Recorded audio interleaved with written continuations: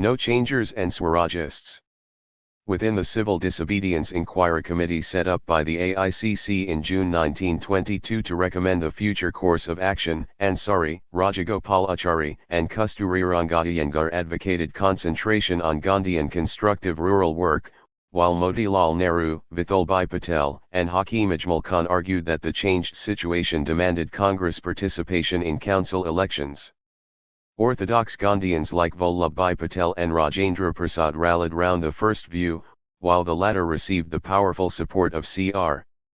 Das, president of the Gaya Congress, who put forward a justification of council entry in radical terms. The Congress should enter the councils, Das argued, to wreck them from within by total obstruction of their proceedings, creating a deadlock which would force the British to concede further reforms. At the Dehradun UP Provincial Conference 2 months before Gaya, Das had also enunciated his famous formula that Swaraj must be for the masses and not for the classes alone.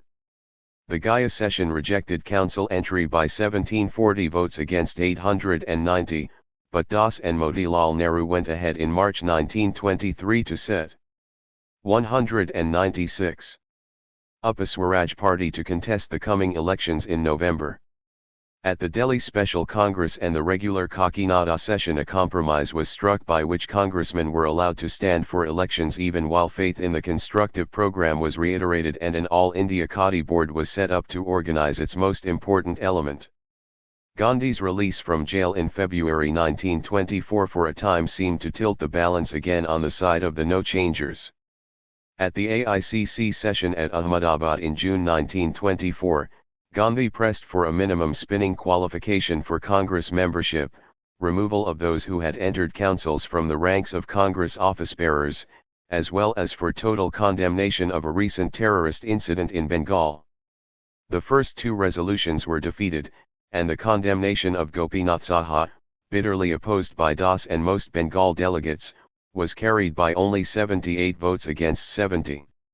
Gandhi declared himself to be defeated and humbled, and came to an agreement with Das and Motilal Nehru in November 1924 permitting Swarajists to work within councils as an integral part of the Congress organization, while in return a spinning qualification would be introduced for Congress membership.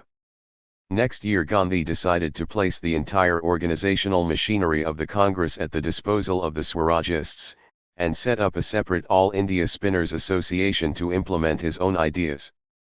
His announcement that 1926 would be a year of silence for him, even led to rumors that Gandhi was retiring from politics. Nagpur, Borsad, and Vaikom. The internecine quarrel inevitably reduced the Congress's ability to conduct big agitations.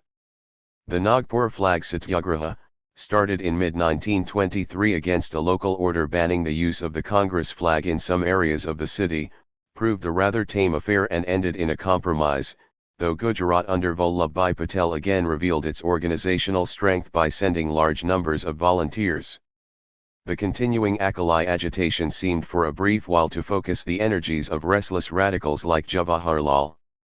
The Guru Kabag Satyagraha originated from a very trivial dispute over the cutting of a tree on land disputed between the ousted Mohant of the shrine and the new SGPC management, but it aroused countrywide sympathy due to the atrocious police beating up of thousands of absolutely peaceful Akali volunteers. Next year the abdication under British pressure of Maharaja Ripudman Singh of Nabha, a major patron of the Akali movement, led to a satyagraha at Jado which Jawaharlal 197 briefly joined. The astute new governor of Punjab, Malcolm Haley, was able however to defuse the whole Akali issue through the Sikh Gurdwaras and Shrines Act of 1925 accepting SGPC control over Sikh religious centres. A somewhat similar, though much more localized, issue briefly emerged in Bengal in 1924, with the Tarkesvar Satyagraha against a corrupt Mohant, started by Swami Viswananda and taken up by C.R. Das. The two really significant satyagrahas of these years, however, were those at Borsad in 1923-24 and Vaikom in Travancore state in 1924-25. Vallabhbhai Patel's Borsad movement has been described by Hardiman as the first really successful Gandhian satyagraha in rural Gujarat. directed against a poll tax of 2-7-0 imposed in September 1923 on every adult in Borsod to pay for police required to suppress a wave of dacoities. The movement took the form of total non-payment of the new levy by all the 104 affected villages in December, and the tax had to be cancelled on January 7, 1924. The victory revived Gandhian Congress prestige, which had been somewhat lowered by the abrupt retreat of February 1922. A pioneer attempt to extend Gandhian Satyagraha to a princely state, the no-revenue movement against a recent tax hike in Petla Taluka of Baroda in 1924 failed, however, to get off the ground, as Baroda state officials showed much greater flexibility than the British by quickly making some concessions. The Vaikom Satyagraha was the first temple entry movement. More precisely, it was an attempt along strict Gandhian lines to assert the right of low-caste Ezavas and untouchables to use roads near a Travankari temple. It was led by the Ezava Congress leader T.K. Madhavan, together with Nair congressmen like K. Kalapan and K.P. Kesvamenon.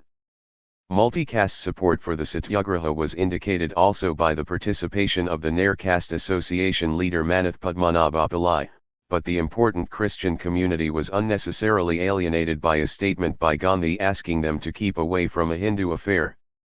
Gandhi visited Vaikom in March 1925, but the Satyagraha petered out after 20 months when the government constructed diversionary roads for use by untouchables. Constructive work. Occasional satyagrahas on local issues apart, the Gandhian no-changers during these years concentrated on constructive work in villages. This included impressive relief work in emergencies like floods. 198. National schools, the promotion of khadi and other cottage crafts, anti-liquor propaganda, and social work among low castes and untouchables. Considered as a solution to the social and economic problems of rural India, the program was clearly a failure. National schools, as the experience of numerous efforts since 1905 clearly revealed, flourished only in the brief periods of high political excitement and could not overcome the lure of degrees and jobs in more normal times. Gandhi admitted privately to Motilal in 1927 that khadi was proving an uphill task. It was still so much more expensive, after all, than either imported cloth or Indian mill cloth. Akyotadar renamed Harijan welfare and enormously extended after 1932 for political reasons did not tackle at all the basic economic issue of landless and often semi-servile agricultural labor which constituted the bulk of the untouchables. Even as pure social reform, it was considerably hindered in the 1920s by Gandhi's refusal to condemn the caste system in principle. During his Travankari visit of 1925, the Mahatma had expressed his disagreement about the radical anti-caste ideas of the Ezava religious leader Sri Narayan Guru, and militant non-Brahmins in Tamil Nadu like E.V.R. Nayakar were extremely disappointed by his speeches in Madras in 1927 defending Varnashrama ideals. Yet recent detailed research is increasingly bringing out the considerable political importance of Gandhian constructive work in building up rural support for Congress and, above all, in establishing Congress hegemony over low castes and untouchables. National schools, Khadar Bandars, and social service associations trained up and provided financial support to considerable numbers of full-time Congress cadres. If national education served mainly urban lower middle class and rich peasant groups, khadi did provide marginal relief for the rural poor, even apart from the clear political advantage of forcing elite politicians to dress as peasants. Even in a province like Bengal with its generally non-Gandhian reputation, much useful work was done by institutions like Satis Dasgupta's Khadi Pratis then of Sadapur and Suresh Banerjee's Khadi Ashrama of Kumala, while Hitesh Sanyal has emphasized the sustained activities from 1922 onwards of men like Prafulla Sen in the very backward and poverty-stricken Armabag region of Hooghly district. Armabag was certainly not an area of rich peasant development, though in this it may not have been typical of most Gandhian rural bases. As could have been expected, constructive work attained its greatest success in Gujarat, particularly in Kheda and Bardoli with their chain of ashramas and numerous truly dedicated. 199. Gram Savaks. Constructive work here helped to extend Gandhian influence considerably beyond its initial, lesser Patidar base.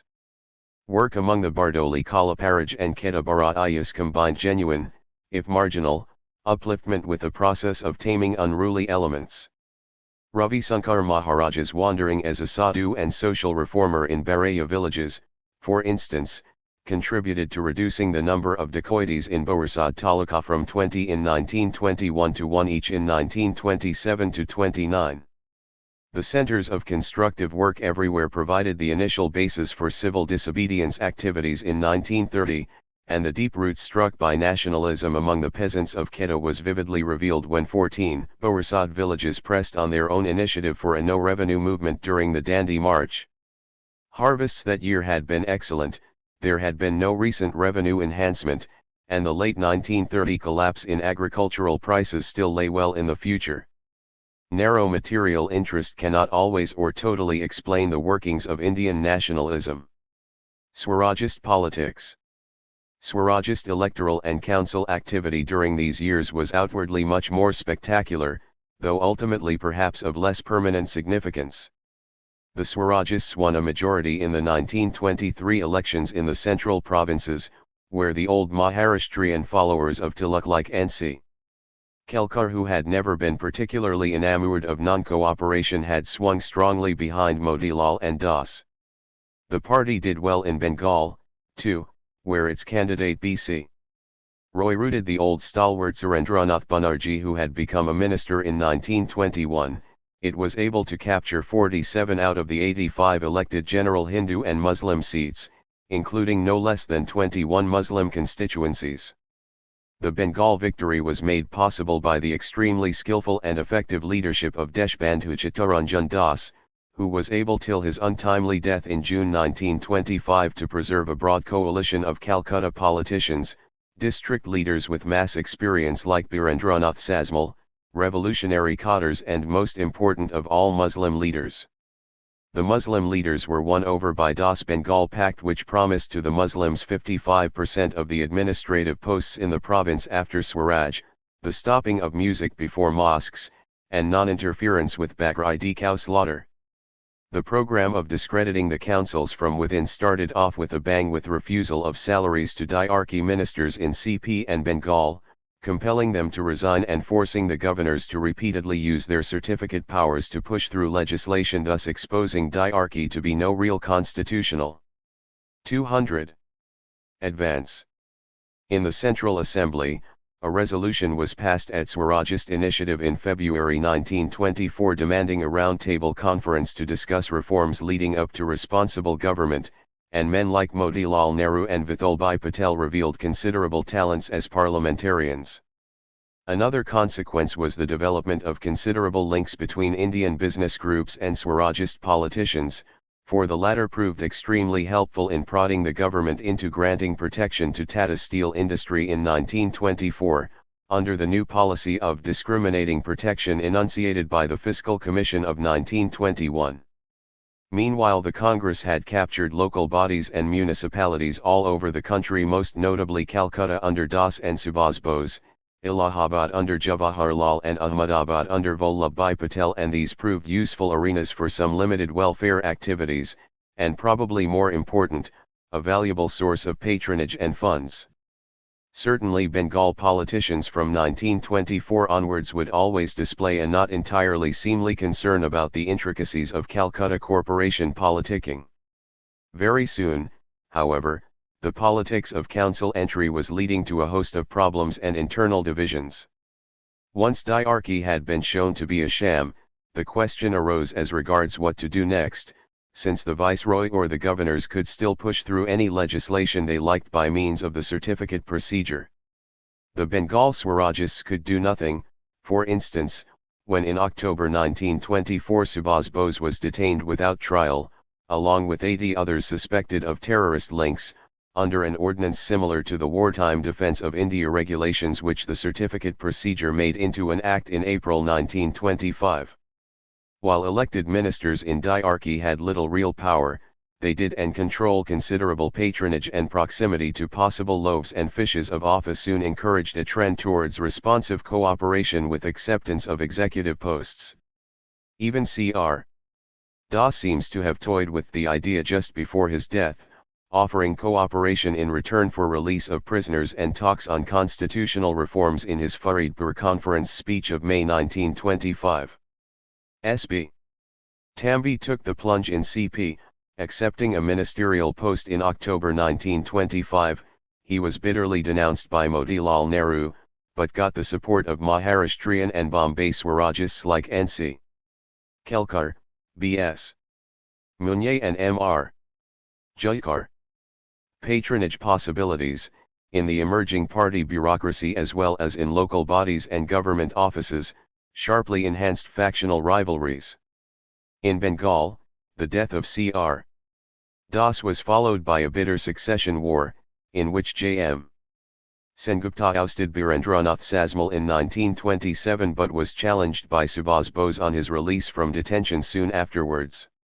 On the eve of the 1926 elections, Motilal's old rival Madnamohan Malviya formed an independent Congress party in alliance with Lajpat Rai and the 201 responsive cooperators, with a program which combined political moderation with uninhibited Hindu communalism. Communalism. The quite unprecedented growth of both Hindu and Muslim communalism was in fact by far the most serious and permanent negative development of these years. There was a violent anti-Hindu outburst at Kohat in the NW Frontier province in September 1924, with 155 killed. 3 waves of riots in Calcutta between April and July 1926 killed 138. There were disturbances the same year in Dhaka, Patna, Rawalpindi, and Delhi, and no less than 91 communal outbreaks in UP, the worst affected province, between 1923 and 1927. The recurrent ostensible issues were the Muslim demand for stopping music before mosques, and Hindu pressures for a ban on cow slaughter. Communal bodies proliferated, and political alignments were made increasingly on a communal basis. Even at the height of Hindu-Muslim fraternization in 1919-22, Congress and Khilafat volunteer organizations had usually remained separate bodies, united because of the alliance between their leaders, but potentially divisive if the leaders quarreled. Khilafat had brought orthodox mullahs into politics on a large scale, and the December 1921 program of the Jamiyat-ul Ulama-i-Hind visualized Free India as a kind of federation of religious communities. Congress propaganda, particularly at lower levels, had also been far from consistently secular. Ramrajya, after all, was not a concept with much meaning or attraction for Muslims. The alliance between Congress and Khilafat leaders, weakened by Gandhi's unilateral withdrawal of February 1922, lingered until early 1925, when Muhammad Ali, who as late as December 1923 had presided over the Kakinada Congress, broke with Gandhi in the wake of repeated riots. The Khilafatists in any case had been deprived of their principal slogan when Kemal Ataturk abolished the Ottoman Caliphate in 1924. So far as divisions among politicians and educated people are concerned, the crucial factor behind the growth of communalism in the 1920s lay in the very logic of participation in the post-1919 political structure. The Montfort reforms had broadened the franchise, but preserved and even extended separate electorates. There was, therefore, a built-in temptation for politicians working within the system to use sectional slogans and gather a following by distributing favors to their own religious, regional, or caste groups. A second, related, factor was the considerable spread of education in the 1920s, without corresponding growth in employment opportunities. The resentments and bitternesses of school, office, and shop. 202. Sharpened by the disappointment of rising expectations as had started happening from the 1880s, but on a much larger scale now, the scramble for scarce resources fed communal rancor. Lower down the social scale, economic and social tensions, as before, could often take a distorted communal form, particularly now that an appropriate ideology was very much present. In a city like Kanpur, for instance, The background to the massive riot of March 1931 had been set partly by the decline during the 1920s in predominantly Muslim handloom weaving at a time when Hindu merchants and industrialists were forging ahead.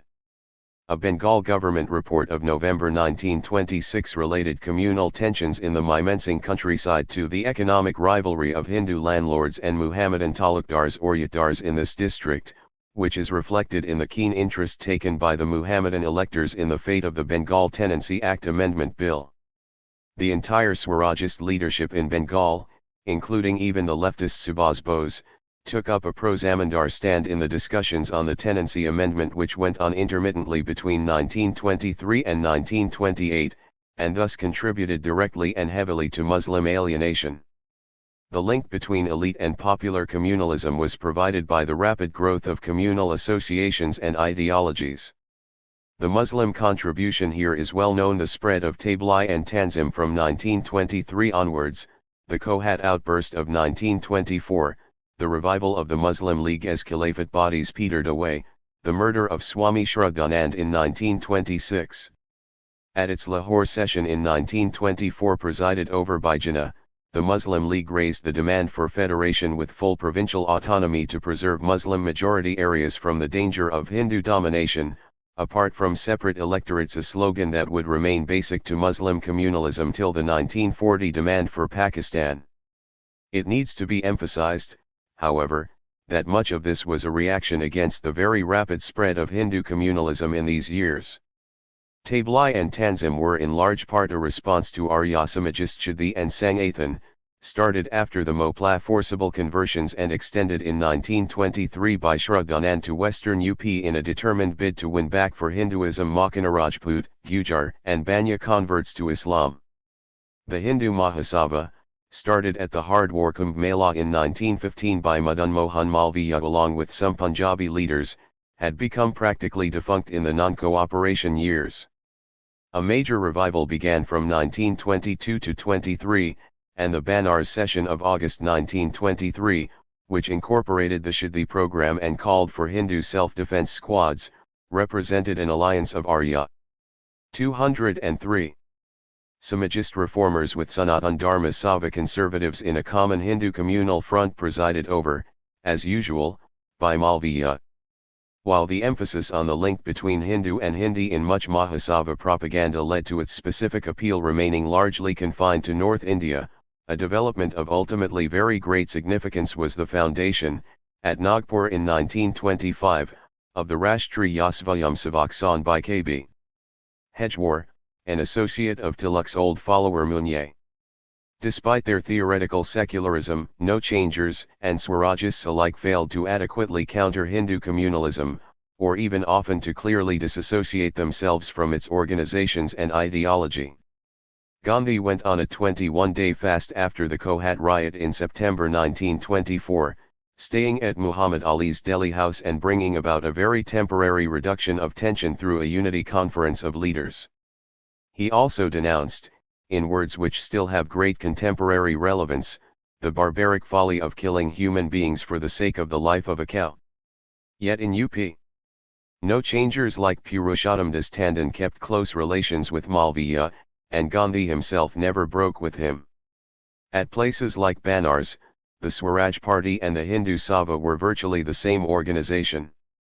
From 1925 onwards, Malviya made very effective use of Hindu communalism in his bitter rivalry with Motilal Nehru, organizing with the help of Lajpat Rai an independent Congress party which was little more than a Mahasabha front. Election preparations often involved direct encouragement of Hindu communalist intransigence, as at Allahabad in 1925-26 where repeated Muslim offers of compromise on the music before mosques issue were rejected. In Bengal, Das Hindu-Muslim Pact was abrogated in 1926, and Sasmal, who had tried to defend it, was defeated next year in a Midnapur election by fellow congressmen using the slogan of Hinduism in danger. Even Motilal before the 1926 elections descended at times to communalist appeals, trying desperately and unsuccessfully to woo some Hindu Sava groups to counter the propaganda that he was pro-Muslim and a beef eater. In the 1926 elections, the Swarajists went down everywhere except in Madras before the combination of Hindu Mahasabha and advocates of responsive cooperation. The sharpening communal alignment was indicated by the fact that in Bengal Swarajists still won 35 out of 47 Hindu seats, but only one Muslim seat out of 39. Much more important was the fact that the searing memories of the mid-20s contributed greatly to the general Muslim aloofness in the next round of struggle against foreign rule in 204. 1930-34.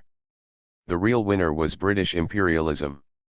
It is not always remembered that the Hindu communalist leadership's record in bolstering up British rule is not much less notable than that of the Muslim League from Madan Mohan Malviya, the apostle of Hind Hindi Hindu who bitterly opposed non-cooperation in 1921, to Shyama Prasad Mukherjee, the later founder of the Jana Sangh, who was a minister in Bengal in August 1942 at a time when the British were drowning the Quit India movement in blood. Emergence of New Forces, 1922-1927. A deeply despondent Motilal Nehru was writing to his son on March 30, 1927, "In short, conditions in India have never been worse." The reaction of the NCO movement, which set in 1922-23, has since been slowly but surely undermining all public activity. The only education the masses are getting is in communal hatred, and congressmen were vying with each other for government favors. Yet the end of 1927 would mark the beginning of a new upswing in the national movement, and it is time now to consider the factors behind this dramatic reversal. Political and economic tensions. The basic objective contradictions between British political and economic domination and most sections of the Indian people made it impossible for the poles towards compromise and collaboration to go too far. Politicians of all hues were getting increasingly frustrated by the clear signs in the mid-1920s that British policy in India was stiffening now that the post-war anti-imperialist upsurge had died down. Lloyd George in August 1922 in his notorious steel frame speech declared that one institution, we will not deprive of its functions and privileges, and that is the British civil service in India. The implications were spelt out by a 1924 Royal Commission and the 1926 Indian Sandhurst Committee, which visualized a 50% Indianization of the ICS after 15 years and of the police and army in 25 years. The 1920s were the years when the White Dominions were winning virtually complete independence, a process which culminated in the Statute of Westminster of 1931. Government spokesman, like Home Member Malcolm Haley in February 1924, hastened to make clear that the objective of the Government of India Act is not full dominion status but responsible government. For Birkenhead, Tory Secretary of State in 1925, nothing apparently had changed since the days of Lytton or Curzon. The door to acceleration is not open to menace, he thundered in the House of Lords on July 7, 1925, and it was absurd to speak of India as an entity, there never has been such a nation. If we withdraw from India tomorrow, the immediate consequences would be a struggle à outrance between the Muslim and the Hindu population. Even more significant perhaps was the fact that after a brief spell of concessions, the economic contradictions were definitely sharpening from the mid-1920s. The policy of discriminating protection meant in practice long delays while tariff boards deliberated on the pleas of Indian industries, and then the government sometimes held back the implementation of higher import duty recommendations, as with the Textile Tariff Board of 1927. In eastern India, the Birla Group was trying to make headway against entrenched British jute interests, while the Scindia steam navigation venture of Valchand Hirachand and Lalji Narangi in Bombay faced tremendous and unscrupulous opposition from British shipping interests headed by Lord Inchcape. The most serious bourgeois grievance of all concerned the 160 rupee sterling exchange ratio fixed by the Hilton-Young Commission of 1926. Purushottamdas Thakurdash, the near-loyalist of 1921, spearheaded the unanimous Indian opposition. The overvalued rupee would cheapen and so encourage foreign imports at the cost of Indian textiles, raise prices of raw material exports and thus possibly reduce the market for Indian agriculturists, and lead to deflationary measures which reduced investment possibilities. The 160 ratio also clearly meant a bonus for British officials and businessmen repatriating pensions or profits from India. Such things were resented all the more because Indian capitalism itself was gathering strength during these years, and beginning to organize itself on a nationwide scale. On December 7, 1923, Birla was writing to Thakur. I have been watching very closely the activities of the associated chambers for the past few years, and I feel that their strong organization will be very detrimental to Indian interests if steps are not taken immediately to organize a similar institution of the Indians.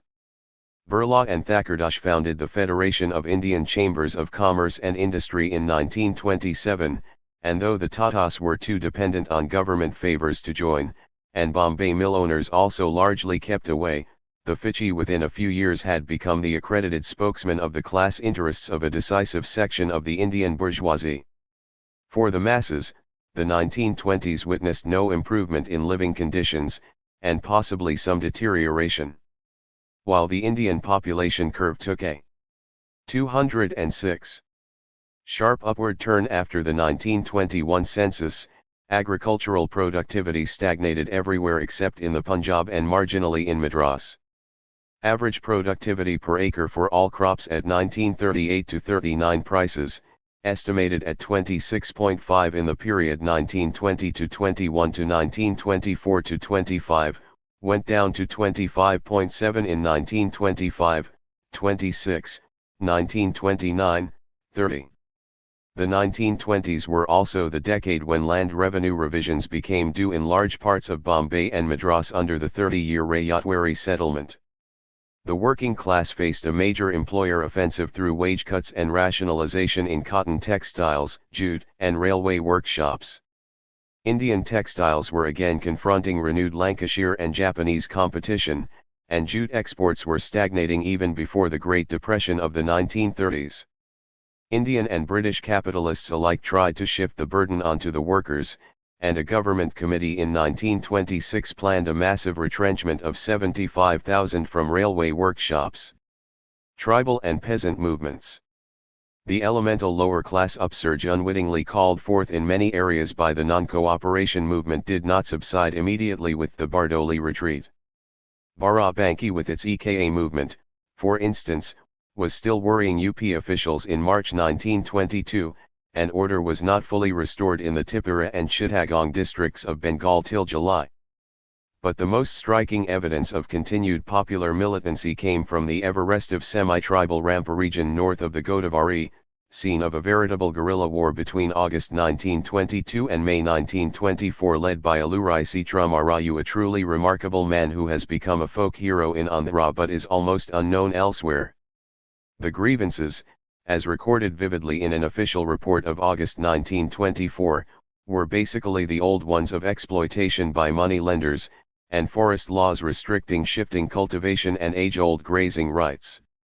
An unpopular Tahsildar, bastion of Gudam, provided the immediate occasion by trying to construct forest roads with unpaid tribal labor. But this time the leadership came not from any local chief, but from an outsider who had wandered among the tribals since 1915 claiming astrological and healing powers, and who had been inspired by non-cooperation to start village panchayats and a campaign against drink. The movement combined in a fascinating way elements of what Hobsbawm would call primitive rebellion with modern nationalism. Rayu allegedly claimed that he was bulletproof, and a rebel proclamation announced the imminent coming of Kalki Avatar. Yet in meetings with local officials during the rebellion, Sitramarayu spoke highly of Mr. Gandhi, but considered that violence is 207 necessary, and expressed his regret that he was not able to shoot Europeans as they were always accompanied and surrounded by Indians whom he did not want to kill. And at the Damarapalli ambush of September 24, 1922, the rebels in fact allowed an advance party of Indians to pass and then shot down 2 British officers. Rayu also won the grudging admiration of the British as a formidable guerrilla tactician, who had armed his followers by successful raids on police stations, and whose rebel band of about 100 seems to have been like fish in water, enjoying the sympathy of the majority of the local hill population over an area of about 2,500 square miles. It cost the Madras government 15 lakhs to suppress the rebellion with the help of the Malabar Special Police and the Assam Rifles. Raju was captured on May 6, 1924, was promptly reported shot in an attempt to run away, an unpleasantly familiar formula, and resistance finally stamped out in September 1924. Rajasthan throughout the 1920s remained a centre of anti-feudal peasant movements. The Mewar police burnt down 2 whole villages in May 1922 in a bid to suppress the Bhil movement inspired by Motilal Tejawad, and Bijolia was once again in the forefront from 1927, with peasants under Vijay Singh Pathak, Maniklal Varma and Haribahu Upadhyay adopting satyagraha methods to fight fresh cesses and Bigar. At Nimachana in Alwar state in May 1925, there was a veritable massacre of peasants protesting against a 50% increase in land revenue, with the state police killing 156 and wounding 600. The Congress, however, refused to get itself officially involved in any movement in the princely states, though urban middle-class Praja Parishads with nationalistic ideas had started emerging. A state subjects conference met annually from 1923 onwards but was as yet a very tame affair. Peasant radicalism definitely preceded urban nationalism in princely states like Mewar. Disillusioned by the repeated Congress failure to unequivocally take up their demands, some peasant activists by the mid-20s had started groping towards new ideologies. In 1922 Swami Vidyanand raised the demand for abolition of zamindari, and Baburam Chandra in November 1925 referred to Lenin as the dear leader of the Kisans. The peasants are still slaves except in Russia. The strong links of congressmen, whether Swarajists or no-changers with zamindari or intermediate tenure holding, made it generally unresponsive to peasant demands for rent reduction and sharecropper efforts at a fairer division of the harvest in Bengal. 208. Bihar and UP. This was clearest and ultimately most disastrous in Bengal, a province where sharecropping was rapidly spreading in the 1920s. The Swarajists here bitterly opposed any proposal to give tenancy status to Bargadars, and showed no sympathy at all for a number of Namasudra and Muslim Bargadar movements in the mid-1920s in districts like Mymensingh, Dhaka, Pabna, Khulna, and Nadia.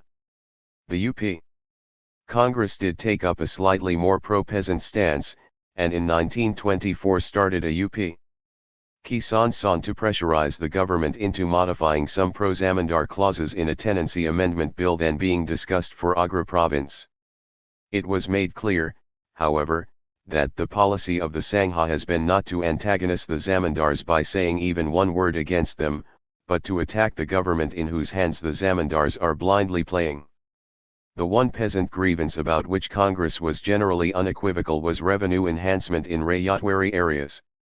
Enhancement was resisted with some success in Tanjore in 1923-24, with its prosperous Mirastars. In coastal Andhra, N.G.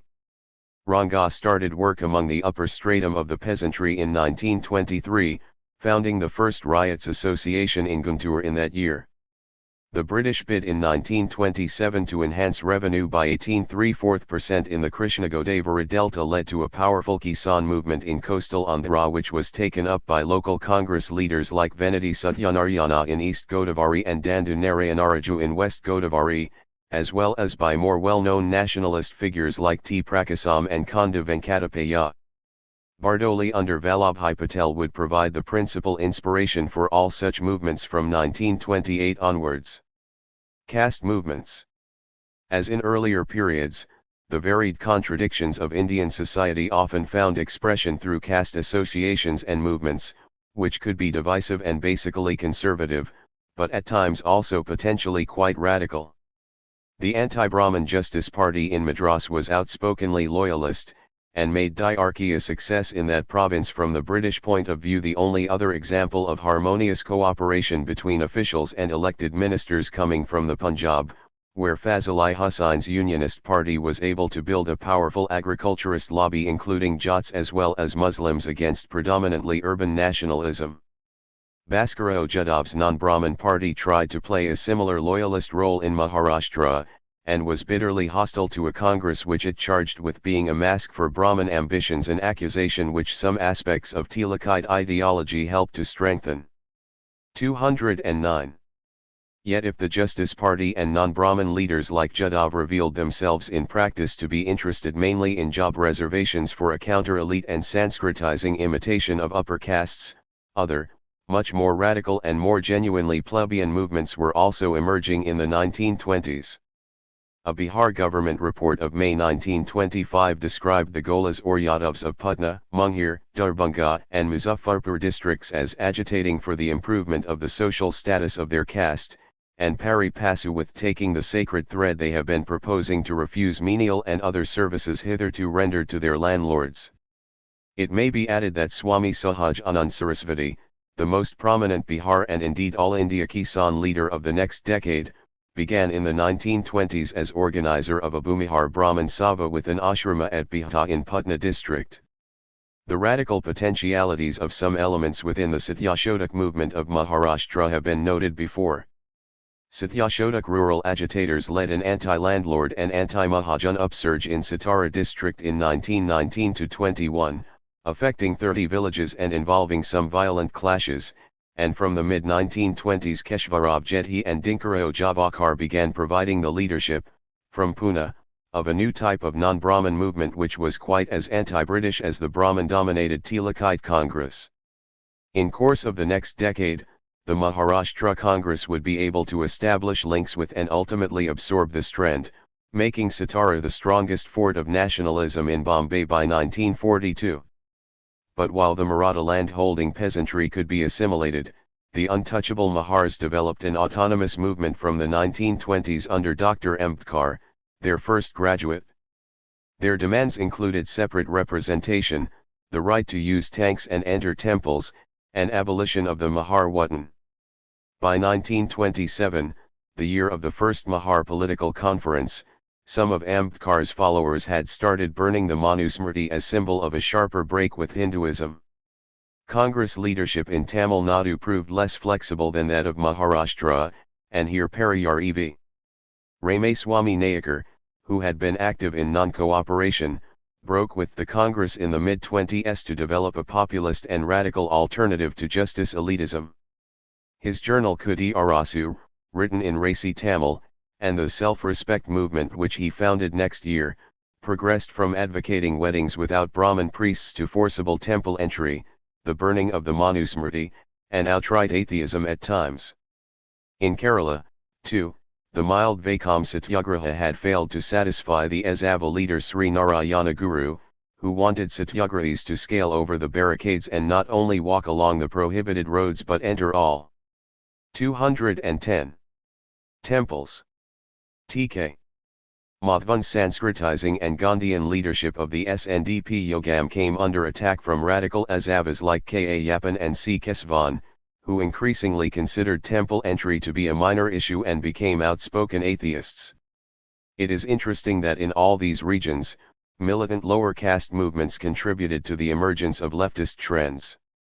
Sahaj Ananda joined the Congress Socialists and then the Communists, while Nana Patil, who had participated in the Satyashodak movement in Satara in 1919-21, headed the 1942 parallel government there and later became Maharashtra's best-known communist peasant leader. Early Tamil communists like Singh Aravelu and P. Jeevanandan cooperated with Periyar for a time in the early 1930s, and A. Yappan and Kesvan set many Ezavas in Kerala on the road leading to the Communist Party even though they never joined it themselves. Labour. In the history of the labor movement, the years from 1922 to 1927 are marked at first sight by a definite decline. The number of strikes as calculated by the Royal Commission of Labour went down from a peak figure of 376 in 1921 to about 130 annually between 1924 and 1927. Though ATUC membership went up, with 183 affiliated unions listed in January 1925, the leadership remained very moderate, being either liberal or Congress in political temper, and sessions lacked the ela and rank and file participation of the Jariya Conference of 1921. Yet if strikes were less numerous, they also tended to be more prolonged and bitter in face of the major employer offensive of these years.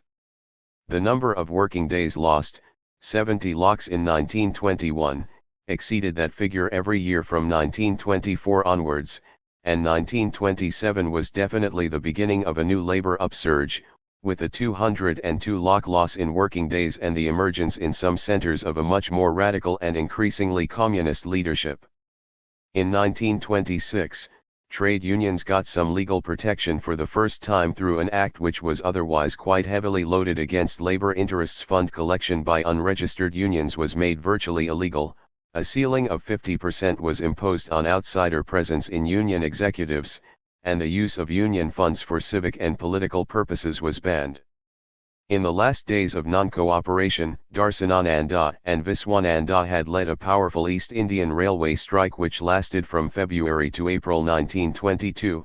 It is significant that no Congress leader seems to have thought of utilizing the potentialities of this movement in pressurizing the 211 government. The Jamshedpur Labour Association, founded during the 1920 strike by Bengal Congress leaders like S.N. Huldar, was a restraining rather than inspiring force. A recent detailed study has shown that the Tata strike in September 1922 came about almost entirely due to spontaneous working class pressure, while the union tried to utilize it to gain recognition for itself, more or less ignoring other labor demands. Thanks to its excellent Congress links, the J.L.A. was able to pressurize Tata to set up a conciliation board headed by C.R. Das and C.F. Andrews during the 1924 Assembly debate on steel protection, for which Swarajist support was necessary. Recognition of the union came at last in August 1925, after C.F. Andrews had become its president and during Gandhi's visit to Jamshedpur, where he was given a great reception by the management and returned the compliment by a speech emphasizing the need for harmony between capital and labor. The management volunteered to deduct union dues automatically from wages, and it is not surprising that by 1928 workers were describing the JLA under Andrews as a company union. In Ahmedabad, 56 out of 64 textile mills were closed down by a massive strike in April 1923 against a 20% wage cut at a time when, perhaps significantly, Gandhi was in jail. For in 1925 he would urge Ahmedabad workers not to embarrass their employers during a period of trade depression. Faithful servants serve their masters even without pay. Yet there were repeated signs that the labor movement was straining against the brakes being sought to be imposed on it. Madras city remained as before an important centre, with 4 more strikes in the Buckingham Carnatic mills in 1922-23, and it was on Madras Beach that the first May Day was celebrated in 1923, at a rally organised by Singh Aravellu. The massive strike on the Northwestern Railway from April to June 1925, sparked off by the dismissal of a union leader, was made memorable by a procession in Lahore carrying flags stained red with the workers' own blood. The biggest strikes of all, however, were in the textile mills of Bombay, in January-March 1924 and again September-December 1925. The 1924 strike of 150,000 workers was against the refusal of bonus. After the government had set up an inquiry committee, Baptista and N.M. Joshi advised workers to call off the strike, but the latter held out for 2 months in face of police repression and firing, getting little or no help from the national movement, till starvation defeated them. In the following year, a wage cut of 11.5% on the ground of an alleged crisis in the textile industry led to a second massive strike in September. Bombay mill owners argued that the cut could not be restored, unless the government gave their industry a concession by 212. Lifting the 3.5% excise duty, which had been a standard nationalist and bourgeois complaint ever since it had been imposed in 1894 to help Lancashire. As the strike showed no signs of breaking up, on December 1, 1925 the government suspended the cotton excise duty, after which the mill owners restored the wage cut. The Bombay proletariat had thus won for the country a central nationalist demand of 30 years standing as late as September 1925. A Swarajist resolution for suspending the duty had been carried in the assembly but promptly vetoed by the viceroy, though this achievement of theirs has seldom been remembered. Even before the Great Strike of 1928, labor militancy and organization in Bombay textiles had been able to push wages significantly higher there than in the British-dominated jute mills of Calcutta. Average monthly wages, which were 24.75 and 16.40 in 1919 in Bombay and Calcutta, stood at 34.56 and 19.60 in 1927.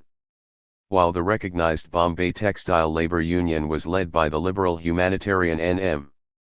Joshi, something like an autonomous grassroots movement had started in the Bombay mills from 1923, with the Gurney Kamgar Mahamundal under two militants who were or had been mill hands themselves, A.A. Alv and G.R. Castley, a trend which the communists would take over and convert in 1928 into the famous Gurney Kamgar Union. Emergence of the communists. Despite repeated allegations of British officials and some later scholars that the whole movement was no more than a foreign conspiracy organized from Moscow, Indian communism really sprang, as we have already seen, from roots within the national movement itself, as disillusioned revolutionaries, non-cooperators, khilafatists, and labor and peasant activists sought new roads to political and social emancipation. Its founder was the famous Yugantar revolutionary, Narab Bhattacharjee, who came into contact with the Bolshevik Mikhail Borodin in Mexico in 1919, helped to found a communist party there, and went to Russia in the summer of 1920 to attend the Second Congress of the Communist International. Here he embarked on a celebrated and significant controversy with Lenin concerning the strategy of communists in the colonial world. Lenin urged the necessity of broad support to the predominantly bourgeois-led national movements in the colonies and semi-colonies. Roy, with the enthusiasm and sectarianism of a new convert, argued that the Indian masses were already disillusioned with bourgeois nationalist leaders like Gandhi and were moving towards revolution independently of the bourgeois nationalist. 213. Movement. The attitude towards the national bourgeoisie and the nationalist mainstream in general would remain the basic issue in communist controversies in India and elsewhere down to and even beyond independence. In October 1920, M.N. Roy, Abani Mukherjee, and some Muhajirs like Muhammad Ali and Muhammad Shafiq founded a Communist Party of India in Tashkent, together with a political cum-military school. When hopes of penetrating India through Afghanistan faded away in early 1921, some of the new Indian recruits joined the Communist University of the Toilers of the East at Moscow. Roy himself shifted his headquarters to Berlin in 1922, starting from there the fortnightly Vanguard of Indian Independence and publishing India in Transition, a pioneering attempt at a Marxist analysis of Indian economy and society. Other émigré Indian revolutionary groups were meanwhile turning towards Marxism, most notably the Old Berlin group headed by Virendranath Chattopadhyay, Bhupendranath Dud, and Barkatala, whose efforts in 1921 to win Soviet backing were blocked by Roy out of essentially factional motives, but who started an India Independence Party in Berlin in the following year. By the mid-1920s, an important section of the Gadra movement in exile had also turned communist, under Ratan Singh, Santak Singh, and Tejas Singh Svatantra.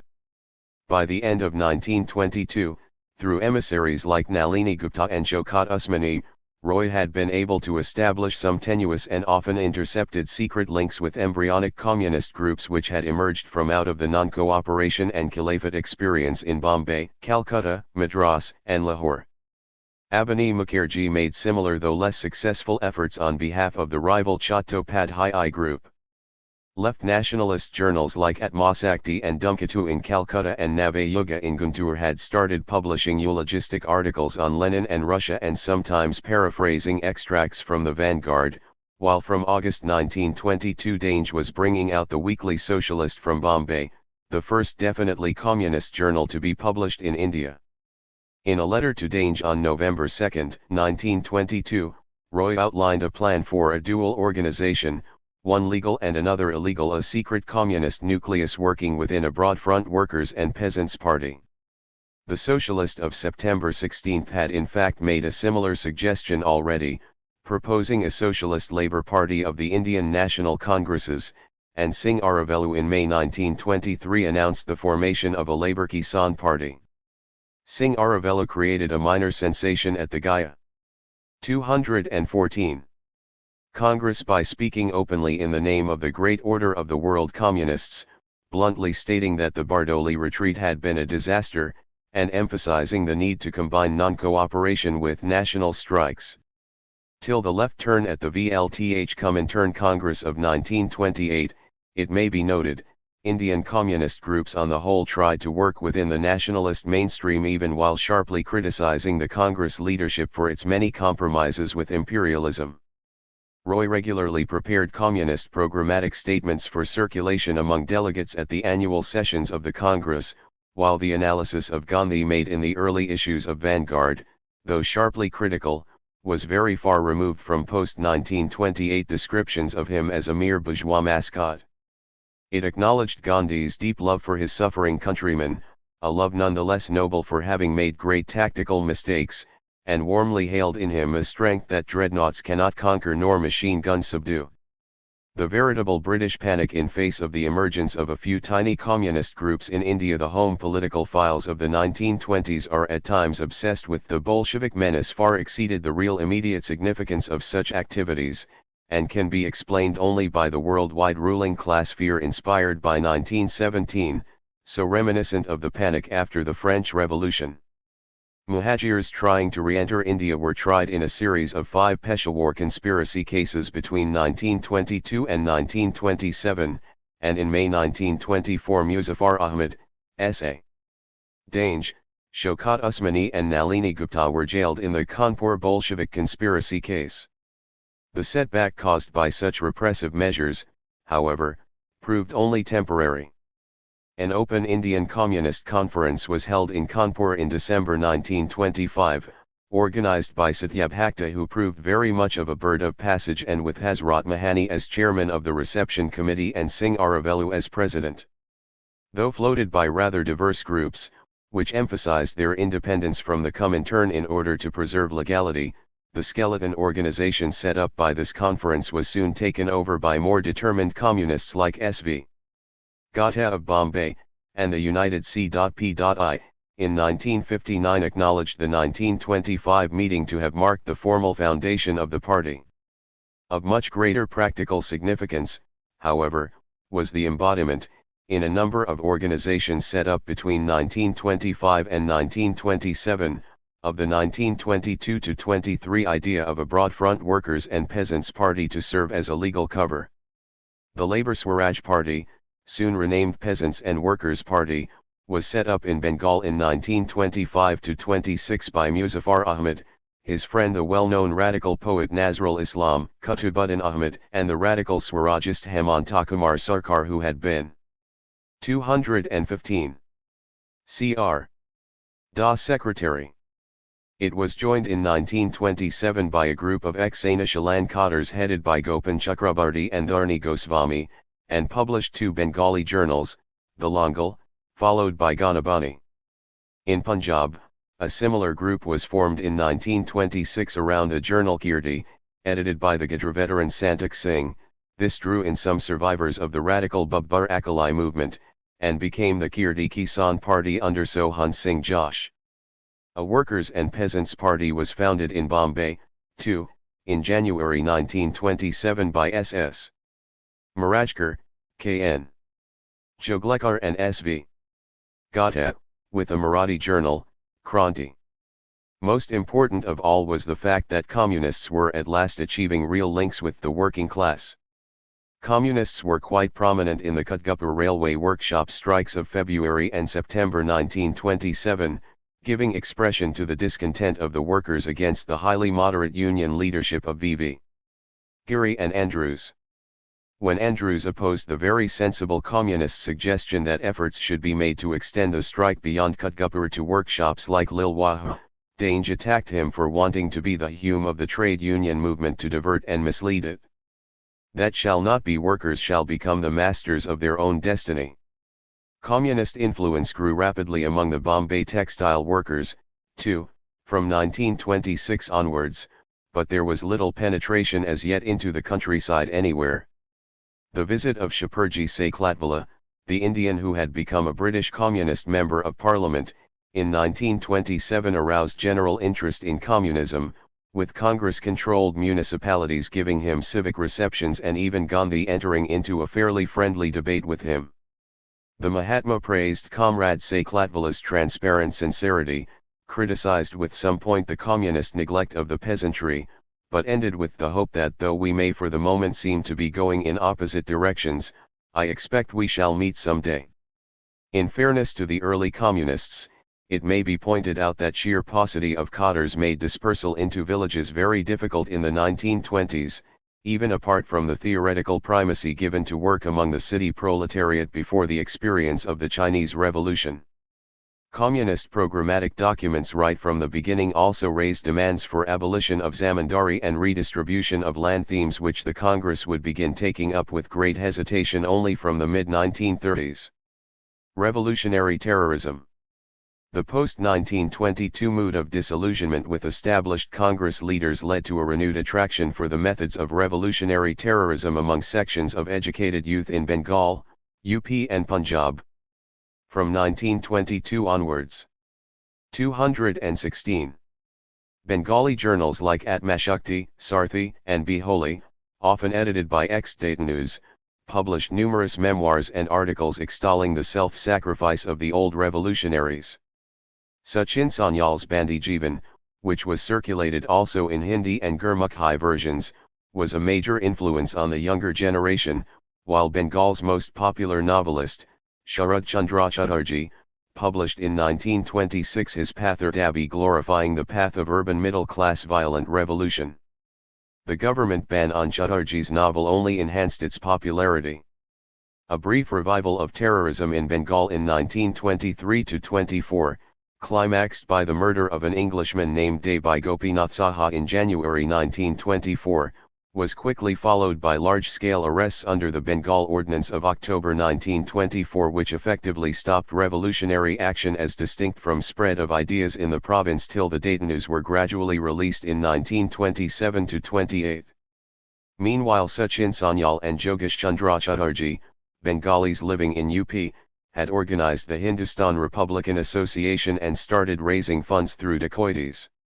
After the Kakori train hold-up of August 1925, most members of this association were arrested, but the remnants drew in new recruits, established links with an emerging Punjab group under the brilliant young student Bhagat Singh, and constituted the famous Hindustan Socialist Republican Army in September 1928.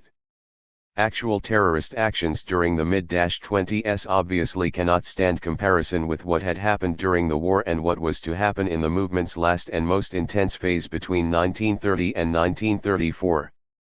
What was significant, however, was a process of development and rethinking within some of the revolutionary groups. In Bengal, veteran Dadas, living on their past, still engaged bitterly in the old quarrels of Yugantar vs Anishalan. They got increasingly involved in Congress factional politics through the Karmi Sangha, and had started losing credibility in the eyes of enthusiastic young recruits like the revolt group in Chittagong under Surajya Sen, who were eager for immediate and dramatic action. Apart from some individual converts to communism, and a few efforts at combining the old and the new in what came to be called Terro-communism, the sheer weight of the established terrorist tradition still prevented serious rethinking on matters like Hindu religiosity, individual terror, and the cult of heroic self-sacrifice by the few. Two veterans of 1905-08, however, Hemchandra Kanungo and Bhupendranath Dutta, wrote important memoirs in the 1920s sharply criticizing many aspects of the old tradition. A 1925 pamphlet written probably by Sachin Sanyal on behalf of the Hindustan Republican Association went much further, though still justifying individual terror by 217. The argument that chaos is necessary to the birth of a new star, this declared the final aim to the abolition of all systems which make the exploitation of man by man possible, and mentioned also the need to start labor and peasant organizations. With Bhagat Singh, such rethinking would lead soon to complete atheism and an espousal of clear-cut socialist aims. Subhas and Jawaharlal. Even apart from definite communist and terrorist trends, the general restiveness of the rising generation in the middle and late 20s was giving birth to a variety of student and youth organizations, critical of both Swarajist and no-changer leaders, demanding more consistent anti-imperialism in the shape of the slogan of Purna Swaraj, and with a vague but still important awareness of international currents and of the need to combine nationalism with social justice. Subhas Bose, after his release in 1927, to some extent expressed such gropings, though his growing popularity among Bengali urban youth owed quite as much to a considerable pandering to regional sentiments. For the other rising star of Indian youth, Jawaharlal Nehru, a 1926-27 visit to Europe proved of decisive importance. Experience of communal riots had already convinced him that religion in India will kill that country and its peoples if it is not subdued. S. Gopal has emphasized that the turning point in Jawaharlal's mental development came with his active participation in the Brussels Congress against colonial oppression and imperialism in February 1927, giving him a vision of anti-imperialist solidarity of socialist and Third World nationalist forces which he often did not live up to but never totally abandoned. Jawaharlal was appointed an honorary president of the League Against Imperialism and for National Independence, which was started at Brussels, and in November 1927 he and his father were invited to the Soviet Union. The articles he wrote for The Hindu covering this visit vividly reveal the deep impact made on Jawaharlal by the country of the hammer and sickle, where workers and peasants sit on the thrones of the mighty, and the title page of his book quoted Wordsworth on the French Revolution.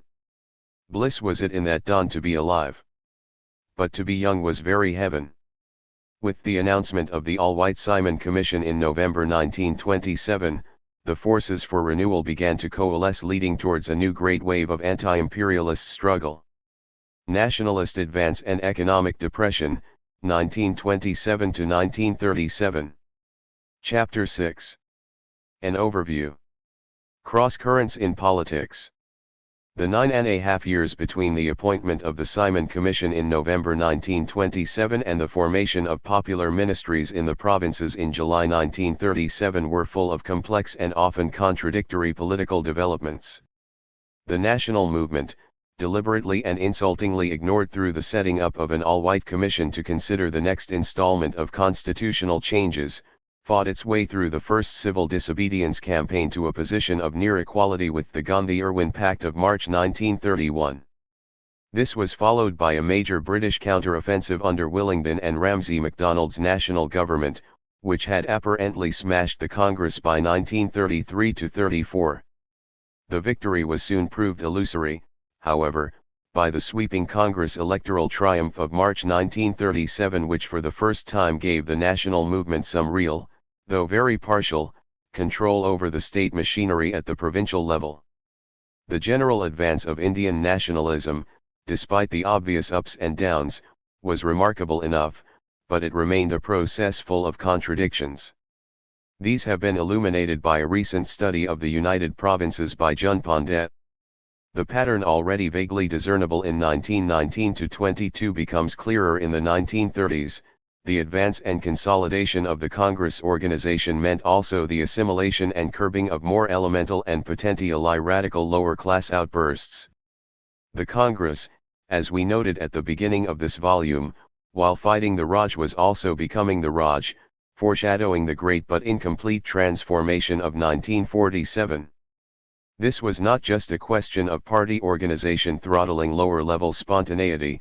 What was involved was the gradual establishment of a kind of hegemony of bourgeois and dominant peasant groups over the national movement. The Congress repeatedly aroused expectations and aspirations which it could not satisfy, and so the development of a left challenge through trade unions, Kisan Sabhas, radical student organizations, Congress socialists and communists, and right-left. 220. Confrontations within the Congress organization itself increasingly became an important part of the country's life from the mid-1930s onwards. The disillusionment of radical middle-class youth with Gandhian constraints, which found initial expression through a last outburst of terrorism in Bengal and Punjab between 1928 and 1934, was also contributing significantly to the growth of the left by the end of this period, as revolutionaries abandoned the path of individual violence for mass struggle and Marxism. As in earlier periods, political awakening often also took sectional forms, and an increasingly cornered British government tried to utilize these more than ever before. Thus developed a crisis of Indian unity which R.J. more rightly relates to the basic British strategy of devolution of power by stages. The post-1857 utilization of princes against nationalism found its logical conclusion in the federation moves of the 1930s, where the offer of responsible government at the centre was firmly tied up with the creation of a powerful nominated princely contingent in the Central Assembly. All-out attempts were made, as before, to encourage Muslim fears of Hindu domination, while the very legitimate and natural resentments of the untouchables which were finding expression through Ambedkar's movement were played off against nationalist demands for a quick advance towards independence. Yet another facet of colonialist strategy was the encouragement of tribal separatism in regions like Chotanagpur, and the 1935 Act gave provincial governors discretionary powers of administering backward tribal areas without consulting the popular ministers. The national movement sought to counter such divide-and-rule methods with varying degrees of success. States-people's movements against princely autocracy gathered increasing momentum, though the Congress leadership for long hesitated in giving open support to agitations which in the context of the near-total lack of political rights and rampant feudal oppression characteristic of many states had considerable socially radical potentialities. Though Ambedkar's movement could not be assimilated, Gandhi from 1932 onwards devoted the bulk of his time to work among the Harijans, and the Congress in the 1930s did succeed in rallying to its cause non-Brahmin intermediate caste movements in regions like Maharashtra, Mysore, and Tamil Nadu. Tribal support was sought to be mobilized through welfare activities, and forest satyagrahas became an important component of civil disobedience. As for the Muslims, hindsight has sometimes traced the decisive break back to the Nehru Report discussions of 1928-29, and certainly the community kept largely aloof from civil disobedience except in the northwest frontier province. But perhaps the situation really remained open for quite 221. Some time longer, for Jinnah's League could win only 109 out of the 482 Muslim seats in the 1937 elections, and in any case, as we shall see, Jinnah himself became an uncompromising communalist only after repeated rebuffs from aggressive Hindu leaders like Munye, Jaikar, and Malviya. In the crucial Muslim-majority provinces of Bengal and Punjab, the League lost in 1937 not to the Congress, but to predominantly Muslim regional parties which claimed to espouse the cause of peasants against landlords or urban traders and money lenders. Congress' failure to develop radical agrarian programs was particularly marked in both provinces, and in the long run proved disastrous for the unity of the country. The Cambridge School in recent years has sought to revive interest in the constitution-making processes of the 1930s, which progress of research on broader political and social movements had made into a rather unfashionable subject by suggesting a direct causal link between British policies and the ups and downs of the national movement. Gandhi's All-India role was in part made possible by the British, argues Judith Brown in her latest book, echoing Willingdon's assessment that the Mahatma's influence has varied greatly with the treatment that he has received from the government. The Congress revived after the Simon Commission made constitutional changes an immediate national issue. Irwin gave Gandhi a new stature by talking with him as an equal. British use of Ambedkar made Gandhi concentrate on Harijans, and Willingdon's refusal to hold any negotiations whatsoever with the Congress led to the nationalist collapse of 1932-33. Yet, as in the case of the alleged link of the Montfort reforms with the upsurge of 1919-22, a closer look raises doubts about this entire thesis, for British policies often changed in response to nationalist pressures rather than vice versa. If the all-white Simon Commission, set up during a period of ebb tide for nationalism, planned a retreat from Montagu liberalism in several respects, the nationalist revival from 1928 onward soon compelled Irwin to make his offer of October 31, 1929 and Ramsay MacDonald to hold out the promise of some kind of responsible government at the centre in January 1931. the millions who participated in civil disobedience could have had little understanding of, or interest in, the constitutional niceties being debated at the Round Table conferences.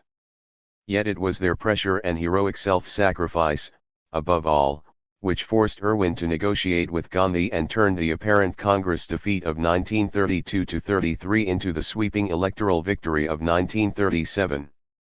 History was not made by elite politicians alone, whether British or Indian. 222.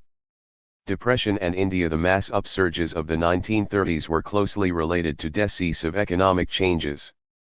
The worldwide depression which set in from late 1929 affected India in two main ways, through a very sharp fall in prices, particularly of agricultural commodities, and by bringing about a major crisis in the entire export-oriented colonial economy.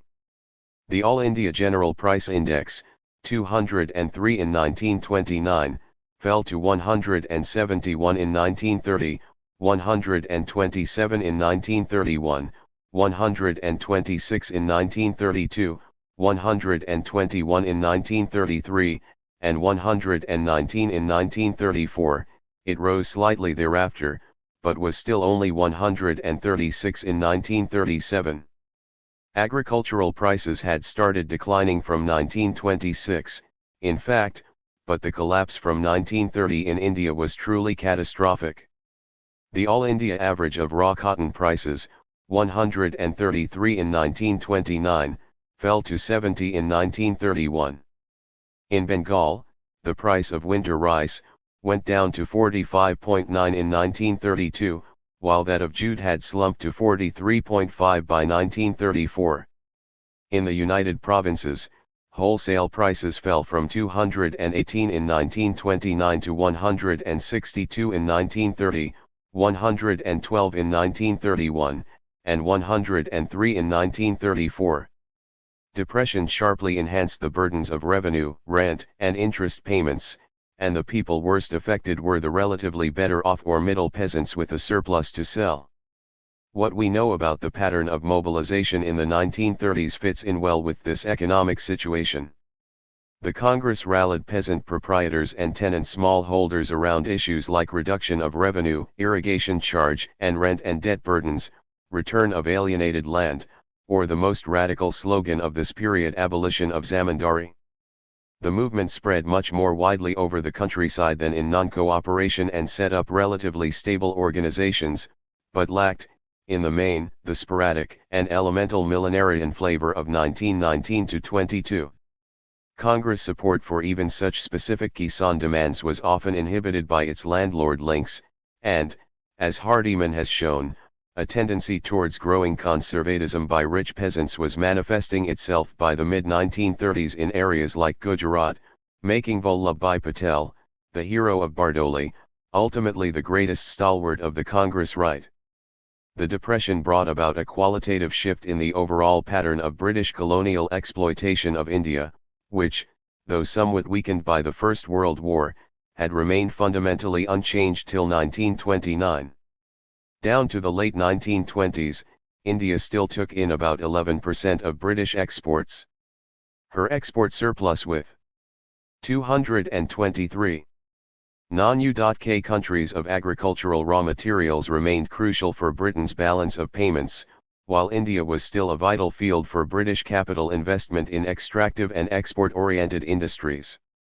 The Depression brought down the value of Indian exports from 311 crores in 1929-30 to 132 crores in 1932-33, and the home charges could be met only by massive exports of gold through distress sales by Indians. Lancashire trade faced a major crisis which proved irreversible. Imports of cotton piece goods from UK fell from 1248 million yards in 1929-30 to 376 million yards in 1931-32, and after a slight recovery to 145 million yards by 1939-40. British and particularly Lancashire efforts to retrieve the situation underlay much of the political counter-offensive under the national government from 1932 onwards. That the Lancashire trade could not be saved, and New Delhi due to financial difficulties went in for more protective duties of considerable benefit for Indian industrial growth, have been construed sometimes as proof that India won real economic independence long before 1947. If London did not surrender control to elected Indian legislatures, it did hand power over to the Government of India. Things in actual fact were considerably more complicated. Protective tariffs, as we shall see, were repeatedly linked to imperial preferences for Britain, and Lancashire in any case represented diminishing interest within the overall structure of British capitalist colonialism. By 1935–36, non-traditional items like electrical goods, telecommunication and wireless apparatus, and sugar machinery had almost caught up in value with textiles in British exports to India. Along with the setting up of subsidiary manufacturing units behind tariff walls in India by foreign companies, as well as the device of foreign-controlled India Limited groups, these represented a new kind of imperialist interest in certain types of dependent Indian industrialization. Such moves towards indirect economic control through collaboration with Indian business groups in fact paralleled the constitutional developments of the same period. If commercial domination was ending, financial controls were defended bitterly and with considerable success. The rupee remained tied to sterling at the artificially high 160 rate, the Reserve Bank was kept insulated from legislative influence, and the 1935 Act armed the Viceroy with a whole battery of financial reservations and safeguards. As Basudev Chatterjee has shown in a recent thesis, India's invisible remittances to the 224 UK represented 16.31% of British's total invisible earnings in 1922, 14.77% in 1931, and 15.75% still in 1936. From the point of view of the Indian bourgeoisie, though depression did create a number of problems, the slackening of at least the older forms of colonial economic ties meant opportunities for a major advance. Indian mill production of piece goods went up from 2,356.5 million yards in 1929–30 to 2,982.7 in 1932–33 and 3,905.3 in 1938–39, far surpassing Lancashire imports, though Japan still represented a major threat, particularly to Bombay. Sugar, cement, and paper industries developed rapidly in the 1930s, while Tata Steel was strong enough to do without protection after 1934.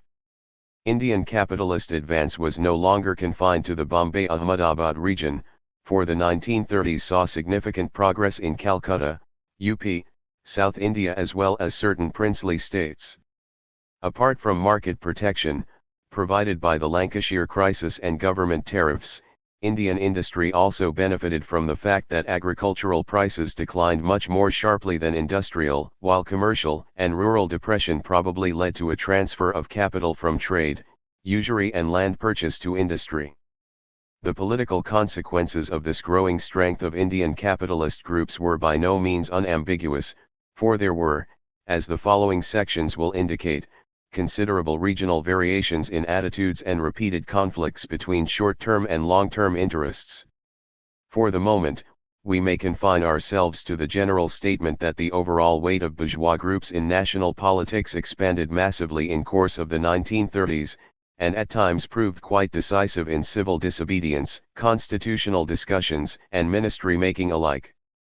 Certainly the private papers of British officials reveal an almost obsessive concern with Indian business attitudes, while the recently opened papers of a number of leading businessmen have become a most important source which confirms the same conclusion.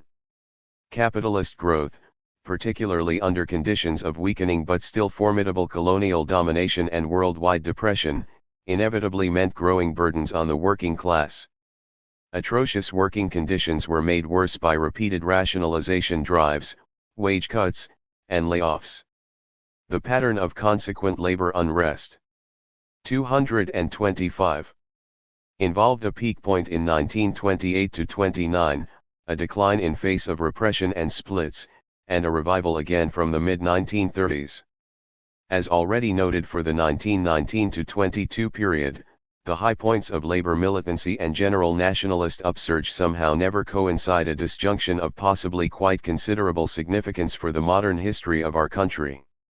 While the weakening of ties with Britain and the capitalist world economy did lead to some indigenous industrial growth, this was more than counterbalanced for the country as a whole by the deep agrarian depression. Sivasubramanian's calculations indicate a decline in the per capita national income during the 1930s, and problems were sharpened by a significant demographic change from the 1920s. Population had risen by little more than 20 million between 1901 and 1921, from 284 to 306 millions. The corresponding figures for 1931 and 1941 were 338 and 389 million, a jump of about 80 million in an equivalent period. Economic stagnation and mass poverty remain the dominant features of late colonial India. At constant prices, per capita national income has been estimated as 60.4 in 1916-17, and only 60.7 in 1946-47.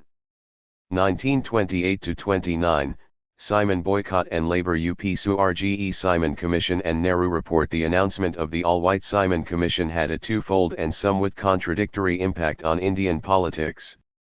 Stung by the deliberate insult, liberal politicians like Supru and Muslim leaders headed by Jinnah joined hands with the Congress to formulate a dominion status constitution till communal differences broke up the united front of such relatively moderate groups in late 1928. At the same time, the Simon boycott movement stimulated the rapid growth of radical forces, demanding not only complete independence but a variety of socio-economic changes in a socialistic direction. Prospects for Indian unity seemed bright towards the end of 1927, as practically all established political groups decided to boycott the Simon Commission and 226 began preparing for an all-parties conference to draw up a constitution. Already at a conference in Delhi in March 1927, Jinnah had persuaded a number of Muslim leaders to come out with a compromise formula. Separate electorates, the central plank in Muslim programs ever since 1906, would be given up in return for joint electorates with reserved seats for minorities, a promise of one-third Muslim representation in the Central Assembly, representation in proportion to population in Punjab and Bengal, and 3 new Muslim majority provinces. The offer was repeated at the December 1927 session of the Muslim League, though a breakaway league session at Lahore under Muhammad Shafi refused to give up separate electorates and decided to cooperate with the Commission. Though the AICC in May 1927 and the Madras Congress session in December 1927 had accepted the Jinnah offer, Hindu communalist pressure from Punjab and Maharashtra soon forced a disastrous retreat. The All-Parties Conference, which met at Delhi in February 1928, at Bombay in May, and finalized the so-called Nehru Report at Lucknow in August, got involved in tortuous negotiations and squabbles on the issue of communal representation. The Jabalpur session of the Hindu Mahasabha under N.C. Kelkar adopted aggressive resolutions calling for conversion of non-Hindus, and Hindu communalists in general bitterly opposed the creation of new Muslim majority provinces and reservation of seats for majorities in Punjab and Bengal. They also demanded a strictly unitary structure, setting a pattern that would be repeated at the Round Table conferences of 1930-31. The Nehru Report made a number of concessions to the Mahasabha. While there would be joint electorates everywhere, reserved seats were conceded only at the centre and in provinces with Muslim minorities. Sindh would be detached from Bombay and made into a separate province only after India acquired dominion status and subject to a weightage for the Hindu minority there, and the political structure would be broadly unitary with the centre keeping residual powers. Jinnah, who had broken with the Shafi Fazl-i Hussain group of Punjab Muslims on the joint electorates issue and who could legitimately accuse Congress leaders of going back on their 1927 promises, made a desperate attempt at unity in the last December 1928 session of the All-Parties Conference in Calcutta. He pleaded for an immediate separation of Sindh, residual powers to provinces, one-third of Central Assembly seats for Muslims, and reserved seats in Punjab and Bengal till adult suffrage was established, and ended. 227. With a passionate plea for unity, we are all sons of this land.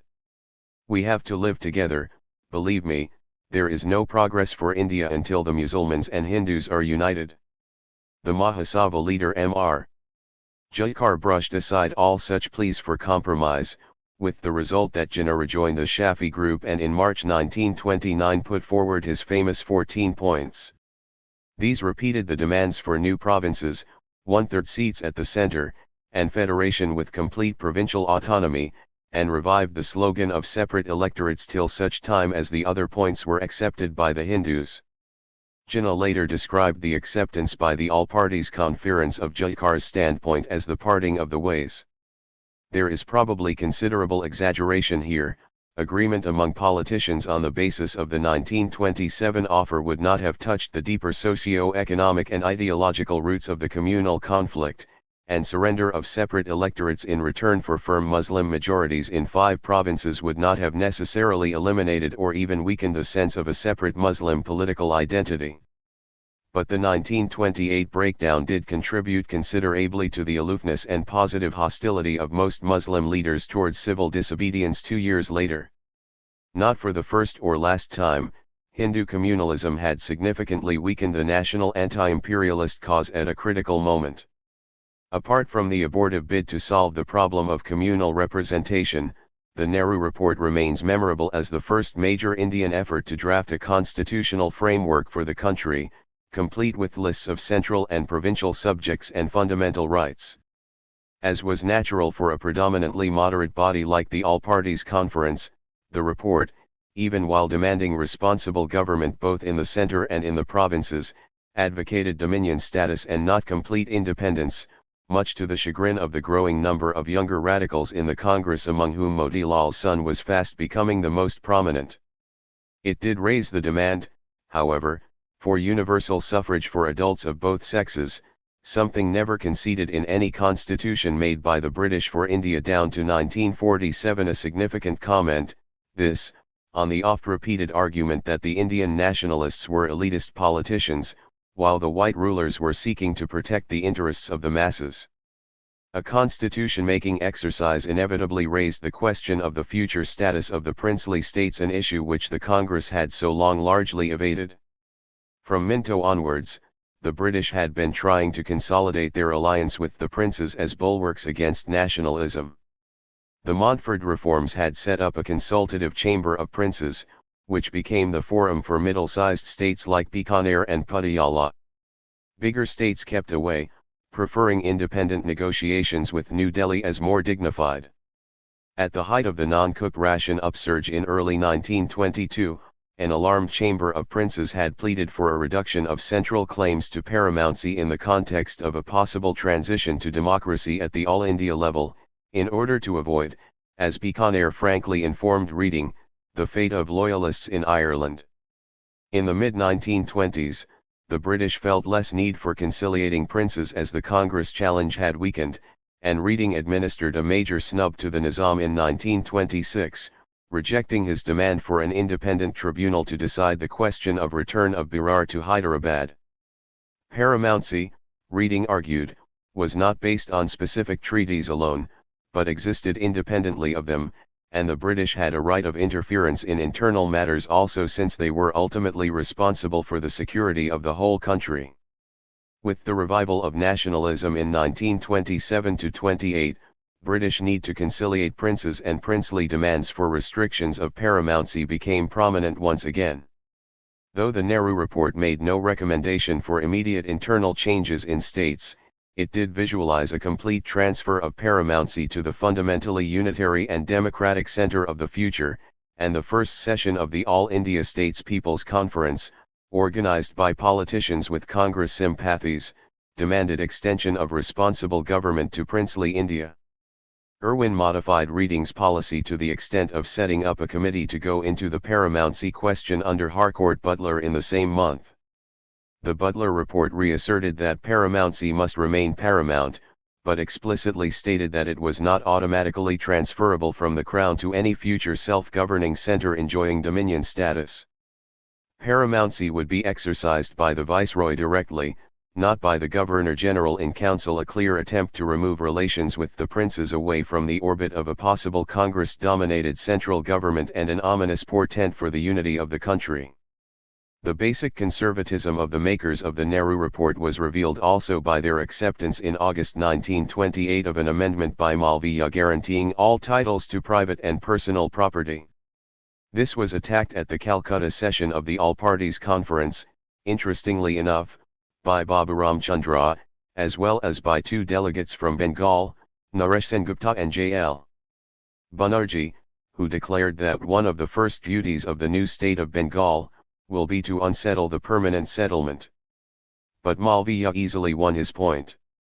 The Indian response to Simon, however, was by no. 229. Means confined to constitutional discussions.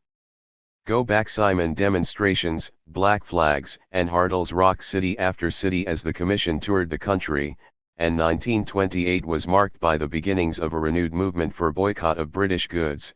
The highlights of the anti-Simon campaign included the country-wide Hartal of February 3, massive demonstrations in Calcutta on February 19 when Simon reached that city, simultaneous meetings in all 32 wards of Calcutta calling for boycott of British goods on March 1, a major clash with the police at Lahore on October 30, and very effective protest demonstrations in Lucknow on 28 to 30 November in which Kalakuzaman floated kites and balloons with Go Back Simon slogans over a talukdar's reception to the commission at Kaiserbagh, and Jawaharlal and Govind Ballabh Pant were beaten up by the police.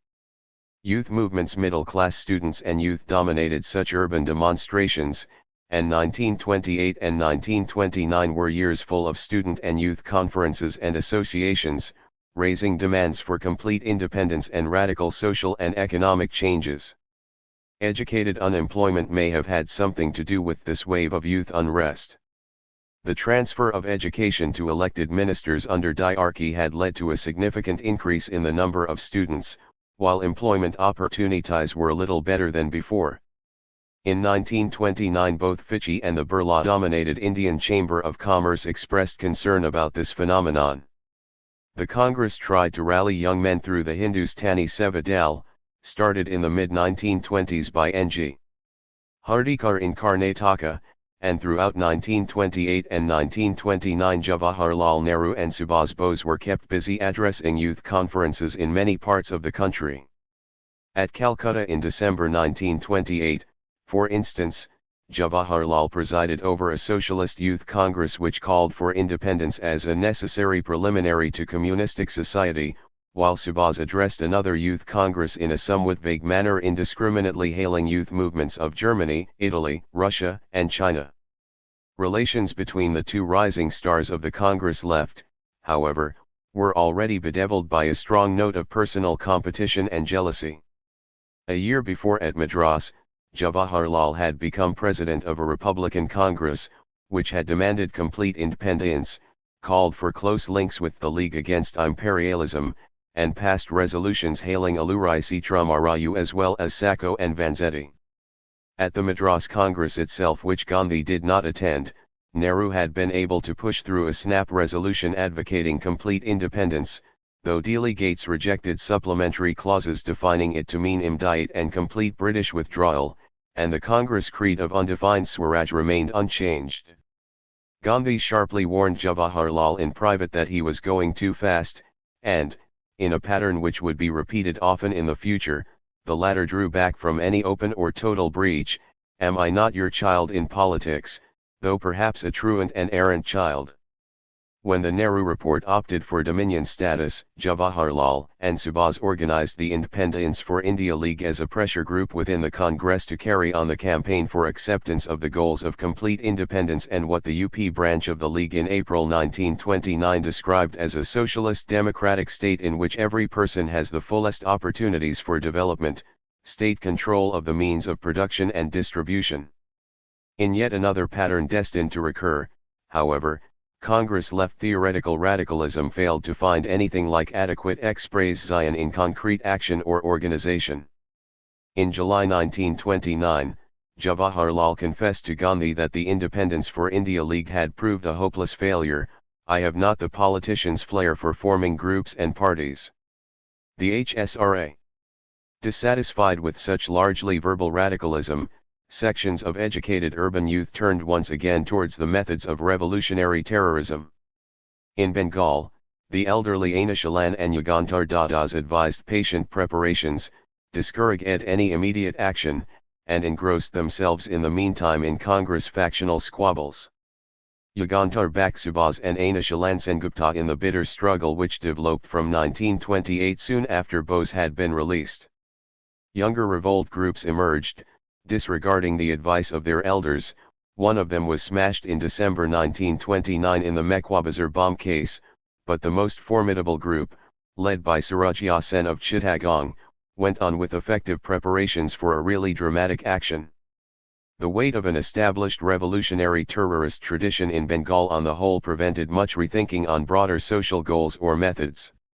Youths of Bengal, a leaflet brought out by the Mekwabazaar group, still insisted on the cult of heroic self-sacrifice by a handful. It would be a matter of pride if you will have to stand alone at the outset against the despotism of the bloodthirsty English, and there was no trace of any socio-economic program. 231. A remarkable openness to new ideas, in sharp contrast, was the striking feature of at least some of the leaders of the Hindustan Socialist Republican Army, founded in September 1928 at a meeting in the romantic setting of the ruins of Feroza Shah Kotla in Delhi by Bhagat Singh and his Punjab group, Sachin Sanyal's brother Jatindranath and Ajoy Ghosh from UP and Phanindranath Ghosh from Bihar. Bhagat Singh in particular was marked by an increasingly deep commitment to Marxian socialism, and equally remarkable, perhaps, given the strong Hindu religiosity of the earlier terrorists' militant atheism. HSRA actions include the murder of Saunders in Lahore in December 1928 as revenge for the assault on Lajpat Rai, bombs thrown in the Legislative Assembly by Bhagat Singh and Batukaswar Dutta on April 8, 1929, an attempt to blow up Irwin's train near Delhi in December 1929, and a whole series of terrorist actions in Punjab and UP towns in 1930. While the activities themselves might appear conventionally terrorist, the HSRA and the Open Youth Organization under its influence, the Naujawan Bharat Sabha, really had a much broader perspective. As Bhagat Singh clarified in his trial, revolution to him was not the cult of the bomb and pistol, but a total change of society culminating in the overthrow of both foreign and Indian capitalism and the establishment of the dictatorship of the proletariat. Revolution is the inalienable right of mankind. Freedom is the imperceptible birthright of all. The laborer is the real sustainer of society. To the altar of this revolution we have brought our youth as incense, for no sacrifice is too great for so magnificent a cause. We are content. We await the advent of revolution. Inquilab Zindabad. The assembly bombs were meant to be purely demonstrative, and the occasion, significantly enough, was the Anti-Labor Trades Disputes Bill. Awaiting execution for the murder of Saunders, the young man of 23 began a systematic study of Marxism, and wrote a profoundly moving piece entitled "Why I Am an Atheist," defending total rejection of all religion on grounds of human dignity and rationalist logic. One of Bhagat Singh's close associates, Ajoy Ghosh, would one day become General Secretary of the Communist Party of India. The HSRA heroes and martyrs attained remarkable popularity. When Jatin Das died in jail in September 1929 on the 64th day of a hunger strike for improvement in the status of political prisoners, a 2-mile-long procession followed his bier in Calcutta. Jawaharlal in his autobiography later recalled the sudden and amazing popularity of Bhagat Singh in Punjab and North India, and a confidential intelligence bureau account, terrorism in India went so far as to declare that for a time, he bade fair to oust Mr. Gandhi as the foremost political figure of the day. 232. Labour upsurge and the Communists. Bhagat Singh's transition to Marxism must be placed in the context of what was in some ways the most striking feature of 1928-29, a massive labour upsurge, accompanied by considerable communist penetration into trade unions. In Bengal, the Kutgupura strikes of 1927 were followed by a long and bitter struggle at the Lalua rail workshop, headed by Gopan Chakrabarti, Dharni Goswami, Kiran Mitra, and Subnath Banerjee. Its highlights included police firing at Bamungaki, and several spectacular workers' marches through the industrial suburbs of Calcutta. Activists of the communist-dominated Workers' and Peasants' Party played a leading role also during 1928 in a Calcutta Corporation scavengers' strike and strikes at jute mills in Chengalpattu and Boria, along with independent labor leaders like Prabhabati Dasgupta and congressmen with growing communist sympathies like Bankim Mukherjee and Radharaman Mitra. Nationalist support for labor came easier in Bengal than elsewhere, for most big employers were British or at least non-Bengali. The involvement of top Bengal Congress leaders still remained rather intermittent and marginal, and a request for funds for Boria strikers, for instance, had to be relayed to Subhas Bose via Jawaharlal Nehru. In December 1928, the Calcutta working class gave a striking demonstration of its growing political involvement and maturity when, led by the Workers' and Peasants' Party, thousands of workers marched into the Congress session, occupied the Pandal for 2 hours, and passed resolutions demanding Purna Swaraj. Congress organizers did not like this at all, and it is said that Subhas Bose, GOC of the volunteers, even wanted to call in the police, though in the end a confrontation was avoided. Bose showed greater interest in the Jamshedpur labor movement, where workers dissatisfied with the very moderate leadership of C.F. Andrews' Jamshedpur Labor Association went on partial strike several times during 1928. The situation was sought to be utilized by a rather opportunistic local lawyer with a grudge against the Tatas, Manik Homi, as well as by Bose. The consequent factional rivalry led to the defeat of the movement. The limits of nationalist involvement in labor struggle in Indian-owned enterprises are revealed in a very interesting letter of G.D. Birla to Purushottamdas Thakurdash, reporting a conversation of the former with Subhas M.R. Bose mishandled has been, Birla remarked, but I feel in a position to assure that Mr. Bose could be relied upon to help the Tata Iron and Steel Works whenever necessary provided properly handled. When 233. We deal with them we ought to study their psychology. In July 1928, there was a brief but very bitter strike on the South Indian Railway which was smashed by intense government repression. Its leaders, Singh Aravelu and Mukundlal Sarkar, were given jail sentences, and a worker militant, Perumal, was actually transported for life to the Andamans.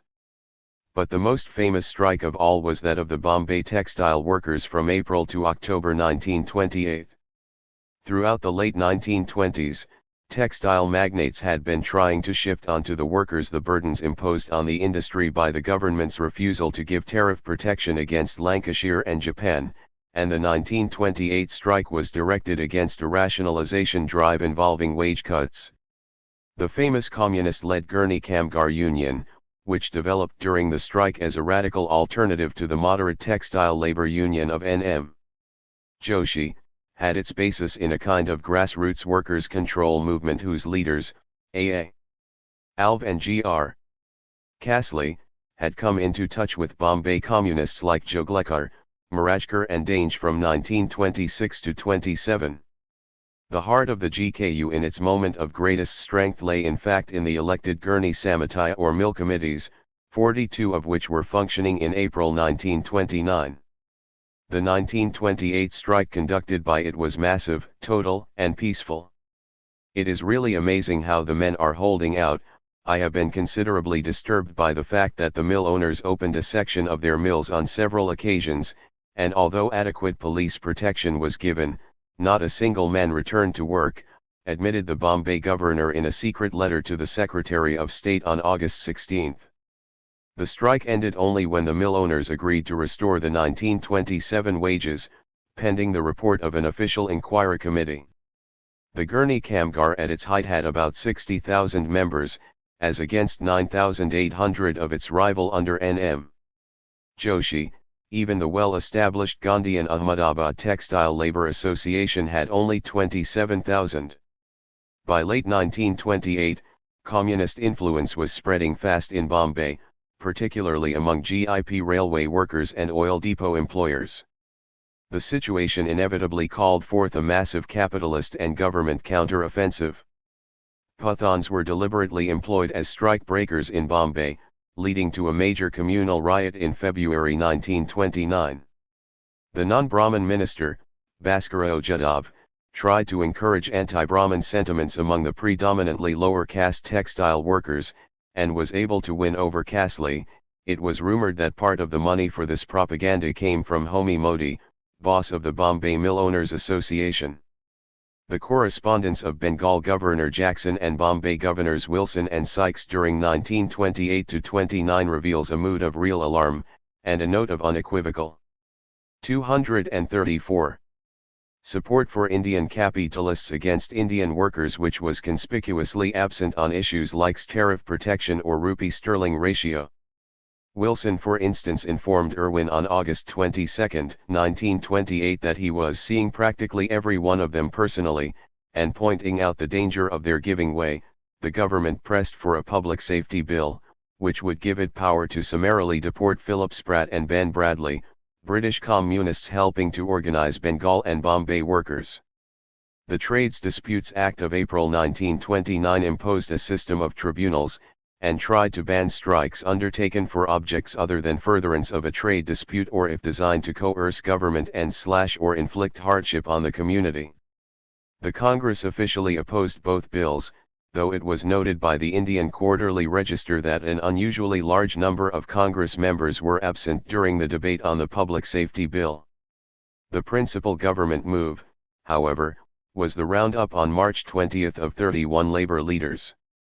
They included Dange, Marajkar, Gata, Joglekar, Adhikari, Nimkar, Alv and Kasli from Bombay, Muzaffar Ahmed, Kishoralal Ghosh, Dharni Goswami, Gopan Chakrabarti, Radharaman Mitra, Gopal Bazak, and Subnath Banerjee from Calcutta, Sohan Singh Josh from Punjab, P.C.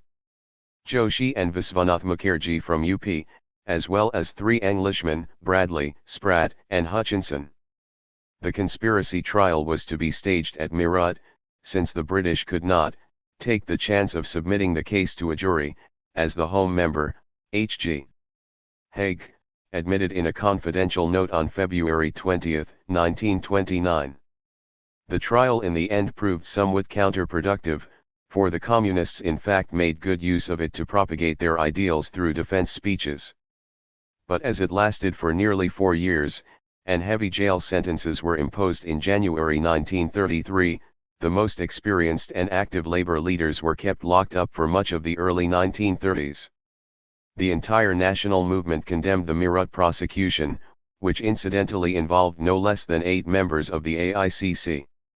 Labor militancy was not immediately cowed down by Meerut. When the Fawcett Committee report proved unfavorable, and the Wadias started large-scale dismissals, the Gurney Kamgar, now led by Deshpande and B.T. Ranadive, organized a second general strike. The mill committees were more militant than ever, and an official inquiry condemned the chaos brought about by young, inexperienced, and illiterate operatives asserting their authority in various ways. But the strike was perhaps unwisely prolonged, and its defeat greatly weakened the GKU.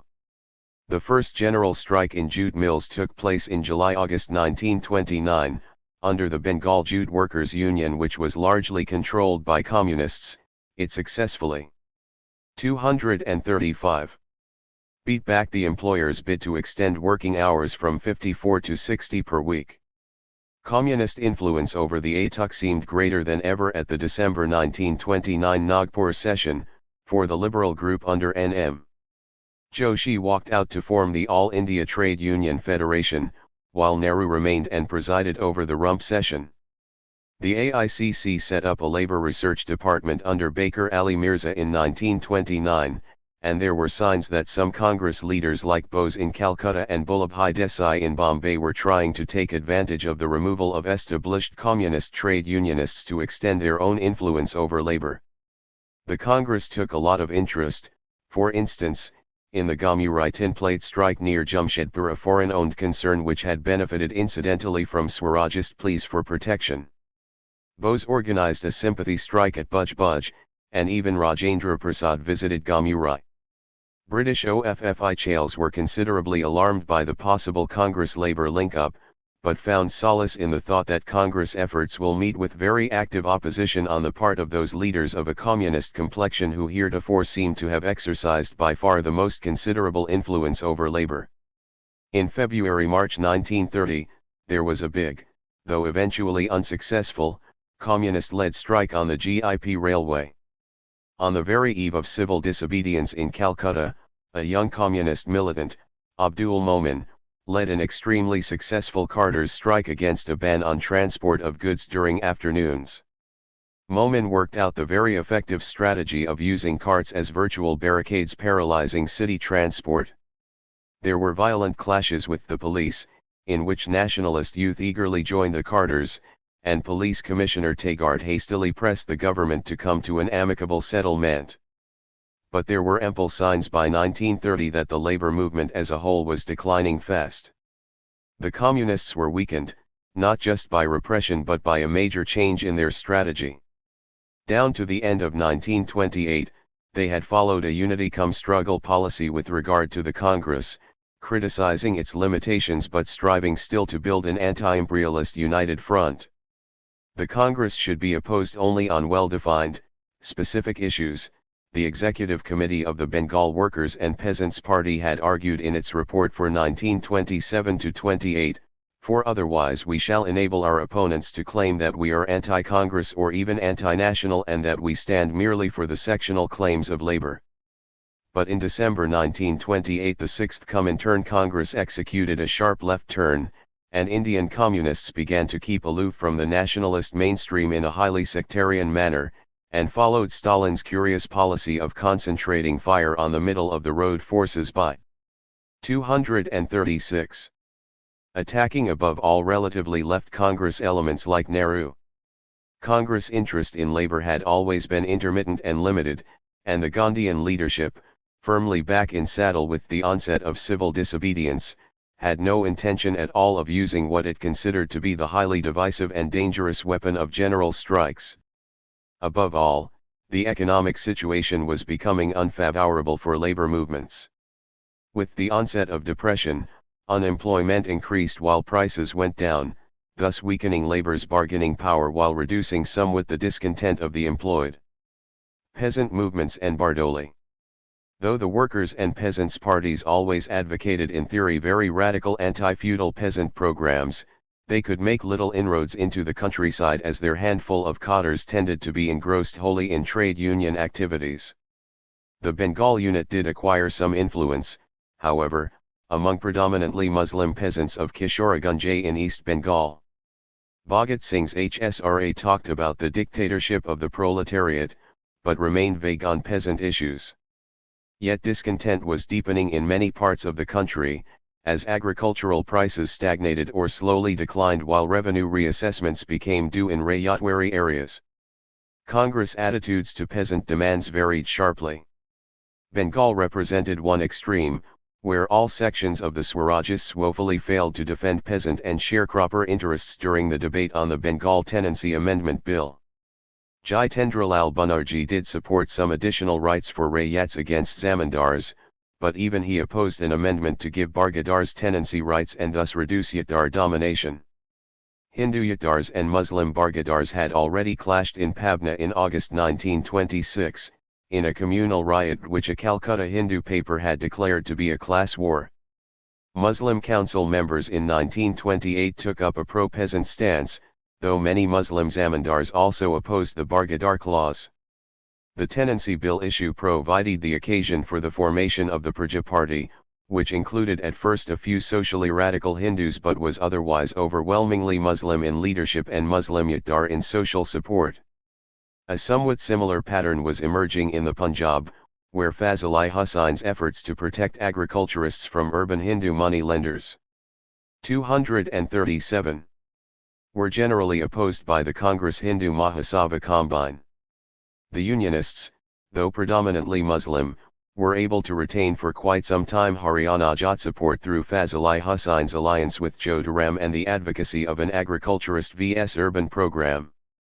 The pro-peasant stance of the Praja Party and the Unionists had considerable limitations, being oriented in practice in both cases mainly towards relatively prosperous farm ERS rather than the mass of cultivators, sharecroppers, or agricultural laborers. The Congress in both provinces was still losing valuable potential support, through a combination of Hindu communalism and failure to develop even a moderately reformist agrarian program. In East Punjab with its predominantly Sikh peasantry, the Akalis during the late 1920s were engaged in a struggle with Maharaja Bhupinder Singh of Patiala, who was suspected of having been mainly responsible for the forced abdication of the Nabha ruler Ripudman Singh in 1923. The continued detention in Patiala of the Akali activist Suha Singh Thikriwala provided the major issue. While the factional, even princely element in this struggle is evident, it also acquired wider dimensions as a peasant-based movement for civil and political rights and agrarian reforms in the East Punjab princely states. The Punjab Riyasti Prajamandal, founded in July 1928 at Mansa, in course of the Akali leader Kuruk Singh's tour of Patiala, raised demands like cancellation of the 19% hike in land revenue imposed by Patiala in 1926 and abolition of the Maharaja's reserved Shikar lands. After Thikriwala's release in August 1929, some of the Akalis began to respond to the overtures coming from Bhupinder Singh, while the more radical peasant activists in the Riyasti Prajamandal moved towards Marxism. The latter included Jagir Singh Jaga and Master Hari Singh, later Punjab communist peasant leaders. Zamindari pulls on the Congress were strong in permanently settled Bihar, too, but here there was no coincidence of communal with agrarian class distinctions, and caste ties could at times unite medium and petty zamindars with the upper stratum of the peasantry. What was to become the biggest Kisan movement in pre-1947 British India had its roots in the activities of Swami Sahajananda Sarasvati in the 1920s. Born in a petty zamindar family of Ghazipur, Sahajananda became a sannyasi in 1907, was active in Congress politics during non-cooperation, started an ashrama at Bihta in 1927 initially to promote the social advancement of Bhumihars, and then began organizational work among Kisans. The Bihar Provincial Kisan Sabha was founded by him in November 1929 on an initially quite moderate basis, but 238. Sahajananda and the movement he inspired were to develop far beyond such modest beginnings. Congress support for peasant movements could be much less inhibited in Rayatwari areas, where government revenue enhancements provided a unifying and socially safe issue.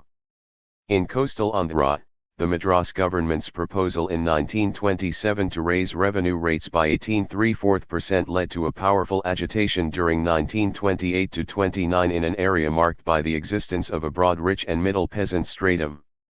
Leaders like T. Prakasam and Dandu Narayanaraju in West Godavari, Konda Venkatapaya and Veneda Satyanarayana in East Godavari, and Unnava Lakshminarayana in Guntur had built up a formidable Kisan base for the Congress by the eve of civil disobedience, and there were already considerable pressures for a full-scale no-revenue campaign. In scattered pockets in many other provinces, too, rural bases had been slowly built up through unostentatious but sustained constructive village work by Gandhian no-changers. One may mention as examples, Armabagh in the Hooghly district of Bengal under Prafulla Sen, and Babarugva Das in Gorakhpur of eastern UP, both of whom in course of time acquired the reputation of being the Gandhis of their particular regions. The first real breakthrough for specifically Gandhian methods of rural organization and agitation came with the spectacular success story of Bardoli in 1928. Gandhian constructive work centers had carried on extremely successful humanitarian and organizational work since 1922 in this taluka of 137 villages with a population of 87,000. The dominant peasant land-holding caste of Kanbai Patidars had been organized from 1908 onwards under local leaders like Kunvarji and Kalyanji Mehta through the Patidar Yuvak Mandal, the journal Patel Bandhu, and a Patidar ashrama running a student hostel at Surat. The Patidars tilled their land with traditional debt serfs, who were Dublat tribals known as Kalaparaj, and who constituted 50% of the population of Bardoli. The Kalaparaj were extremely backward and were praised by Gandhi's secretary Mahadeb Desai in his story of Bardoli as most innocuous and guileless and law-abiding. As Jan Bremen has shown in his study of broadly similar relations between Anaval Brahmans and Dublas of South Gujarat, debt servitude was a form of unfree labor that was complicated and mitigated by a relationship of patronage. The Kalaparaj bonded laborer was assured of a minimum of food and clothing by the patidar, and the realities of exploitation were somewhat veiled by an element of traditional mutuality. Gandhian constructive workers had been active, too, among the Kalaparaj from the early 1920s. When the Bombay government announced a revenue hike of 22% in Bardoli in 1927, even though cotton prices had been declining, the Mehta brothers persuaded Vallabhbhai Patel to organize a no-revenue campaign which proved as determined as it was peaceful. Peasants refused to be cowed down by large-scale attachments of cattle and land, while the Kalaparaj on the whole rejected the bait of land on easy terms being offered by government officials. Patel and the other local leaders made extremely skillful use of caste associations, social boycott, religious appeals, and bhajans or devotional songs. Tribal audiences were told that their gods, Cilia and Samalia, had become old and had now deputed Gandhi to look after them, and did not the Mahatma wear a loincloth like them, and drink goat's milk rather than the more expensive buffalo milk. Speeches and articles in the daily Satyagraha Patrika harped on the theme of the peasants and rural laborers being the only real producers of wealth, the two main pillars of the state. This was combined with a repeated emphasis on rural class unity and traditional mutuality. The Sahukar is merged in the tenant like milk in water. It is not possible to separate them, quoted in Mahadev Desai, p. 169. Bardoli soon became a national issue. Ahmedabad workers raised 1300 through 1 anna collections, while the Indian Merchants' Chamber representative in the Bombay Council, Lalji Naranji, resigned his seat in protest when Bombay business efforts at mediation failed in July. The Bardoli movement in leadership and ideology was obviously far removed from the Gurney Kamgar strike going on at the same time in Bombay under communist leadership, and yet the secret correspondence of Governor Wilson with Secretary of State Birkenhead reveals the interesting fact that the British did fear a link-up between the two. Plans for sending armed police and even troops to Bardoli in late July were suddenly reversed in the first week of August, and a settlement was reached on the basis of a judicial inquiry and return of confiscated lands. My police officers informed me that they were practically certain that the communists would use the Bardoli situation, if government took action there, to call a general strike, both on the BB and CI and JIP, and they think that they would have got the men out. The Maxwell Broomfield Inquiry Committee admitted the Bardoli assessment to have been defective, and enhancement was cut down in Bardoli from 187,492 240 to 48,648. With Patel planning anti-revision campaigns throughout Gujarat and Maharashtra and organizing a Bombay Presidency Land League, the Bombay government on July 16, 1929 abandoned revenue revisions till the completion of the current round of constitutional reforms. In Quetta, the 1890s revenue rates remained, and in fact were not basically raised till the 1940s. Gandhian nationalism certainly brought some concrete benefits for the peasant proprietors of Gujarat. Business attitudes. If 1928 and 1929 were years marked by the growing militancy of urban educated youth, workers, and peasants, Indian business groups were also becoming increasingly restive about certain British policies. To the standing general grievance of the 1:6 exchange ratio was added in June 1927 the government's rejection of the Cotton Tariff Board's proposals for raising import duties from 11% to 15% in face of Japanese and Lancashire competition. In January 1928, the Bombay Indian Merchants' Chamber endorsed the Simon boycott call. Its leaders, Purushottamdas Thakurdas and Lalji Naranji, had actively opposed non-cooperation 8 years earlier. Valchand Hirachand and Lalji Naranji's Scindia steam navigation was engaged in an uphill fight with British shipping interests headed by Lord Inchcape. The government refused to implement the Indian Mercantile Marine Committee's recommendations for reservation of coastal shipping to indigenous companies, and Haji's bill on the subject came up against bitter white and official opposition. G.D. Birla's letters to Thakkar and the private papers of Edward Benthall vividly reveal a growing conflict between Calcutta Marwari business groups and entrenched British Jute interests. We are organizing Indian trade in Calcutta in every direction, and all the newly formed associations are getting themselves affiliated to the Indian Chamber of Commerce. The Europeans are getting very jealous of all these. The Imperial Bank in some cases is not behaving properly. British financial control through the Imperial and Exchange Banks was another major Indian capitalist grievance, and Thakkar in his Minute of Dissent to the Indian Banking Inquiry Committee report sharply attacked the monopoly exercised by the exchange banks. Yet Indian business attitudes remained ambivalent and diverse. Labour militancy made Bombay mill owners in particular dependent on government support. Chairman Homi Modi's annual report to the Bombay Mill Owners Association in March 1929 did mention issues like exchange ratio and lack of tariff protection, but the central focus was very definitely on the 241 unprecedented general strike. He naturally supported the Trades Disputes Bill, and wanted total ban on picketing. Peaceful picketing does not really exist. The Bombay textile industry was increasingly threatened by cheap Japanese goods more than by Lancashire, thus providing some economic justification, too, for a pro-British alignment.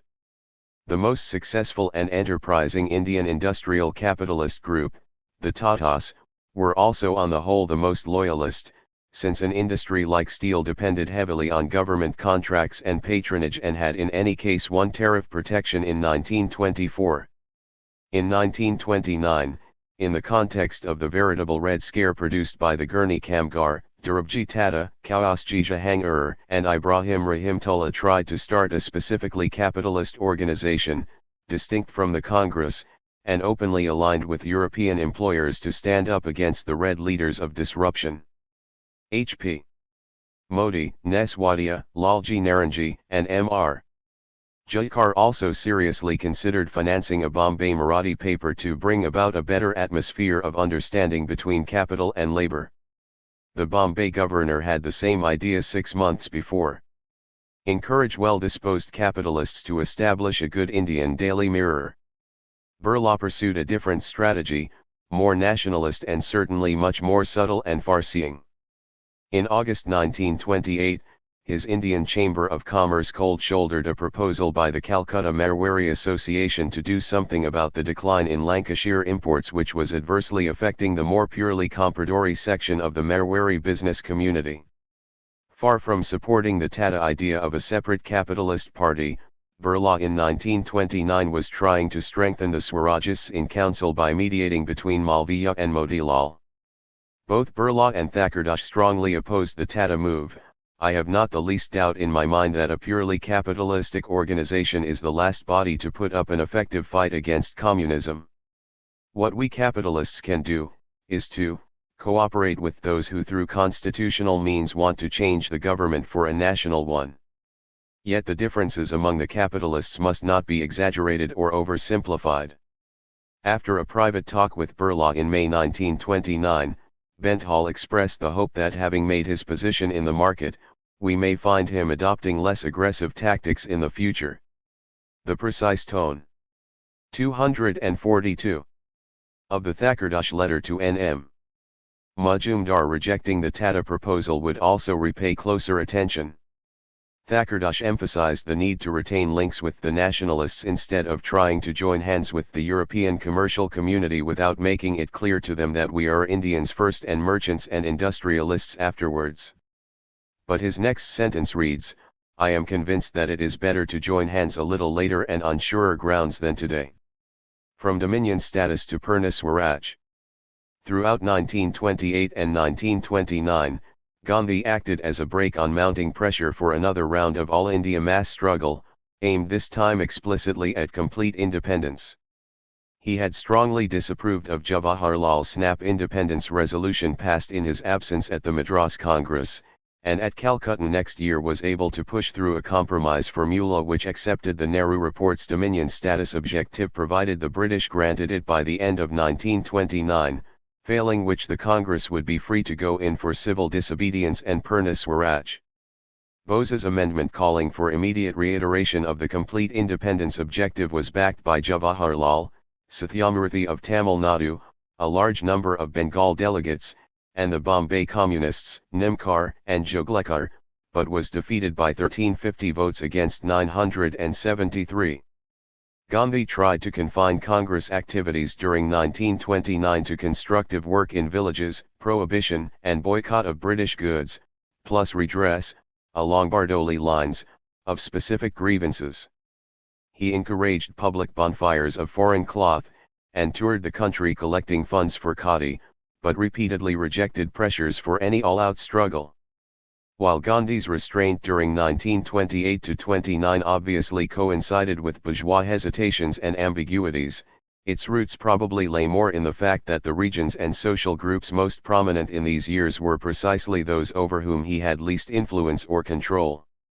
He bluntly declared in July 1929, "I know well enough how to lead to civil disobedience a people who are prepared to embark upon it on my own terms. I see no such sign on the horizon." The state of Congress organization was another reason for hesitation. Membership was down to only 56,000 in May 1929, and through an energetic drive spearheaded by Jawaharlal did raise it to 500,000 6 months later. Quotas for members and funds were still not met by most provinces. Gandhi's supreme ability of extending his hegemony over 243 potentially divisive and rebellious forces was vividly revealed in the same month, when he insisted on making Jawaharlal president of the coming Congress session in the teeth of opposition from most P.C.S. and considerable reluctance of Jawaharlal himself. Jawaharlal, said Gandhi, is undoubtedly an extremist, thinking far ahead of his surroundings. But he is humble and practical enough not to force the pace to the breaking point. Steam becomes a mighty power only when it allows itself to be imprisoned. Even so have the youth of the country of their own free will to allow their inexhaustible energy to be imprisoned, controlled, and set free in strictly measured and required quantities. The choice of Jawaharlal was still an indication that things were moving towards a confrontation, particularly since the Calcutta Congress deadline of a year was nearing its end. Matters were complicated briefly by the Irwin offer of October 31, 1929, in which the Viceroy declared Dominion status to be the natural issue of India's constitutional progress and promised a round-table conference after the Simon Report had been published. The Viceroy had been privately urging the need for such a gambit from December 1928 in the context of the strength of the Simon boycott. The new Labour government endorsed his move, but most Tories and Liberals did not like it at all, as they made clear in a Commons debate after the offer, which considerably reduced the credibility of the whole move. On November 2, Gandhi, Motilal, and Malviya joined the Liberals in accepting the offer, subject to 4 conditions. The Round Table Conference should discuss the details of Dominion status, not the basic principle which the British should accept immediately. The Congress must have majority representation in the conference, and there should be an amnesty and a policy of general conciliation. Bose refused to sign this Delhi statement. Nehru signed but soon developed strong doubts and wanted to resign. Negotiations broke down in any case at Gandhi's meeting with Irwin on December 23, for the Viceroy flatly rejected the Congress conditions. Jawaharlal graced the Lahore Congress with the first of his stirring presidential addresses, boldly sketching out a new internationalist and socially radical perspective for the freedom movement, a perspective so far confined to small leftist sects. "I must frankly confess that I am a socialist and a republican, and am no believer in kings and princes, or in the order which produces the modern kings of industry." He attacked Gandhi's pet trusteeship solution for zamindar peasant and capital labor conflicts. Many Englishmen honestly consider themselves the trustees for India, and yet to what a condition they have reduced our country. Yet the proceedings details show Gandhi firmly in command. 244. Bose's alternative proposal for immediate non-payment of taxes, general strikes wherever and whenever possible, and a parallel government was rejected. Gandhi insisted on a resolution condemning the bomb attack on Irwin's train, and pushed through the main resolution with the argument that the delegates would have to accept or reject it in toto. Above all, though Nehru as well as Subhas had visualized a civil disobedience which would culminate in general strikes, the details of the action program were left to be worked out entirely by the AICC and in effect by Gandhi. Yet, with all such qualifications, it must be emphasized that the anti-imperialist movement in the world's biggest colony did enter a radically new phase when at midnight on New Year's Eve, the Congress at long last adopted the creed of Purna Swaraj, and the national tricolor was unfurled amidst cries, no longer just of Band Mataram, but Inquilab Zindabad.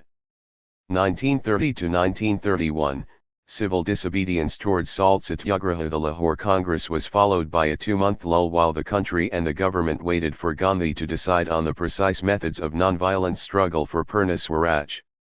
An independence pledge was taken at innumerable meetings throughout the country on January 26, denouncing the British for having ruined India economically, politically, culturally, and spiritually, asserting that it was a crime against man and God to submit any longer to such a rule, and calling for preparations for civil disobedience, including non-payment of taxes. Congress legislators were ordered to resign on 6 January, a directive generally but not universally obeyed, the dissenters including N.C. Kelkar, Satyamurthy, and Muslim Congress leaders like Ansari.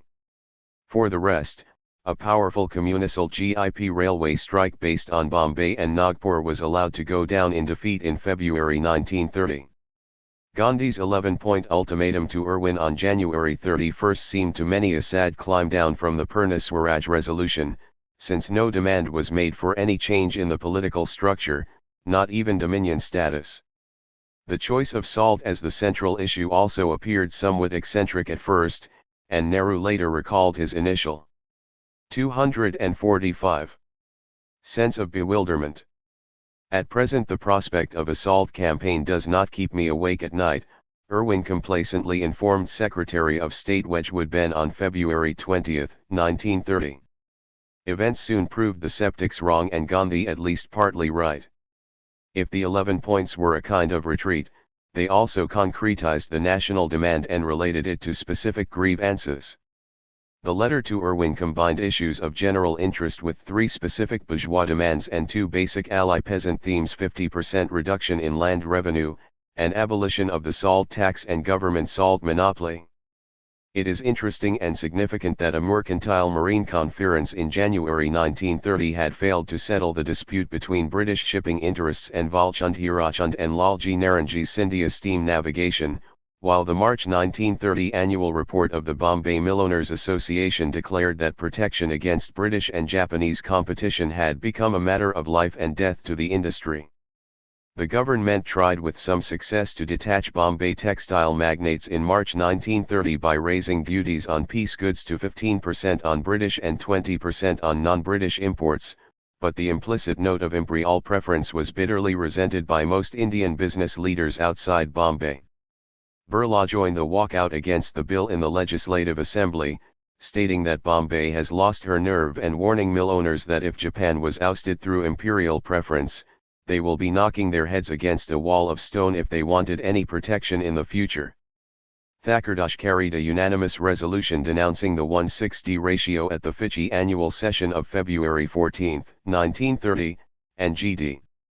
Birla as president of the same meeting launched a bitter attack on the stranglehold of British capital over the Indian economy and attacked government fiscal policies as discriminating free trade rather than discriminating protection.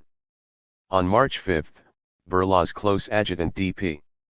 Khaitan declared at a special meeting of the Calcutta Indian Chamber of Commerce, "At long last there is dawning upon our minds the realization of the stubborn fact that unless India attains self-government it is difficult for her to improve her economic position."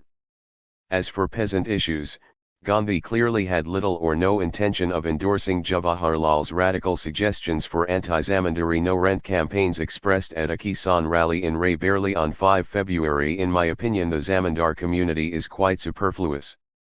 Jawaharlal's resolution at the 246 United Provinces PCC meeting of February 26 calling for abolition of landed intermediaries was promptly shelved.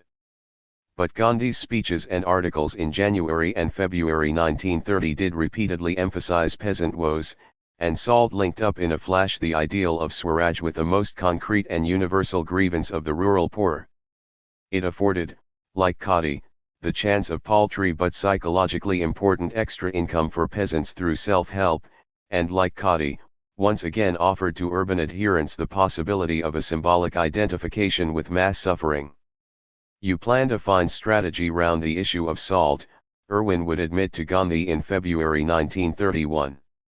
Gandhi's Dandi March, from Sabarmati to the sea through the heartland of Gujarat with 71 ashrama members drawn from all parts of India attracted enormous publicity and attention from the entire country and even on a world scale.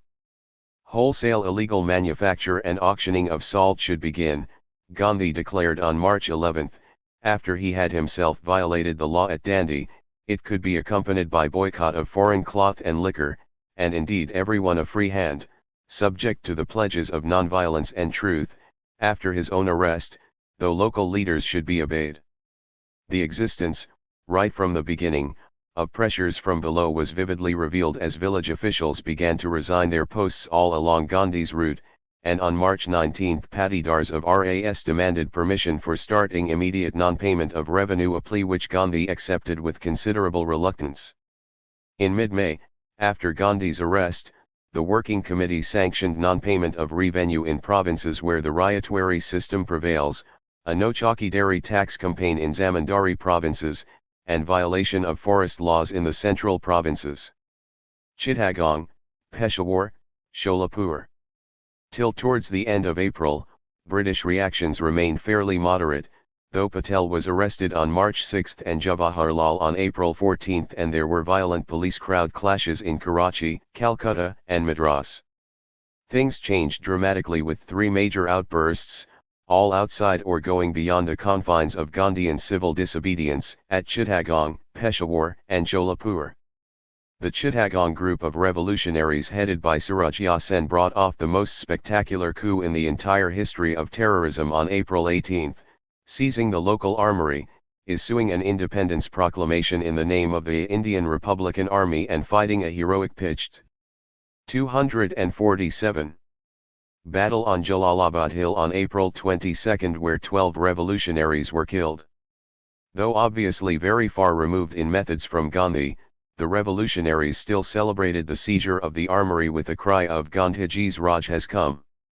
Chittagong proved the curtain raiser for an extremely intense wave of terrorism in Bengal, with no less than 56 incidents reported for 1930, including a spectacular raid on government headquarters in Writers' Building in Calcutta on December 8.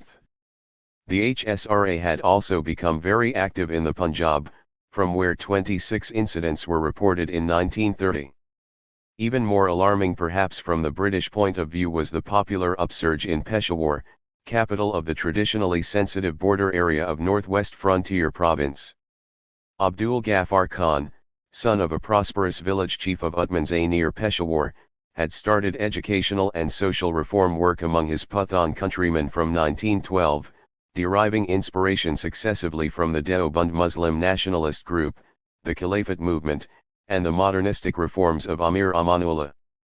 Badshah Khan, as he was coming to be known by the mid-1920s, started the first Pashto political monthly Paktun in May 1928, and organized in the next year a volunteer brigade, Khuday Khidmatgar, which wore red shirts because these got less soiled on village tours.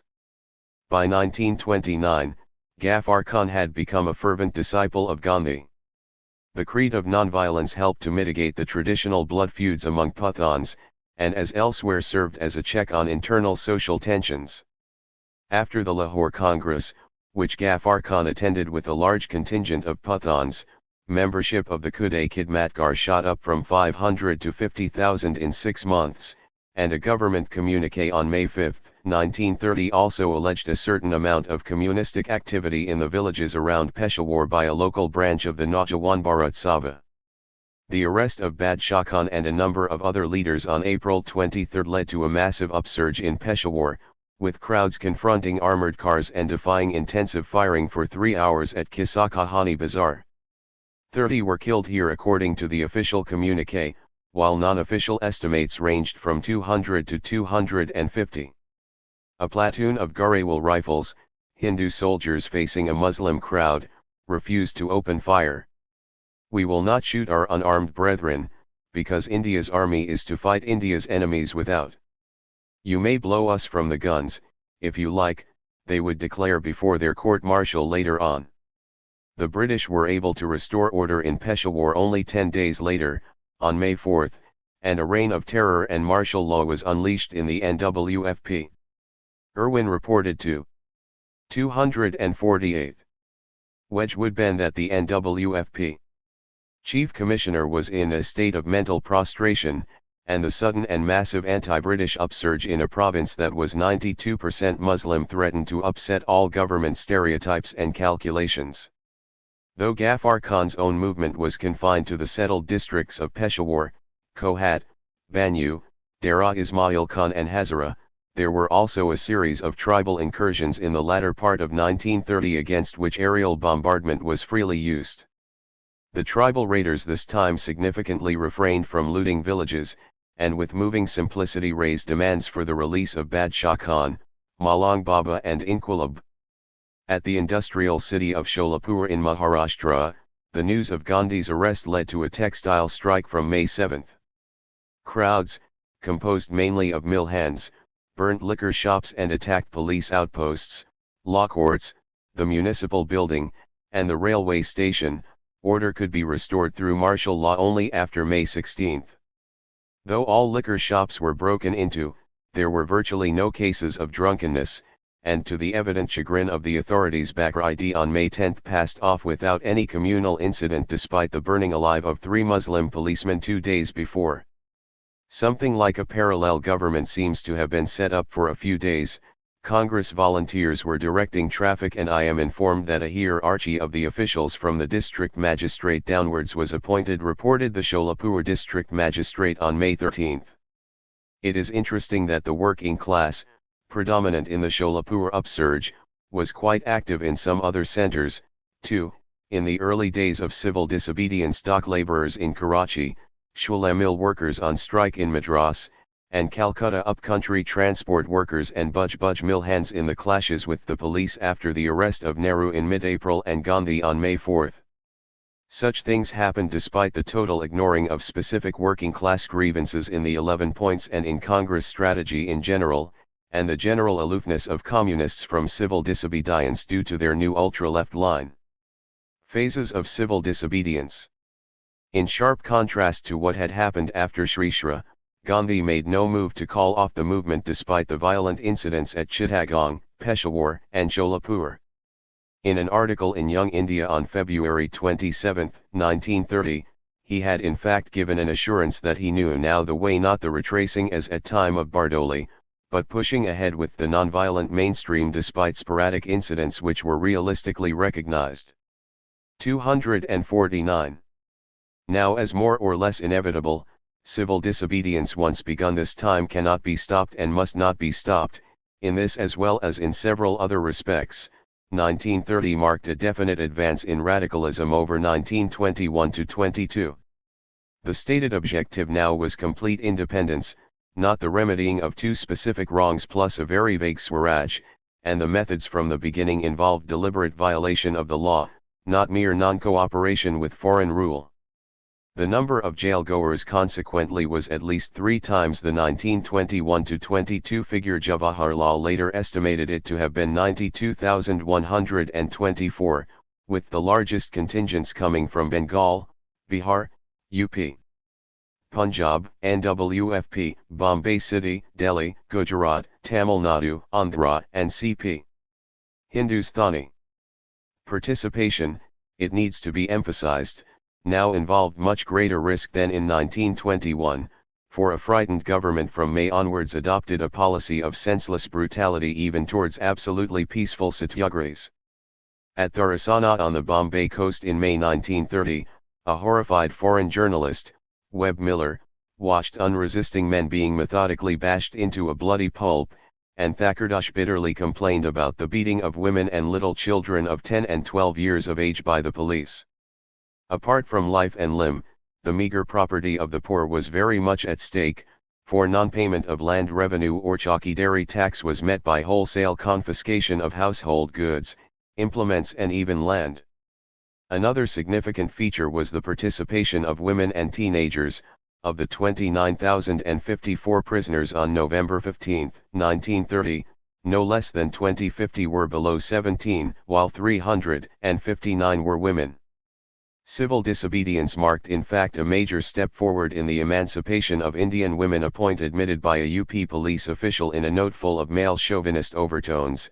The Indian woman is struggling for domestic and national liberty at the same time, and like a woman she is utterly unreasonable and illogical in her demands and in her methods, but like a woman she has enormous influence over the stronger sex. Many loyal officials, including police officers, have suffered more from taunts and abuse from their female relatives than from any other source. Yet it would be a considerable oversimplification to present civil disobedience as an unqualified advance in every respect over non-cooperation. The stirring Hindu-Muslim unity of 1919-22 was obviously a thing of the past in 1930, for between the two movements stood not only the breakdown of the Nehru Report negotiations, but a decade of intensive communal organization and fratricidal strife. Outside the NWFP and a few isolated pockets like Delhi, where the official fortnightly report in September 1930, 250, admitted the appreciable success of the Congress in winning over a large contingent of the lower-class Muhammadans, Muslim participation remained low throughout the civil disobedience years. In UP, for instance, where the Congress Caliphate alliance had been so formidable in 1921-22, only 9 out of 679 civil disobedience prisoners in Allahabad between 1930 and 1933 were Muslims. Unlike non-cooperation, once again, civil disobedience did not coincide with any major labor upsurge.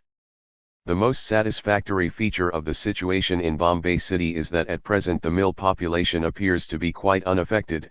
The operatives have not forgotten the effects of the strikes of last year, an otherwise alarmist official report noted in June 1930. Yet another contrast lay in the evident decline in the older, more purely intelligentsia forms of protest, like lawyers giving up their practice and students leaving official institutions to start national schools and colleges. Gandhi at the Lahore Congress rejected a call for boycott of schools and courts as unpractical. I do not see today the atmosphere about us necessary for such boycott. A Bihar Congress report of July 1930 admitted that there had been practically no response from lawyers and students, and cyclostyled bulletins issued by the Bombay Congress repeatedly denounced our lifeless students. The lag in respect of labor and the urban intelligentsia was counterbalanced, however, by the massive response obtained from business groups and large sections of the peasantry. A social history of civil disobedience will have to be written largely in terms of the participation varying between regions as well as over time of these two basic social classes. Organizationally, too, the Congress now was much stronger in most parts of the country than in 1921-22, when it had just taken the first step on the road towards becoming a mass party. This had, as we have already mentioned in passing, a somewhat contradictory impact. Organizational discipline and strength made movements on selected, specific issues much more effective, but also sometimes acted as a brake on elemental popular enthusiasm and radicalism. Once again, variations over space and time were extremely important here. In regions like the central provinces, Maharashtra, Karnataka or tribal areas of central India, where non-cooperation had made little inroads and Gandhian ideas still had the flavor and vagueness of novelty, an elemental and near millenarian fervour could still be seen which was no longer much in evidence in well-established Gandhian strongholds like Gujarat, UP, Bihar, or coastal Andhra. Yet the basic Gandhian strategy of courting arrest meant that established leaders and cadres were fairly quickly removed from the scene, and this often provided an opportunity for sporadic but militant movements from below, a kind of less inhibited second wave. 251. Which gathered strength in the countryside, particularly in the context of the deepening slump in agricultural prices from the autumn of 1930 onwards. September-October 1930 may be taken in fact as a rough dividing line between two broad phases of civil disobedience. The first phase saw the high point of bourgeois participation in towns and controlled peasant mobilization on issues selected by the Gandhian leadership in the villages. Sykes tells me that in Bombay the mercantile community has already given to Gandhi a measure of support which it refused him until the later stages of the non-cooperation movement of 1921-22, Irwin reported to Wedgwood Ben on April 24, 1930. Among business leaders, G.D. Birla donated from 1 to 5 lakh rupees to the movement according to British intelligence estimates, and his letters preserved in the THIRD papers reveal him as actively trying to persuade Calcutta Marwari foreign piece goods importers to establish trade contacts instead with Ahmedabad and Bombay cotton mills. While Jamnalal Bajaj was unique among capitalists in being a full-scale Congress activist, Valchand Hirachand urged fellow businessmen in a letter to Fitchi on April 28, 1930 to give up the policy of sitting on the fence if the government of India did not wish to see eye to eye with Indian commercial opinion. We will be obliged to throw in our lot with those that are fighting with government for Swaraj. Valchand Hirachand Papers, FN 8. The Fitchi in May 1930 decided to boycott the Round Table Conference as long as Gandhi stayed away from it until the Viceroy made a definite promise regarding Dominion status. The Loyalists of 1921, Lalji Naranji and Thakurdash, were signatories to this Fitchi protest, and though Thakurdash maintained close connections with officials throughout, even he demanded from Irwin on May 12, 1930 full Indian control over finance, currency, fiscal policy, and railways. Congress relations with Bombay mill owners, it is true, remained bedeviled by the problems of excessive cloth prices, the passing off of mill cloth as khadi, use of foreign yarn, and piece goods import business of some mill agents, and 24 Bombay mills were blacklisted American Samoa non-Swadeshi in August 1930. Though the Ahmedabad mill owners, Ambalal Sarabhai and Kasturbai Lalbhai, cooperated with Motilal Nehru in trying to remove such difficulties, merchants and petty traders as in 1921, were on the whole much more enthusiastic supporters of the national movement than industrialists. Collective ledges by merchants not to indent foreign goods became very common in Bombay, Amritsar, Delhi, and Calcutta, and represented a more effective form of boycott than the spectacular 252. Picketing by volunteers. The fall in prices due to the world depression no doubt sometimes made cancellation of further import orders profitable as well as patriotic, but two successive official reports from Bombay bear testimony to more long-term and ideological considerations. Bombay businessmen have for a long time been dissatisfied with the economic and financial policy pursued by the Government of India. They feel that it is worthwhile making appreciable sacrifices now, if this is going to secure for them the economic and financial autonomy which they strongly desire. A highly impressive feature is that many of the ordinary, sober, and sensible businessmen seem quite prepared to continue the movement, even though ruin is staring them in the face. The net impact was a remarkable fall in British cloth imports, from £26 million in 1929 to £13.7 million in 1930, and, quantity-wise, from 1248 million yards in 1929 to 30 to only 523 million yards in 1930 to 31. It is true that trade was contracting on a world scale due to the Depression, but Homi Modi's presidential speech to the Bombay Millowners Association in March 1931 still makes significant reading. The Swadeshi movement undoubtedly helped the industry during a period of grave difficulty, and now the future may be regarded as full of hope. Other British imports also suffered, and from May to August 1930 the British Trade Commissioner's office was flooded with panic-stricken reports and complaints from Imperial Tobacco, Dunlop, and other white firms. In the countryside, the early official type of Gandhian civil disobedience had its natural starting points and strongest bases in pockets which had already witnessed some amount of Gandhian rural constructive work through local ashramas Bardoli and Kheda in Gujarat, Bankura and Armabagh in Bengal, Bipur in Bhagalpur district of Bihar, to give only a few better-known examples. Salt provided the initial vital catalyst, but illegal manufacture became difficult with the onset of the monsoon, and in any case could become the basis for a sustained campaign only in coastal-like parts of Bombay Presidency, Balasore in Orissa, or Midnapur in Bengal. Picketing of liquor shops and of excise license auctions became an important form both in small towns and villages, while peasants in many areas firmly refused to pay the chowkidari tax despite enormous physical coercion and sale of property. Rural administration was sought to be paralyzed by large-scale resignations of village officials, thus 224 out of 655 Mukhis had resigned in Kheda by June 21. Anand, Borisad, and Nadiyad talukas of Kheda district and Bardoli of Surat became centers of a very successful no-revenue. 253. Campaign, with patidars taking refuge in neighboring Baroda state in a hijrat which at its height in October involved over 15,000 peasants in Kheda. Only 20,000 out of Bardoli's revenue quota of 397,000 could be collected till the signing of the Gandhi-Irwin Pact.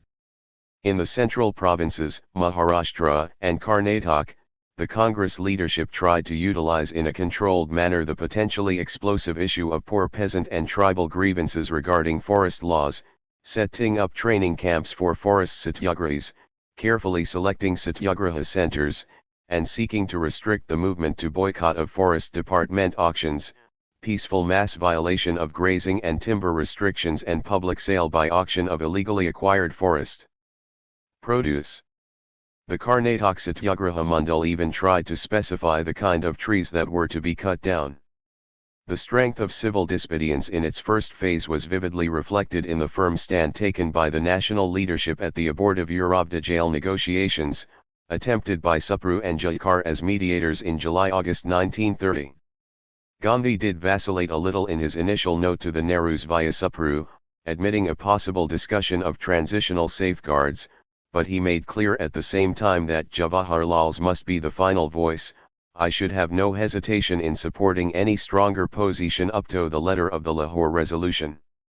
The August 15 joint letter from Eurabda of Gandhi and the Nehrus unequivocally reiterated demands for right of secession, a complete national government with control over defence and finance, and an independent tribunal to settle British financial claims. Not surprisingly, the talks broke down at this point. The strength of the movement was also revealed by the fairly successful boycott of the September 1930 Legislative Assembly elections.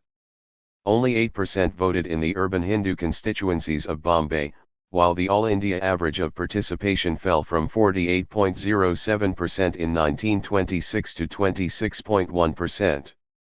Just 6 months later, in his talks with Irwin at Delhi in February-March 1930, Gandhi would adopt a remarkably different and far more moderate stance. The explanation must lie in large part in the changing course of civil disobedience itself.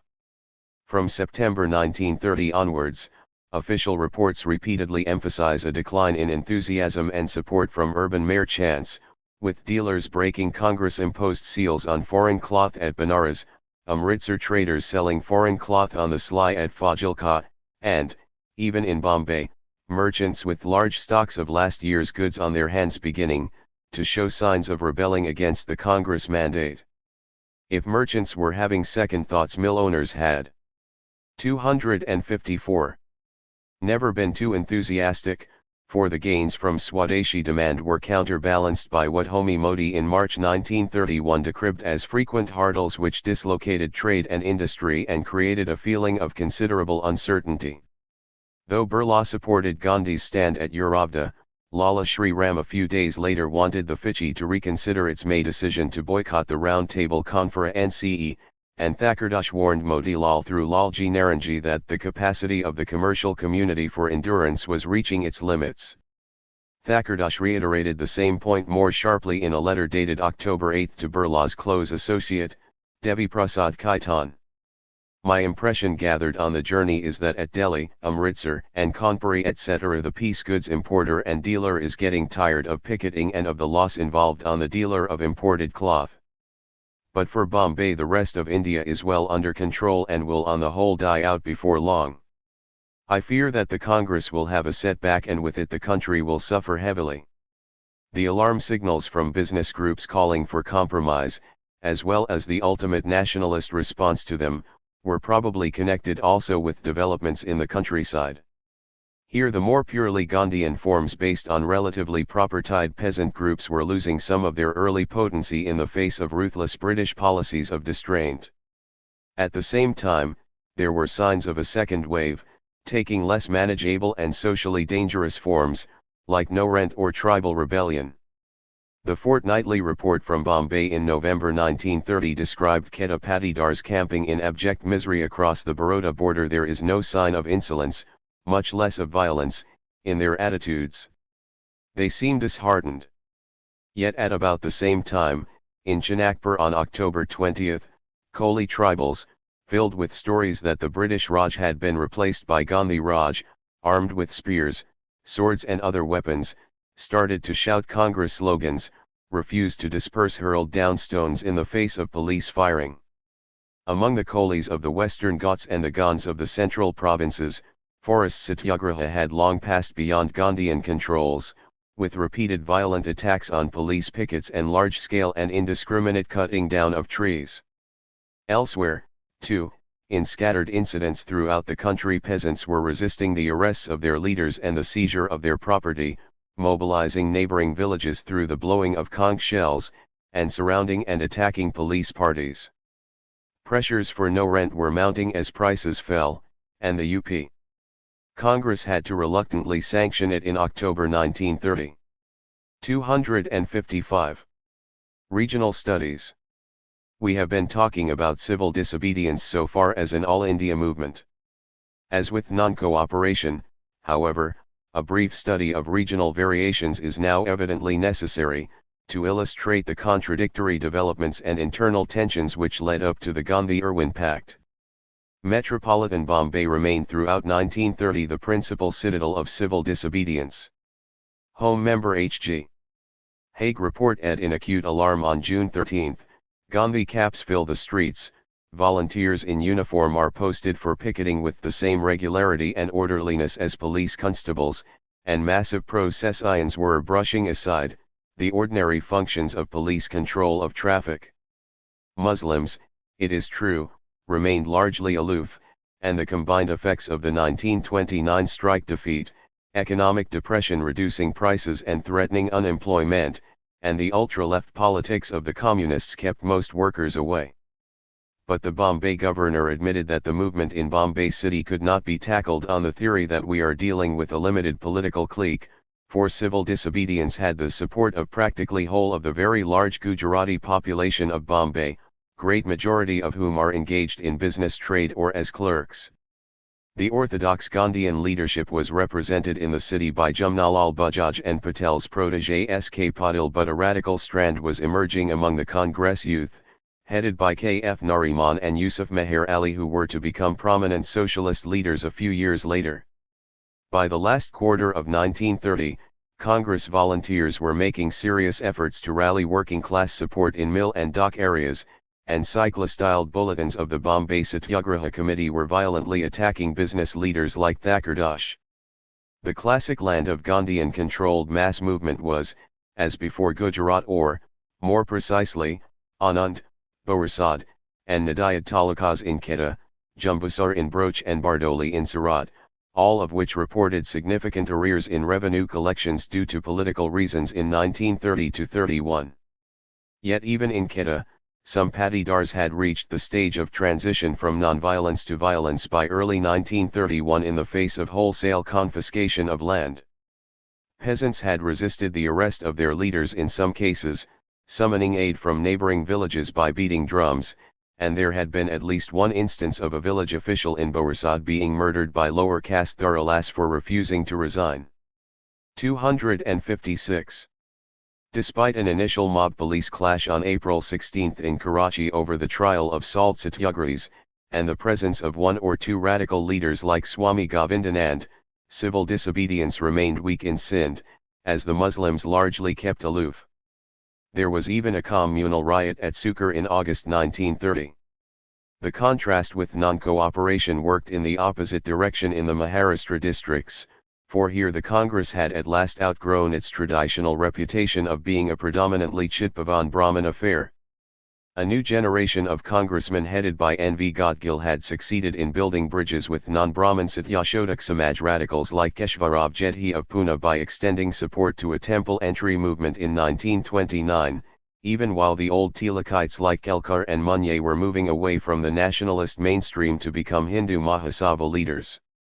The Congress, however, failed to win over the emerging political movement of the untouchable Mahars, whose leader, Dr. B.R. Ambedkar, attended the Round Table Conference in 1930 and raised there the demand for separate electorates. A similar pattern could be seen in the central provinces, from where the governor reported on July 23 that civil disobedience was sweeping up from Bombay into Berar and Maratha country. The popular attitude towards it is semi-religious, and to a considerable extent ignores considerations of personal loss. In Maharashtra, CP, as well as Karnataka, forest satyagrahas speedily became the most widespread and militant form of civil disobedience. AICC files report peaceful but truly massive violations of forest laws by 100,000 villagers at Sangamner in Ahmednagar, by 70,000 at Bagalan in Nashik, and at 32 places in Satara district on August 28, while large areas in the central provinces and Sirsi and Siddhapur talukas of North Kannada also became storm centers. Everywhere the forest movement tended to get out of hand, with leaders emerging from among the tribals themselves like Ganjan Korku of the Gans in Batul. Violent attacks on forest guards and police parties became extremely common in all these regions, and a later official catalogue of Congress violence lists 10 instances in the central provinces between July and October and 20 in Bombay Presidency between May and October 1930. By early 1931, preparations for a no-revenue movement had started in some Karnataka districts, while a fortnightly report dated December 1930 referred to attempts being made in parts of Maharashtra to influence the coats not to pay their revenue by inducing their tenants to withhold their rent. There 257 were some signs also of a spillover of popular agitation into neighboring princely states. Volunteers from Mysore participated in the Kannada movement, while a powerful no-tax campaign developed in the central Indian state of Chhattarpur in Bundelkhand between October and December, headed, interestingly enough, by a notorious dacoit, Mangal Singh, who demanded reduction in land revenue and was said to have visions of carving out a state for himself. On December 30, a crowd of 20,000, including about 1,000 armed with rifles, could be dispersed only by the timely arrival of a military contingent from British India, otherwise they would have advanced on Chhattarpur and forced the Maharaja to accede to all their demands. In Tamil Nadu, the onset of civil disobedience enabled the Gandhian no-changer leader C. Rajagopalachari to oust his Madras city-based Swarajist rivals, Satyamurthy and Srinivasa Iyengar, from leadership of the Provincial Congress in March 1930. Rajaji emulated his master by organizing a march from Trichinopoly to Vadaraniyam on the Tanjore coast to break the salt law in April 1930. This was followed by widespread picketing of foreign cloth shops, and, as in 1921, the anti-liquor campaign gathered considerable force in interior Tamil Nadu towns like Coimbatore, Madura, and Viruddhanagar.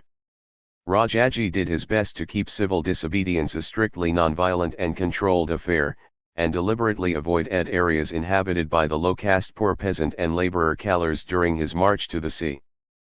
But, as elsewhere, civil disobedience in Tamil Nadu thrived upon the violent eruptions of the masses and the violent repression of the police.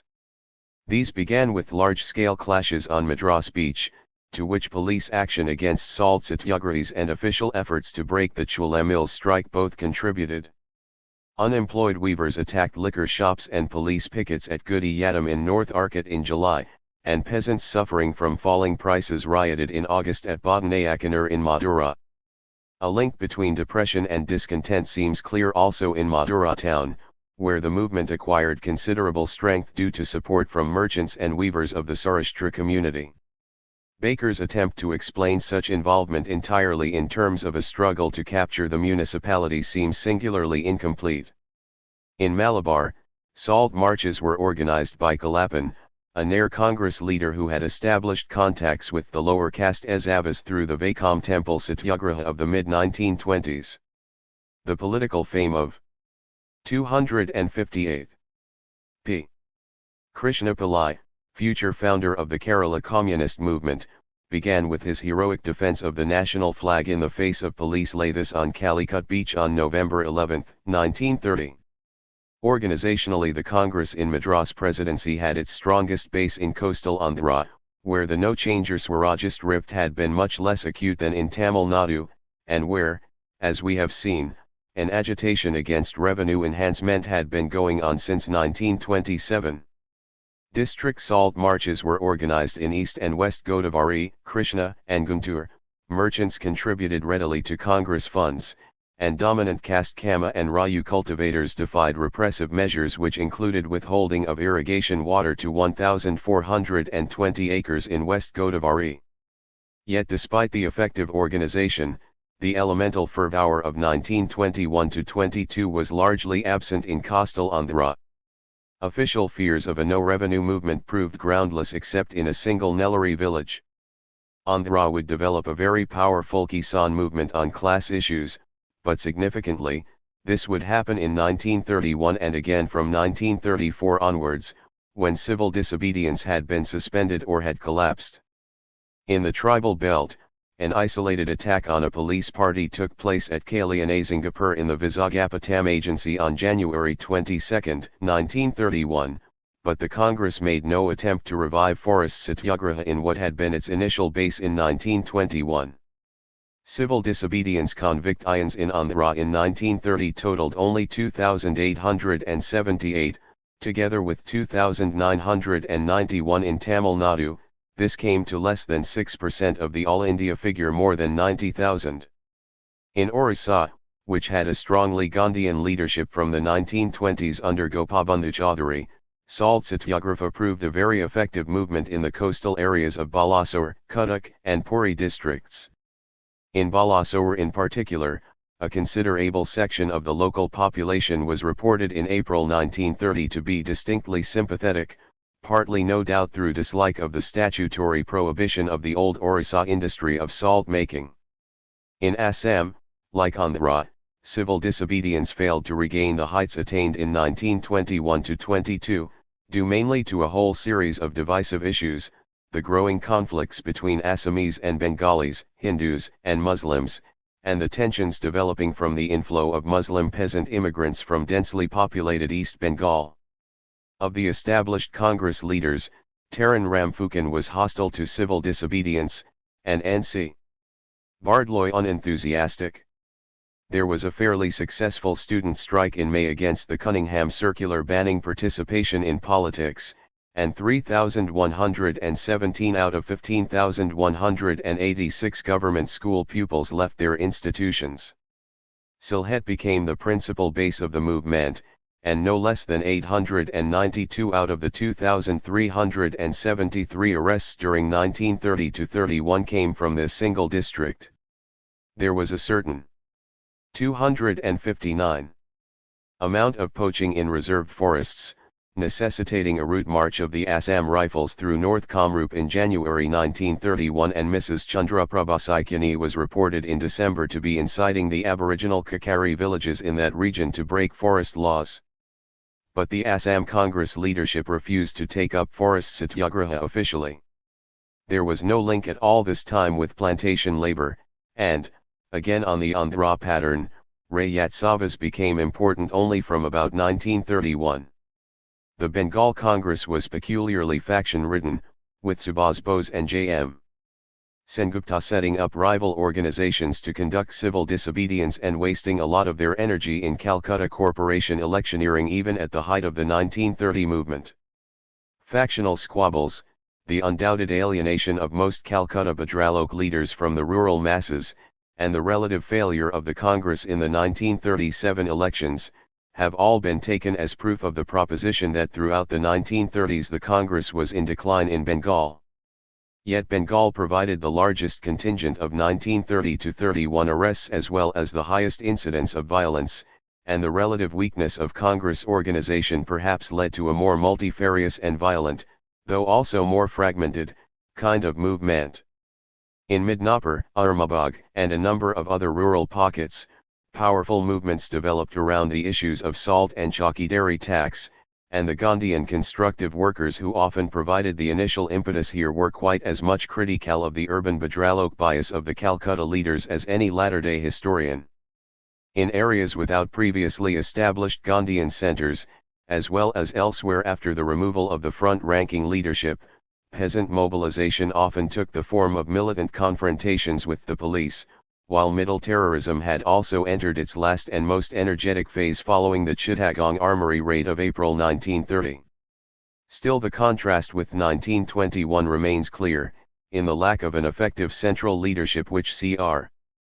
Das had then provided, the relative passivity of industrial labor, the absence of elemental tribal and poor peasant upsurges of the type then seen in outlying areas like Jaragram, Rangpa, Chittagong, and Tipura, and above all in the general aloofness of the Muslims. Early trends towards some amount of Muslim participation were cut short by communal riots, in Dhaka town in May and Kishoreganj villages in July 1930. Recent research indicates that in both places communalism was a distorted expression of social tensions which a more radical nationalist leadership could have possibly harnessed to the anti-imperialist. 260. Cause. Houses, shops, and godowns of Hindu moneylenders and merchants were the principal targets, and rioters seemed interested in snatching away debt bonds rather than in issues like cow slaughter or music before mosques. The Kishoreganj disturbances began with an attack on a Muslim talukdar's house, and here a movement started on class lines by a branch of the Workers' and Peasants' Party was taken over by communal mullahs after the communists had been removed by arrest. The pattern first made evident in the Swadeshi days was being repeated once again. The basic nationalist weakness in Bengal remained the failure to develop any clear anti-zamindar or anti-moneylender program, and this at a time when rural tensions were mounting due to the sharp fall in prices.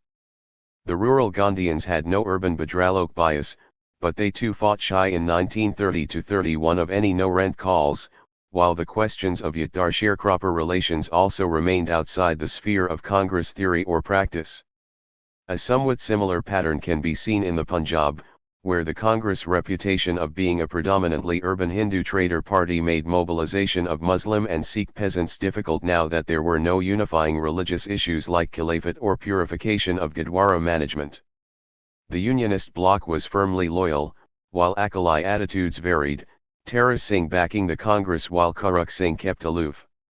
The British were still acutely nervous about the Punjab, due to its link with the army, proximity to a frontier province where the Khuda-Khidmatgar remained a serious problem and the existence of a radical fringe operating on the borderline of terrorism and Marxism, the Naujawan Bharat Sabha and the Kirti Kisan Group. Merchant support made boycott initially extremely effective, monthly sale of British cloth at the principal trade centre of Amritsar dropping from 25 lakhs to only 2 lakhs in July, but by September, as in other provinces, fortnightly report were speaking of the growing restiveness of the cloth merchants, many of whom were faced with imminent bankruptcy. In sharp and significant contrast, radicalism among urban youth was stimulated further by the death sentence passed on Bhagat Singh on October 7, while the Punjab governor on October 18 was expressing acute anxiety about falling agricultural prices. The mischief makers are already busy with the zamindars and cultivators and urging the non-payment of land taxes. Though the Akali-led Punjab Zamindar Sabha founded in October pleasantly surprised the British by remaining quite moderate, the Riasti Prajamandal combined support to civil disobedience with propaganda among the Sikh peasantry in the Fulkan states against the Patiala Maharaja. Even more interesting perhaps were a number of more or less spontaneous outbursts, peasants in Hisar district refusing rent and forcibly seizing crops of landlords in April. 261. Defiance of forest grazing regulations in Kangra in September, and, in December, widespread social banditry in Rohtak, with Jats assisted by others from lower castes attacking money lenders and grain dealers, robbing their property and burning their account books. There is little doubt that the sympathies of the Jat villagers are to a large extent with these disturbance. If it was not a case of Hindus on both sides, we should hear much more of it in the press. The strength as well as the limitations of civil disobedience in Bihar were clearly revealed in a report from the P.C.C. dated July 21, 1930. There had been practically no response from lawyers and students. The movement is practically entirely in the villages and in the hands of village people, and Deep Narayan Singh, newly appointed provincial dictator, was being recommended for working committee membership as a big zamindar and an old nationalist. While most big zamindars remained loyalist, the Congress had established a powerful and well-organized base among small landlords and better-off tenants through Gandhian constructive work, and the strength of the organization was indicated by the PCC claim in the same report that we have organized our own mail system. Organizational strength may have initially dampened elemental outbursts, for Governor Stevenson reported in July that things were much better than during non-cooperation, and that the semi-religious hysteria manifest in Bombay and CP was absent. Officials soon began singing a different tune, however, as emphasis shifted from an ineffective SALT campaign to a very powerful no chowkidari tax agitation. Nearly 11,000 were in jail by November, whole districts were refusing payment of chowkidari tax, foreign cloth and liquor sales dramatically declined, and administration had virtually collapsed in pockets like the Barhi region of Mungir. The provincial leadership with its strong small landlord links firmly refused, however, to take up no rent despite growing Kisan distress as prices fell. It is significant that the autonomous Kisan Sabha movement, which had started developing in Bihar under Swami Sahaj Anand in 1929, seems to have totally disappeared in the next year. Swamped by the atmosphere of multi-class national unity, it would revive only after the defeat of civil disobedience, in 1933-34, following the pattern already noted in Andhra or Assam. Gandhian restraints on nonviolence were breaking down even in Bihar, however, towards the end of 1930 and early 1931, with a series of attacks on police parties. In December, an anti-chowkidari tax demonstration in a Saran village defied 262. 27 rounds of buckshot, and on Independence Day in the following month at Begusarai a crowd chased the subdivisional officer into a ditch and could be dispersed only after 146 rounds of firing. The tribal belt of Chota Nagpur was also astir, with Banga Maji and Samra Maji leading a movement in Hajaribagh which combined socio-religious reform along Sanskritizing lines with Congress sympathies, while Santals elsewhere were reported to be taking up illegal distillation on a large scale under the banner of Gandhi. But such instances of lower-class militancy were accompanied by declining enthusiasm among small landlords and better-off tenants in the face of ruthless British attachment of property, and the Bihar Congress leadership welcomed the March 1931 truce with a sense of relief. The pattern of two phases in civil disobedience was perhaps clearest in the United Provinces, and Jawaharlal Nehru summed it up neatly in a comment drawn from experiences during a brief spell out of jail in mid-October 1930. The cities and the middle classes were a bit tired of the hardles and processions, but a fresh infusion of blood could still come from the peasantry, where the reserve stocks were enormous. Intelligentsia participation from the beginning was less than in 1921, with fewer resignations from schools or courts, and urban trader enthusiasm proved short-lived. In the countryside, however, pressures for no rent and what a fortnightly report of early September described as the growing tendency towards violence and the defiance of authority mounted as prices declined sharply from the autumn of 1930 onwards. After a tour of 21 districts, the UP Inspector General of Police reported on September 3 that Kanpur was the one major urban center giving cause for anxiety, but that the situation in villages, particularly in the Buland-Sharmirut region dominated by the Jats, was becoming ominous. Another contrast with non-cooperation lay in the virtual absence of large-scale Muslim participation. This further weakened the movement in the towns, while the Congress seems to have deliberately avoided Muslim-dominated pockets in the countryside when selecting centers for active civil disobedience. There was a serious riot in Benares in February 1931, provoked by picketing of a Muslim cloth shop, and in March a Congress call for a hartal in honor of Bhagat Singh led to major communal disturbances in Kanpur in which 290 were killed, the police keeping strangely quiet and thus indirectly encouraging mobilization on both sides, a pattern witnessed in Dhaka also, in the previous year. 263. The contrast with non-cooperation was double-edged, however, for civil disobedience in many areas in UP did become much more of a villagers' campaign, and Congress organization now was definitely more widespread, elaborate and disciplined.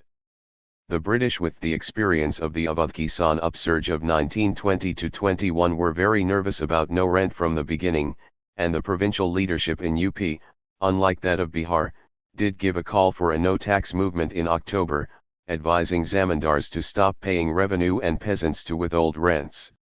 Jawaharlal's radicalism may have been partly responsible for the plunge.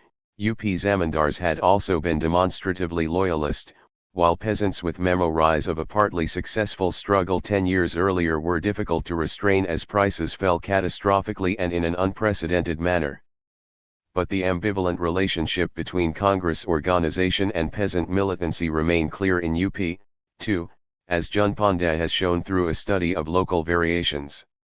Congress discipline was most marked in Agra under Sri Krishna Paliwal, an area with few big zamindars and a mass of small landlords and rich peasants, the latter mostly enjoying occupancy rights.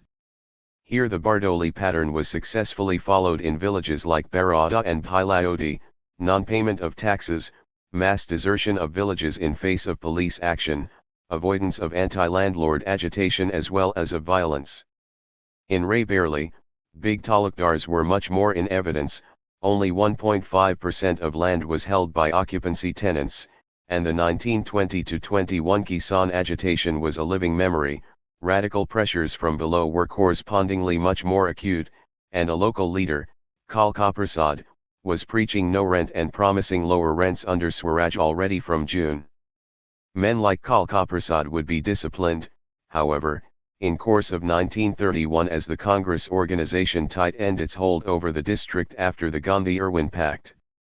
The most violent outbursts, including murder of some oppressive landlords, took place after March 1931, and not during the movement, and usually in areas relatively untouched by Congress agitation and organization in the Dub Tahsils of Allahabad, for instance, which had been avoided by the Congress because here Muslim landlords faced Hindu tenants, and there was a danger of communal riots. At Barabanki, Khadi or Charka was little in evidence, but local, formally Congress workers were preaching in mid-1931 that land was a gift of God and could not belong solely to the zamindars.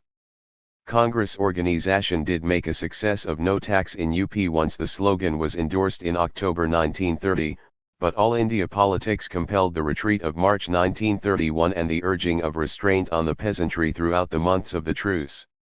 As we shall see, this was probably the psychological moment from the Kisan point of view, which was 264. Irrevocably lost. A Meerut settlement officer recalled in 1934, when at last congressmen definitely launched their no-rent campaign in the autumn of 1931, they found that they had missed the bus. Despite many local variations, available regional data thus seem to indicate a broadly similar pattern from the autumn of 1930 onwards of simultaneous decline and radicalization, a weakening in forms of struggle associated with bourgeois groups or peasant upper strata, accompanied by sporadic but fairly widespread tendencies towards less manageable forms. In such a situation, moves towards some kind of compromise settlement were only natural, both for the Gandhian leadership with its faith in controlled mass participation, as well as for business leaders with their counting house mentality and fear of peasant radicalism. Developments in London at the first session of the Round Table Conference meanwhile seemed to create an opportunity for compromise. The Round Table Conference. While thousands of Indians were going to jail or facing lathis, bullets, and loss of property, a largely unrepresentative handful had gone to London for constitutional talks with the multi-party British delegation. The Congress had kept away, as had most Indian business leaders apart from Homi Modi, but Muslim politicians were there in strength, along with Hindu Mahasabha leaders, liberals, and a big princely contingent. The mass upsurge in India had made implementation of the Simon Commission report of May 1930 all but impossible. Irwin admitted privately to Wedgwood Ben on June 19 that the report will provoke an explosion here by its stern refusal anywhere to mention dominion status. Some sort of promise of a change at the centre was evidently necessary, and here the idea of federation including princely India came as a real godsend for the British. A federal assembly with a major section nominated by princes should prove a safe enough body, and so, as Prime Minister Ramsay MacDonald declared at the end of the conference. 265. On January 19, 1931. His Majesty's government will be prepared to recognise the principle of the responsibility of the executive to the legislature. The idea formally came from the princes, specifically from the Diwans of Hyderabad and Mysore, but Hydari had been persuaded initially by the British Resident, Lt. Col. Terence H. Keyes, and the suggestion was eagerly taken up by British officials like Malcolm Haley and British politicians like Reading, Hoare, Zetland, and the very moderate Labourite Secretary of State Wedgwood Ben. Indian princes were interested in a weak centre which their entrance would also help to keep undemocratic, particularly at a time when mass pressure was threatening to bring about dominion status, at the very least with a central government dominated by the Congress, and here there was also an objective similarity of interests between princes and Muslim politicians alarmed by the prospect of Hindu majority rule. The British, in addition, carefully hedged in the promise of central responsibility with a series of reservations and safeguards in the crucial spheres of defence, external affairs, and financial and economic control, as MacDonald made clear in his January 19 speech. Working out the details of the scheme would take almost 5 years, for it soon became clear that federation was chameleon-like, and had been accepted in January 1931 out of a variety of motives. The princes thought it would reduce paramountcy claims, Muslims liked the idea of a weak centre, liberals like Supru were attracted by the promise of a responsibly centre, while most British politicians felt that through it they could grant a semblance of responsible government, and yet retain the realities and verities of British control. A second development playing into British hands was the failure of the Minorities Committee of the conference to come to any agreement, and here the responsibility lies very largely with the Hindu Mahasabha leaders, Munye and Jaikar, along with Sikh representatives.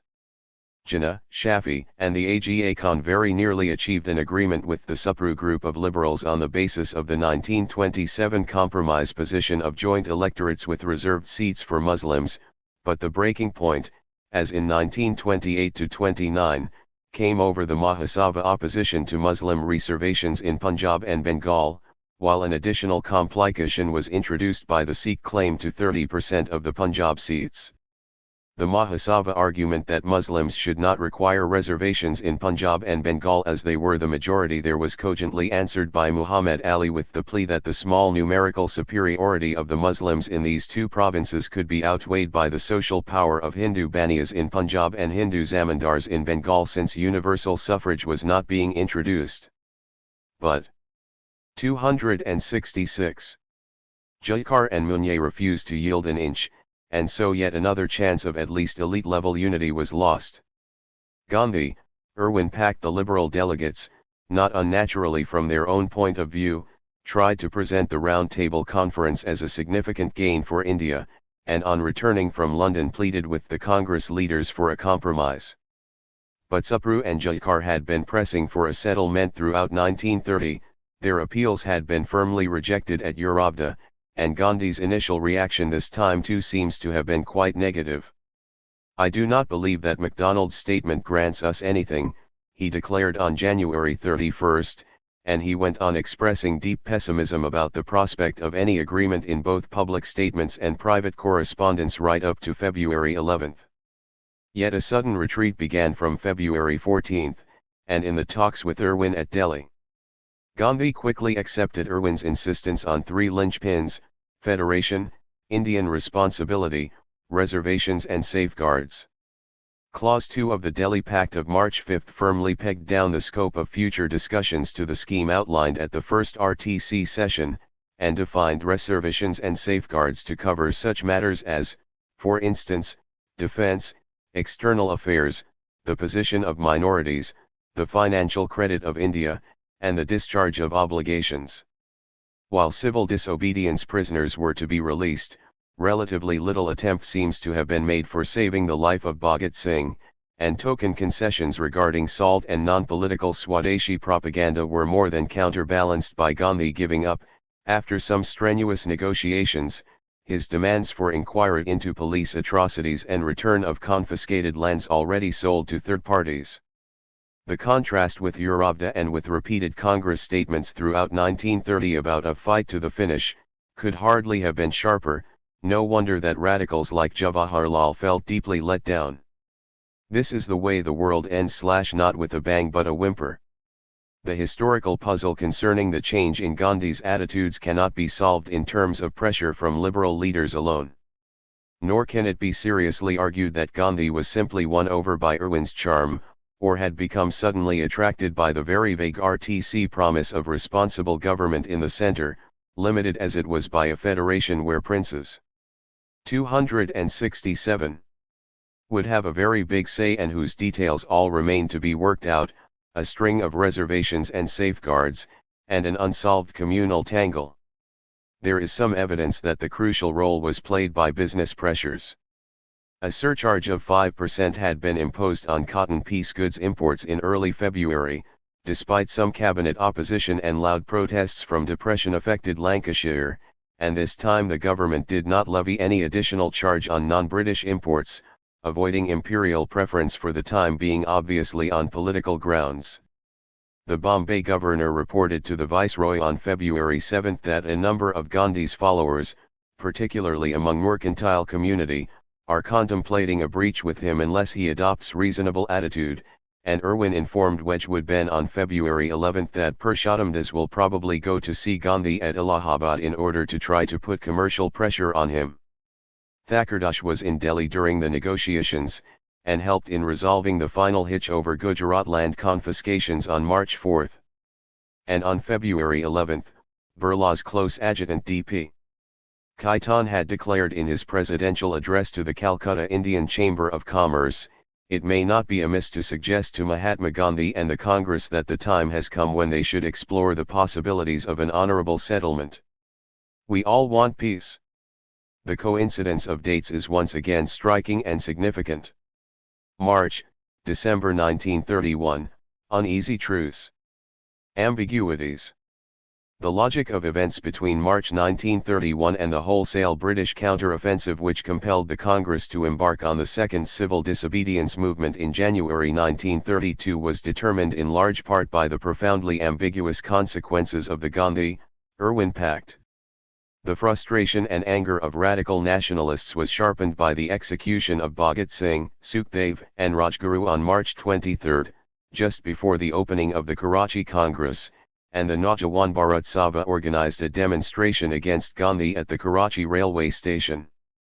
Yet the Karachi session is significant mainly as revealing the weaknesses of the left critics of Gandhi. Jawaharlal had utilized his spell in jail from October to January to work out a fairly radical agrarian program and to formulate what became a basic element in left nationalist strategy of the mid-1930s by suggesting a constituent assembly as the central political slogan. He spent 268 some sleepless nights after the Delhi Pact, but then surrendered easily to Gandhi and agreed to move the key resolution endorsing the agreement at Karachi. The death of Motilal perhaps had made him more psychologically dependent on Gandhi, and he was acutely aware of his own limitations, as compared to the Mahatma, so far as empathy with the peasantry was concerned.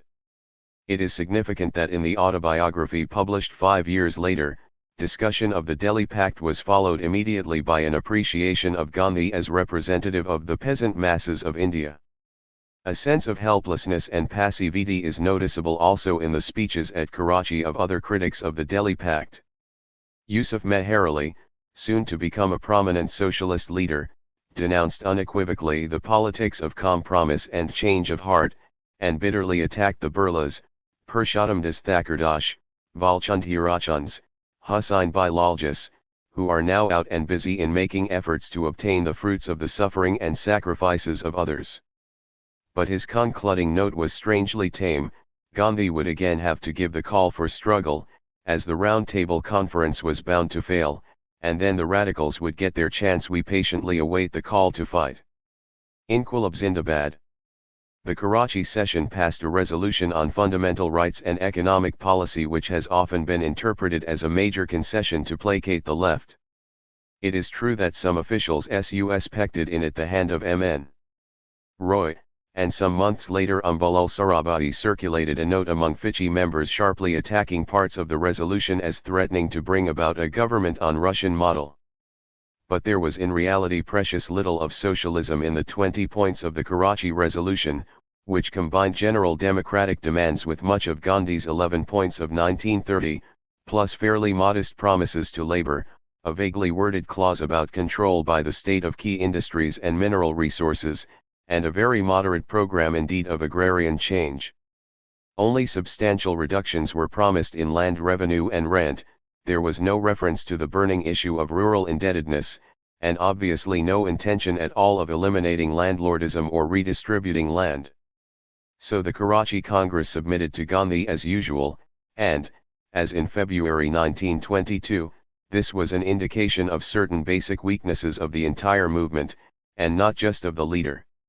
Civil disobedience had been marked by much scattered potentially radical manifestations, but no real alternative leadership had emerged. In its absence, rural militancy remained either entirely spontaneous, sporadic, and uncoordinated, or under the leadership. 269. Of village Gandhians with a limited outlook. Labor organization and militancy had declined sharply since 1928-29, and the communists, already weakened by the Meerut arrests, were going through a left sectarian phase in which they concentrated their fire on left nationalists, expelling Nehru from the League Against Imperialism in April 1930, and quarreling with Bose to the point of bringing about a second split in the ATUC at its Calcutta session in July 1931. They kept aloof from civil disobedience, and spent most of their energies quarreling among themselves. Yet the pact disappointed many others outside the rather narrow circle of conscious radicals with more or less definite socialist leanings. The Patidars of Quetta, Hardiman points out, considered the pact a betrayal since revenue had not been reduced and even the forfeited land remained largely unrestored, in sharp contrast to the Bardoli victory of 1928. The pact, rather than police lay this, broke the morale of the Patidars. Brian Stoddart and Jun Pandey have come to similar conclusions about coastal Andhra and UP. For both regions, 1931 was probably the psychological moment for full-scale no revenue and no rent movements in face of the first blast of the Depression, but for a crucial period of 9 months the Congress held back the peace entry, trying to honor the truce. It was the conclusion of the Gandhi-Irwin Pact, rather than the government's repressive policies, which altered the Congress hold on the coastal districts of Andhra. At the same time, it would be an oversimplification of a rather complex reality to describe the impact of the Gandhi-Irwin Pact in entirely negative terms.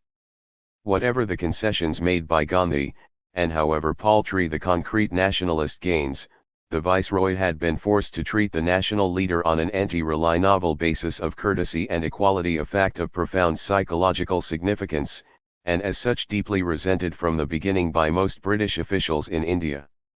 The average Congress worker released from jail seems to have gone back to his village or town almost as a victor, a mood vastly different from the near-total disenchantment and frustration of 1922. While Congress organization had virtually collapsed after the Bardoli retreat, 1931 was marked by a considerable extension of party machinery in many areas. By May 1931, for instance, the single district of Raebareli in UP had 32 Congress offices, 8,040 Congress members, 13,081 volunteers, and 1,019 villages flying Congress flags. What is more significant, a combination of economic pressures, heightened morale of the average Congress activist, official Congress reluctance to take up radical programs, and perhaps a certain disenchantment with the leadership, all produced a variety of pressures from below, making the truce. 270. Increasingly fragile, and stimulating secret official moves for an all-out counter-offensive. Pressures from below. In Bengal, where the disillusionment of educated youth about Gandhian nonviolence could only have been enhanced by the Delhi Pact, terrorism surpassed all previous records in 1931, with 92 incidents including 9 murders.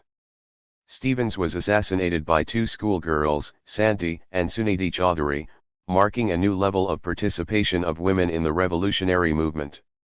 Nor was terrorism any longer confined to towns alone, at least in Chittagong, where no less than 52 villages were declared disturbed areas in May. A really frightened British government went in for draconian methods of repression, imposing a night curfew on all Hindu Bhadralok youth between 16 and 25 in Chittagong town, and shooting down detainees in jail at Hijli on September 16. Rabindranath addressed the protest meeting in Calcutta after this incident despite his general aloofness from nationalist politics during these years and well-known hostility to terrorism. A sweeping ordinance was issued on October 29 permitting indiscriminate arrest of alleged terrorist sympathizers. Meanwhile, at the other end of the country in the NWFP, the rapid growth of the Kuday Khidmatgar, made formally a part of the Congress in August 1931, led to further official complaints that the Congress was violating the March truce. The most serious threat, alike to the British and to the policy of compromise now being sought to be followed by the Congress leadership, came from deepening rural discontent as prices touched at a record low and revenue, rent, and debt burdens became correspondingly unbearable. In Quetta and Bardoli, purchasers of confiscated land and newly appointed village officials were socially boycotted, and revenue collections fell off again from May. Since the Gujarat rural base was so very vital, Gandhi spent much of his time in these 2 districts between March and his departure to attend the second session of the RTC on August 29. He threatened to cancel his trip to England if remedial action was not taken in Gujarat, and eventually, through talks with Willingdon and Home Member Emerson in Simla on 25 to 27 August, obtained an official inquiry into Bardoli Congress grievances as a special case. The UP rural situation proved less tractable and much more explosive. The Congress here tried to act as an arbitrator between zamindars and tenants. 271. Asking Kisans to send applications for rent reductions to the local Congress offices, the bureaucracy not unnaturally disliked this intensely, considering it as an attempt to establish institutions parallel to those of government. Gandhi issued a manifesto to UP Kisans on May 24, suggesting a compromise by which non-occupancy tenants should pay a minimum of 8 annas in the rupee of the current rent, and occupancy tenants 12 annas. The edge of this appeal was clearly directed against agrarian radicalism. Let me warn you against listening to the advice if it has reached you that you have no need to pay the zamindars or talukdars any rent at all. But officials soon complained that peasants were taking Gandhi's minimum rates as the maximum, and often stopping all payments, while local leaders and activists were emerging, all using the Congress name, but preaching a far more radical message like Kalka Prasad in Raebareli, for instance, or Anjani Kumar in the same district who picketed the house of the Raja of Shiogar as a protest against eviction of defaulting tenants. Shiogar, interestingly enough, had started a Kadi Vidyalaya, employing as a teacher there the wife of Saitala Sahai, the local Congress leader closest to Jawaharlal. Despite official charges of Congress instigation, there is ample evidence that the leadership including even Jawaharlal acted on the whole as a restraining force. Kalka Prasad was driven out of the district Congress, and things quietened down considerably in Raebareli after Jawaharlal's tour there in June. Agra, with its very powerful Congress machinery and Gram Seva San financed by Seth Uchal Singh, a nationalist landlord, remained very quiet apart from one isolated riot, while the main centers of agrarian radicalism, apart from Raebareli, were in Barabanki, with little Congress organization, and Manjunpur Tahsil in Allahabad, which the nationalists had avoided in 1930 due to the presence there of Muslim zamindars. In December 1931, with RTC negotiations clearly breaking down, the UP Congress did at last authorize no rent in some districts, but by then Governor Malcolm Haley's policy of judicious combination of repression and conciliation, had taken much of the edge out of peasant militancy. Yet the UP peasants had achieved something, winning remissions which, however inadequate, were still much in excess of those granted in other provinces or in earlier years of distress, and forcing on the Congress leadership a partial but growing recognition of the importance of questions of agrarian relations for the future of the national movement. By 1936, the UP leadership would come to advocate, at least in theory, the abolition of the zamindari system, well in advance of the Congress in other provinces. The months of the truce were marked by movements in many other regions, too, though these have received less publicity than the UP events. 272. Anti-autocratic and anti-feudal agitations were emerging in some of the princely states in Kashmir, for instance, in July 1931, where the inevitable confrontation between an overwhelmingly Muslim subject population and a Hindu ruling dynasty did acquire at times a certain communal tinge, but where the foundations were also being laid in these years of the powerful National Conference movement.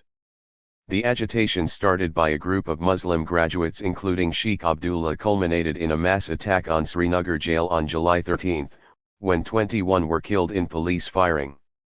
While the immediate result was a communal outburst, repressive measures in September 1931 led to attacks on police rather than Hindus, and the situation soon required British military intervention to help the Maharaja. In Jammu there were anti-moneylender riots in Mirpur, Kotli, and Rajouri talukas, and eventually the state set up a grievances inquiry commission with some non-official members on November 12. At Pujakata, a small state near Trichinopoly in July there was for some days what the Indian Annual Register described as mob rule. Crowds protesting against new taxes overpowered the police and military, burnt court records, released prisoners from jail, and forced the ruler to cancel the additional levy for the time being. In Bihar, the Congress leadership stuck to a strongly pro-zamindar line, but a strong Kisan Sabha movement was emerging in Gaya district under Jajanandan Sharma, later one of Sahajanand's closest associates. The Utkal PCC decided to set up Krushak Sanghas throughout Orissa in September 1931, and officials complained that Congress village work was worsening zamindar-tenant relations in districts like Puri. In coastal Andhra, pressures were mounting for a no-revenue campaign by late 1931, under local leaders like Dugirala Balaramakrishnaiyya of Krishna district, whose Telugu ballad Gandhi Gita popularized both agrarian and nationalist agitations. Andhra peasants living in zamindari areas were also being organized for the first time, particularly on the vast Venkatagiri estate covering 2,117 square miles in Nellore. A forest satyagraha began here in 1931, against grazing fees through which the zamindar was curtailing traditional peasant rights to fodder and timber. Leadership was provided by N.V. Ramanayudu and N.G. Ranga.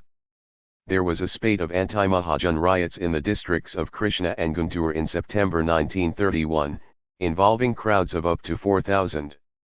In Kerala, with its particularly atrocious forms of caste discrimination, the Guruvayur temple satyagraha, which was started under the Congress leader Kalappan in November 1931, had a major radicalizing impact. Volunteer jathas covered on foot large parts of both Malabar and the princely states of Travancore and Cochin, and despite the onset of civil disobedience, satyagraha continued in Guruvayur till called off at Gandhi's orders in September 1932. Among the activists at Guruvayur was a school teacher. 273. Named A.K. Gopalan, soon to become Kerala's most popular communist peasant leader. Official attitudes. Mounting popular pressures during the truce month strengthened the tendency in British official circles to plan a wholesale counter-offensive through a preemptive strike. D.A. Lowe has shown in an important article that the shift in British attitudes, usually attributed to Irwin's successor Willingdon, really had its roots in some official thinking already during the first civil disobedience movement and in the strong bureaucratic reaction to the Viceroy's treatment of Gandhi as an equal in February-March 1931. The basic idea, as Lowe puts it, was of civil martial law, empowering civil officials with sweeping, near-military powers, instead of directly calling in the army as at Amritsar in 1919. Home member Emerson emphasized in May 1931 that maintenance for the time being of the Delhi Pact must be accompanied by the determination to strike at once and strike hard, if and when the settlement breaks down, and a draft Emergency Powers Ordinance was prepared months before the actual crackdown of January 1932. The hardening of official attitudes in India was helped by a simultaneous shift to the right in British politics, with the Tory-dominated national government headed by the renegade Labour leader Ramsay MacDonald assuming office in September 1931, and with the Lancashire and British business counter-offensive developing as the world economic crisis deepened. The new Tory Secretary of State, Samuel Hoare, threatened to override the Fiscal Autonomy Convention in September 1931, when the Government of India, in serious financial difficulties as revenues from customs, income tax and railways were all declining due to the economic crisis, decided to raise the cotton duty from 20 to 25% without imposing politically explosive countervailing excises or imperial preference. In a pattern which would be often repeated during the 1930s, the Home authorities eventually agreed to the new tariff despite Lancashire protests, but insisted on keeping the rupee tied to sterling at 160 when Britain went off the gold standard on September 21, 1931. A floating rupee would have devalued considerably, adversely affecting payment of home charges and remittance of profits. Metropolitan financial considerations were thus given top priority, even at the cost of some sacrifice for the sectional interests of Lancashire. At the second session of the Round Table Conference, officials and British business representatives insisted that the Viceroy should retain enormous reserved powers in finance. Burlaw calculated that under the 274 proposed federal structure, the supposedly responsible Indian finance minister would effectively control only 15 crores out of a total revenue of 130 crores. British business delegates like Benthall also pressed hard for commercial safeguards, guaranteeing foreign capital in India against discrimination by nationalist governments. At the political level, too, there were signs of a return towards Simonism. Indians must be more and more forced back upon provincial autonomy as the first step to be taken, Hoare informed Willingdon on October 2, 1931. The overall situation made Gandhi's participation at the Round Table Conference singularly futile. The session was soon deadlocked on the minorities issue, with separate electorates being demanded now not only by Muslims but by depressed castes, Indian Christians, Anglo-Indians, and Europeans, and all these groups came together in a minorities pact for joint action on November 13. Benthall in particular cultivated the Muslim delegates, obtaining their support in return for a promise that we should not forget their economic plight in Bengal and do what we can to find places for them in European firms. Gandhi desperately fought against the concerted move to make all constitutional progress conditional on a solution of the communal problem. That solution, he argued, would be the crown of the Swaraj constitution and not its foundation, and on October 5 Gandhi even offered to accept all Muslim claims provided they supported the Congress demand for Swaraj. But the Muslim delegates bluntly rejected the offer, and Gandhi's generosity was certainly not shared by the Mahasabha delegates, who along with the Sikhs bitterly opposed anything that could give a majority to Muslims in the Punjab. On the federation question, too, the princes were now speaking in different voices and seemed much less enthusiastic than in 1930, for the threat of an immediate change in the centre had diminished now that Congress had called off its movement. A British move to postpone discussion of changes at the centre altogether was scotched only because of opposition from the otherwise pliable Supru, Jinnah, and Ambedkar, and MacDonald ended the session on December 1 with a reiteration of his January 19 stand, announcement of 2 new Muslim majority provinces, the setting up of an Indian consultative committee and 3 expert committees, and holding out the prospect, both humiliating and dangerous from the nationalist point of view, of a unilateral British communal award if the Indians failed to agree. The whole thing had been a pointless exercise, inevitably so because Gandhi had given up during the Delhi negotiations the demand for majority. 275. representation for his party, which had led to the rejection of the Irwin offer in December 1929. The Congress instead had accepted parity at the RTC with a variety of sectional interests, some of them quite minor or unrepresentative. An obviously outmaneuvered Gandhi returned to India on December 28, to find Nehru and Ghaffar Khan in jail and large-scale repressive measures already underway in Bengal, UP and NWFP. Willingdon rudely turned down Gandhi's request for an interview, leaving the working committee with no option but to resume civil disobedience. On January 4, 1932, the long-prepared plans for preemptive strike went into operation, with a battery of ordinances banning Congress organizations at all levels, arresting leaders, activists, and sympathizers, and providing for confiscation of property. There was to be no drawn battle this time, declared Hoare.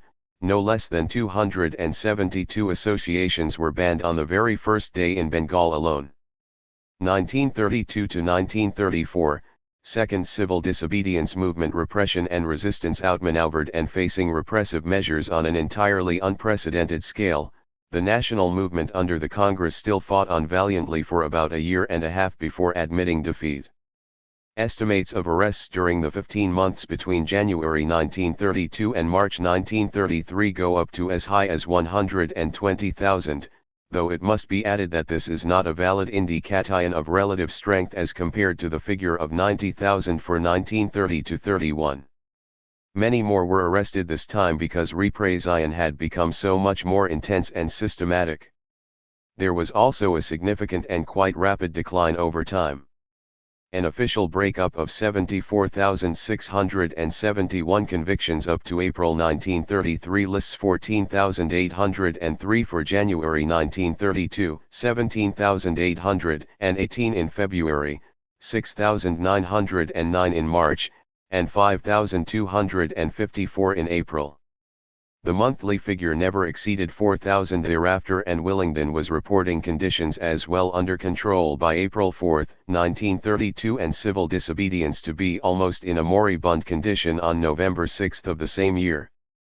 Provincial breakups for convictions give high percentages relative to total population for Bombay Presidency, Bihar, and Orissa, UP, Bengal and C.P. as contrasted to only 0.008% in Punjab and 0.007% in Madras.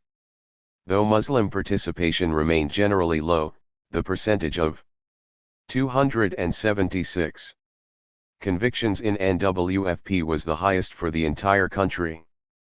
Women numbered 3,630, and the extent to which the Congress had become a real mass movement is indicated by the fact that illiterates comprised 759 out of 904 in Madras and 1,550 out of 2,004 in UP. In an early 1932 estimate, 1,397 out of this UP figure were described as tenants or laborers. Civil disobedience in 1932-33 comprised a wide range of activities, in part because so very many things had now become illegal, and civil liberties almost totally suppressed. Willingdon, while finalizing plans for the January 4 attack, confessed that he felt he was becoming a sort of Mussolini in India. The forms of defiance included picketing of cloth and liquor shops, closing of markets and boycott of white or loyalist business concerns, symbolic hoisting of Congress flags, holding in public of illegal Congress sessions, salt satyagrahas, non-payment of chowkidari taxes, no rent as well as no revenue, forest law violations, and a certain amount of illegal Congress functioning and use of bombs, the latter two methods later strongly condemned by Gandhi. Willingdon's letter of April 4, 1932 described Bombay City and Bengal as the two black spots. Bombay City to its governor remained the keep of Gandhism, where the Congress have got a deeper hold than anywhere else in India. Massive participation by the Gujarati business community, and particularly, it seems, of the smaller traders, badly disrupted the central Mulji raw cotton market till October 1932, when the government decided to help white firms threatened with ruin by very effective blacklisting and pushed through a law establishing official regulation of the cotton trade. But mill workers remained aloof, as in 1930, and Muslims at times hostile. There was in fact a major series of communal riots in Bombay City between May and July 1932. In the countryside, whether in Bombay or elsewhere, response on the whole seems to have been less than in 1930, for the Congress had spiked its own guns during the 1931 truce and missed the psychological moment for an all-out no revenue and no rent movement. Quetta and Bardoli were handicapped this time by the British success in pressurizing Baroda to close its borders, and only 15 villages were withholding revenue in Quetta by February 1932. A village like Ras, in Quetta, however, was still refusing revenue in 1933, though its patidars had lost by then 2,000 acres of land and some of them had been stripped naked, publicly. 277. Whipped, and given electric shocks by the police.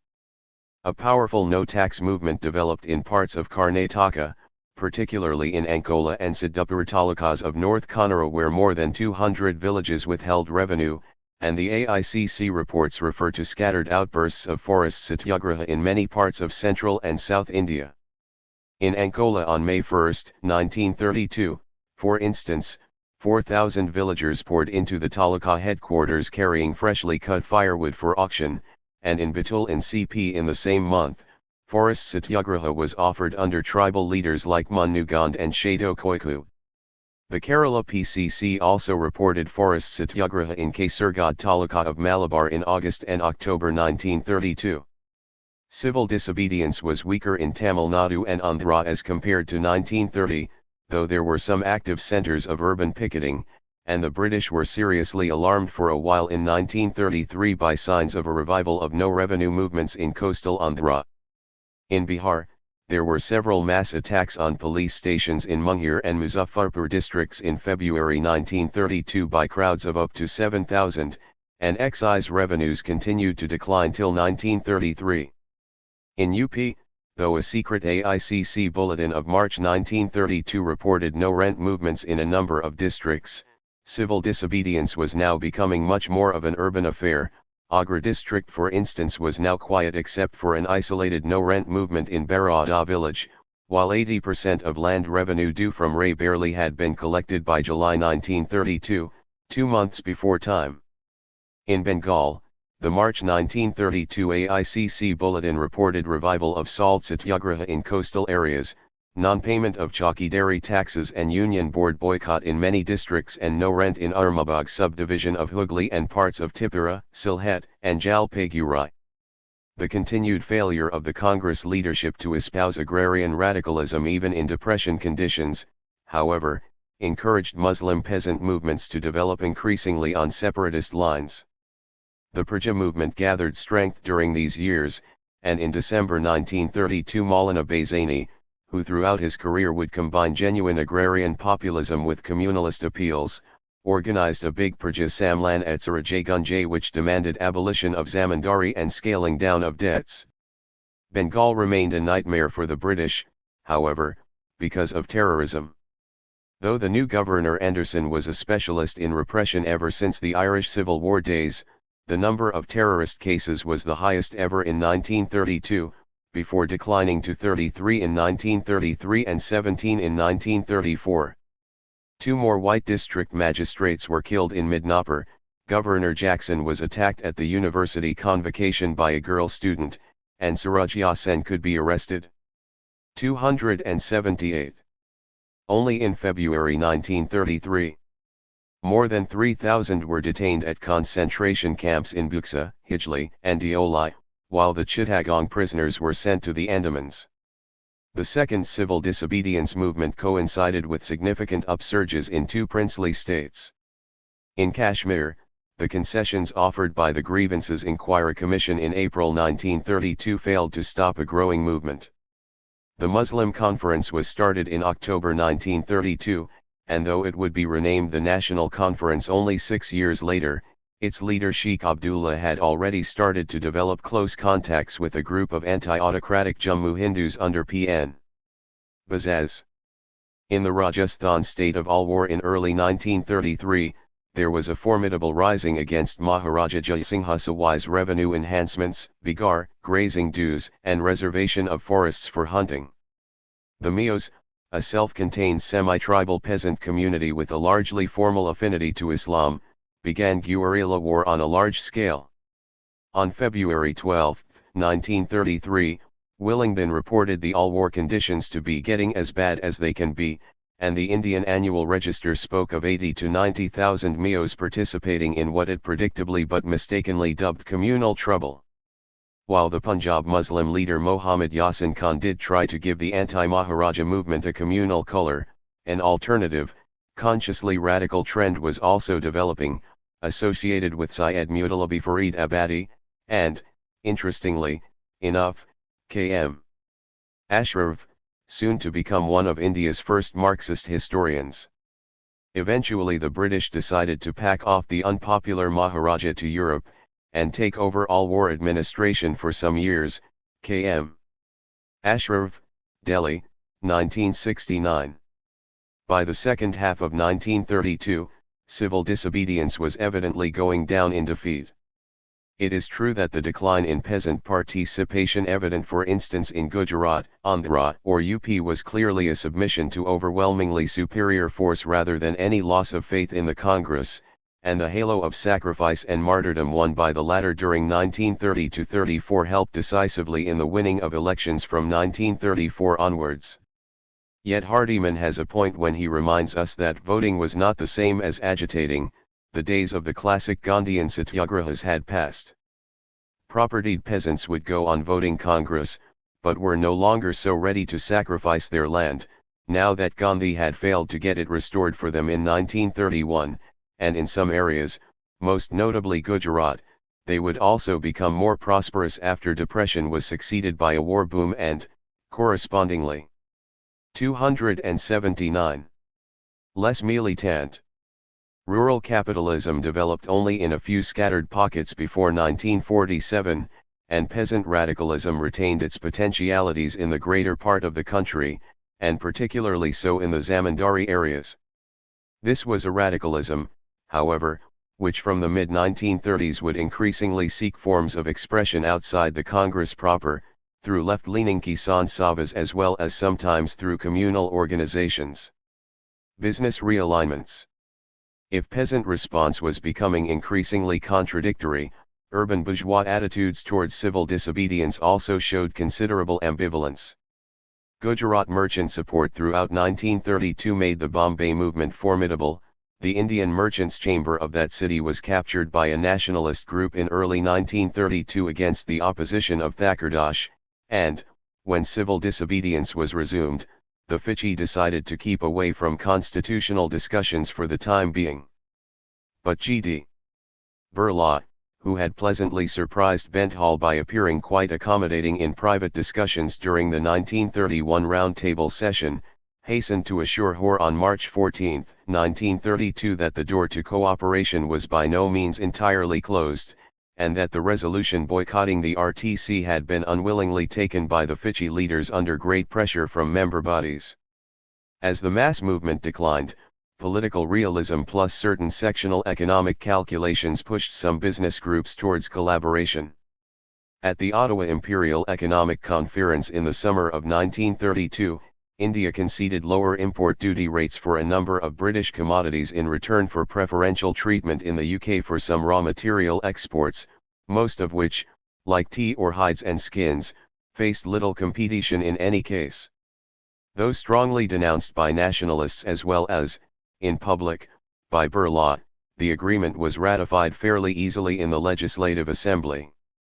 Bombay textile magnates in 1932–33 were much more worried by Japanese competition in coarser piece goods than by an evidently weakened Lancashire, and this provided the basis for the notorious Lees-Modi Pact of October 1933, by which Bombay agreed to further preferences for British textiles imports in return for a Lancashire promise to buy more Indian raw cotton. Japan had been cutting down its Indian raw cotton purchases as retaliation for high import duties in India, and so a new outlet for Indian cotton was needed if anti-Japanese tariff walls were to be retained. Nationalists were furious at this betrayal through acceptance of lower tariffs for Lancashire, and so were Ahmedabad textile magnates who produced fine cloth in competition with Lancashire and had no desire to see the long staple cotton. 280. It needed flowing away to the UK. But Bombay mill owners and Tatas together represented a formidable combination, and politically, too, THIRD was pleading for some understanding by June 1932, and Birla repeatedly tried his hand as mediator between the government and Gandhi during 1932–34. Yet strong objective compulsions, both economic and political, existed to prevent anything like total sellout or unqualified collaboration by Indian business groups.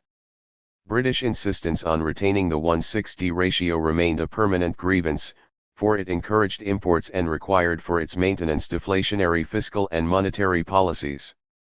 Governments elsewhere in the capitalist world were fighting depression by greatly extending public expenditure, but in India so-called sound finance remained a dogma, and investments in railways and irrigation were drastically cut down. The massive gold exports which began from 1931 helped the government to meet home charges and debt payments at a time when commodity exports were declining catastrophically. They were deeply resented, however, by Indian business and public opinion, which attributed them to distress sales by depression-affected peasants, and Congress volunteers tried to picket gold export shops in Bombay, though radical nationalists also suspected at times that men like THIRD and Birla were secretly making lakhs from this immoral traffic.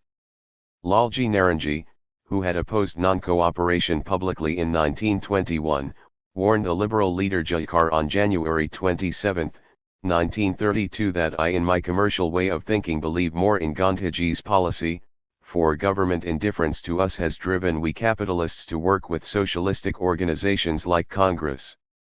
On a purely temporary and limited basis, Naranji hastened to add.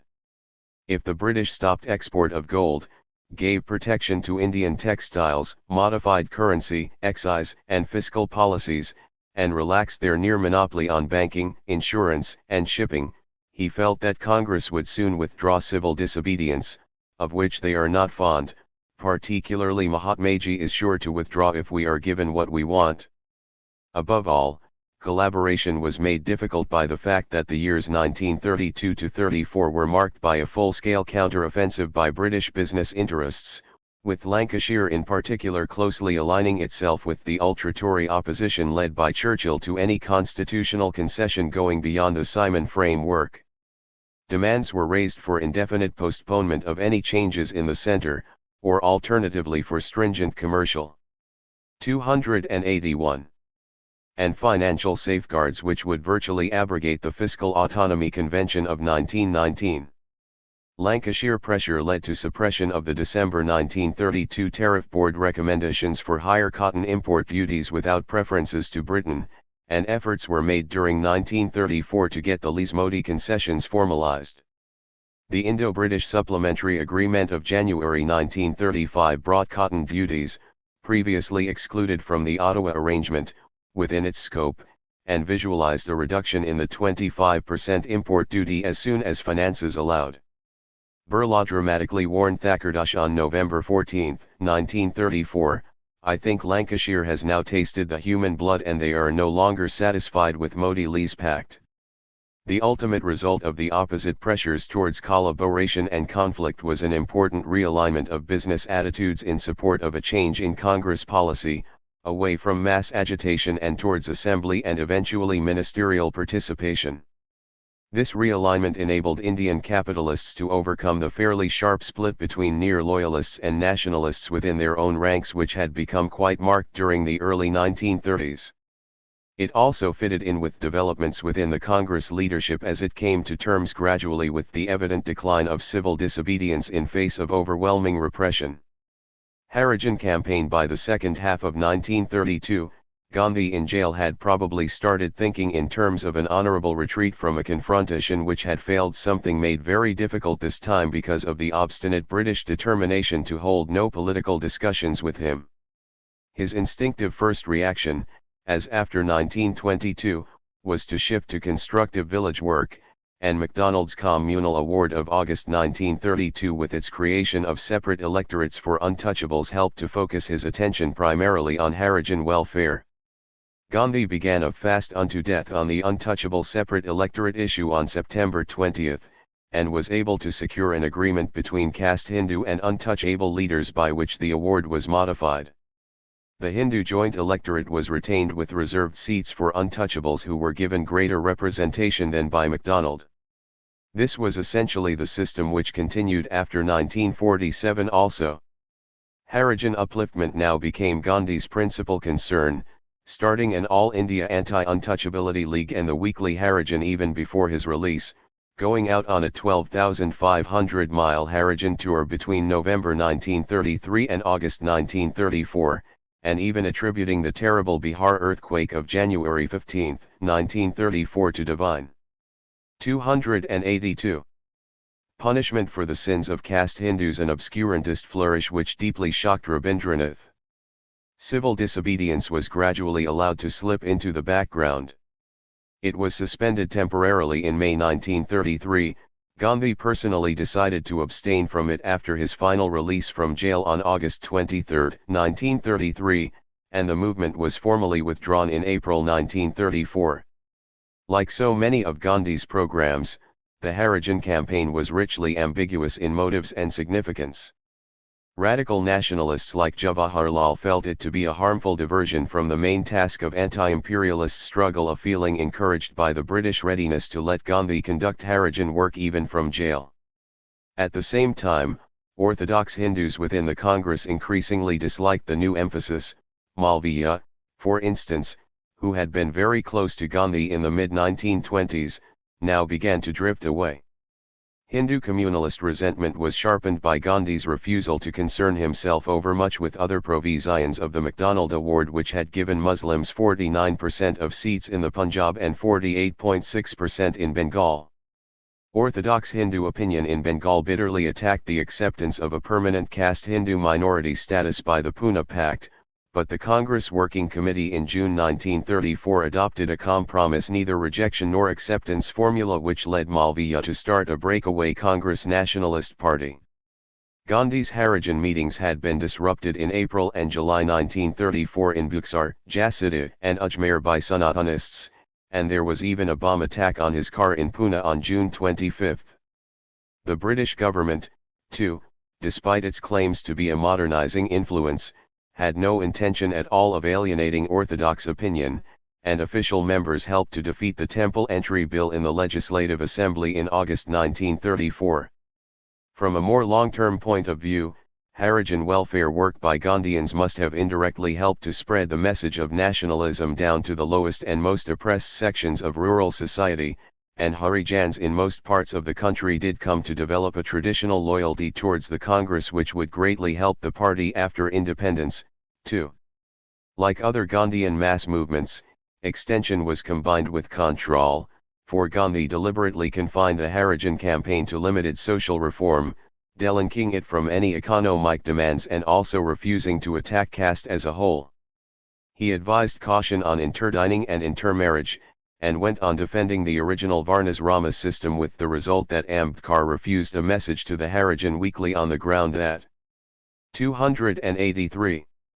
Nothing can emancipate the outcast except the destruction of the caste system.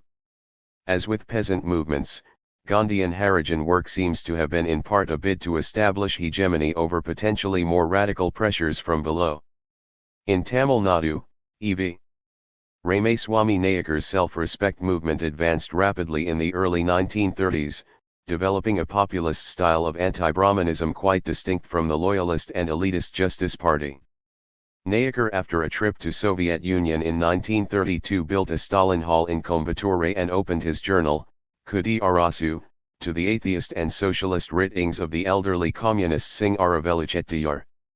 Though Nayakar's socialism proved a passing flirtation, some self-respect cadres like P. Jeevanandan did later become communist leaders. Gandhi encountered an anti-religious mood in Kerala, too, for here the Ezhava caste organization, SNDP Yogam, had been captured after the death of the Gandhian TK.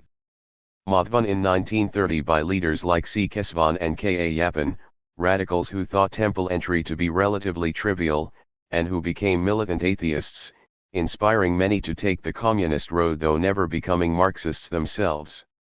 In general, however, the Indian left failed to devote sufficient attention to the complex interrelations of caste and class, and Gandhi surely had a point when he rebuked Narendra Dev on August 2, 1934 for forgetting to mention untouchability in the draft program of the Congress Socialist Party. Return to council politics. While Birla contributed financially to the Harijan campaign, and even agreed to preside over the Anti-Untouchability League, business groups in general were much more interested in having the Congress back in the legislatures as an effective pressure group which could lobby for them. The prospect of full responsible government in provinces added to the attraction, which was strongly felt also by the bulk of the Congress leaders. Plans for a return to electoral politics through a revived Swarajya party were floated by Satyamurthy in October 1933, and quickly taken up by Vallabhbhai Desai, Ansari, and B.C. Roy in April 1934. Things were somewhat complicated by the breakaway of the Hindu communalist Malviya group on the communal award question, but the trend back towards conventional politics was clear. It is significant that Gandhi in a letter to Birla in April 1934 acknowledged that there will always be a party within the Congress wedded to the idea of council entry. The reins of the Congress should be in the hands of that group. Council entry supporters in Tamil Nadu. 284. In 1934 included Rajagopalachari, the staunch no-changer of the 1920s, as much as the Swarajist veteran Satyamurthy. The mid-1930s would be marked by a gradual coming together of orthodox Gandhian constructive workers and advocates of council entry in a common front against a growing challenge from the left, and there is ample evidence that business advice and pressures played an important part in this process of formation of a definite Congress right. I should like you to keep yourself in touch with Vallabhbhai, Birla advised Thakurdash on April 12, 1934. If the Swaraj Party is to be successful, they will have to collect some fund for fighting the new election, and I would suggest that fund should not be supplied from Bombay without being satisfied that the right type of men are being sent. And again, on August 3, 1934, Vallabhbhai, Rajaji and Rajendra Babu are all fighting communism and socialism. It is therefore necessary that some of us who represent the healthy capitalism should help Gandhiji as far as possible and work with a common object. The left alternative. The emergence of the left alternative, which obviously alarmed such men, lay in the logic of civil disobedience itself, for it had inevitably aroused expectations which it could not satisfy. World events also played a notable part.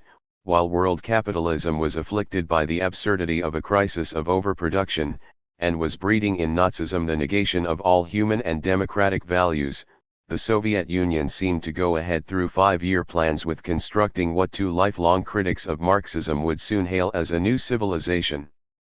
Its image had not yet been tarnished by Stalinist purges or a Nazi-Soviet pact. In May 1933, when Gandhi suspended civil disobedience for the first time, Subhas Bose and Vithalbhai Patel issued a statement from Europe repudiating his leadership. More significant, as representing an ideological alternative, was Jawaharlal's intellectual radicalization in prison. His letters to his daughter, later published as Glimpses of World History, and the autobiography written in jail in 1934-35, marked the height of Nehru's interest in and partial commitment to Marxian socialist ideas. Out of jail for a brief period between July 1933 and February 1934, Nehru made clear his theoretical differences with Gandhi in letters and articles published as Whither India? Repeatedly emphasized the need to combine nationalist objectives with radical social and economic programs, and also bitterly attacked Hindu communalism. As always, however, Nehru drew back from any total breach with Gandhi and saw no reason why he should walk out of the Congress, leaving the field clear to the social reactionaries. He did not approve of the moves being made then to start a socialist party. Gandhi was not particularly alarmed. His communist views need not frighten anyone, but many British officials considered Nehru to be the high priest of communism, and packed him off to jail again at a time when practically every other leader was being released. The idea of a distinct socialist ginger group, working within the Congress but trying to push it leftwards, had been floated in Nasik jail meetings in 1933 where the participants included Jayaprakash Narayan, Akhud Putvardhan, Yusuf Meherali, Ashok Mehta and Manu Mazaini. The UP Congress leader Sampurnanand drew up a tentative socialist program for India in April 1934, and the Congress Socialist Party was formally started next month at a conference in Patna chaired by Narendra Dev. Ambiguities were there from the beginning, for the CSP wanted to remain within the Congress, but was sharply opposed to its leadership and ready to cooperate with non-Congress leftist groups. The ideology of its founders ranged from vague and mixed-up radical nationalism to fairly firm advocacy of Marxian scientific socialism, which Narendra Dev at the Patna meeting distinguished sharply from mere social reformism. Right-leaning Congress leaders disliked the new trend intensely, Sitaramaiah going so far as to describe its founders as scum in a letter to Patel on September 21, 1934, and the Working Committee in June 1934 condemned loose talk about confiscation of private property and necessity of class war as contrary to non-violence.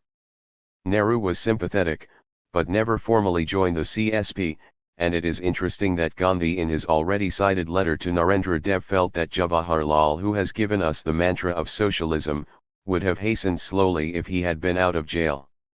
The letter went on to make the prediction that Nehru would be the natural wearer of the Congress crown of thorns when I and other elderly men and women retire, a point which Gandhi repeated soon afterwards for the benefit of Vallabhbhai Patel, too. The C.S.P.'s quick advance in provinces like UP was somewhat illusory. Much of the support was purely opportunistic, coming from groups with factional quarrels with the established Congress leadership at various levels, and most of the CSP founding fathers were to have extremely checkered 286 and by no means consistently leftist political careers in the future. Yet CSP propaganda did help considerably in stimulating thinking in Congress ranks and leadership on questions like radical agrarian reform, problems of industrial labor, the future of princely states, and non-Gandhian methods of mass mobilization and struggle. Narendra Dev's general strike of workers and peasants, which Gandhi found intoxicating and too dangerous in August 1934. CSP activists were able to develop close connections with the emerging Kisan Sabha movement, particularly in Bihar and Andhra. Several Kisan marches were organized in 1933-34 through coastal Andhra districts.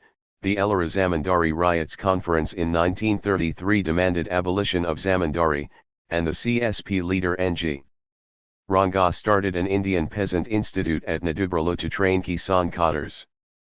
In Bihar, a section of the Congress leadership had initially encouraged Sahajananda in 1933 to revive the Kisan Sabha, which had been allowed to go defunct during civil disobedience, as a counter to the moves of the loyalist Zamindar-dominated United Party to woo peasants for electoral purposes through concessions on minor issues like right to plant trees, dig wells, and transfer holdings after paying salami.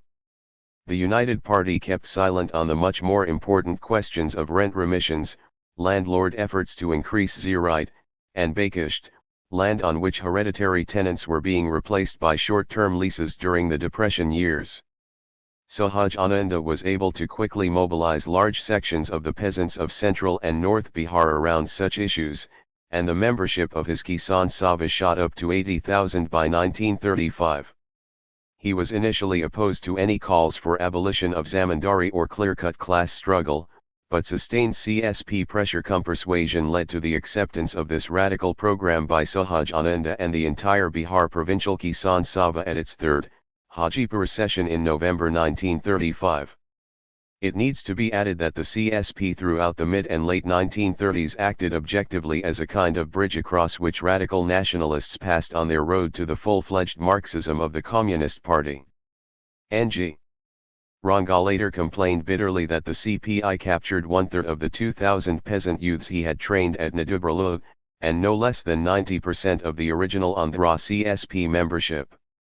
The CSP also was made use of as a legal front or cover by growing numbers of convinced communists, as the CPI remained illegal from 1934 to 1942, 1933 and 1934, finally, were years of a significant labor revival, closely associated, like the late 1920s, with communist activity.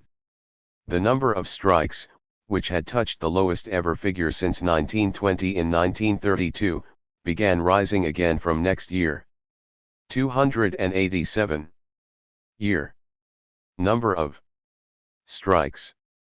Number of workers involved. Workdays lost. 1932. 1933. 1934. 118. 146. 159. 128,099, 164,938, 220,808. 1,922,437. 2,168,961, 4,775,599. See Reverie, Indian Trade Union Movement, pages 183-5. British jute and Indian cotton mill owners alike tried to pass the burden of depression onto the workers through retrenchment, rationalization, and wage cuts. Average daily earnings in Bombay textiles, for instance, had fallen by 16.94% in December 1933 as compared to July 1926, and despite the counterbalancing effect produced by falling prices, even real wages had started declining in 1934. The trade union movement had been gravely weakened by the Meerut arrests and the repeated splits in 1929 and 1931, creating the moderate National Trade Union Federation and the Communist Red Trade Union Congress as rivals to the ATUC. Though the jailed leaders were soon replaced by younger communist militants headed by men like B.T. Ranadive and S.V.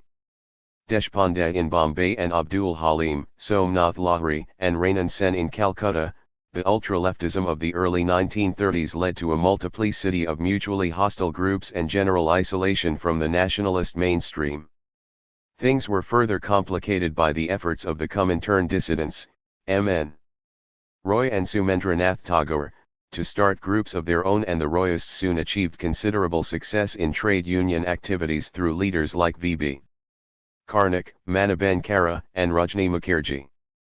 A Labour Party was started in Calcutta by Niharendu Dutta Majumdar, a barrister who developed into an effective trade union leader. From 1934 onwards, however, there were clear signs both of renewed labour militancy and of tendencies towards reunion of communist and trade union factions.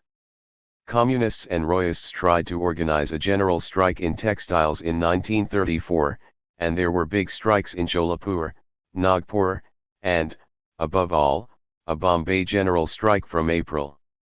The alarm caused in government circles by this renewed labor and communist militancy is indicated by the flood of official papers dealing with the subject in 1934, and the CPI was formally banned on July 23 under the old 1908 Act against seditious associations. Unlike in 1929, however, repression failed to seriously weaken the communist movement, for the mid-1930s would be marked rather by consolidation and advance through a new united front strategy, with communists progressively developing contacts with left nationalist. 288. Elements by work within the CSP and the Congress. The formal shift in party line was clearly associated with the United Front perspective worked out in Dimitrov's report to the 7th Comintern Congress in 1935 in the context of the menace of fascism. But it needs to be emphasized that there were probably some internal pressures, too, for the aftermath of civil disobedience brought into the communist movement a new generation of disillusioned Gandhian nationalists and revolutionary terrorists with much wider contacts with and prestige among the nationalist mainstream than the Bombay and Calcutta sects of the 1920s could have possibly enjoyed. In Kerala, for instance, leaders like P. Krishna Pillai, E.M.S. Namboodrapad and A.K. Gopalan were by the mid-1930s simultaneously rebuilding a Congress organization shattered by repression, forming the local unit of the CSP, and laying the foundations of the Communist Party in Kerala, and absorbing in that process the small and rather sectarian Trivandrum Communist League group, which had been the first avowedly Marxist circle in the region. In Bengal, too, the real spread of communism into the districts came with the large-scale conversion of terrorists to Marxism in detention camps and in the Andamans during the mid-1930s through intense ideological debates and heroic self-searching. From terrorism came Bengal communist leaders of the stature of Bhavani Sen and Harikrishna Konar, and the party eventually was able to recruit a big majority of the most prestigious revolutionary group of all the heroes of the Chittagong Armory raid. The stage had thus been set for a major confrontation between right and left within the national movement, and increasingly from 1935 a touchstone was provided by the opportunities and snares offered by the new constitutional structure being imposed by the British. 1935 to 1937, the Constitution and the Congress. The 1935 Act. In August 1935, the long and tortuous process started 8 years earlier with the appointment of the Simon Commission at last ended with the Government of India Act. From 1932 onwards, real Indian participation in the making of this constitution had become negligible. A largely formal and unimportant third and last session of the Round Table Conference held in November-December 1932 with only 46 delegates present, was followed by the British government issuing a white paper and setting up a joint select committee of Parliament. 289. With a provision merely for consulting Indians. The final act emerged after intense debates within the British Parliament alone. Not unnaturally, many of the admittedly limited concessions offered in 1930-31 under pressure of civil disobedience were reduced through this process, and the resultant act was criticized by virtually all sections of Indian public opinion as representing little real advance over 1919. Right-wing Tory pressure, for instance, spearheaded by Churchill with Lancashire support, replaced direct by indirect elections at the federal level, and extended and tightened up the machinery of official discretionary powers, reservations, and safeguards. The only significant steps forward were in the provinces, where diarchy was replaced by responsible government, theoretically in all departments, and the electorate was increased from 6.5 to about 30 million. But governors retained discretionary powers regarding summoning of legislatures, giving assent to bills, and administering certain special regions, and on these matters ministers were not entitled to give advice. They were also empowered to exercise individual judgment. Ministers could give advice but their views could be rejected, on matters like minority rights, privileges of civil servants, and prevention of discrimination against British business interests. The governor in addition could take over and indefinitely run the administration of a province under the Notorious Section 93 clause of the 1935 Act. The proposed federal structure, to come into effect only after 50% of the princes had formally acceded to it, introduced a kind of diarchy in the administration of what remained a fairly strong centre. The subjects transferred to elected ministers were limited by safeguards of the type created in the provinces, while foreign affairs and defence remained entirely under viceregal control.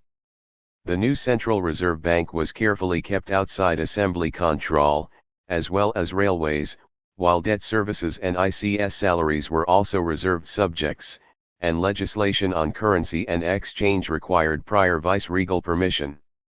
Ultimate financial control, it is true, was transferred by the Act from London to New Delhi, a point much emphasized by some recent historians like Tomlinson. One may be permitted a little skepticism, however, over the real significance of a shift from a Secretary of State to a Viceroy also appointed by the British government.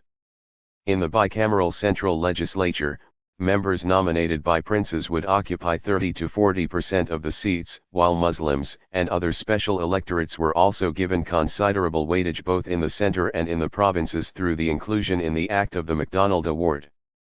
A further, very dangerous, provision of the Act was the transfer of relations between the 290 Crown and Indian states to the Crown representative in practice, the Viceroy himself, but functioning not through responsible ministers but via the purely official political department, local residents, and political agents. The federal part of the 1935 Act in any case proved to be a total non-starter, as the princes had become quite unenthusiastic once with the decline of civil disobedience. The prospect of a real Congress takeover of the central government had receded, and once the realization had spread that the British were quite unwilling to reduce paramountcy claims in return for accession to federation. Muslim political leaders, too, felt that the proposed federal structure was still too unitary, and hence subject to the danger of Hindu majority domination, while all sections of the Congress denounced federation as a sham. The British on their part were clearly not too unhappy with the deadlock which allowed the 1919 system of total official control at the centre to continue unchanged indefinitely. Finally, it needs to be emphasized that 6 years after the much-trumpeted Irwin offer of November 1929, the 1935 Act remained entirely silent about Dominion status. Linlithgow, chairman of the Joint Parliamentary Committee and Viceroy from 1936, offered perhaps the best estimate of the Act. He stated that the Act had been framed because we thought that way the best way, of maintaining British influence in India. It is no part of our policy, I take it, to gratuitously to hurry the handing over the controls to Indian hands at any pace faster than that which we regard as best calculated, on a long view, to hold India to the empire. The years 1935 and, particularly 1936, saw the emergence of a pattern in Indian politics which would be repeated often, both before and after independence. Outwardly, all the signs were of a significant lurch to the left, growing socialist and communist activity, numerous labor and peasant struggles, the formation of several left-led All India mass organizations, and Congress presidential addresses by Nehru at Lucknow and Firozpur which formally seemed to embody virtually all the radical aspirations and programs of the left. Yet in the end the right within the Congress was able to skillfully and effectively ride and indeed utilize the storm, and by the summer of 1937 Congress ministries were being formed to work a significant part of the Constitution which everyone had been denouncing for years. Labor and Kisan movements. On the labor front, a slightly more favorable situation for trade union struggles was created by the partial lifting of the Depression from about 1934. 291. Employment figures were rising but discontent was more acute than ever, since both white and Indian capitalists tried to retain the wage cuts they had enforced during the preceding years. Notable strikes included those affecting the Kesaram cotton mills in Calcutta and Ahmedabad textiles in 1935, the Bengal-Nagpur Railway in December 1936 to February 1937, and a series of labor disputes in Calcutta jute and Kanpur textile mills during 1936 culminating in the next year in massive general strikes in both centers. Meanwhile the legacy of the 1929 and 1931 splits was being successfully overcome. In April 1935, the Red Trade Union Congress of the Communists rejoined the ATUC, controlled at this time by followers of M.N. Roy plus some socialists, and a joint labor board was set up a few months later to explore possibilities of united action with the moderate National Trade Union Federation, too. The Communists by 1936 under their new General Secretary, P.C. Joshi, had become warm advocates of a united front strategy, and the implication of this new line, formulated by Dimitrov at the 7th Comintern Congress in the summer of 1935, were spelt out for India in an article by R.P. Dutt and Ben Bradley in the British Communist journal Labour Monthly in March 1936. This called for work within the Congress with the aim of converting it into an anti-imperialist people's front. Trade unions and peasant organizations should be given collective affiliation to the Congress, elections should be fought on a radical program, but office entry firmly repudiated, and the principal positive slogan should be a constituent assembly elected by universal suffrage. Nehru in fact had suggested such a demand already in 1930, and Dutt and Bradley had met him at Lausanne shortly before writing this article. The Lucknow presidential address repeated a month later the two concrete demands of collective affiliation and constituent assembly. The new spirit of unity among left nationalists, socialists, and communists found expression also through the formation of the All India Kisan Sabha during the Lucknow and Firozpur Congress sessions. The initiative at first had come from Andhra, where N.G. Ranga, leader since 1933-34 of the Provincial Ryots Association and a separate Zaman Ryots Association for Zamindari tenants, had been trying from 1935 both to extend the Kisan movement to the other three linguistic regions of Madras Presidency, as well as to draw in sections of agricultural labourers. A South Indian Federation of Peasants and Agricultural Labour, started in April 1935 with Ranga as General Secretary and EMS. Nambudrapad as a Joint Secretary, suggest in its conference of October 1935 the immediate formation of an All India Kisan body. The Socialists took up the idea at their Meerut 292 conference in January 1936, and though Bihar seems to have been unenthusiastic at first about what was feared would be a rather formal unity, Sahaj Anand Sarasvati eventually agreed to preside over the first session of the All India Kisan Sabha in Lucknow in April 1936. Another notable pioneer was Indulal Yajanik, the disillusioned Gandhian veteran from Gujarat who became editor of the Kisan Bulletin. As was probably inevitable, the Kisan Sabha focused mainly on the grievances of peasants with some land vis-a-vis zamindars, traders, moneylenders, and the government. The Kisan Manifesto of August 1936 demanded abolition of zamindari, a graduated tax on agricultural incomes in excess of 500 in place of the present land revenue, and cancellation of debts.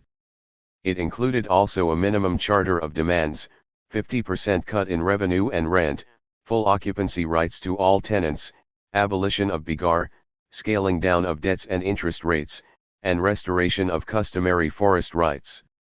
The problems of class differences within the peasantry, and of tensions between land-holding peasants and landless laborers, would remain to plague the Kisan Sabha throughout both in theory and practice.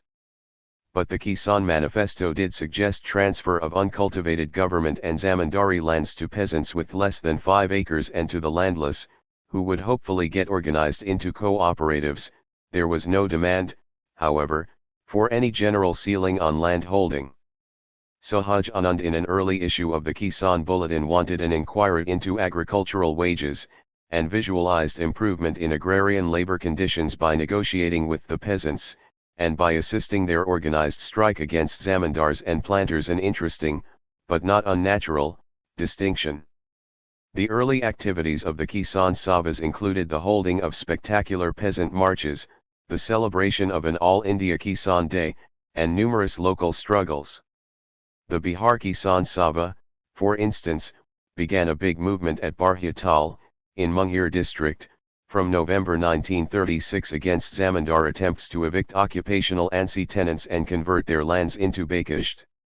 The All India conferences gave a great fillip to the formation of new provincial bodies. Bengal delegates returning from Lucknow, for instance, took the initiative in contacting already active scattered local activists to constitute the Bengal Provincial Kisan Sabha at a conference in Bankura district in March 1937.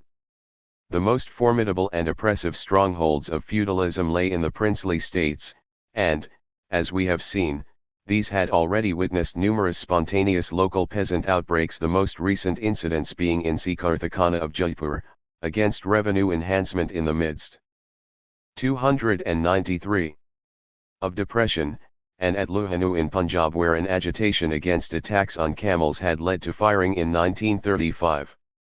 The All India States People's Conference, however, had so far been a very moderate and elitist body, confined to drawing up petitions and issuing pamphlets, while the Congress still stuck to a strict policy of non-interference.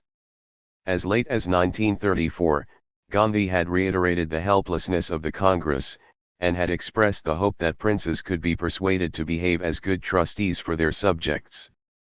Vallabhbhai Desai, the strongly right-wing leader of the Congress Assembly Party, even gave an assurance while visiting Mysore in 1935 that princes would have the sole right of determining relations with any future federation. 1936 marked the clear beginning of a change.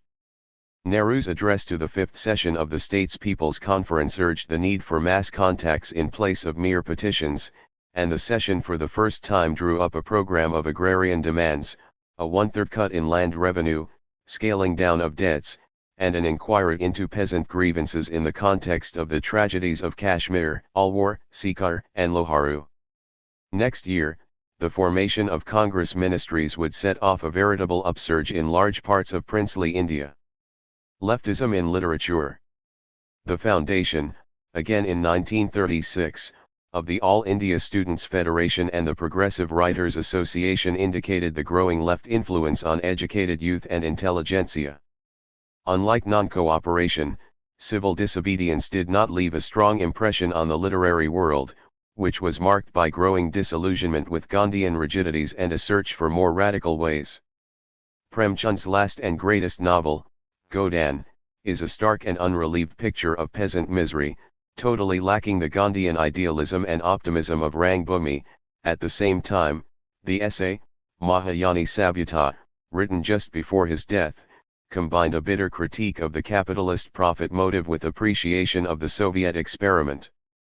In Andhra, a vogue for realistic novels about toilers was started after the translation in 1932 of Gorky's Mother, and the rising poet Sri Sri, the first to use spoken Telugu in verse, was inspired by Bhagat Singh's martyrdom to compose the famous Mere Prapancham, which ended with an evocation of the red flag.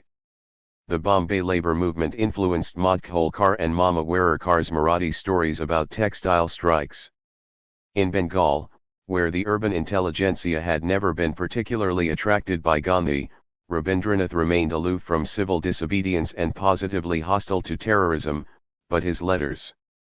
294. From Russia were warmly though not uncritically appreciative. The Calcutta highbrow literary monthly Parichaya, to give another example, combined indifference towards contemporary Gandhian nationalist and even peasant movements with considerable interest in international developments, the worldwide struggle against fascism, and Marxist theory and practice. The initiative for starting an all-India forum for left-leaning writers was taken by a group of Urdu-speaking intellectuals headed by Sajid Zahir, who drew up a manifesto in 1935 while still studying in London, which urged the necessity to bring the arts into the closest touch with the people through focusing on the problems of hunger and poverty, social backwardness, and political subjugation. Premchand presided over the first session of the Progressive Writers Association in Lucknow in April 1936, and Rabindranath in 1938 sent a warm and unusually self-critical message regretting his own relative isolation from the masses.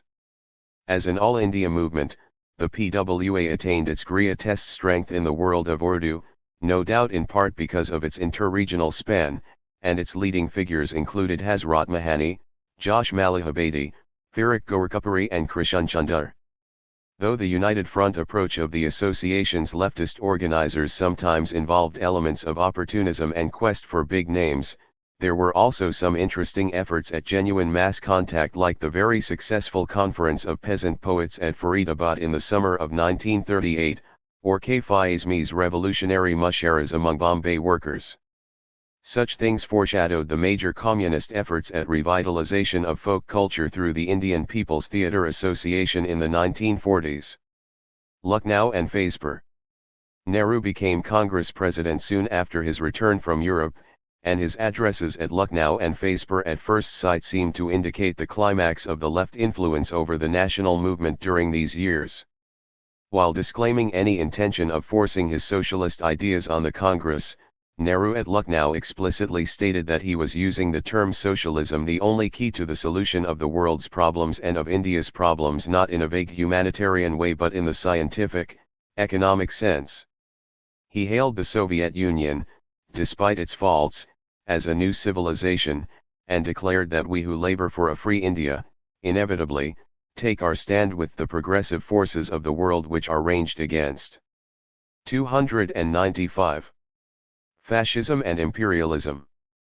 The two sessions were persuaded by Nehru to pass resolutions condemning Italian and Japanese aggression and expressing solidarity with Abyssinia, China, and Republican Spain, all symbolizing the new international perspective which was one of Jawaharlal's most notable contributions to our freedom movement. Internally, he advocated fighting elections on a radical program, refusal to take office, and a central slogan of a constituent assembly based on universal suffrage, which, he warned at Lucknow, could come about only in a semi-revolutionary situation. The Congress, Nehru hoped, could be converted into a real anti-imperialist joint popular front, and he suggested as a first step corporate membership of trade unions and Kisan Sabhas. Nehru also explicitly criticized as authoritarian the trend in Congress organization which Gandhi had insisted upon at the previous, Bombay, session, reduction in the number of delegates, a Kadi qualification for office bearers, and tighter control by the President and the working committee nominated by him. Nehru's working committee after Lucknow included 3 socialists, and the socio-economic clauses of the Congress election manifesto and the provisional agrarian program adopted at Phazepur, while mainly reiterating the Karachi resolution, did go some way towards incorporating the minimum demands of the Kisan manifesto of the AIKS, reductions in revenue and rent, agricultural income tax, fixity of tenure, scaling down of debts, end of forced labor, recognition of forest rights and of peasant unions. Nehru emerged as the most energetic and successful campaigner for the Congress in the 1937 elections, thus beginning a career as his party's most effective vote catcher which would last for almost 3 decades. Right consolidation and business pressures. Yet closer scrutiny reveals the left advance during 1935–37 to be somewhat illusory and verbal, at least insofar as crucial decision-making was concerned. It is true that liberal or communalist right-wing groups outside the Congress, lacking the prestige of a heroic though unsuccessful national struggle, seemed to be getting increasingly discredited. Despite the confusion caused by the communal award issue, Malviya and Anay's Congress Nationalist Party did badly in the 1934 elections, losing all 8 legislative assembly seats to the Congress in UP, for instance, whereas a similar breakaway group had captured 6 seats to the Swarajists too in 1926. Jinnah's desperate efforts before the 1937 elections to revive the Muslim League through a single All India Muslim Parliamentary Board was also not too successful. He failed to rope in the 296 2 major agriculturist-based regional parties in Punjab and Bengal, the Unionists and the Krishak Praja, and the Muslim League could capture only 109 out of 482 Muslim reserved seats in the provincial assembly elections of 1937. But the really important development was the consolidation of a right wing within the Congress, based on a rapprochement between advocates of conventional assembly politics and Gandhian constructive workers, and backed, as we have seen, by considerable business pressures and patronage from about 1934 onwards.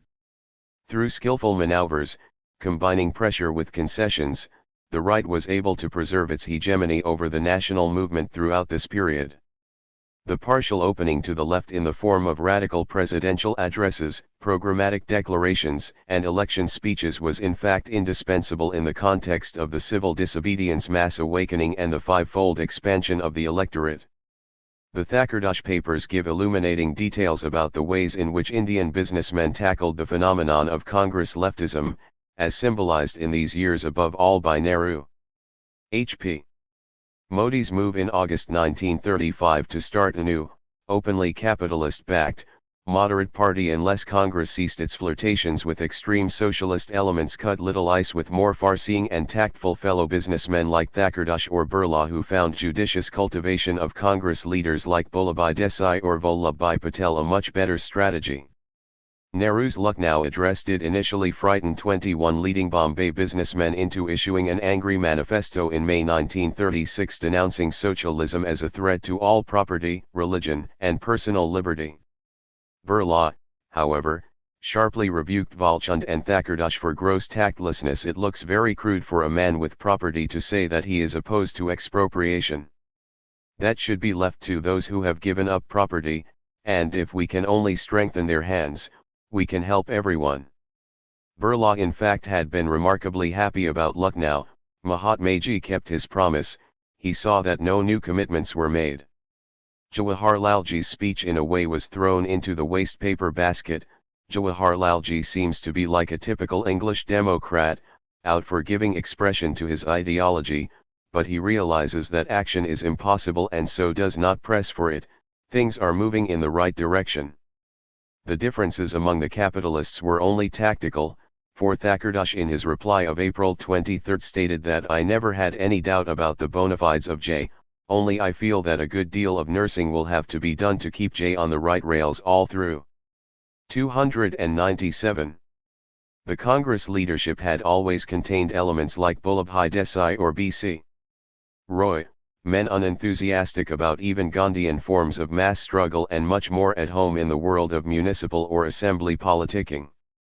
What was new in the mid-1930s was the big increase in their strength through a remarkable shift in the attitudes of men like Vallabhbhai Patel, Rajendra Prasad, or Rajagopalachari, the no-changers of the 1920s with considerable stature as rural constructive workers and mass leaders. A partial explanation in some cases might well be the opportunism of middle age replacing youthful ardor. More important was the fact that the twin Gandhian strategies of constructive work and peaceful controlled mass satyagrahas seemed to be failing. Civil disobedience, it had been revealed after 1932, had little or no chance if faced with a really determined and ruthless government, while the All India Village Industries Association floated by Gandhi in 1934-35 proved a virtual non-starter. A Bihar official in December 1935 described it as a very damp squib.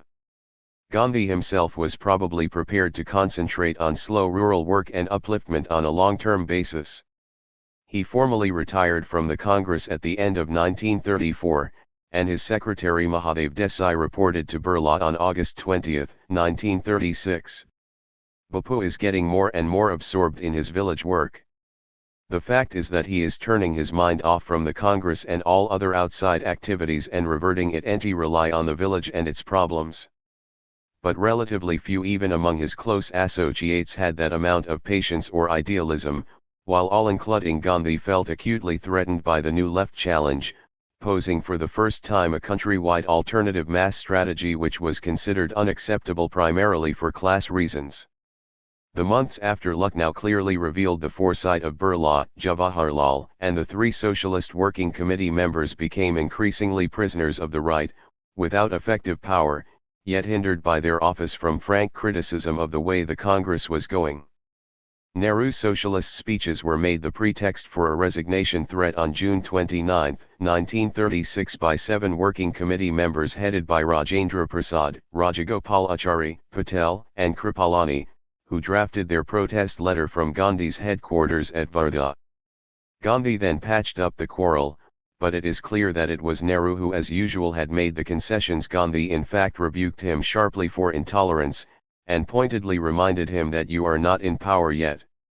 To put you in office was an attempt to find you in power quicker than you would otherwise have been. At Lucknow itself, the scheme for corporate membership of labor and peasant associations had been diluted beyond recognition, despite 298 socialist opposition, by the mere setting up of a mass contact committee in which Jayaprakash would be more than counterbalanced by Rajendra Prasad and Jairamdas Daltaram. Not surprisingly, the committee had not yet finalized its report at Phasepur. The agrarian program was repeatedly stalled by delaying tactics adopted by the PCCs. The Phasepur draft blurred all the sharp edges of the Kisan manifesto of the AIKS, and demands for abolition of zamindari and redistribution of uncultivated government or landlord land were dropped altogether. When Patel came down heavily on N.G. Ranga for trying to get Andhra Congress election candidates sign a pledge supporting minimum demands of the Kisan as a precondition for Kisan Sabha support, Nehru failed totally to support Ranga, brushing aside the whole thing as a misunderstanding, and advising him to drop the controversy and Ranga, too, released the Congress candidates from the Kisan pledge. On the crucial political issue of office entry, the right ultimately got its way by repeatedly postponing the issue at Lucknow and again at Phasepur. Once elections had been won, pressure for ministry making would soon prove irresistible, despite all the bold radical rhetoric of the Congress president and the entire left. Again, Birla had been an accurate prophet. The election which will take place will be controlled by Vallabhbhai Group, and if Lord Linlithgow handles the situation properly, there is every likelihood of the congressman coming into office. Political Movements and War 1937-1945. Chapter 7. 1937 to 1939, the Congress ministries elections and ministry making. The Congress did extremely well in the 1937 elections, winning 711 out of 1,585 provincial assembly seats, with absolute majorities in 5 provinces out of 11 and a near majority in Bombay. OFFI Chale backing failed to save from utter rout loyalist landlord-based groups like the Nawab of Chhatri's National Agriculturist Party in UP and the Justice Party in Madras. Even the poor showing in the Muslim constituencies was somewhat counterbalanced by the evident failure of the Muslim League to make good its claim to be the sole representative of the Muslims. The League failed to win a single seat in the NWFP and could capture only 2 out of 84 reserved constituencies in the Punjab and 3 out of 33 in Sindh. The Congress also won most scheduled caste seats, except in Bombay where Ambedkar's Independent Labour Party captured 13 out of 15 seats reserved for Harijans. For millions of Indians, particularly in the Hindu-majority general constituencies, the vote for Gandhiji and the Yellow Box signified appreciation of patriotic self-sacrifice, plus some hopes of socio-economic change.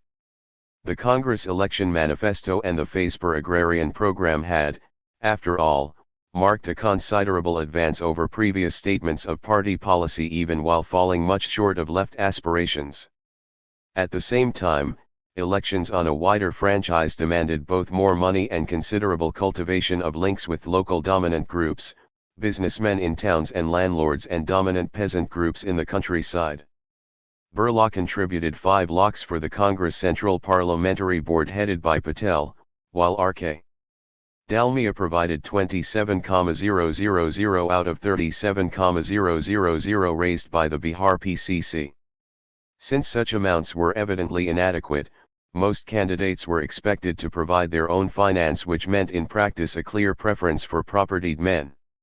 In Bihar, for instance, numerous Kisan Sabha militants were deprived of nomination under local landlord pressure. 300. And the Congress leader A.N. Sinha admitted that most of his party's candidates came from the zamindari class. As throughout this entire period, simultaneous but contradictory pressures on the Congress in a right as well as a left direction thus were inherent in the total situation. Electoral success strengthened and soon made irresistible pressures for ministry formation by the Congress.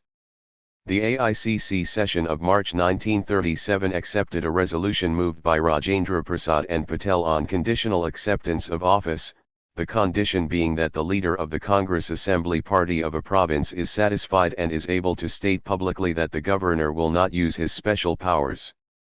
Jayaprakash's left amendment demanding total rejection of office was defeated by 135 votes against 78, and Birla hailed the decision as a great triumph for the right wing of the Congresses in a letter to Viceroy Linlithgow's private secretary. Though Linlithgow refused to give any public assurance that the governor's powers would not be used, Gandhi had made up his mind by July 1937, and Mahadev Desai informed Birla on July 16 that it must be said to the credit of Jawahar that it did not prove difficult to persuade him. The Working Committee had permitted office acceptance a week earlier on the rather specious plea that though British assurances were not satisfactory, the situation warrants the belief that it will not be easy for the governors to use their special powers. Congress ministries took office in UP, Bihar, Orissa, CP, Bombay, and Madras, and a few months later also in the NWFP. In September 1938, a Congress ministry was established in Assam through somewhat sordid assembly maneuvers and floor crossings in which, interestingly enough, the left president of the Congress, Subhas Bose, played a prominent role. So over the major part of the country, the persecuted of yesterday had become ministers, the new assemblies met to the strains of the band Mataram, and the national flag for which so many had faced lathis and bullets flew proudly over public buildings. Congress ministries initially gave a major stimulus to all sections of the anti-imperialist movement. Congress membership shot up from 500,000 in 1936 to 3.1 million in 1937 and 4.5 million in 1938. Left-leaning student, labor and Kisan movements and organizations forged ahead, and the installation of popular ministries soon stimulated a massive anti-autocratic and anti-feudal upsurge in a large number of princely states. The more negative and contradictory sides of the assumption of ministerial responsibility, however, were also not slow to manifest themselves. There were the inevitable paradoxes of a party committed to Purna Swaraj and bitterly critical of the 1935 constitution working within its framework, with powers limited by official reservations. 301. And safeguards as well as by restricted financial resources, and having to implement decisions through a civil service and a police with which its relations had so long been extremely hostile. Though the Working Committee at Gandhi's insistence imposed a ceiling of 500 per month on ministerial salaries, the sudden access to power and patronage bred the usual evils of opportunistic place hunting and factional squabbles. An AICC inspector's report on the state of the party in Bihar confessed in 1938 that nothing in particular has been done except elections to local bodies being contested by the Congress in certain districts. In the central provinces in July 1938, N.B. Khara was pushed out from premiership by Ravi Shankar Shukla backed by D.P.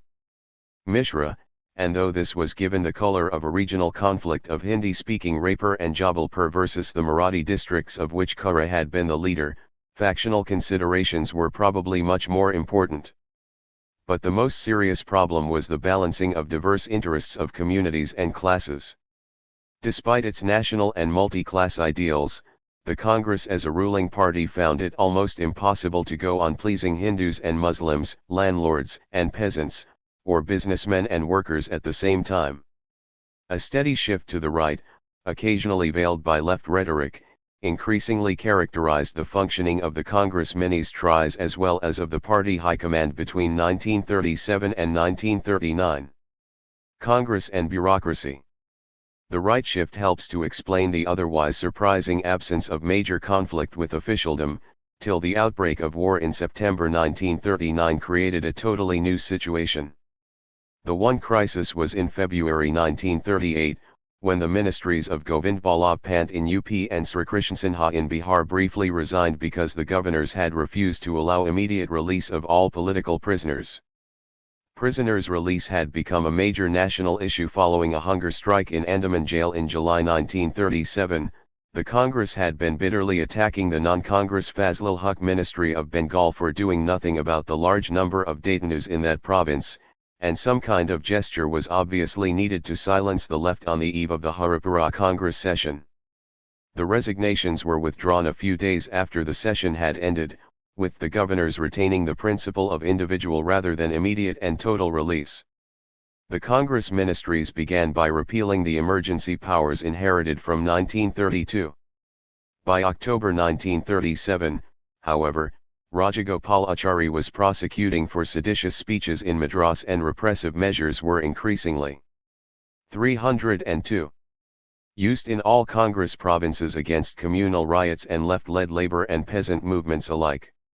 In September 1938, the A1CC gave a virtual blank check of support to measures that may be undertaken by the Congress government for the defense of life and property, and condemned people, including congressmen, found in the name of civil liberty to advocate murder, arson, looting and class war by violent means.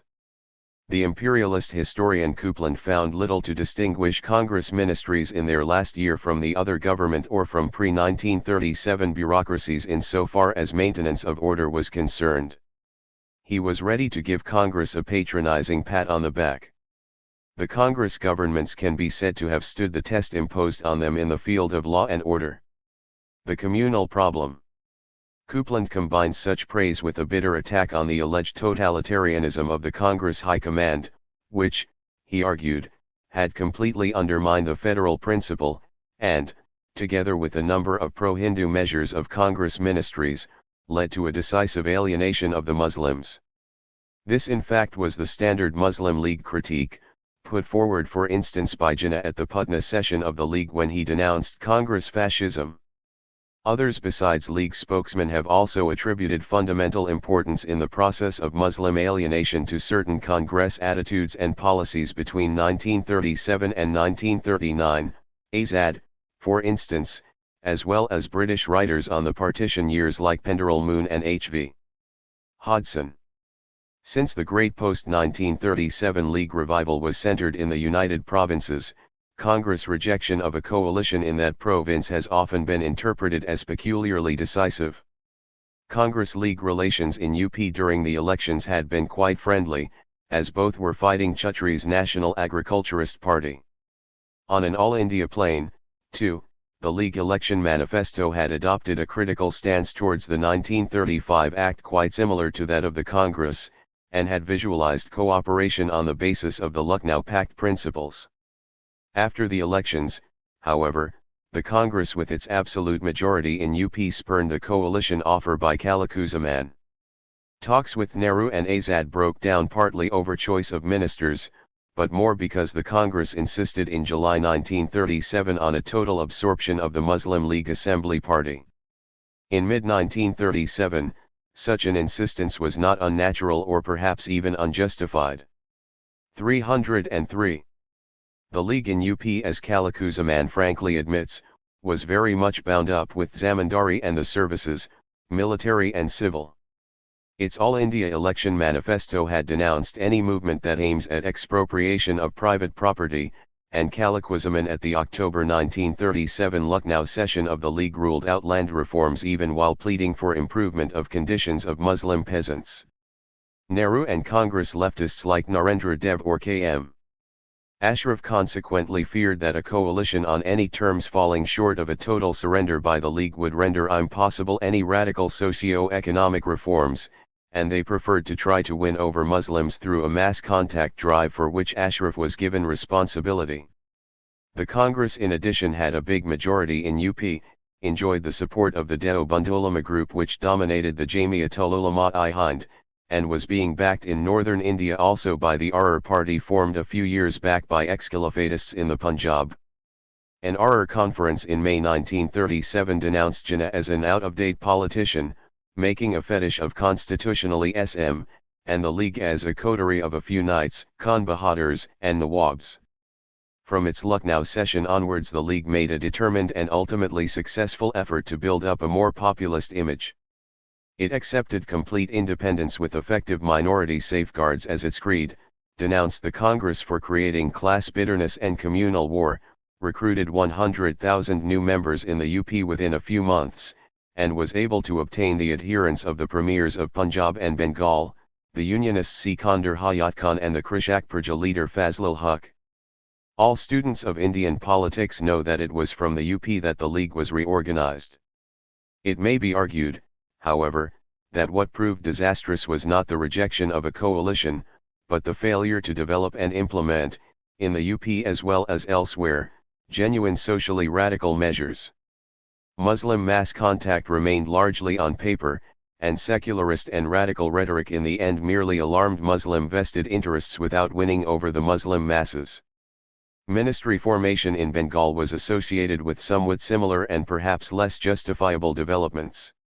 Under pressure from relatively radical elements like Abul Mansur Ahmad, Shamsuddin Ahmad, and Nasir Ali, Fazlul Huq's Krishak Praja Party in April 1936 had adopted an election program calling for abolition of zamindari without compensation, immediate rent reduction, and compulsory primary education. Pre-election negotiations with Jinnah broke down partly on the zamindari abolition issue, and the KPP proved a tough electoral opponent of the League, with Fazlul 304. Huq winning the prestigious Pachuakali seat against Khwaja Nazimuddin. The Congress leadership in Bengal, however, had seldom espoused agrarian reform even for purposes of rhetoric, perhaps partly because unlike in UP zamindars tended to be overwhelmingly Hindus while Awadh talukdars had a strong Muslim component. Coalition talks with the KPP broke down, with the Congress insisting on immediate release of prisoners while Abul Mansur Ahmed argued that priority should be given in the ministry's program to tenancy reforms as the prisoners issue might very well lead to a governor's veto and consequent resignation. Fazlul Huq was thus more or less pushed into an alliance with the League. Throughout the 27 months of Congress rule in provinces, the League kept up an intense propaganda barrage, climaxed by the Purpur Report, the Sharif Report on Bihar, and Fazlul Huq's Muslim Sufferings Under Congress Rule, December 1939. The charges included failure to prevent communal riots, local bans on Bakri decals laughter, singing the band Mataram with its idolatrous passages on public occasions, and encouragement of Hindi and Hindustani in the Devanagari script at the cost of Urdu. Much in all this was clearly exaggerated, and it is significant that the League rejected a Congress offer of an inquiry into the charges by Chief Justice Maurice Guyer. League leaders before the Pakistan Resolution of March 1940 were disgruntled politicians without a clear program, for the old demands of separate electorates, provincial autonomy, full provincial status for NWFP and Sindh, and Muslim political predominance in Punjab and Bengal had all been more or less accepted by the British and the Congress alike. Jinnah in his talks with Bose in May 1938 therefore insisted on recognition of the League as sole representative of Muslims, a totally unjustified claim at any time before the mid-1940s, for the League, though strong among Muslim minorities in UP, Bombay, and Madras, was still fairly weak in Bengal, negligible in the NWFP and Punjab, and had failed to form a government even in Sindh. Khalekuzzaman admits with frankness that Congress' rejection of Jinnah's position was a piece of good luck for us, for if Congress had accepted the position at the time when the demand was made by the League, I wonder what positive demands we could then have made. Coming to specific charges, that of High Command totalitarianism makes curious reading, for an All India party could hardly be blamed for trying to consolidate its organization, and Jinnah himself would be spending much of his energies during the decade 1937-47 trying to assert his control over provincial Muslim leaders. Communal riots were frequent in Congress provinces, but not significantly more so than elsewhere. 60 in 8 Congress. 305 states between October 1937 and September 1939, as against 25 in 3 non-Congress provinces. The Congress Working Committee in October 1937 decided to drop the closing stanzas of Band Mataram, recognizing the validity of the objection raised by Muslim friends to certain parts of the song. If the League attacked the Varda basic education scheme as too Hinduized, the Hindu Mahasabha denounced it for including Urdu in the curriculum, and the distinguished Muslim intellectual Zakir Hussain was prominent both in the Varda scheme as well as in preparing Urdu textbooks for Bombay schools, which the League condemned as anti-Islamic. Yet Nehru admitted to Rajendra Prasad on October 18, 1939 that there is no doubt that we have been unable to check the growth of communalism and anti-Congress feeling among the Muslim masses. In the one Muslim majority province under Congress rule, the NWFP, Khan Sahib's ministry began to lose support among Muslim peasants for failing to take adequate measures to reduce rural indebtedness in face of opposition from Hindu and Sikh traders and money lenders. In much of northern and central India, Congress-led rural populism was often associated with Hinduism and the use of Hindi, for Muslims tended to be more urbanized and literate, and Urdu had been the language of upper-class culture. If top Congress leaders in the late 1930s now insisted more than ever before on the need for secularism, their attitudes were by no means universally shared, or sincerely implemented, lower down in the party hierarchy or even by all Congress ministers. Azad, for instance, complained in 1937 that CP congressmen could not join the League, but were often to be found active in the Hindu Mahasabha, and it was only in December 1938 that the Working Committee declared Mahasabha membership to be a disqualification for remaining in the Congress. The Hindu Mahasabha was gaining strength during these years, and its new president, the Maharashtrian ex-revolutionary V.D. Savarkar, declared at the Nagpur session that we Hindus are a nation by ourselves. Hindu nationalists should not at all be apologetic to being called Hindu communalists. Most ominous of all was the growth of paramilitary communalist bodies, Inayatullah Khan Mashriqi's Coxers, founded among Punjab Muslims in 1931, and the Rashtriya Swayamsevak Sangh of KB. Hedgewar. Patronized initially by the old Tilakite Mahasabha leader, B.S.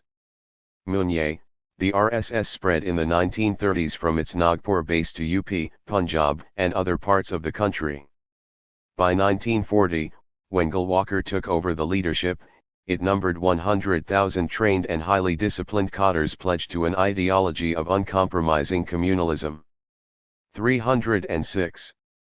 Hindsight derived from the later experience of the partition days perhaps exaggerates the significance of communal issues to contemporaries in the late L930s.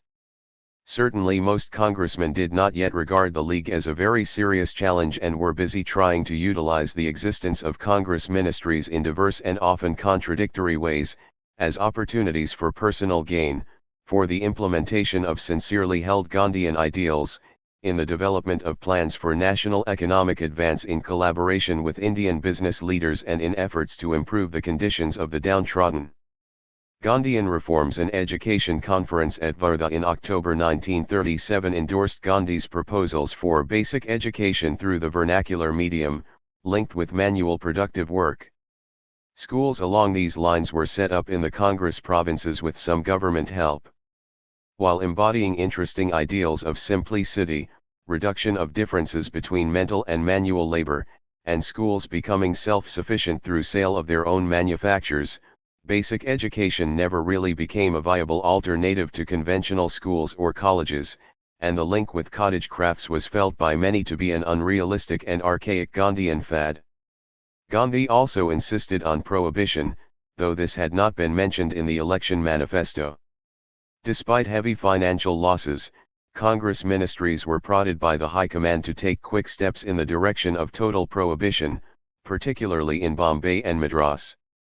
Madras also went in for some temple entry legislation, but otherwise not much seems to have been done for the other major Gandhian concern of Harijan welfare. Ambedkar by the late 1930s had become almost as bitter a critic of the Congress as the League, and even joined Jinnah in celebrating the resignation of Congress ministries in October 1939 as a day of deliverance. For growing numbers of congressmen, many of Gandhi's ideas seemed increasingly unpractical and irrelevant, more particularly his theoretical hostility to big industry. A very significant feature of the years of Congress rule in provinces was the foundation of what Claude Markowitz has called a durable alliance between Indian business and the Congress Party. Capitalists and Congress. This was not a process free of contradictions or variations over regions and time. While Birla declared himself to be simply overwhelmed with joy upon hearing the news of Congress' acceptance of office, industrialists based 307 on Congress-ruled provinces were initially rather nervous that popular ministries would be more open to trade union pressures. A Congress Labor Committee in October 1937 did formulate an ambitious program of welfare legislation, and the UP ministry insisted on recognition of the Mazdur Sabha, which led a series of formidable strikes in Kanpur textiles during 1937 and 1938. J.P. Srivastava, a UP magnate who later joined the Viceroy's Executive Council, later told Wavell that after the Congress assumption of office in UP in 1937, the leading industrialists, all I think Hindu, got together and decided to finance Jinnah and the Muslim League and also the Mahasabha, as the extreme communal parties to oppose Congress who they feared might threaten their financial profits, a truly illuminating admission. A second potential source of conflict lay in finance. The Bombay government in February 1939 imposed an urban property tax and a sales tax on cloth to meet the deficit caused by the Gandhian fad of prohibition. New Delhi also made some gestures to conciliate Indian capitalists, when it accepted an assembly resolution terminating the Ottawa and the supplementary Indo-British Trade Agreement of 1935, and invited Birla, Thakurdas, and Kasturbai Lulbhai to act as its unofficial advisors in the tortuous negotiations about a new trade pact with Britain, which continued from August 1936 to March 1939. The crux of these negotiations was a bargain through which more Indian exports would go to England in return for lower import duties against Lancashire. The Government of India had a stake of its own in expansion of Indian exports, for this would facilitate the outflow of remittances, while Bombay on its part was now firmly in control of the home market for textiles and so was not entirely unwilling to make some concessions regarding import duties. Despite such problems, signs of a firmer understanding between Indian capitalists and decisive sections of the Congress leadership became evident from about mid-1938 onwards. Businessmen benefited from the Swadeshi-oriented stores purchase policy of Congress ministries, and close relations with capitalists were developing particularly in Bombay. The Thakardaj papers, for instance, show Patel directly helping Valchand Hirachand to take over the Bombay Steam Navigation Company from Killick Nixon. Maintenance of cotton import duties was a prestige point with nationalists, and the unofficial advisors quit under Congress pressure in September 1938. Unlike 1933, no significant section of Indian capitalists could now afford to alienate a party ruling in 8 out of 11 provinces. The March 1939 Indo-British trade agreement concluded by New Delhi on its own established a sliding scale of cotton import duties. 308. Proportionate to British offtake of Indian raw cotton and textile imports into India. All business M.L.S joined the Congress in voting against the pact, which had to be passed through the Viceroy's certificate procedure. More fundamental economic developments were leading to significant modification in both business and Congress attitudes and permitting a closer alliance. The establishment behind Indian tariff walls of subsidiaries of giant British firms was a major threat. Lever Brothers, for instance, had displaced Godrej by 1937 as the major manufacturer of soap. Imperial Tobacco had started its Vazir Sultan subsidiary, and chemicals, engineering, and rubber were particularly affected by what the Harijan in a series of articles during 1938 denounced as the menace of India Limited. The Fiji took up the issue in April 1939, and the Bombay Congress leader N.V. Godgill moved a resolution on the issue in the Central Assembly the same month. Meanwhile, another industrial depression had set in from 1937, with overproduction in sugar, a crisis in cement, and stagnation in textiles. The limits of growth through import substitution in consumer goods industries were being reached, given the fact that a big expansion in the rural home market required structural changes like thoroughgoing land reforms which the Congress as well as the Indian bourgeoisie considered socially unacceptable. Intermediate and capital goods development required heavy initial investment, technical know-how, and readiness to accept low initial profits. The logical alternatives therefore were either encouragement of investments of the India Limited type, or efforts to promote basic industries through state initiative, investment, and planning. While British officials like finance member Grigg had become notorious for their rigidly laissez-faire attitudes so far as industrial development and public investments were concerned, M. Visvesvaraya, the ex-Diwan of Mysore, had called for state planning already in 1934.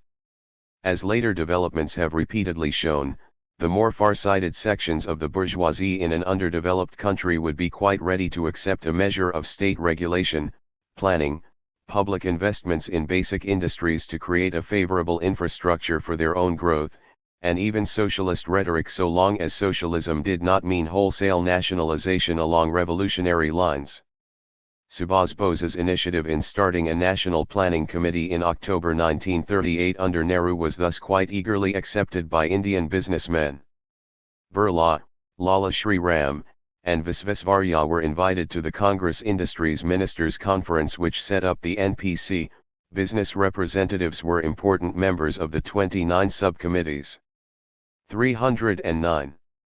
Constituted by the latter, and Nehru on his part conceded the need to accept to a large extent the present structure, at any rate as a jumping-off ground. The use of phrases like socialistic plan structure, or a long-term goal of state ownership or control over key industries, consequently did not worry over much Indian capitalists, who judged the Congress more by the quite unsocialistic performance of its ministries. Thus there were signs in 1938-39 of a novel and very significant realignment. Indian capitalists, while retaining close ties with elements in the Gandhian right like Patel and Rajaji, had also started cultivating sections of the Congress left Nehru's vision of a modern industrialized India, after all, fitted in much better with bourgeois aspirations than the Gandhian evocation of rural simplicity and handicrafts, and there were enough indication already that the former's socialist flourishes were eminently manageable. Congress and labor. Rapprochement with the bourgeoisie naturally involved shifts in attitudes towards labor. The formation of popular ministries initially stimulated labor organization and militancy.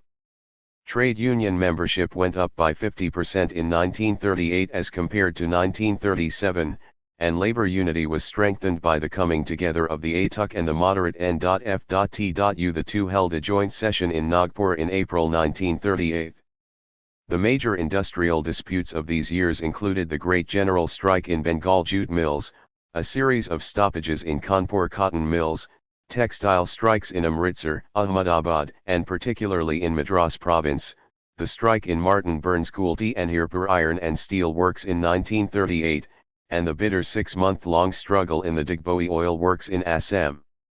Despite some Congress efforts to rally the working class, the bulk of the trade union movement remained under either liberal or leftist leadership. The Ahmedabad textile strike of November 1937 revealed some communist penetration into even that old Gandhian stronghold. The Working Committee expressed solidarity with Bengal jute workers, and denounced repressive measures taken by the Fazlul Huq ministry in Bengal and Sikandar Hayat Khan's unionists in the Punjab. But an early, relatively pro-labor stance taken by Congress ministries soon 310 came under formidable capitalist pressures. Birla complained of rampant indiscipline in Congress provinces, and there were threats of a flight of capital from Congress-ruled Bombay and UP to the princely states where labor laws hardly existed.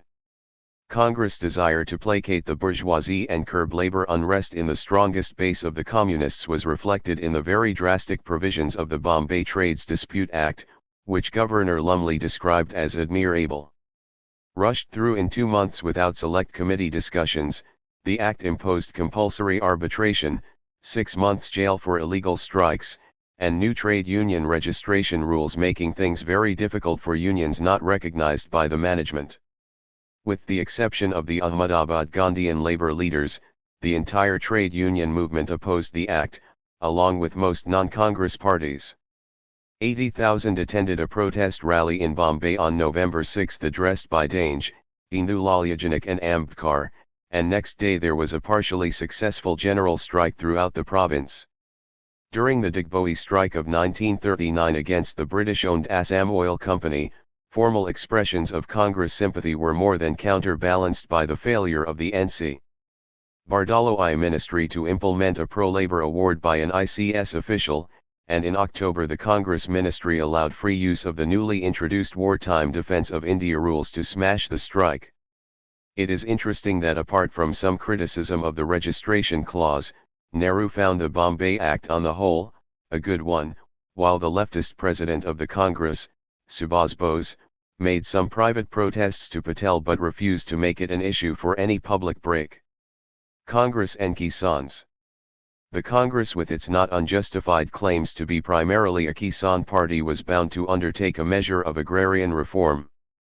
Debt burdens were sought to be reduced in most Congress provinces through fixation of interest rates, statutory tenants of Avadh were raised to the level of hereditary occupancy rayats, enhancements restricted and rents somewhat reduced in UP and Bihar. Backcast lands from which occupy rayats had been evicted during the depression partly restored in the latter province, and quota subtenants of rayatwari landholders given some rights in Bombay.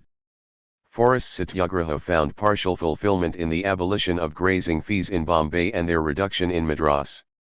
Yet Coupland found the chief merit of Congress. 311. Agrarian legislation to be that its treatment of the landlords was not intolerably severe. Congress policy might almost be called conservative.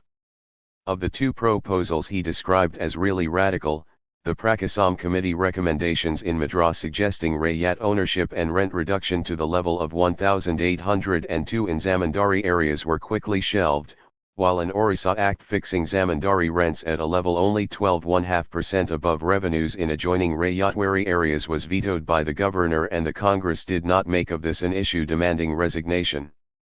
Congress legislation fell well short of even the moderate proposals of the phase per session, and the resolutions of the UP and Bihar PCCs in 1936 and 1937 advocating abolition of zamindari were forgotten once the party was in power.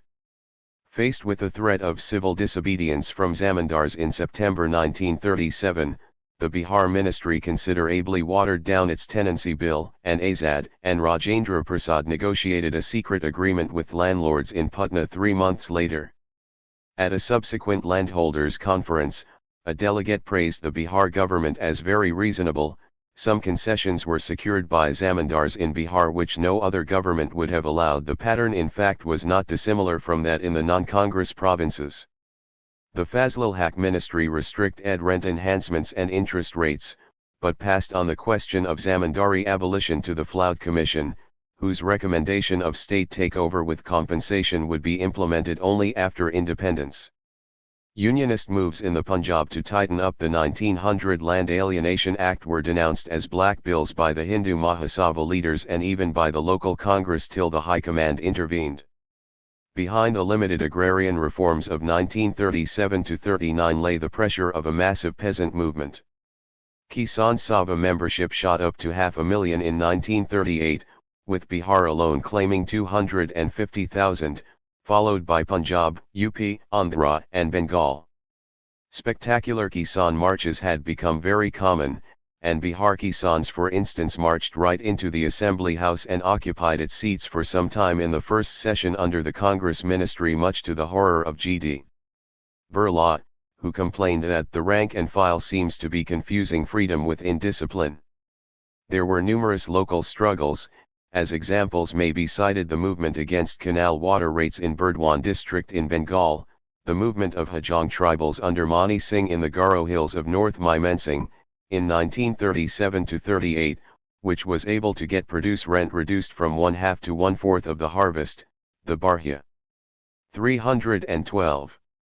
Tal agitation in Munger demanding restoration of Bakisht lands which went on from 1936 to 1939 under the leadership of Karyananda Sharma, the future communist leader. The anti-zamindari movements in Kalapatnam and Munagala in the Krishna district of Andhra, where two communists were prominent, anti-water tax agitations in Lyalpur and Sarkar and campaigns against revenue enhancement in Amritsar and Lahore, all during 1938–39, and powerful peasant movements in the coastal districts of Orissa. In Bihar rent collection seemed on the point of collapse between autumn 1938 and mid-1939, and armed police pickets were often required to protect landlord harvests.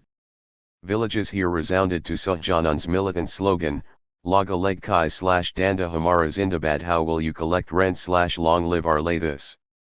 Within the broad front represented by the AIKS, socialists and communists were becoming increasingly prominent, a trend symbolized by the adoption of the red flag as banner by the Kisan Sabha in October 1937. Sahaj Ananda himself was moving rapidly to the left, through disillusionment with the performance of Congress ministries and contacts with the CSP. While still using the garb of a sannyasi, he is said to have declared in 1937 that as religious robes had long exploited the country, now he would exploit those robes on behalf of the peasants. The very successful Kumala Conference of the AIKS, held in the heart of Muslim East Bengal in the teeth of opposition from the League as well as from some congressmen, denounced Gandhian class collaboration, proclaimed agrarian revolution to be the ultimate aim, and heard a passionate defense by Sahaj Ananda of the Danda in self-defense against zamindar attacks. Despite occasional calls for unity with landless laborers, the Kisan Sabha remained essentially the organization of peasants with some land as small holders or tenants. Bhumihar's prominent in the leadership and even the ranks of the Bihar unit, not Harijan or tribal agricultural laborers, and the Bengal Provincial Kisan Sabha memorandum to the Flood Commission concentrated on abolition of zamindari and failed to raise any specific demands for bargadars.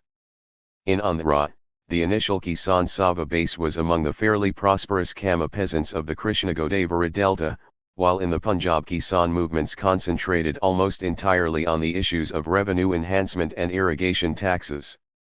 Congress ministers and leaders adopted an increasingly hostile attitude towards Kisan Sabha militancy. District committees in Champaran, Saran, and Munger banned congressmen from attending Sahajananda's meetings in Jait 1937. Police pickets and Section 144 were freely used in Congress-ruled Bihar, UP, Orissa, and Madras. Much was made of Sahajananda's 313 Advocacy of the Danda as going against the creed of the nonviolence, and the September 1938 AICC denunciation of class war was made specifically in the context of Kisan Sabha agitations. All this happened while first Nehru and then Bose formally headed the Congress Party. Coupland remarks that agrarian tensions were less acute in UP than in neighboring Bihar in part because of the valuable support given to the ministry in the matter of rent payment, by Pandit Nehru. On April 23, 1938, for instance, Nehru advised Allahabad Kisans not to obstruct the smooth working of the Congress ministry. Congress President Subhas Bose did not make an issue of the September 1938 resolution. He would break with Gandhi next year, but only over the question of his own re-election as president. States People's Movement. The most significant advance made by the national movement between 1937 and 1939 was in the princely states, the bulwarks of autocracy and rampant feudal exploitation which British Federation plans had increasingly exposed as key supports for imperialism in its efforts to keep India divided and subjugated. As in so many other phases of the national movement, the real initiative came from below rather than from top leaders or organizations. The All India States People's Conference had become more active under its secretary Balwantara Mehta, but it remained essentially an occasional gathering of middle-class politicians, concerned with questions of civil rights and responsibly government, and seldom raising specific peasant or tribal issues. Nor did it demand as yet any wholesale integration of states, merely suggesting that very small non-viable states could be merged into neighboring provinces. The Congress right wing on its part tried hard to stick to the old policy of non-intervention, and Gandhi himself at first showed exceptional rigidity on this point, openly expressing his displeasure over an AICC resolution in October 1937 which had appealed to the people of Indian states and British India to give all support and encouragement to the popular struggle in Mysore. A compromise resolution at the Haripura session for the first time declared the Purna Swaraj ideal to cover the states as much as British India, but insisted that for the present the Congress could give only its moral support and sympathy to states' people's movements, which should not be conducted in the name of the Congress. Gandhi indicated a few months later that he would be satisfied if the princes granted a measure of civil liberties and independent courts, and reduced their privy purses. Not even responsible government was demanded. Far. 314. Less integration. In early 1939, in the context of the rapid advance of popular movements virtually throughout princely India, Gandhi decided to try out his specific techniques of controlled mass struggle for the first time in a native state. He allowed his close adjutant, the business magnate Jamnalal Bajaj, to lead a satyagraha in Jaipur, and, together with Vallabhbhai Patel, began a personal intervention in the movement in Rajkot which had been started by the local Praja Parishad under UN. Debar. Veerawala, the very unpopular Diwan of Rajkot, had imposed numerous monopolies disliked by local traders and stopped summoning an advisory elected council set up earlier, while nearly half the revenues of the state were swallowed up by the privy purse of its ruler. The choice of Rajkot by Gandhi is very significant. A tiny state surrounded by the firm Gandhian base of Gujarat, almost half its population lived in the capital, and so there was little danger of agrarian radicalism swamping strictly nonviolent satyagraha. Kasturba Gandhi and Maniben Patel courted arrest in February 1939, and Gandhi himself went to Rajkot and started a fast on 3 March just on the eve of the Tripuri Congress, where his leadership was being seriously challenged by the re-election of Bose. The Rajkot intervention, however, proved to be one of Gandhi's failures, for the British political department instigated Veerawala to withdraw the concessions he had offered at one stage, as well as to skillfully encourage Muslim and untouchable demands for more seats in the proposed Reform Committee. Gandhi bowed himself out of the Rajkot affair in May 1939, declaring that his own fast had been of a coercive nature and therefore not sufficiently nonviolent. Meanwhile, far more impressive and significant movements had developed in many other parts of princely India, most notably in Mysore, the Orissa states, Hyderabad, and Travancore. Gandhian controls remained fairly firm in Mysore, where K.T. Bhashyam State Congress, initially based on Brahmin urban professional groups, extended its support through merger in October 1937 with the People's Federation of Non-Brahmin Rural Landholders led by K.C. Reddy and H.C. Dasapa. A first round of agitation from October 1937 for legalization of the Congress and responsible government culminated on April 11, 1938 in a bloodbath at Vidur Usvatha village in Kolar district where 30 were killed by firing on a crowd of 10,000. In the following month Patel concluded a truce with Dewan Mirza Ismail which legalized the Congress, but failure to implement promises of significant constitutional reform led to another round of civil disobedience from September 1939.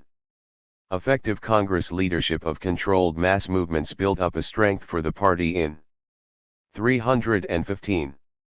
The Karnataka region, which was rather unusual in South India, as post-1947 politics have often shown. In the much more backward interior states of Orissa, issues like forced labor, taxes on forest produce, extortion of gifts on festive occasions or tenancy rights inevitably were as much if not more important than demands for political reform. The CSP leader Nabakrishan Chaudhary led a satyagraha in Dhenkanal in December 1938. Powerful movements developed in Nilgiri, Nayagad, Talcher, and Ranpur, and there were numerous violent incidents, with tribals fighting back with bows and arrows, the armed power of the princes. Thousands emigrated from Talcher to camp at Ungul and Kosala in Congress-ruled Orissa, and on January 5, 1939 the British political agent in Ranpur, Major Bartzal Jet, was stoned to death after he had fired on a crowd in front of the royal palace. Gandhi did his best to get the Orissan movements called off in return for some token political reforms in Dhenkanal and Talcher, and the question became a bone of contention between the Orissa Gandhians and the socialists and communists who were leading the Kisan Sabha in the province. In the biggest princely state of all, Hyderabad, a small Muslim elite held 90% of government jobs, and Urdu was maintained as the sole official language and medium of instruction in a state which was 50% Telugu, 25% Marathi, and 11% Kannada speaking. There was a total absence of elementary civil and political rights, and extremely crude forms of feudal exploitation, like veti, or forced labor and compulsory payments in kind, prevailed in the Telangana region. Popular awakening initially took the form of middle-class language-based cultural associations, the Andhra Mahasabha in Telangana and the Maharashtra Parishad in Marathwada petitioning for mild political reforms. The Congress policy of non-intervention gave an opportunity to Hindu communalist forces, the Arya Samaj and the Hindu Mahasabha, to campaign against the tyranny of the Nizam and the Ittihad-ul-Musalman, even while the Mahasabha was denouncing Congress interference under the plausible slogan of responsible government in states under Hindu princes. The Arya leader Pandit Narendraji started a purely Hindu satyagraha in Hyderabad city and the Marathwada region in October 1938, with the demand for more jobs for Hindus. At about the same time, a state congress had been founded on a secular basis by Swami Ramananda Tirtha and Govindasrofa from Marathwada, Ravi Narayan Reddy from Telangana and a few Muslims like Sirajul Hasan Tirmiza from Hyderabad city. The state congress began a parallel and more effective satyagraha from October 24, 1938, demanding its own legalization and responsible government, while a 316.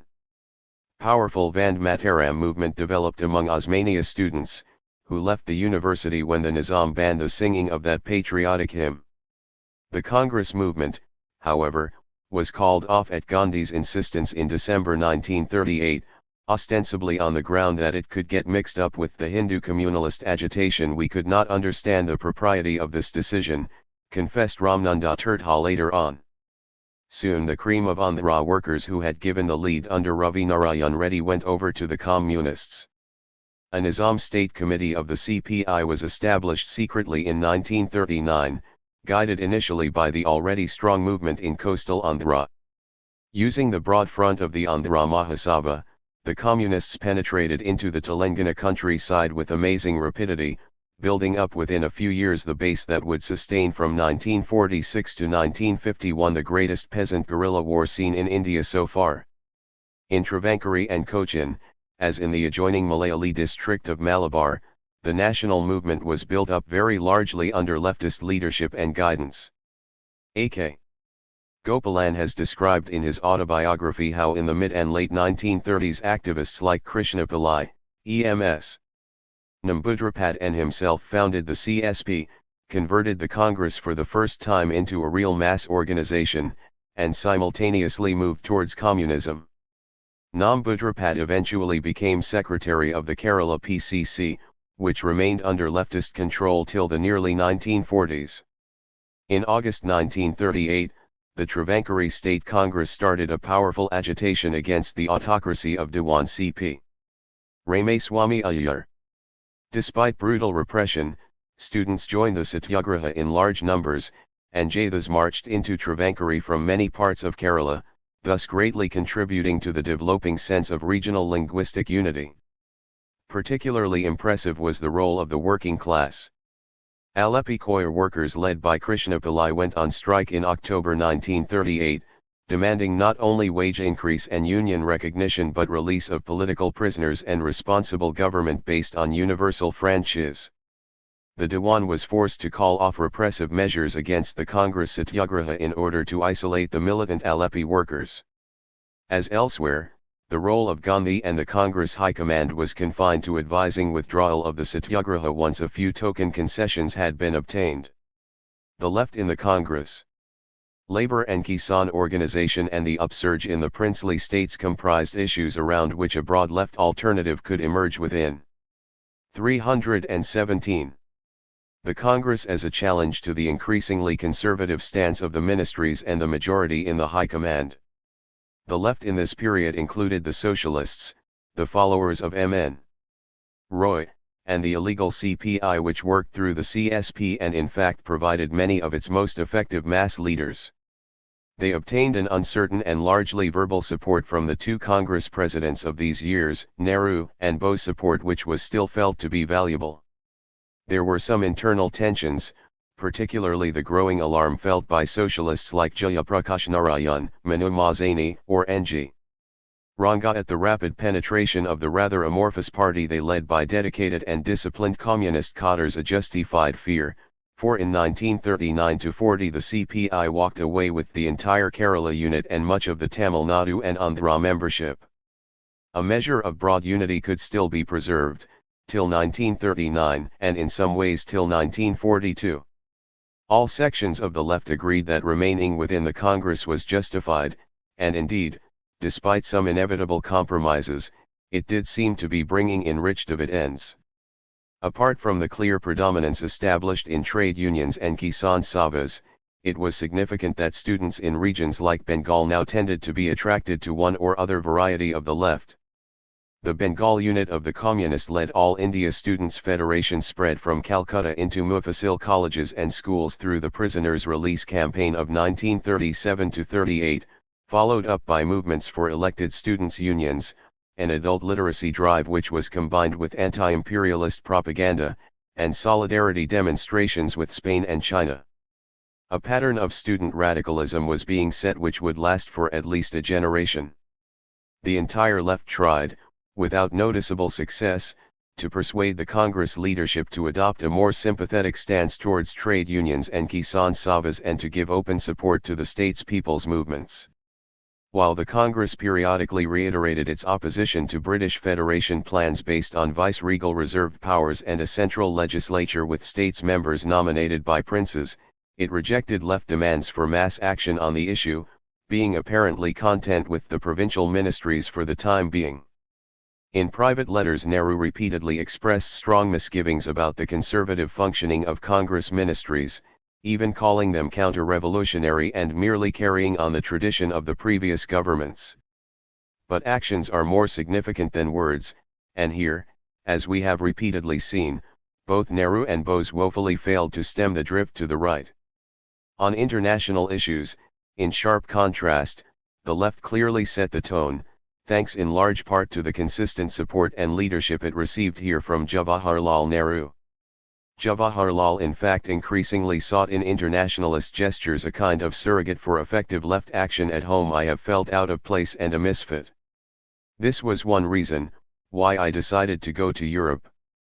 In the context of gathering war clouds, nationalist and leftist opinion in general agreed that there was no question of any unconditional support this time to a British foreign policy characterized in the late 1930s by Chamberlain's appeasement of fascist aggression in Abyssinia, Spain, Austria, Czechoslovakia and China. Naek Bhai was the slogan being raised already in the Punjab by socialists and communists in 1938 without very much impact, however, on army recruitment, for military salaries and pensions formed a principal basis for the relative prosperity of the Punjab peasantry. With Britain clearly abetting the aggressors and egging on Germany against the Soviet Union, there was no contradiction as yet between anti-British nationalism and anti-fascist internationalism. The entire Congress repeatedly denounced fascist aggression. Nehru went to Spain in 1938 to express his solidarity with the International Brigade defending Madrid, and the Congress responded to Chutte's appeal for help by sending a medical mission to China. Rabindranath too, repeatedly called for support to Republican Spain and denounced Japanese aggression in China. The shadows of fascism and impending World War gave a new tone to some of his poems in this period, which both in content as well as in the stark austerity of their style constituted a remarkable departure for a man in his late 70s. The Tripuri Crisis. Consensus on international issues which demanded little more in practice as yet than solidarity gestures, however, could be no substitute for radicalism on more immediately vital domestic problems, and here matters reached crisis point in early 1939 on the eve of the Tripuri session with Bose's decision to stand for re-election as president. Though the proposal initially came from 8 CSP leaders, and though Bose tried to link his candidature with a radical call for a national 319 demand for Swaraj in the form of a time-bound ultimatum to the British, it is difficult to avoid the impression that the issue was to a considerable extent personal.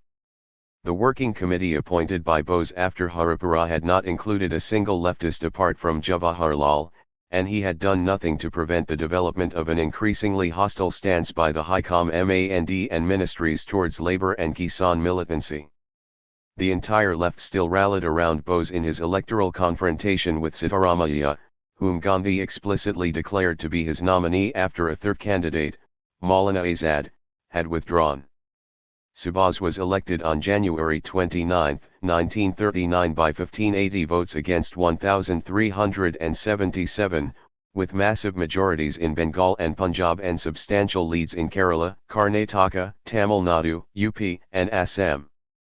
The contest was very close in Maharashtra and Mahakoshal, and only Gujarat, Bihar, Orissa and Andhra voted more or less solidly for Sitaramaiah. Immensely superior tactics and left lack of unity enabled Gandhi and the Congress right to snatch victory from the jaws of an apparently decisive defeat. Gandhi immediately made the issue a matter of his own personal prestige by declaring Sitaramaiah's defeat to be more mine than his. On February 22, 13 out of the 15 members of the old working committee resigned, on the ground that Subhas had publicly criticized them. They included, after the usual wobbling and on a somewhat different pretext, Nehru. The Tripuri session found Bose temporarily almost incapacitated by illness, and Gandhi back from a fast in Rajkot which had won some concessions for the time being. The right pressed home their offensive through the famous resolution moved by Govind Ballabh Pant expressing confidence in the old working committee, reiterating faith in the Gandhian policies followed during the last 20 years, and asking Bose to nominate his new executive in accordance with the wishes of Gandhiji. The resolution was carried by 218 to 133 votes in the Subjects Committee, and by an overwhelming majority through show of hands in the open session. Nehru's support was not unexpected.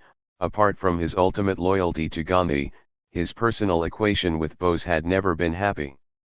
But socialists, Royists, and communists also failed to oppose the Pant resolution out of a desire to avoid a complete split. Jayaprakash even moved, and Nehru and the communist Bharadwaj supported, the extremely diluted national demand resolution which dropped Bose's idea of a time-bound ultimatum and merely called for preparations for a struggle to achieve a constituent assembly through strengthening the Congress. The choice had been a difficult one for the left, for Bose's previous record had not been one which could inspire a confidence unqualified enough to 320.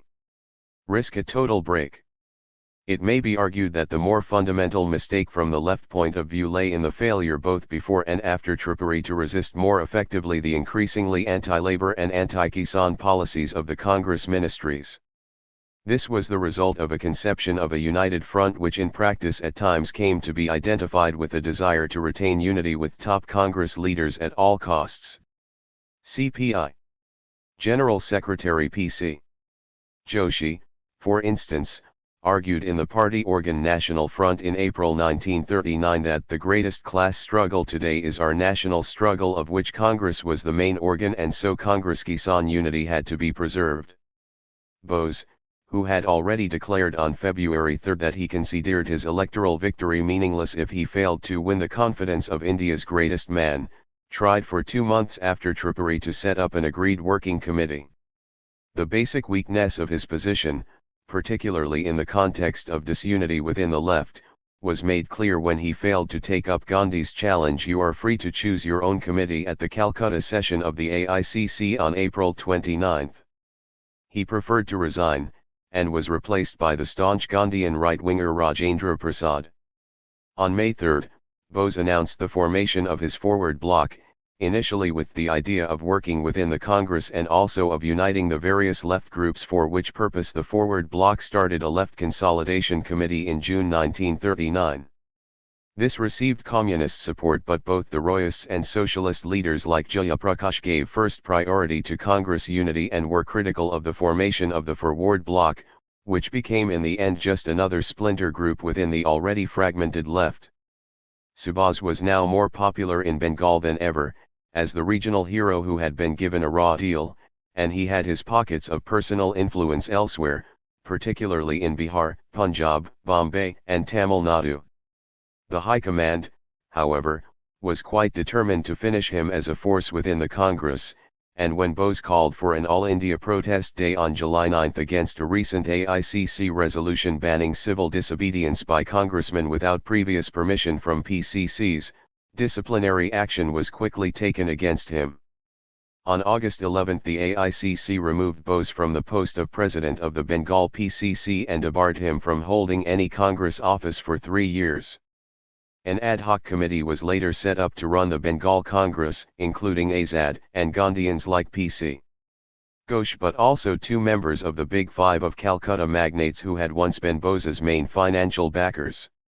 While Bose was firmly ousted, a total break with the left would hardly have been wise from the High Command point of view.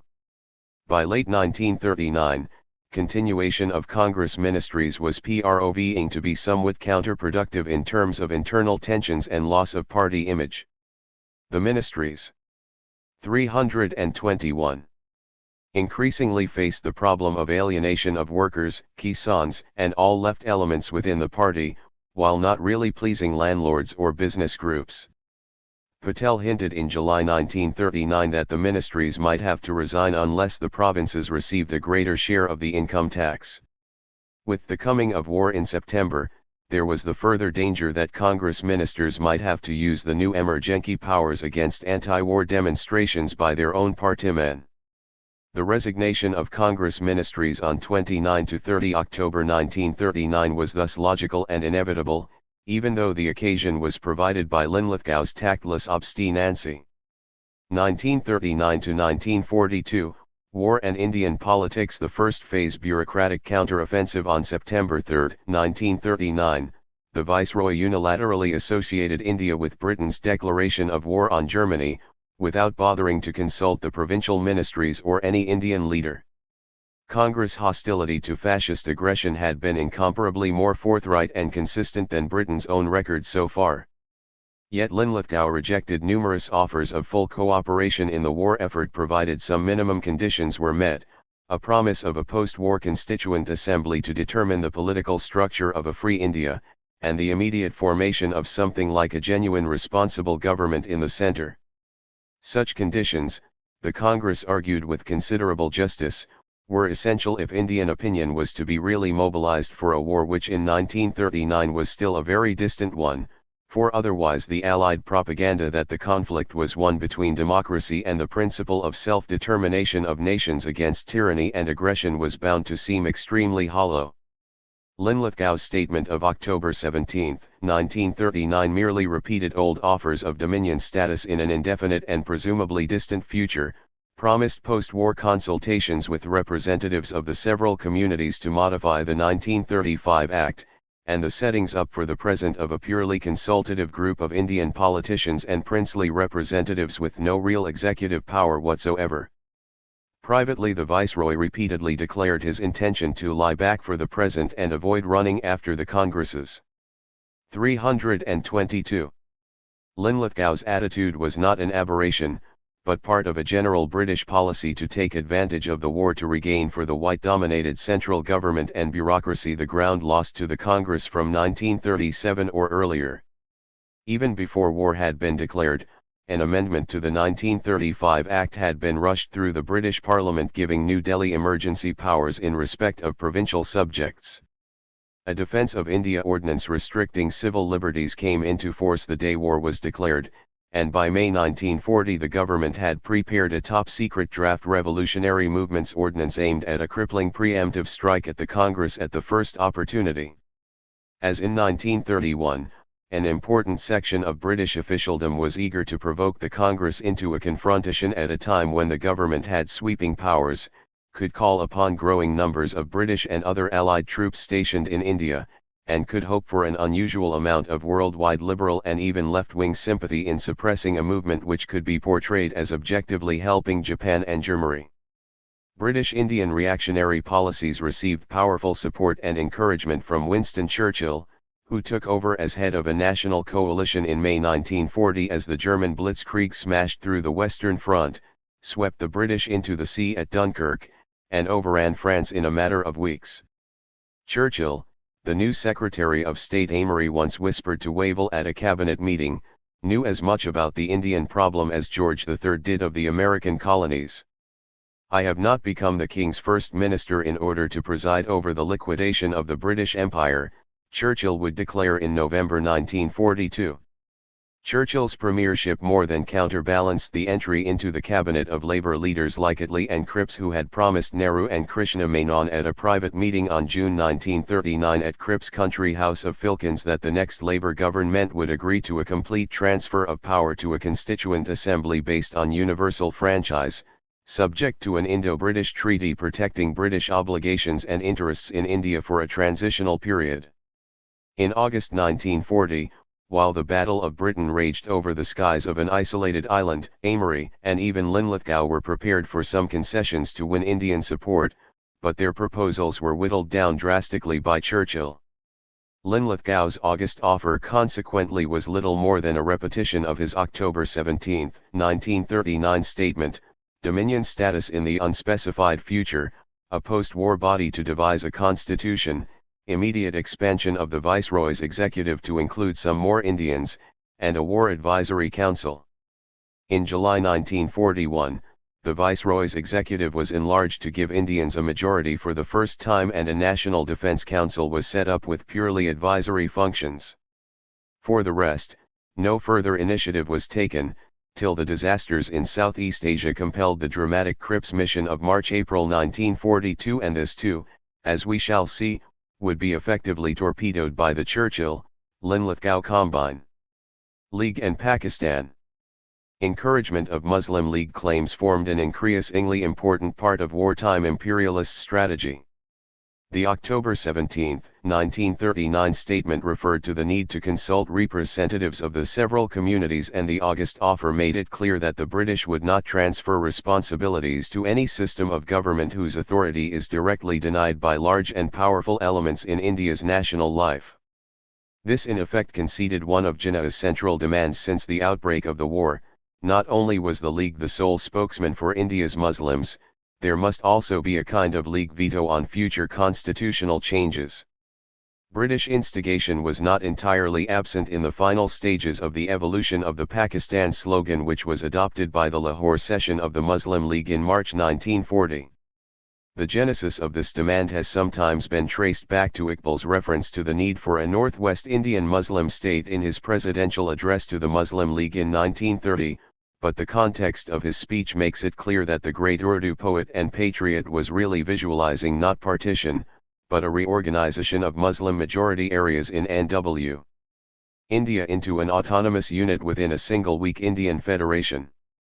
Chaudhry Rahmat Ali's group of Punjabi Muslim students in Cambridge have a much better claim to be regarded as the original proponents of the idea. In two pamphlets, written in 1933 and 1935, Rahmat Ali demanded a separate national status for a new entity for which he coined the name Pakistan. No one took this very seriously at the time, least of all the League and other Muslim delegates to the Round Table Conference who dismissed the idea as a student's pipe dream. But the League after 1937, as we have seen, urgently needed some kind of a positive platform, while the federal clauses of the 1935 Act showed less and less signs of ever coming near implementation and were in any case felt by Muslim leaders to envisage an unacceptably strong and Hindu-dominated central government. A number 324 of alternative proposals were consequently put forward during 1938–39, and in March 1939 the League set up a subcommittee to examine the various schemes. While the Aligarh scheme of Zafrul Hasan and Hussain Quadri suggested 4 independent states of Pakistan, Bengal, Hyderabad and Hindustan, most other plans stopped well short of complete partition, and wanted formation of distinct autonomous Muslim blocs within a loose Indian confederation. The Punjab Unionist Premier Sikandar Hayat Khan, for instance, suggested a kind of 3-tier structure with autonomous provinces grouped into 7 regions having their own regional legislatures, together constituting a loose confederation with the centre having charge only over matters like defence, external affairs, customs and currency in anticipation of the Cabinet Mission Plan of 1946. Considerable British encouragement and prodding lay behind this sudden search for alternatives. Kalakuzaman tells us that Secretary of State Zetland had given a sympathetic hearing on March 20, 1939 to redefinition of Rahmat Ali's scheme, suggesting 2 Muslim federations, one in the northwest and the other in the east. The recently opened Linlithgow and Zetland papers make the British role even more evident. The Viceroy, for instance, told Jinnah on February 6, 1940, 6 weeks before the Lahore Resolution, that British sympathy should not be expected for a party whose policy was one of sheer negation if he and his friends wanted to secure that the Muslim case should not go by default in the UK, it was really essential that they should formulate their plan in the near future. The famous resolution of March 23, 1940, drafted by Sikandar Hayat Khan, moved by Fazlul Huq, and seconded by Kalakuzaman, demanded that geographically contiguous units are demarcated into regions which should be so constituted, with such territorial readjustments as may be necessary, that the areas in which the Muslims are numerically in a majority as in the northwestern and eastern zones of India should be grouped to constitute independent states, in which the constituent units shall be autonomous and sovereign. The remarkably clumsy wording left ample and probably deliberate scope for vagueness, ambiguity, and equivocation. Neither Pakistan nor partition were explicitly mentioned, and in the early 1940s some Muslim politicians even argued at times that the Hindu press and politicians had started the Pakistan bogey by misinterpreting the resolution in order to block legitimate but more modest Muslim demands. Territorial readjustments were not defined and independent states seemed to imply separation but could possibly mean no more than full autonomy within a loose federation. The use of the plural and the stress on the sovereignty of the units became very 325 important after partition, for they provided the theoretical basis for the Awami League agitation against a Punjabi-dominated unitary conception of Pakistan which eventually led to the breakaway of Bangladesh. In a much-quoted Punjab Assembly speech on March 11, 1941, Sikandar Hayat Khan, leader of a unionist bloc which included some Sikhs and Hindu Jats like Jodharam, declared that he was opposed to a Pakistan which would mean Muslim Raj here and Hindu Raj elsewhere. If Pakistan means unalloyed Muslim Raj in the Punjab, then I will have nothing to do with it. he reiterated his plea for a loose confederation, and claimed that his original resolution at Lahore had included references to the center and coordination of the activities of the various units. Few Muslim leaders in fact initially took Pakistan very seriously or literally, and even for Jinnah probably it began as a bargaining counter, useful to block possible British constitutional concessions to the Congress and gain additional favors for the Muslims. Yet Sikandar's speech admitted that though a vast majority of educate Muslims do not believe in any of these schemes, its very vagueness and fluidity was increasingly making Pakistan a convenient slogan to sway the Muslim masses. Unionist evocation of Punjab communal unity was associated with a general defense of the social and political status quo and open alignment with the British. Sikandar's successor, Izar Hayat Khan, would be the one Indian politician to win the unqualified admiration of Wavell. In Punjab as well as in Bengal, a populist, demagogic communalism could consequently develop for a few years around the slogan of Pakistan, with an independent Muslim state being presented as a panacea to all problems. This still lay some years in the future, however. For the moment, Pakistan was useful for the British to maintain a constitutional deadlock in India, but while encouraging Jinnah within limits, they had no intention of surrendering to all his demands. League claims for Muslim non-official advisors in the provinces under Section 93, more seats in the expanded Executive Council, and parity with the Congress in it in case the latter decided to join in the future, were all rejected. Jinnah consequently in the end turned down the August offer, and next year compelled Sikandar Hayat Khan and Fazlul Huq to decline membership of the new National Defense Council. Trends within the Congress. Down to the winter of 1941-42, alignments within the Congress broadly followed the pattern set in the late 1930s. Gandhi and the right wing. 326.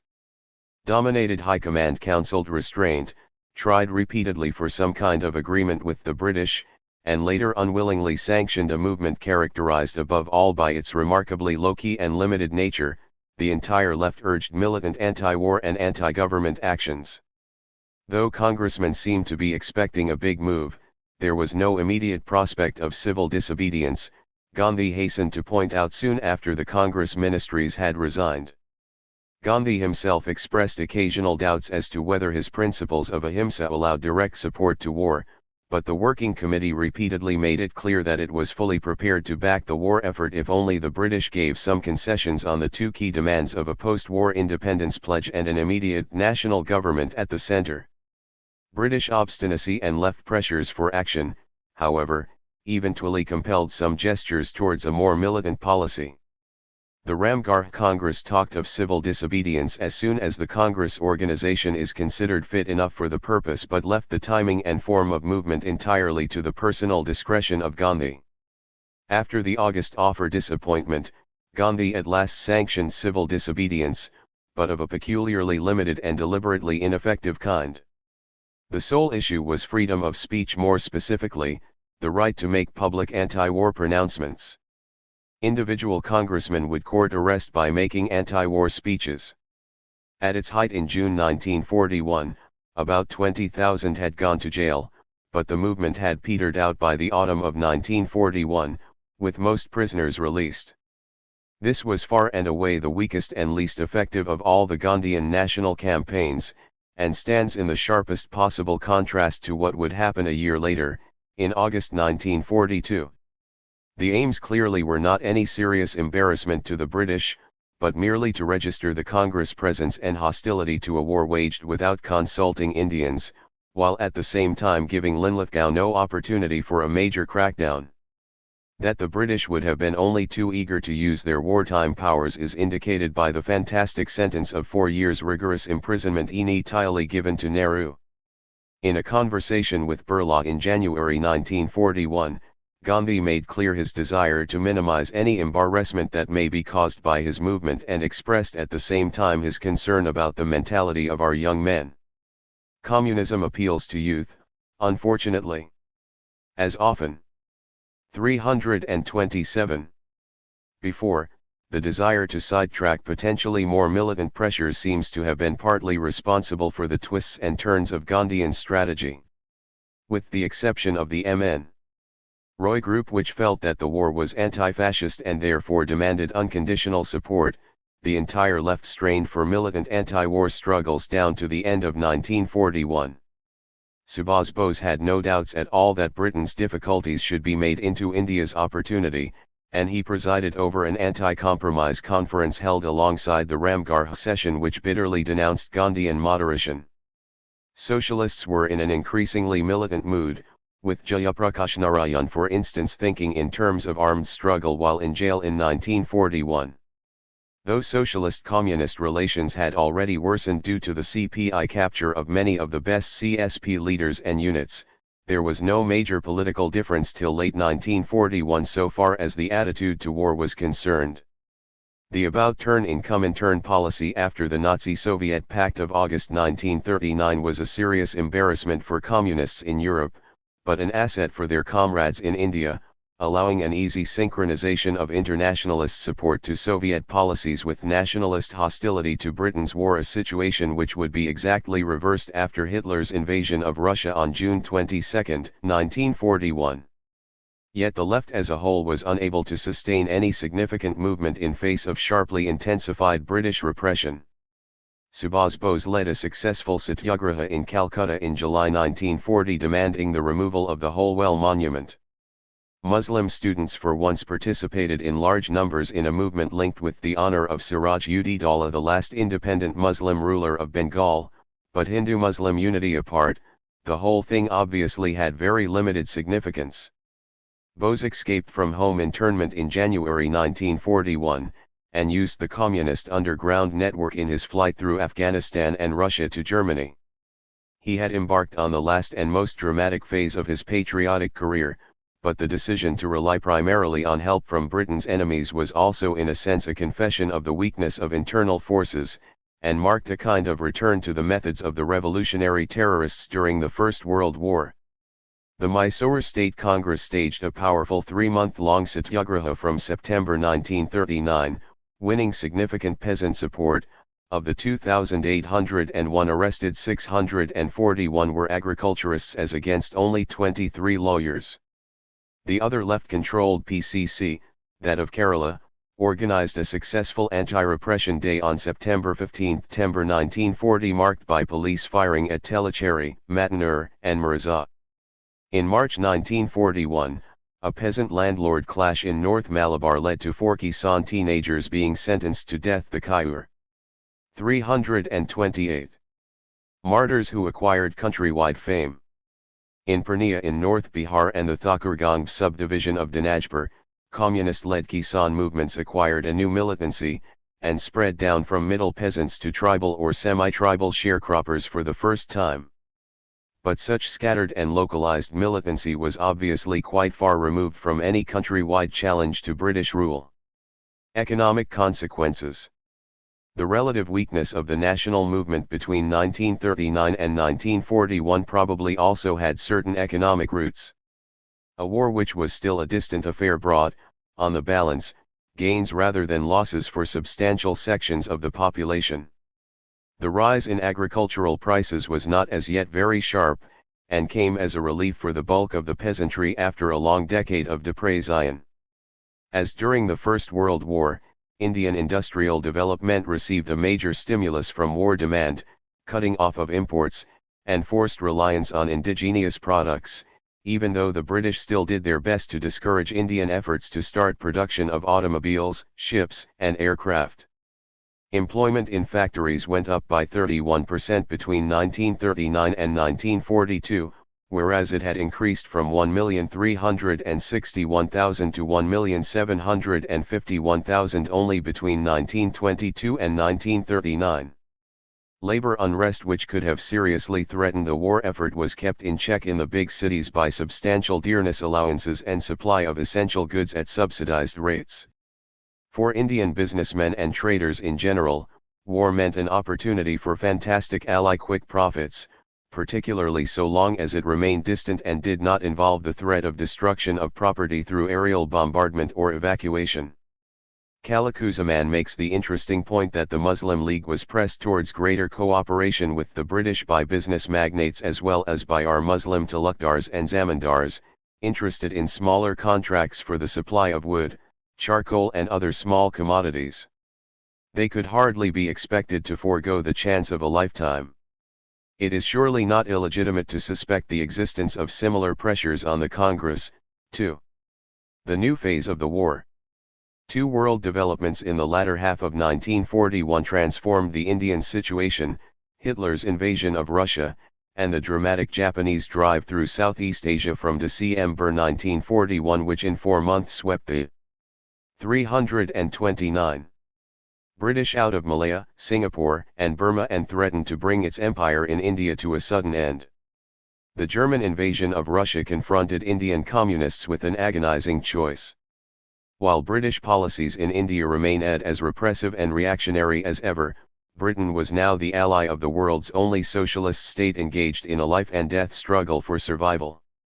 After 6 months of hesitation and internal debate, the CPI in January 1942 lined up with the rest of the international communist movement in calling for full support to the anti-fascist People's War, even while reiterating the standard Congress demands for an independence pledge and immediate national government.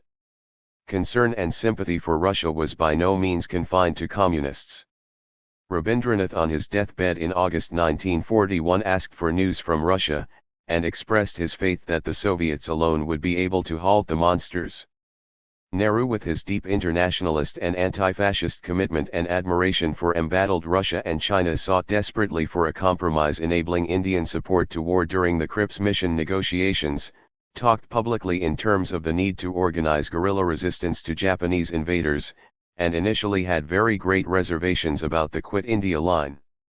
Such a global perspective, however, could hardly be expected from the vast majority of Indian patriots, whether Congress right-wingers, Gandhians, socialists, or followers of Bose, many of whom increasingly felt that Britain was going down in defeat and the time had come for a bold strike for freedom. Cripps mission. As the war daily came nearer India, the British at long last felt obliged to make some gestures to win over Indian public opinion. Roosevelt raised the question of Indian political reform in his talks with Churchill in Washington in December 1941. On January 2, Indian liberal leaders like Supru and Jayakar appealed for immediate dominion status and expansion of the Viceroy's executive into a national government, and in February Chiang Kai-shek during his visit to India publicly expressed sympathy for India's aspirations for freedom. All this provided an opening for relatively pro-Indian groups in Britain, Labour members of the war cabinet like Cripps and Attlee, and the Quaker-dominated India Conciliation Group under Agatha Harrison set up during Gandhi's 1931 visit, with which Nehru had developed friendly connections in 1938. Cripps had visited India privately in December 1939 and had decided after talks with the rising UP 330 League leader Liaquat Ali Khan that some modifications were needed in the Filkins formula of June 1938. There emerges a picture of a rather loose federation, with the right of provinces to withdraw if they wish, the germ of the provincial option idea which would form the basis of the Cripps Plan 2 years later. In the first week of March, 1942, Cripps was able to persuade the War Cabinet to agree to a draft declaration promising post-war dominion status with right of secession, a constitution-making body elected by provincial legislatures, with individual provinces being given the right not to join it, and with states being invited to appoint representatives. Paragraph invited immediate and effective participation of the leaders of the principal sections of the Indian people in the councils of their country on urgent issues, but insisted that the British during the war would have to retain the control and direction of the defence of India. The declaration was not published immediately, but Cripps went out to India on March 23 to negotiate on its basis with Indian leaders. Linlithgow threatened to resign, but Churchill explained that it would be impossible, owing to unfortunate rumors and publicity, and the general American outlook, to stand on a purely negative attitude, and the Cripps mission is indispensable to prove our honesty of purpose.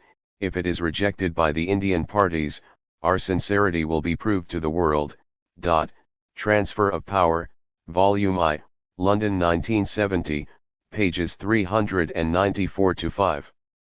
The Crips' mission was plagued throughout, and ultimately torpedoed, by numerous ambiguities and misunderstandings.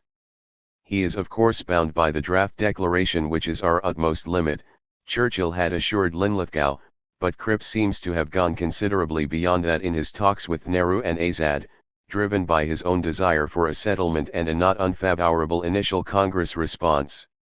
The Congress was naturally very critical of the clauses regarding nomination of states' representatives by rulers and the provincial option, and Gandhi deliberately kept very much in the background throughout Cripps' stay in India.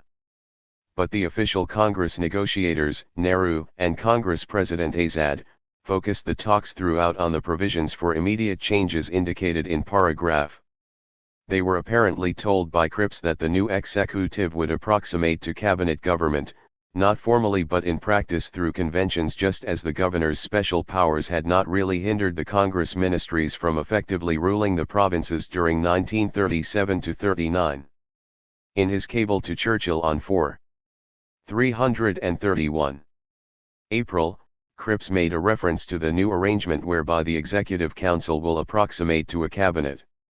The discussion consequently centered on control over defense, and here too an agreement seemed in sight on April 9, thanks to the mediation efforts of Colonel Johnson, Roosevelt's personal representative who had come to New Delhi to discuss military problems. A compromise formula had been worked out by which an Indian would be in charge of the Defense Department while the British Commander-in-Chief would retain control over field operations and head a War Department whose functions were specified.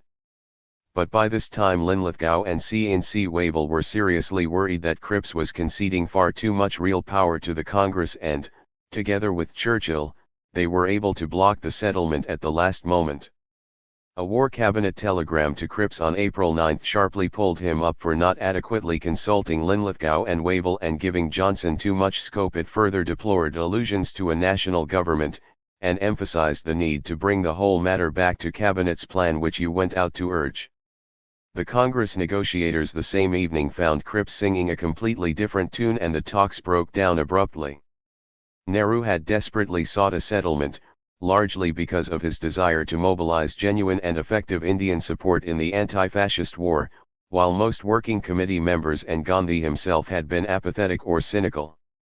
He was now placed in an extremely false position, and things were not helped by Cripps roundly and most unfairly blaming the Congress for the failure, no doubt partly to save his political career. The Congress side of the matter was summed up by Nehru's terse cable to Krishna Menon on April 13. Cripps made clear early stages he envisaged national cabinet with Viceroy as constitutional head like King, subject reservation defense. Discussion therefore centered on defense.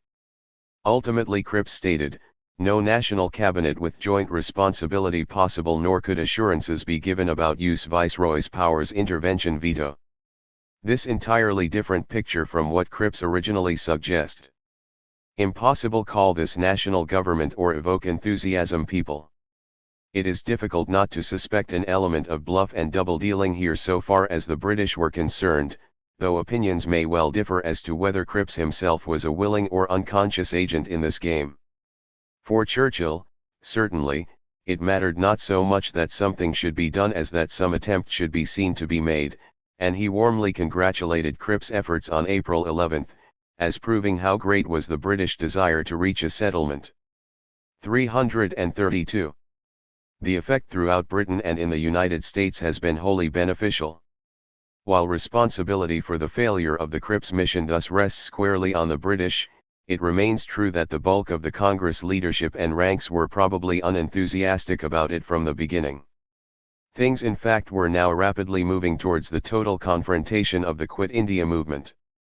1942 to 1945, Quit India, famine, and the last phase of war roots of rebellion. The summer of 1942 found Gandhi in a strange and uniquely militant mood. Leave India to God or to anarchy, he repeatedly urged the British. This orderly disciplined anarchy should go, and if as a result there is complete lawlessness I would risk it. If the British withdraw, the Japanese would be bound to reconsider their plans, and in any case Indians should be left to tackle that problem in their own way.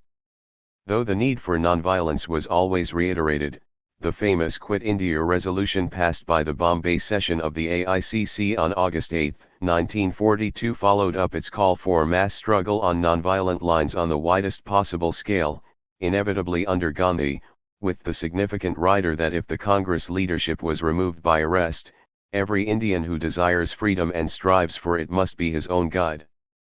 Let every Indian consider himself to be a free man. Mere jail-going would not do, Gandhi declared in his passionate do-or-die speech the same day. If a general strike becomes a dire necessity, I shall not flinch, was yet another most uncharacteristic remark, made by Gandhi in an interview on August 6. Gandhi, it may be noted in parenthesis, was prepared for once to counter AN's political strikes, precisely at a moment when the communists were bound to keep aloof from them, in very sharp contrast to his attitudes in previous periods of left-led labor militancy in 1928-29 or the late 1930s and early 40s. The Varda Working Committee resolution of July 14 had also introduced an unusual note of social radicalism. The princes, jagirdars, zamindars, and propertied and moneyed classes derive their wealth and property from the workers in the fields and factories and elsewhere, to whom eventually power and authority must belong. 333. The new turn upset all older alignments within the Congress. At the crucial Working Committee session of April 27 to May 1 after the collapse of the Cripps mission, Gandhi's hardline was backed by a combination of right-wingers like Patel, Rajendra Prasad, and Kripalani and socialists, while Nehru found himself in the strange company of the arch-moderates, Rajagopalachari and Vallabhbhai Desai. Rajaji from early 1942 had been urging the need for some understanding with the Muslim League through recognition of the right of Muslim-majority provinces to secede through plebiscites after independence had been obtained, and in yet another strange realignment the Communists took up a somewhat similar stand at the Bombay AICC, pleading for a joint front with the League on the basis of the right of secession to any more or less homogeneous section of the population. Eventually Nehru swallowed his doubts, as so often before, and moved the Quit India resolution, which only the Communist members of the AICC opposed. During and after the Quit India upsurge, the British in documents like Tottenham's Congress responsibility for the disturbances repeatedly attributed the Congress change of line to secret pro-Axis sympathies. Painting the whole outburst as a deliberate fifth columnist conspiracy was obviously the best way of winning world anti-fascist opinion or brutal repression of an undoubtedly massive popular rebellion. This smear campaign deliberately ignored both the consistent anti-fascist international stance of the Congress throughout the 1930s, as well as numerous reiterations of sympathy for Russia and China and support for the Allied cause in the Allahabad, Varda, and Bombay resolutions of May 1, July 14 and August 8. I do not want to be the instrument of Russia's defeat nor of China's, Gandhi declared even in his do-or-die speech, and, in a private conversation in May, he had clearly stated his disagreement with those who felt that the Japanese could be liberators. In fact, I believe that Subhas Bose will have to be resisted by us. Yet there was a real difference between a minority who found the thought of a world with the Soviet Union destroyed and Hitler and Tojo victorious literally unendurable, and the bulk of the Indian patriots, provoked beyond endurance by British obstinacy and misrule, who considered it wiser to calculate India's national interest in the event of an Allied defeat. Gandhi's original draft for the Allahabad Working 334. Committee session of April had contained the sentences, if India were freed her first step would probably be to negotiate with Japan. India bears no enmity towards Japan. These passages were omitted at Nehru's insistence. Jawaharlal possibly hit the nail on the head when he argued during the session that it is Gandhiji's feeling that Japan and Germany will win. This feeling unconsciously governs his decision. We must remember that an Allied defeat seemed very much on the cards in mid-1942, before the tide was turned at Stalingrad. Yet calculations by Congress leaders can provide only a very partial explanation for the elemental and largely spontaneous popular outburst after the leaders had been removed by arrest in the early morning of August 9.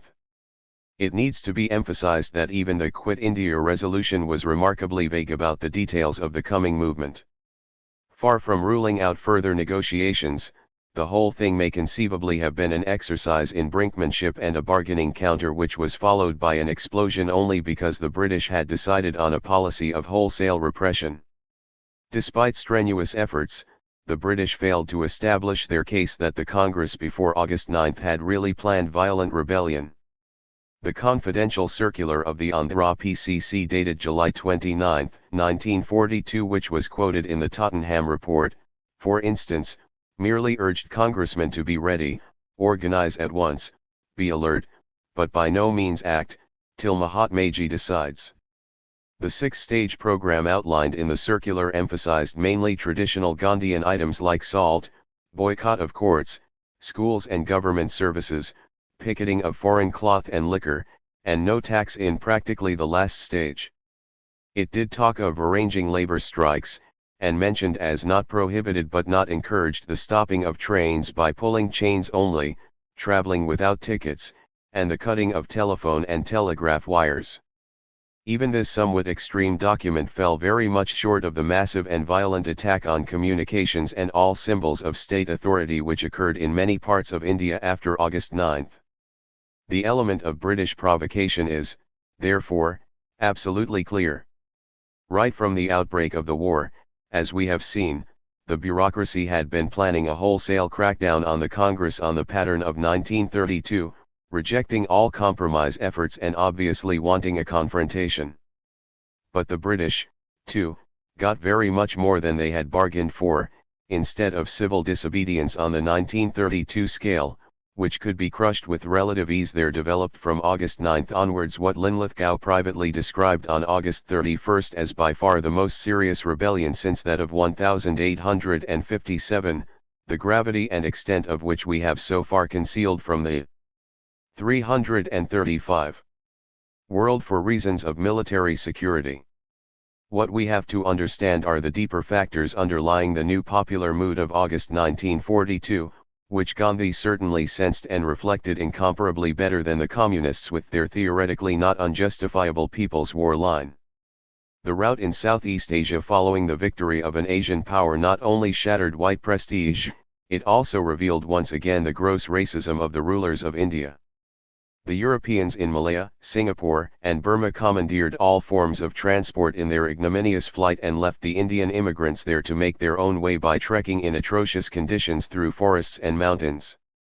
The resultant was a compound of anti-white fury and an expectation that British rule was ending the typical popular mood which characterized August 1942. It is probably not accidental that East UP and West and North Bihar, the region where the August Rebellion attained its maximum popular intensity, was also traditionally one of the principal catchment areas for Indian migrant labor going to Southeast Asia and other parts of the world. Ajmugad district, for instance, used to receive 30 lakhs annually from foreign money orders. Evacuees wandering back home after the British had woefully failed to help them, and trainloads of wounded soldiers returning from the Burmese front, combined to spread the mood of anger, hostility towards what to the vast majority of Indians was an alien and meaningless war bringing only suffering, and expectation of an apocalyptic end to foreign rule.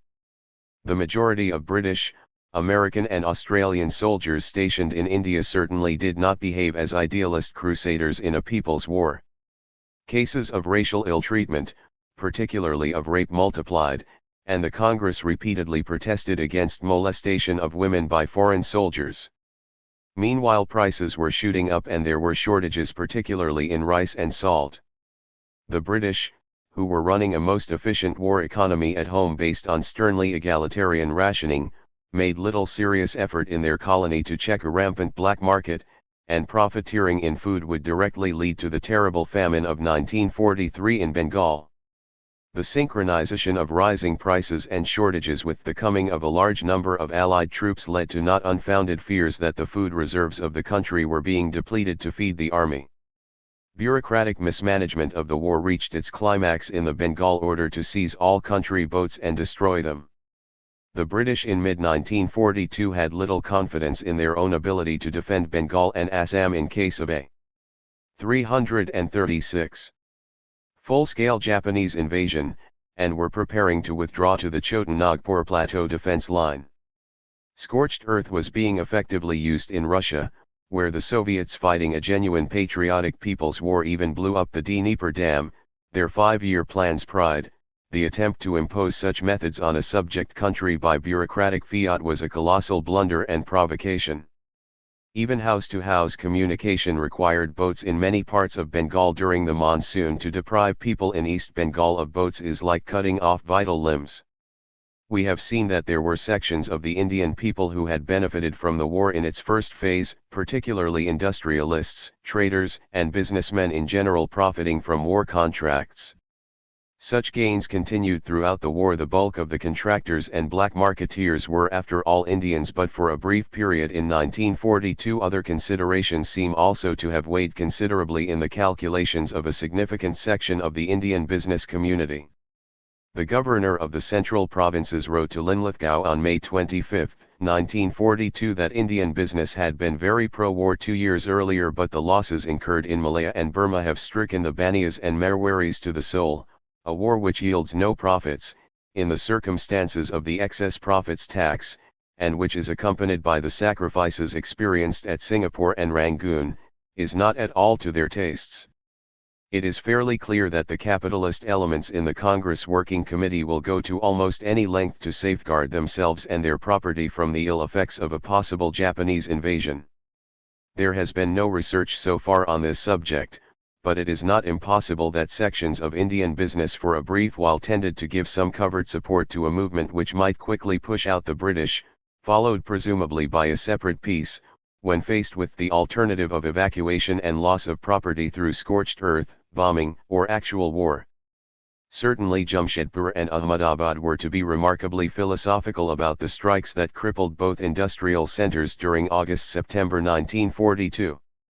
Once the movement had been defeated, and the Japanese offensive clearly halted on the Assam border, calculations naturally changed, and Indian business happily went back to its more normal pursuits of speculation and profiting through support to the British war effort. Detailed studies of the August Rebellion are as yet relatively scanty, as compared to non-cooperation or civil disobedience. Yet we may attempt a similar arrangement of data, with an analysis of the all-India pattern and social composition followed by regional studies. 337. The all-India pattern. The early morning roundup of Congress leaders on August 9 unleashed an unprecedented and countrywide wave of mass fury. As in earlier movements, the removal of established leaders left younger and more militant cadres to their own initiative, and gave greater scope to pressures from below. Amory's slander that the Congress had planned attacks on communications and sabotage boomeranged with a vengeance, for many believed that this really had been the Working Committee's plan. At a later stage, a number of instructions were issued by various underground groups, all in the name of an AICC, the vast majority of whose members were behind bars. 3 broad phases can be distinguished in the Quit India movement.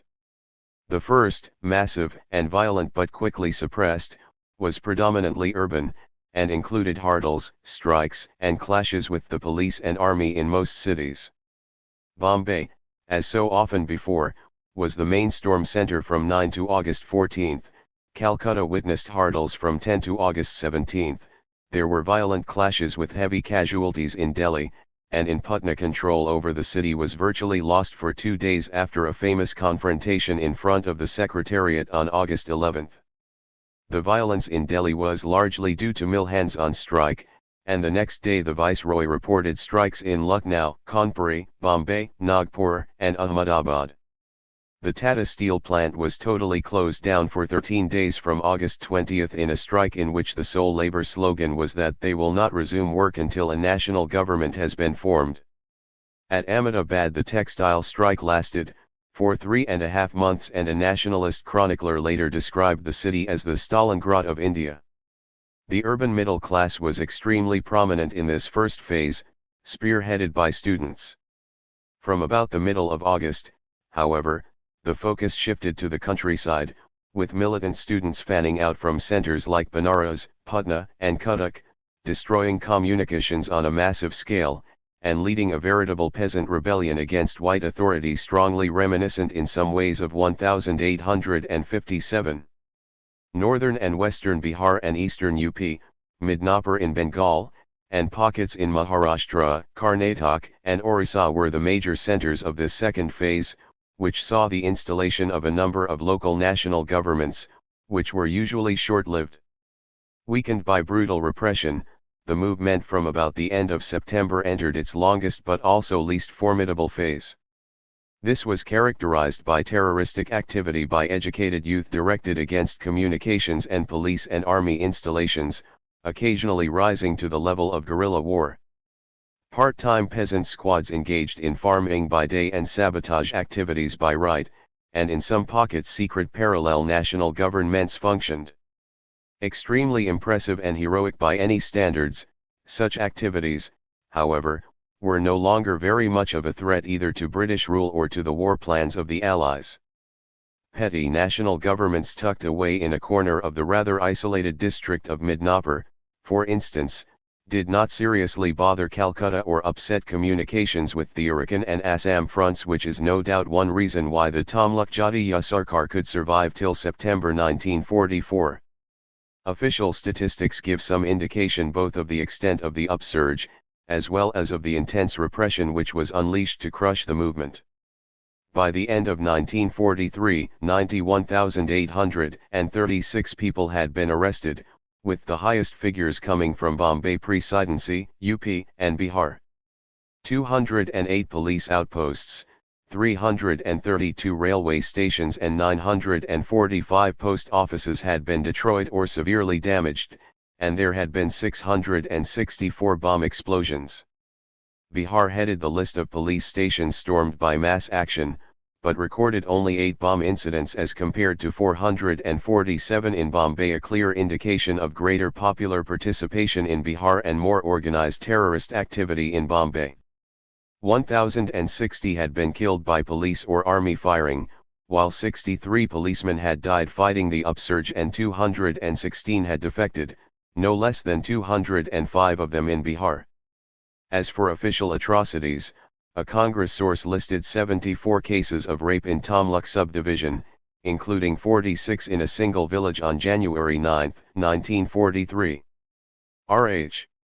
Niblet, district magistrate of Ajmagat, who was removed for being too mild, has recorded in his fascinating diary numerous instances of a quite unnecessary terror blanche, with the British unleashing an incendiary police to set fire to villages for several miles. Niblet speaks of bouts of official hysteria, with reprisals the rule of the day, and collective fines as a kind of official dacoity. He recalls how he tried in vain to warn his men to remember you are neither out on shikar, nor on an errand of destruction. Free use was made of public flogging, as well as of refined methods of torture like inserting a ruler inside the rectum.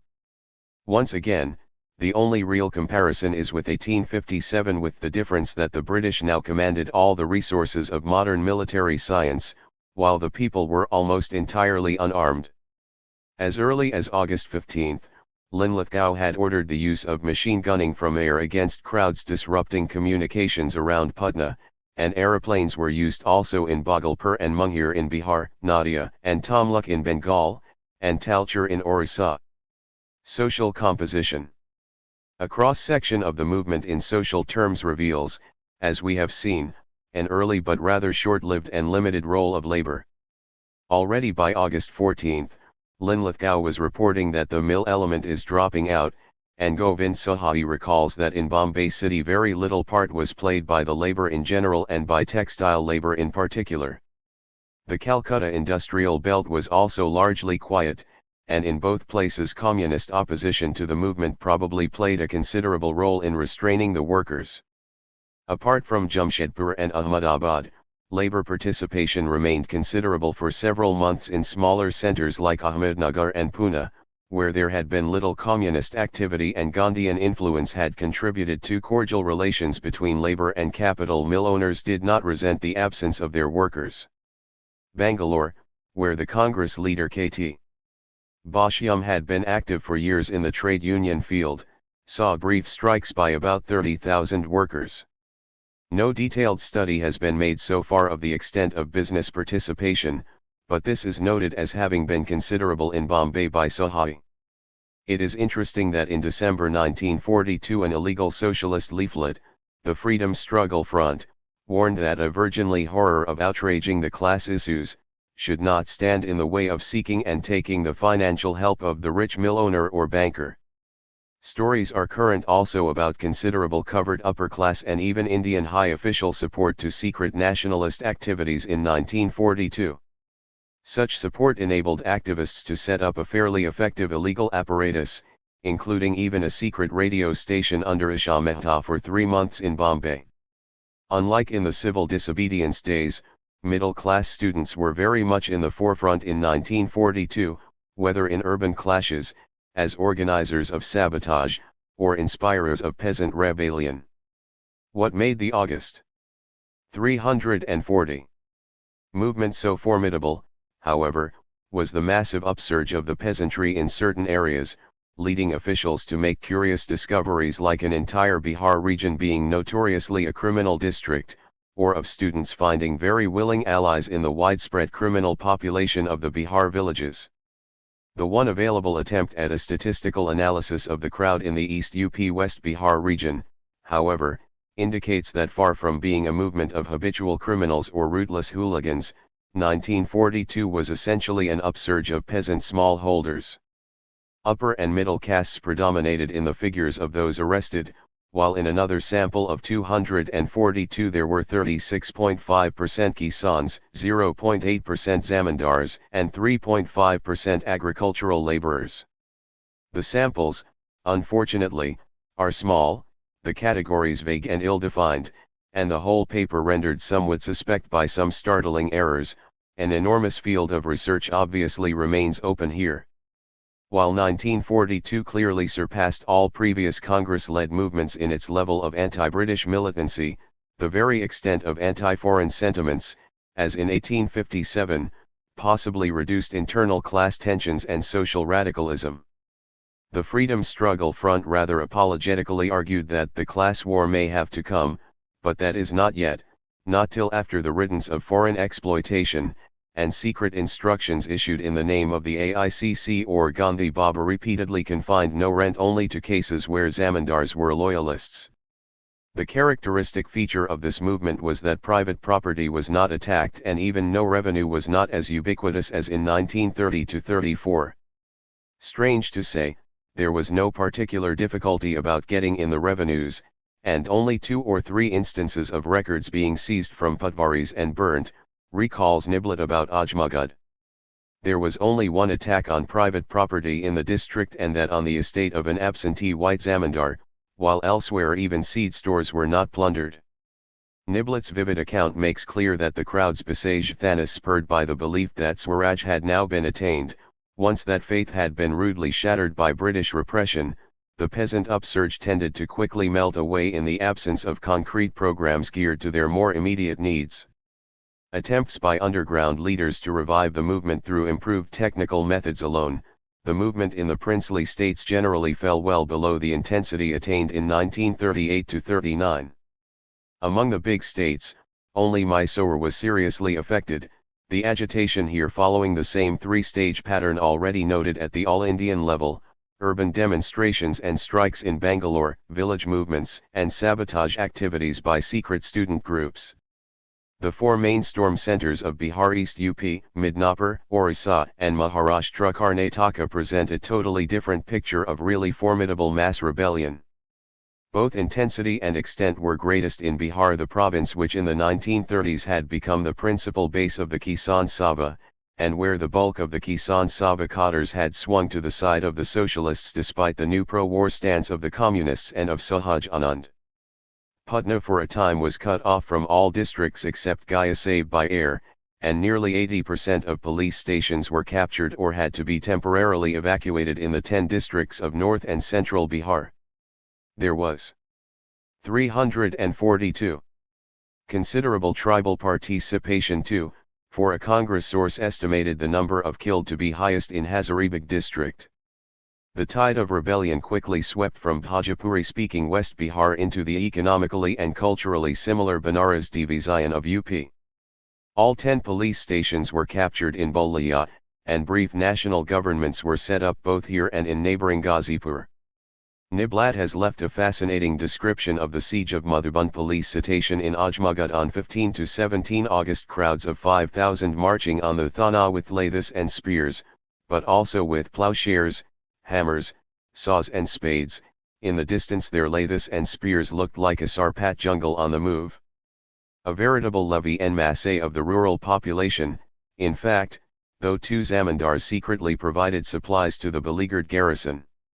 It took several weeks and a really massive use of army and police to restore order and normal communications in the 16 seriously affected districts of eastern UP and Bihar, and even then sporadic guerrilla activities went on till 1944, with a number of local parallel governments loosely connected with the Nepal frontier-based provisional government of Jayaprakash Narayan and Ram Manohar Lohia. The best available account of a rebel national government comes from Tamluk subdivision of Midnapur, the chroniclers being local Congress leaders like Satis Samanta, the first Sarbad Yak of the Tamluk Jatiya Sarkar. Tamluk and the neighboring subdivision of Kantai were old Gandhian bases, with a tradition of sustained constructive work. As compared to Bihar and East UP, 1942 here was less elemental and violent, but perhaps better organized and sustained, and special circumstances forced a somewhat more radical economic policy.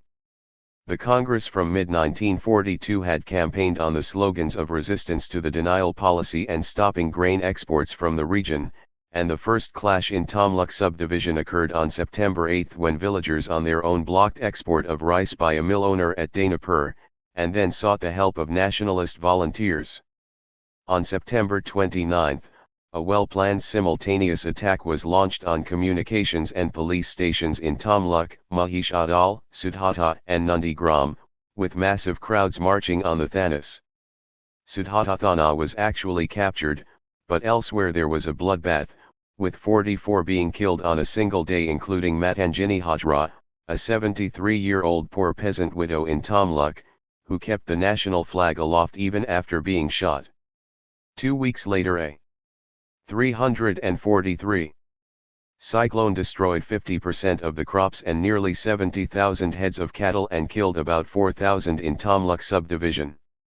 In the absence of adequate official relief, Congress volunteers had to switch over to large-scale self-help measures, and this became a major function of the underground Tamralipta Jatiya Sarkar set up on December 17, 1942 with subordinate branches later on in Sudhata, Nandigram, and Mahishadal. The Jatiya Sarkar, which lasted till September 1944, controlled an armed Vidyut Bahini, ran a hierarchy of arbitration courts which claimed to have settled 1,681 cases, provided grants to schools, organized relief amounting to 79,000, and most interesting of all tried to distribute the surplus paddy of the well-to-do, among the needy villagers. The rich hoarders and profiteers were served with notices by the Jatiya Sarkar to stop exploitation and they were made to pay fair sums of money and paddy which were distributed among the distressed people. In Balasore district of Orissa, bordering on Midnapur, the Congress organized plunder of salt depots, disruption of communications and village Swaraj panchayats to hold on to food stocks. 35 were killed in a mass attack on Irambasudevpur police station on September 28, and a national government functioned for some time in the Gurpal region. The official inquiry report on the Irambasudevpur firing alleged that the rumor had spread that Swaraj would be attained within a week, and that under a Swaraj government no taxes would be paid and the paddy of the rich would be available to the poor. Cuttack was another storm center, though here terrorist activity organized by a local Rakhtavahini soon became more important than mass action. Koraput with its large tribal population witnessed a massive upsurge, including no-rent movements against the Jaipur Zamindari, invasion of reserved forests, and attacks on Thanas. Leadership came from an illiterate villager, Lakshman Nayak, who was hanged on November 16 for allegedly murdering a forest guard. In Talcher state, guerrilla activities continued till May 1943, with the Chaisimali Raj controlling nearly 400 square miles and staging an attack on Talcher town on September 7, 1942 which could be beaten back only with the help of aeroplanes. The immediate cause of the popular upsurge in Talcher, which had already witnessed a massive struggle against forced labor, forest laws, and autocratic rule in September 1938, was a rumor that Pabitra Mohan Pradhan, president of the state Prajamandal, had been murdered. 344. After the initial urban upsurge had been suppressed, the movement in Bombay Presidency took on two distinct forms: peasant guerrilla war in a few pockets, and more widespread terroristic activity and sabotage, carried on mainly by educated cadres, though obviously enjoying very great popular support. The main centres of peasant rebellion were East Khandesh and Satara in Maharashtra and Jambusar Taluk in Broch district of Gujarat. That the Satara and Jambusar movements had some socially radical possibilities is indicated by the embarrassed comments made by the Congress historian Govind Sahai. In Satara, criminal elements of the district took advantage of the rebellion headed by Nana Patil, and both here and in Jambusar there were numerous dacoities with a local bandit, Megza, helping the Jambusar movement to set up a kind of liberated area for 3 months. A recent detailed study by Gail Umvit of the Satara Prati Sarkar based on interviews of participants brings out a number of distinctive features. The Satara movement was closely related to the peasant-based non-Brahmin Bahaijan Samaj tradition which had been very strong in this region. The parallel government developed rather late, from mid-1943, and maintained some kind of existence till as late as 1945 to 46. Its activities included the running of people's courts and constructive work along Gandhian lines apart from carrying on a guerrilla war.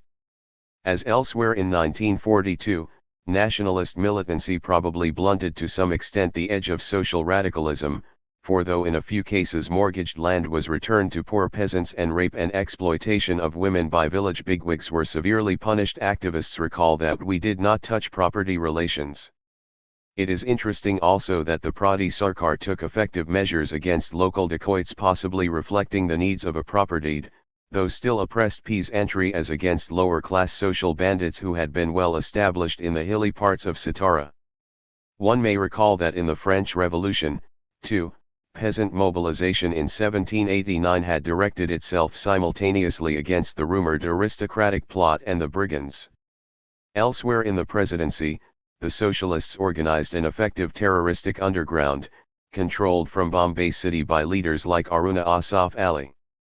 Dislocation activities in Karnataka included 1,600 attacks on telegraphs lines, and raids on 26 railway stations and 32 post offices.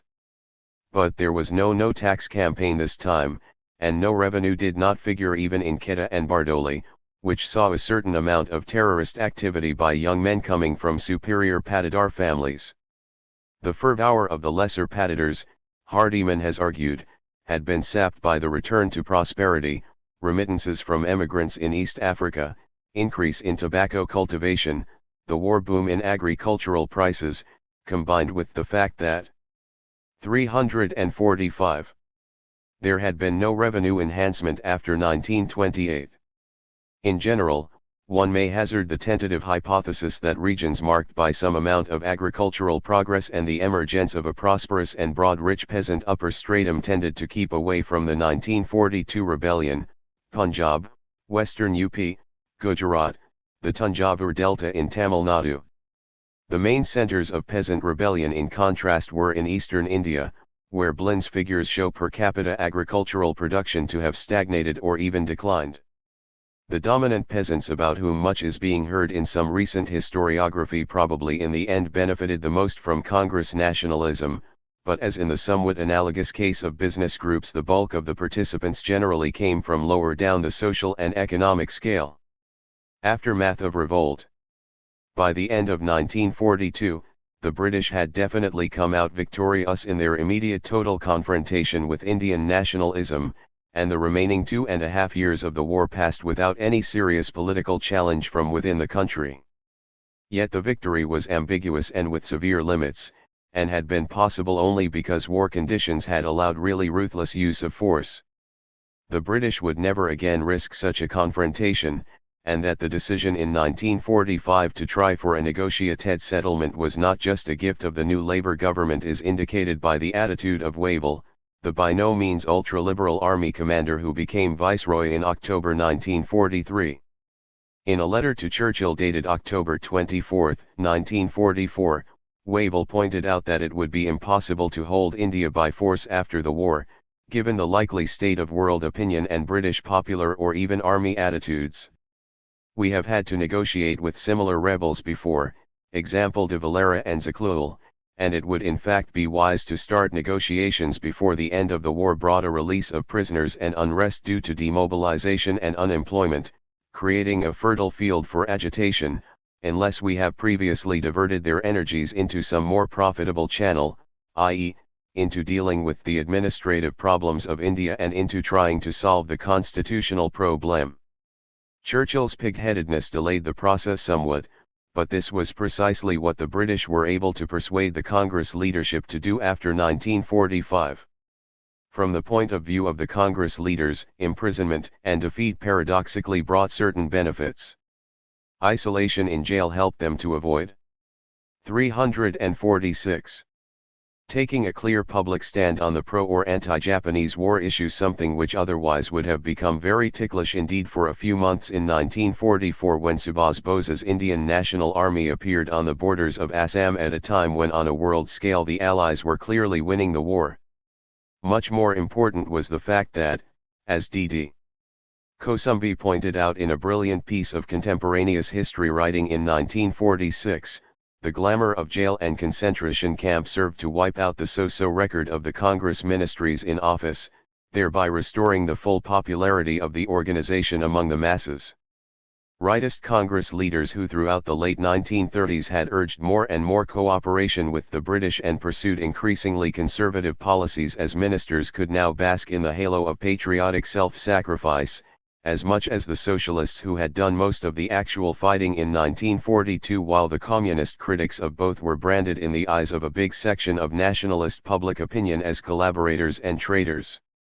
If the British ultimately came to realize the wisdom of a negotiated transfer of power from the Quit India experience, the 1942 rebellion and its aftermath thus also strengthened forces preferring a compromise on the nationalist side by giving a new prestige to the Congress right. The left alternative was in fact weakened in two ways: through a struggle which, however, heroic and natural, was also perhaps untimely and doomed to failure, given the British control of massive military resources in 1942. Brutal repression must have exhausted many peasant bases, built up through years of Gandhian constructive work or radical Kisan Sabha activity. It is significant that Bihar, eastern UP, and the Maharashtra, Karnataka and Orissa countryside played little or no part in the anti-imperialist upsurge of 1945-46, while most of the rural Gandhians of Midnapur and Hooghly found themselves largely pushed aside in the Bengal Congress politics of the post-war and post-independence years. In the second place, the left was now divided as never before. The searing memory of 1942, with its charges and countercharges of treachery and fifth columnist activity, erected a wall between the socialists and followers of Bose on the one side, and the communists on the other, which has not been entirely overcome even after a generation. The war and the Indian economy. Famine and super profits. The economic impact of the war on the whole aggravated this exhaustion of popular forces, even though it also led to acute discontent and occasional 347 and sporadic near-revolutionary outbursts in 1945-47. Though India was spared actual military devastation, mass suffering was nonetheless acute, for war meant rampant inflation, widespread corruption, shortages and black market prices, and eventually a devastating famine in 1943. The food crisis was caused fundamentally by stoppage of rice imports from Burma and Southeast Asia, coinciding with the need to feed a vastly enlarged army, but it was greatly aggravated by gross mismanagement and deliberate profiteering. Rationing measures were extremely belated and confined to a few big cities, and even Wavell complained bitterly in private of London's indifference towards Indian food problems, and spoke of the very different attitude towards feeding a starving population when the starvation is in Europe. In the terrible summer and autumn of 1943, Locke's trek to Calcutta to starve to death on its streets, begging no longer for rice, but just for the water in which it had been cooked. Between 1.5 to 3 million perished in Bengal in a basically man-made famine. As starvation and malnutrition led to major epidemics of malaria, cholera, and smallpox, Bengal returned mortality figures considerably higher than normal for years after 1943. Direct British rule had begun with a famine in 1770, it was now drawing to a close with a comparable calamity. The worst affected areas were the Tamlukkantai Diamond Harbour region of southwest Bengal, and the districts of Dhaka, Faridpur, Tipura, and Noakhali. Bengal's small peasant economy suffered a shattering blow, with 600,000 tenants losing their holdings during 1943, and cattle wealth going down by 20% in a single year. Agricultural laborers, not unexpectedly, were the worst sufferers. In a survey of 5 Faridpur villages in 1944, 40.3% were found to have been wiped off as against an aggregate mortality of 15.2%. Yet war and famine also meant super profits for some, and as in 1914-18, a major step forward for the Indian bourgeoisie. Indo-British economic relations were significantly modified, with the USA displacing Britain by 1944-45 as the biggest source of India's imports, and with India's sterling debts being liquidated through British purchase of them to pay for war supplies from the country. By 1945, India had accumulated a sterling balance of more than £1,000 million, and while these signified immediately no more than promissory notes issued in return for a vast wartime transfer of Indian material resources, they would also boost free India's foreign exchange. 348. Reserves after independence. One traditional item in the drain of wealth debt charges thus finally disappeared. In the second place, war demand and enforced import substitution led to advances in textiles, iron and steel, cement and paper, and some entry into engineering and chemicals, though the British still obstructed the development of indigenous shipping, automobile, and aircraft production. Industrial growth remained fairly slow, however, gross production rising to only 120 in 1945 if 1937 is taken as base year. The really fantastic increase was not in production but in profits, particularly speculative gains through profiteering in food, share market operations, and the black market in general. The Indian bourgeoisie was a specific kind of bourgeoisie, characterized by ravening greed and a mania for speculation rather than initiative or efficiency in developing production. Technological backwardness made it look for foreign collaboration, now that the changed economic and political position promised to give it additional leverage in conducting negotiations on somewhat less unequal terms. In the summer of 1945, Birla and Tata led an Indian business delegation to Britain and the USA, and agreements were concluded during that year between Birla and Nuffield and Tata and Imperial Chemicals. At the same time, bourgeois leaders were quite willing to accept or even urge Indian state investment in sectors like heavy industries, power, irrigation, etc., where initial profits were bound to be low, even while haggling over specific types of state intervention and complaining about neglect or too much controls. The Bombay Plan of January 1944, drawn up by India's leading businessmen, visualized a doubling of the per capita national income in 15 years through quick development of basic industries. While little more than a statement of objectives and vague on questions of distribution and degree of state control, the Bombay Plan was prepared to accept a temporary eclipse in freedom of enterprise in the interests of development, and made a number of surprisingly warm references even to the Russian experiment. To quote Kosumbi's contemporary analysis again, the bourgeoisie needs Nehru's leadership, just as in previous periods of mass struggle it had been intelligent enough to exploit for its own purposes whatever is profitable in the Mahatma's teachings and to reduce all dangerous enunciations to negative philosophical points. As a class which had never had it so good amidst unprecedented mass misery, the bourgeoisie was naturally averse to any further round of popular struggle which could have unmanageably radical consequences, and its 349. Formidable influence was cast firmly on the side of a negotiated compromise settlement after 1945. The events of 1945-47, however, tragically proved that in the context of India the price of a negotiated transfer of power was an encouragement of divisive forces culminating in partition.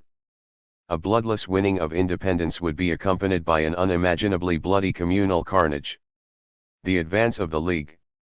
The rapid advance of the Muslim League, which took full advantage of the suppression of the Congress, was in fact the most striking political development of the closing years of the war.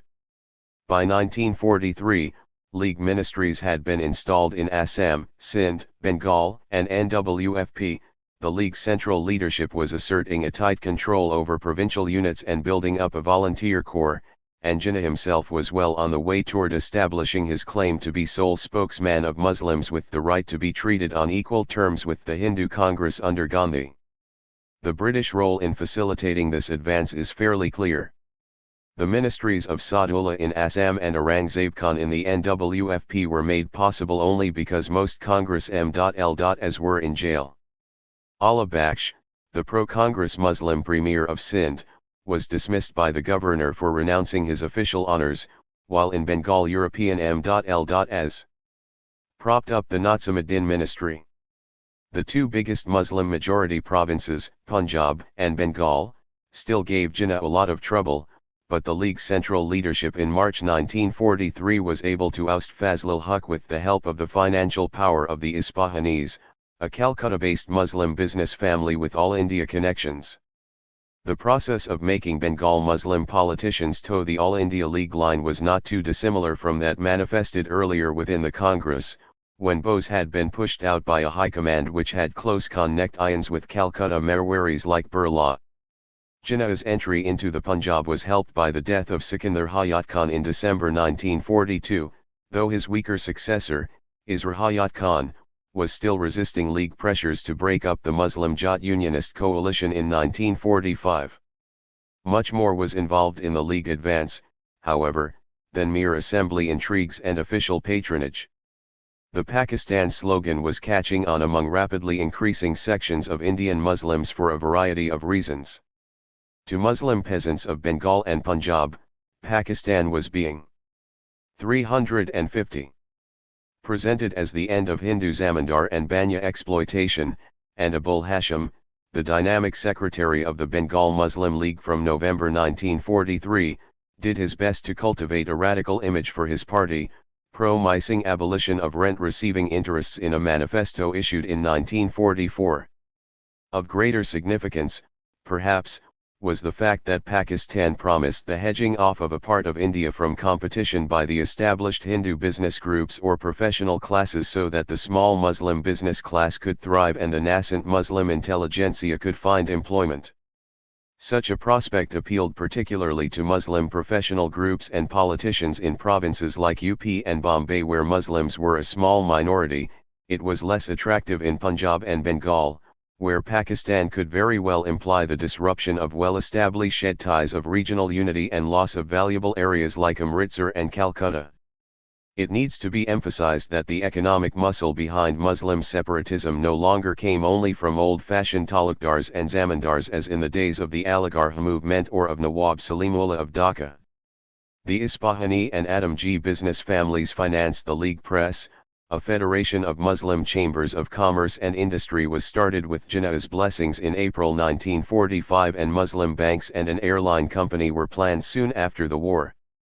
The Indian bourgeoisie had never been immune from communal tensions, and there was no doubt that really big Muslim capitalists were relatively few in number. In West Punjab, big industries hardly existed before 1947, but a number of small entrepreneurs were coming up, connected with the flourishing agriculture of the region. Partition for such people did provide a major economic boon by insulating them from competition with established Indian large business houses. Azad Hind. As the massive, though ultimately frustrated, anti-imperialist upsurge of the immediate post-war years was to reveal, exhaustion of popular energies and tendencies towards compromise and division did not make up the total picture of post-1942 India.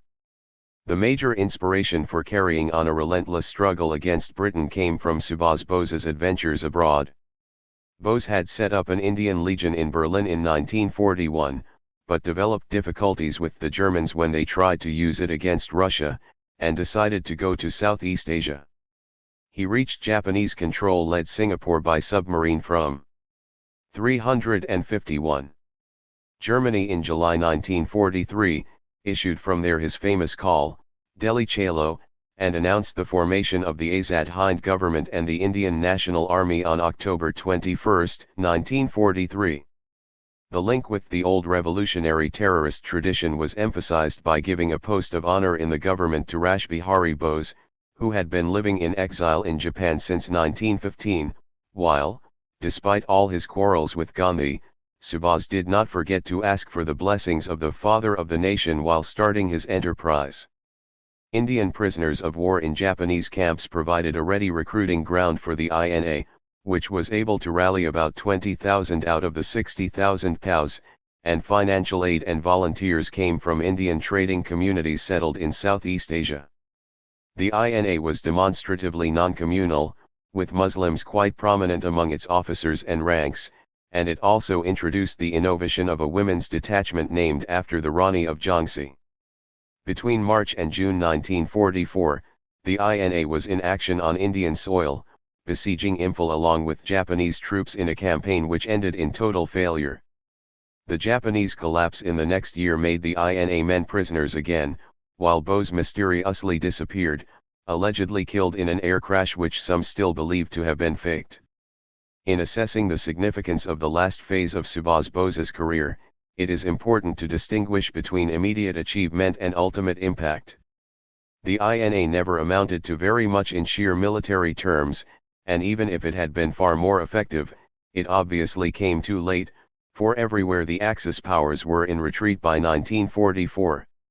The forward bloc underground in India, which might have backed up the Imphal-Kohima invasion, had been crushed even earlier, yet we must not underestimate the impact on the patriotic imagination of an actual army fighting, however ineffectively, for the country's liberation, led by a Bengali, the least martial of India's races in traditional British stereotype. In November 1945, a British move to put the INA men on trial immediately sparked off massive demonstrations all over the country. Even more significant was the probable link between the INA experience and the wave of disaffection in the British Indian Army during the winter of 1945-46, which culminated in the Great Bombay Naval Strike of February 1946 and was quite possibly the single most decisive reason behind the British decision to make a quick withdrawal. Communists and People's War.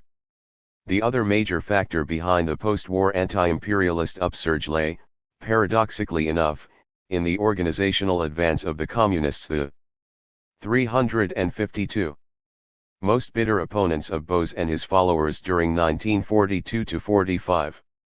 The People's War line had certainly isolated and discredited the CPI very gravely, and they had added to their own troubles by adopting in August-September 1942 the curious Adhikari thesis on Pakistan and national unity.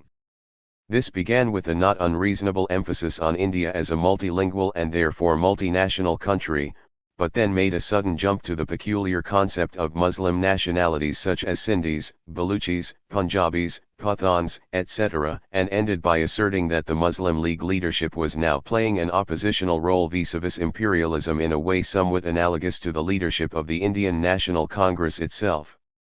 The Communists consequently for a few years tried to discover progressives within the League, pleaded repeatedly for an agreement between Gandhi and Jinnah, and came perilously near to accepting the Pakistan demand in what was perhaps an opportunistic bid to draw close to the other big national force now that relations with the Congress were so strained.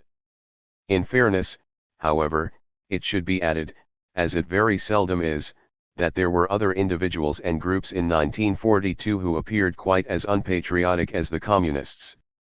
Rajagopalachari, the leading Gandhian and Congress right-winger in the South, opposed Quit India and pleaded for negotiations on the Pakistan demand.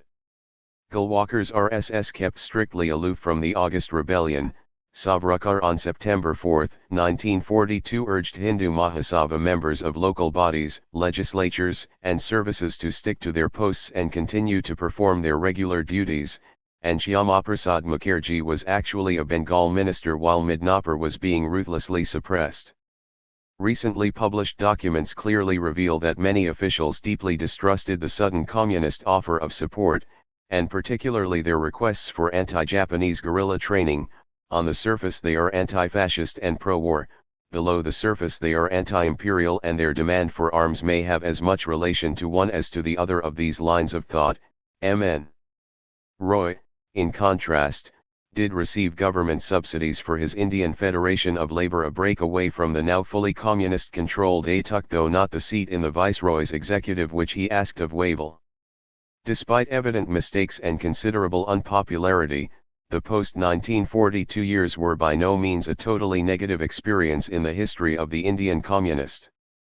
353. Movement. Legalization brought obvious organizational advantages, for communists had been persecuted by the British right from the formation of their first groups in the early 1920s, and the party had been illegal since 1934. Membership, only 4,000 in 1942, shot up to 15,000 in May 1943, 53,000 in mid-1946, and over 100,000 at the time of the Second Party Congress in February 1948, while the ATUC doubled its strength, from 2.5 to 5 lakhs between 1942 and 1944.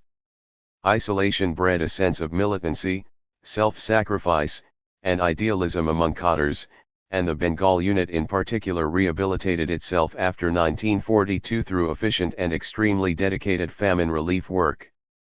The slogan of anti-fascist People's War, however incomprehensibly to the masses, did have a real appeal among intellectuals aware of world currents, and it was in these years that Marxism acquired a significant influence over the cultural life of middle-class Calcutta. The party secretary, P.C. Joshi, pioneered imaginative ways of utilizing folk media and cultural forms, and a striking achievement of 1944-45 was the Indian People's Theatre Association, with a central squad raising funds for starving Bengal through country-wide tours. The IPTA and other cultural fronts were able to attract a veritable galaxy of talent: Balraj Sohni, Khwaja Ahmed Abbas, K. Faizmi, Salil Chaudhary, Sambhu Mitra, Debabruta Biswas, Suchitra Mukherjee, Sukanta Bhattacharjee, to name only a few. In Bengal, Jyotirindra Matra's Nabajivanagan and Bihan Bhattacharjee's play Nabana marked major cultural departures, while important literary figures like the novelist Manik Bandopathyay or the poets Bishnuda, Samar Sen and Subhas Mukherjee came close to or actually joined the Communist Party. In the countryside, too, Kisan Sabha and sharecropper or agricultural laborer organizations advanced in areas where the bitter legacy of 1942 was not so evident, in Kerala, coastal Andhra and Telangana, North Bengal, as well as some pockets in Punjab, Maharashtra and Tamil Nadu. By the end of the war, the CPI with some justice could claim to be the third biggest party in the country, though obviously still incomparably weaker than the Congress or the League. Chapter 8. Two basic strands emerge from the maze of events during the last 2 years of British rule: tortuous negotiations between British, Congress and League statesmen, increasingly accompanied by communal violence, and culminating in a freedom which was also a tragic partition, and sporadic, localized, but often extremely militant and united mass actions: the INA release movement and the RIN mutiny in 1945-46, numerous strikes throughout the period, and, in 1946-47, the Tabhaga upsurge in Bengal, Punnapravayular in Travancore and the Telangana peasant armed revolt in Hyderabad. A mass of historical literature exists on the first theme, along with some collections of documents, the books of V.P. Menon, Campbell Johnson, H.V. Hodson, Penderel Moon, Wavell's Journal, Mansurga's volumes, Purelal's detailed study of Gandhi's last years, Sardar Patel's correspondence from 1945, to mention only the leading works. On popular movements, in very sharp contrast, there are some useful accounts by participants but hardly any systematic historical research so far. Yet, as always throughout the history of the decisions and actions of leaders, British or Indian, cannot really be understood without the counterpoint provided by pressures from below. Popular action, above all, made continuance of British rule untenable. Fear of popular excesses made Congress leaders cling to the path of negotiation and compromise, and eventually even accept partition as an necessary price, and the limits of popular anti-imperialist movements made the truncated settlement of August 1947 possible.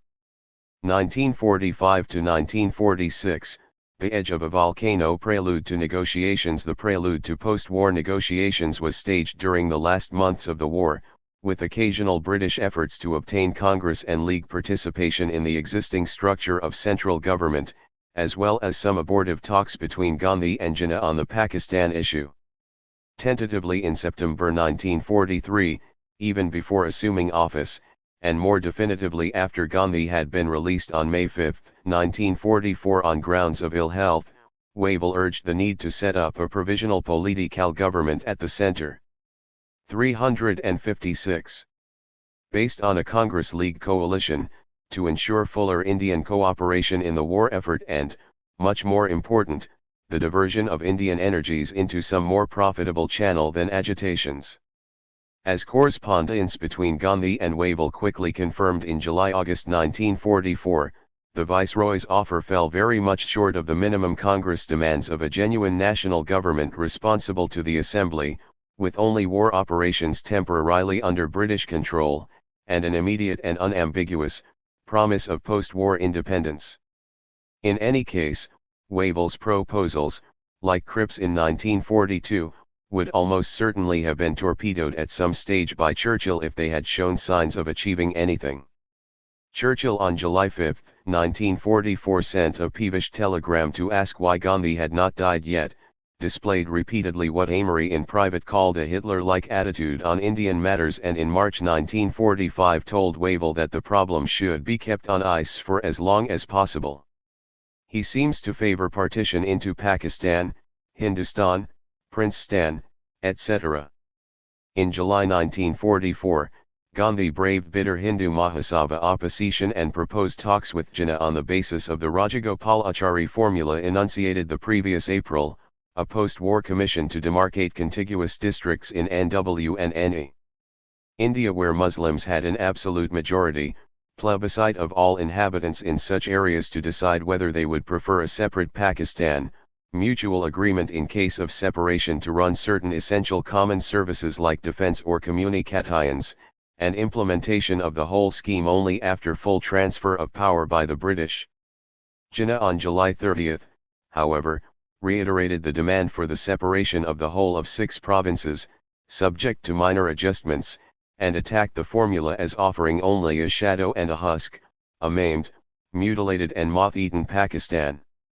He also argued that separation could not be deferred till after independence, considered common services to be unnecessary, and felt that plebiscites with both Muslims and Hindus voting contradicted the basic principle of Muslims being a distinct nation with an inherent right of self-determination. The Gandhi-Jinnah talks of September 1944 consequently broke down, but this did not prevent growing cooperation between the League and Congress Central Assembly parties, and the spread of strong rumors in January 1945 of an agreement between the two Assembly leaders, Vallabhbhai Desai and Liaquat Ali Khan, by which the Congress and the League would form coalitions in the centre and the province under the existing constitution as a wartime. 357. Measure.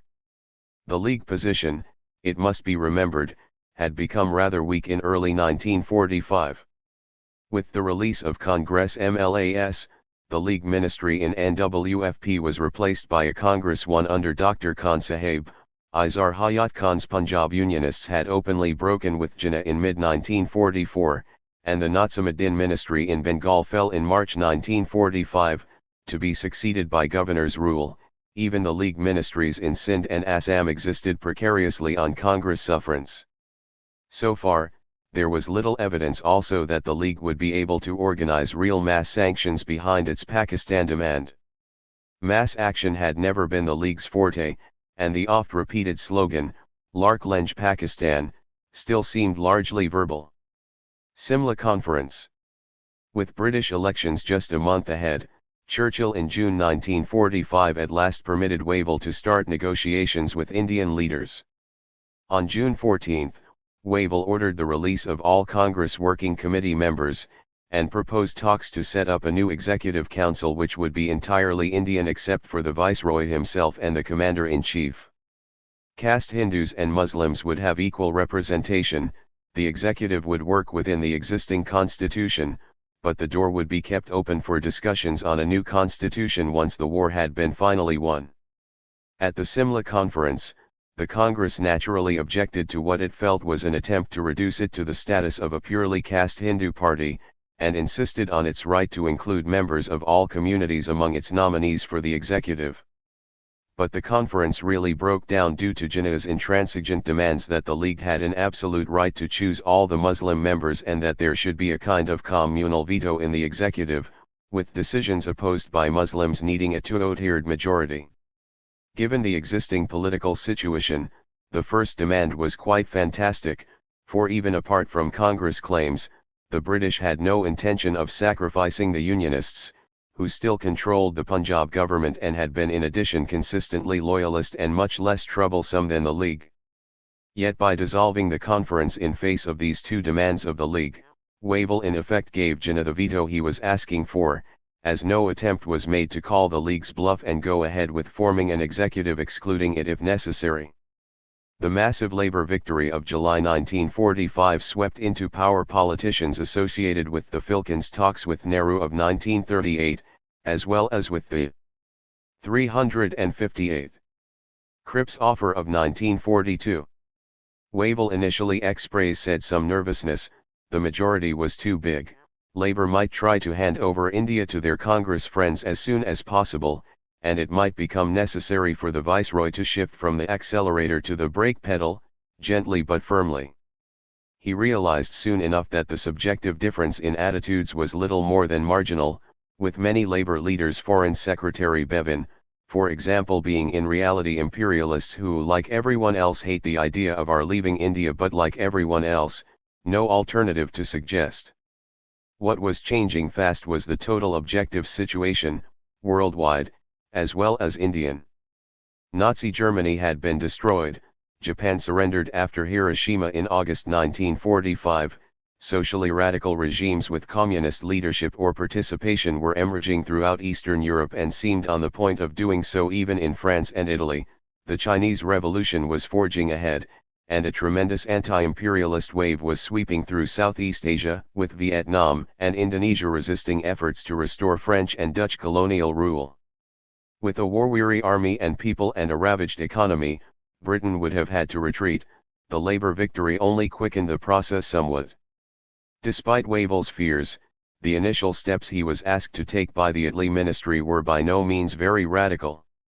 The announcement of new elections in the coming winter, which was made on August 21, 1945, was inevitable once the war had ended, for the last elections had been held in 1934 for the centre and in 1937 for the provinces.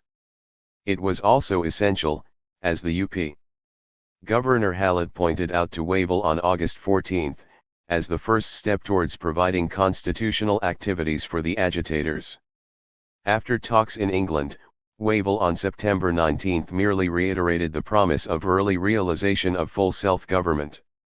Post-election talks were promised with M.L.A.S. and Indian states for setting up a constitution-making body, and renewed efforts would be made to set up an executive council which will have the support of the main Indian parties.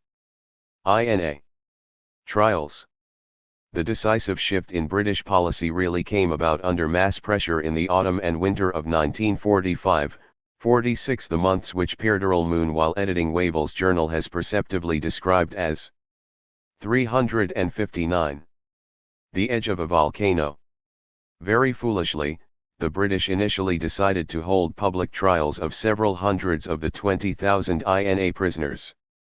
They compounded the folly by holding the first trial in the Red Fort, Delhi, in November 1945, and putting on the dock together a Hindu, a Muslim, and a Sikh. Vallabhbhai Desai, Tej Bahadur Supru, and Nehru appeared for the defense, and the Muslim League also joined the countrywide protest. On November 20, an intelligence bureau note admitted that there has seldom been a matter which has attracted so much Indian public interest and, it is safe to say, sympathy. This particular brand of sympathy cuts across communal barriers. A journalist visiting the Red Fort prisoners on the same day reported that there is not the slightest feeling among them of Hindu and Muslim. A majority of the men now awaiting trial in the Red Fort is Muslim. Some of these men are bitter that Mr. Jinnah is keeping alive a controversy about Pakistan. The British became extremely nervous about the INA spirit spreading to the Indian Army, and in January the Punjab governor reported that a Lahore reception for released INA prisoners had been attended by Indian soldiers in uniform. A second issue was provided by the use of Indian Army units in the bid to restore French and Dutch colonial rule in Vietnam and Indonesia. The impact this had on popular sentiments as well as on sections of the army bore vivid testimony to the tremendous advance in anti-imperialist consciousness brought about by the war. Wavell was very nervous about such use being made of the Indian Army, but was overruled in October 1945 by Supreme Allied Commander Mountbatten. Meanwhile, the usual post-war problems of unemployment and high prices were being sharply aggravated by a major food crisis, with partial crop failures in Bombay and Bengal, a cyclone in Madras, and inadequate procurement in the surplus province of Punjab. Wavell on January 29, 1946 estimated a deficit of 3 million tons, while imports from the USA remained uncertain, and a drastic cut in rations reduced its calorie value to 1,200 per head. What the officials feared in the autumn of 1945 was another Congress revolt, a revival of 1942 made much more dangerous this time by the likely combination of attacks on communications with widespread agrarian revolt, labor trouble, army disaffection, and the presence of INA men with some military expertise. Wavell bitterly complained about violent speeches by Congress leaders, glorifying the heroes and martyrs of 1942, demanding stern punishment for official atrocities, and calling for immediate release of INA prisoners. The British began to realize fairly quickly, however, that this saber-rattling was essentially election propaganda combined with the need to accommodate the popular mood.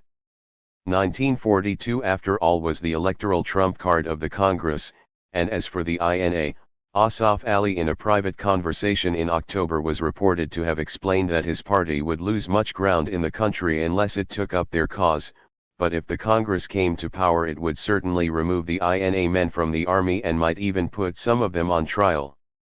Another indication was the bitter campaign against the Communists, in which Nehru played a very active role, culminating in the resignation of the CPI members from the Congress on October 5 and the formal expulsion of Communist AICC members in December. There were cases of assault on Communists, and a Congress mob inflamed by a speech by Nehru attacked the party headquarters in Bombay.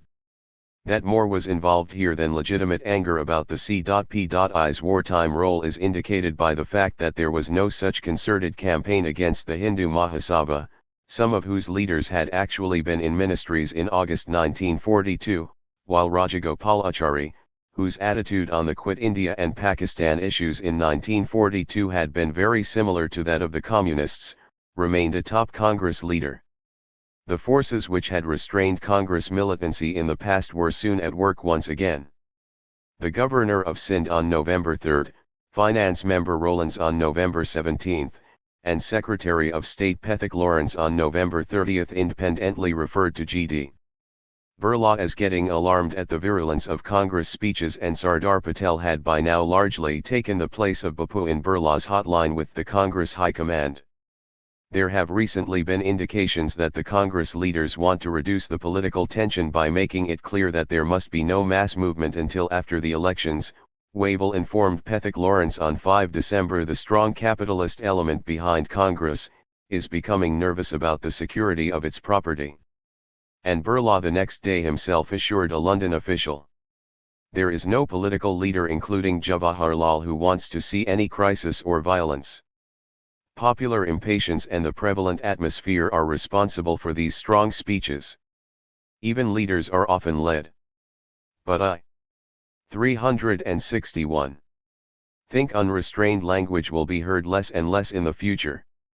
The turning point, which caused at least a temporary détente, came with the popular explosion in Calcutta on the INA issue on 21–23 November 1945, which set a pattern of periodic upheavals in that city which went on for about a decade and are reminiscent in some ways of the famous Journées or Days of Paris during the French Revolution. A student procession demanding release of INA prisoners and initially organized by the Forward Bloc sat down on their Untullah Street for the whole night on being prevented from entering Dalhouse Square. They were joined by Communist Students' Federation cadres so long considered their bitterest enemies as well as by students from Islamia College carrying the green flag of the League. Sharad Bose, in sharp contrast, who had been adored as the brother of Subhas, refused to come to address them and later blamed the Communists for instigating violence. Spontaneously the students tied together the Congress, League, and red flags as symbol of all-in anti-imperialist unity. After the first round of police firing which killed 2 students, trouble spread all over the city on 22 and November 23 with strikes by Sikh taxi drivers and communist-led tramwaymen as well as in many factories, burning of cars and lorries, crowds blocking trains, and barricades on streets. The police inquirer later noted as a new feature the fact that the crowds when fired on largely stood their ground or at most only receded a little, to return again to the attack. Order was restored only after 14 cases of firing, in which 33 were killed and about 200 civilians injured, 150 police and army vehicles had been destroyed, and 70 British and 37 Amurcian soldiers suffered injuries. The reactions were very significant. Patel on November 24 at a Bombay election rally condemned the frittering away of energies in trifling quarrels with the police. Gandhi began a fairly friendly dialogue with the Bengal governor, and the Calcutta Working Committee session of 7–11 December strongly reaffirmed its faith in nonviolence in significant contrast to the September AICC session where many members had glorified every aspect of the by no means nonviolent 1942 struggle. The British on their part realized the need for some concessions. On December 1, it was known that only INA members accused of murder or brutal treatment of fellow prisoners would henceforward be brought to trial and imprisonment. 362 sentences passed against the first batch were remitted in January. By February 1946, Indian soldiers were withdrawing from both Indochina and Indonesia. On November 28 the British Cabinet Subcommittee on India decided on a parliamentary delegation. On January 22, 1946 the much more significant decision was taken to send a cabinet mission to negotiate with Indian leaders. Wavell meanwhile had started preparing a breakdown plan. As presented to the cabinet mission in May 1946, this visualized as a middle course between repression and scuttle a withdrawal of the British Army and officials to the Muslim provinces of NW and NE. India, handing over the rest of the country to the Congress. Though superseded by the cabinet mission proposals, the plan is still interesting evidence of the British recognition that it would be impossible to suppress any future Congress-led rebellion, as well as of the desire in some high official circles to make of Pakistan an Indian Northern Ireland. The British had to face a second major crisis in February 1946 before they succeeded in finally bringing Indian leaders to the safer shore of negotiations. Between 11 and February 13, Calcutta exploded again in protest against the 7 years rigorous imprisonment sentence passed on Abdul Rashid of the INA. The League student wing gave a strike call, the Students' Federation joined in, and as in November, there quickly developed a remarkable unity in the streets between students and workers, Muslims and Hindus. A communist-led general strike paralyzed industrial Calcutta on February 12. And a massive rally on the same day at Wellington Square was addressed by League leader Suhrawardy, Satis Dasgupta the Gandhian congressman, and the communist Somnath Lahiri. The police and army could restore order only after 2 days of street clashes in which 84 were killed and 300 injured according to official estimates. Meanwhile the All India organizations of railway workers and postal employees, soon to be followed by government employees, were threatening strikes in the context of rising prices and the ration cut imposed in January. The development of such effective countrywide labor organizations in strategic sectors gave a new muscle power to the Indian trade union movement. Strikes in the 1920s and 30s had been mainly confined to single industrial centers, primarily Bombay or Calcutta textiles. Though both the League and the Congress leadership accepted the ration cut, this did not prevent popular outbursts like a demonstration of 80,000 in Allahabad in mid-February which attacked ration centers. 363. RIN. Mutiny. The greatest threat of all, however, was the naval mutiny in Bombay on 18 to 23 February 1946, one of the most truly heroic, if also largely forgotten, episodes in our freedom struggle. Wartime expansion of the Royal Indian Navy had brought in men from all parts of the country, weakening the old military tradition of recruitment from politically undeveloped martial races. Racial discrimination continued unabated in this last bastion of empire, while service abroad brought contact with world developments, and the INA trials and the post-war popular upsurge in India had a growing impact. On February 18, ratings in the signals training establishment Tulvar went on hunger strike against bad food and racist insults. Next day the strike spread to Castle and Fort Barracks on shore and 22 ships in Bombay harbour, and the tricolour, crescent, and hammer and sickle were raised jointly on the mastheads of the rebel fleet. The ratings elected a Naval Central Strike Committee, headed by M.S. Khan, and formulated demands which combined issues of better food, equal pay for white and Indian sailors, etc., with the national political slogans of release of INA and other political prisoners and withdrawal of Indian troops from Indonesia. The men hesitate fatally, however, on the borderline of peaceful strike and determined mutiny, obeying orders to return to their respective ships or barracks on the afternoon of February 20, only to find themselves surrounded by army guards. Next day fighting started at Castle Barracks when ratings tried to break out of their encirclement, with the ships providing artillery support, while Admiral Godfrey flew in bombers and threatened to destroy the navy. The same afternoon also saw remarkable scenes of fraternization, with crowds bringing food for ratings to the gateway of India and shopkeepers inviting them to take whatever they needed. The pattern of events in fact unconsciously echoed the course of the mutiny on the Black Sea Fleet during the First Russian Revolution of 1905, that too, had begun over inedible food, and fraternizing crowds had been shot down in a scene immortalized later on in the Odessa steppe sequence of Eisenstein's film classic Battleship Potemkin. By February 22, the strike had spread to naval bases all over the country as well as to some ships on sea, involving at its height 78 ships, 20 shore establishments, and 20,000 ratings. At Karachi, the Hindustan surrendered that morning only after a gun battle, while Hindu and Muslim students and workers demonstrated their support through violent clashes with the police and army. At Bombay as well as elsewhere, two sharply different attitudes towards these dramatic developments became evident among Indian political groups by February 22. The Bombay CPI called for a general strike, which was 364. Supported by Congress socialist leaders like Aruna Asaf Ali and Achyut Patwardhan. Sardar Patel in sharp contrast advised people to go about their normal business as usual, and S.K. Patil and Chandragar, heads of the provincial Congress and League units, even offered volunteers to help restore order. Despite Congress and League opposition, 300,000 down tools in Bombay on February 22, closing down almost all mills, and violent street fighting with crowds erecting roadblocks and covering them from nearby buildings continued for 2 days, particularly in the proletarian districts of Parel and Dalal Road.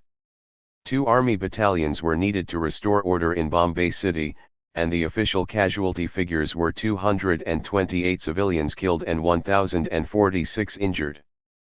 Patel, helped for once by Jinnah, managed to persuade the ratings to surrender on February 23, giving an assurance that the national parties would prevent any victimization, a promise soon quietly forgotten, for, as Patel wrote to Andhra Congress leader Viswanathan on March 1, 1946, discipline in the army cannot be tampered with.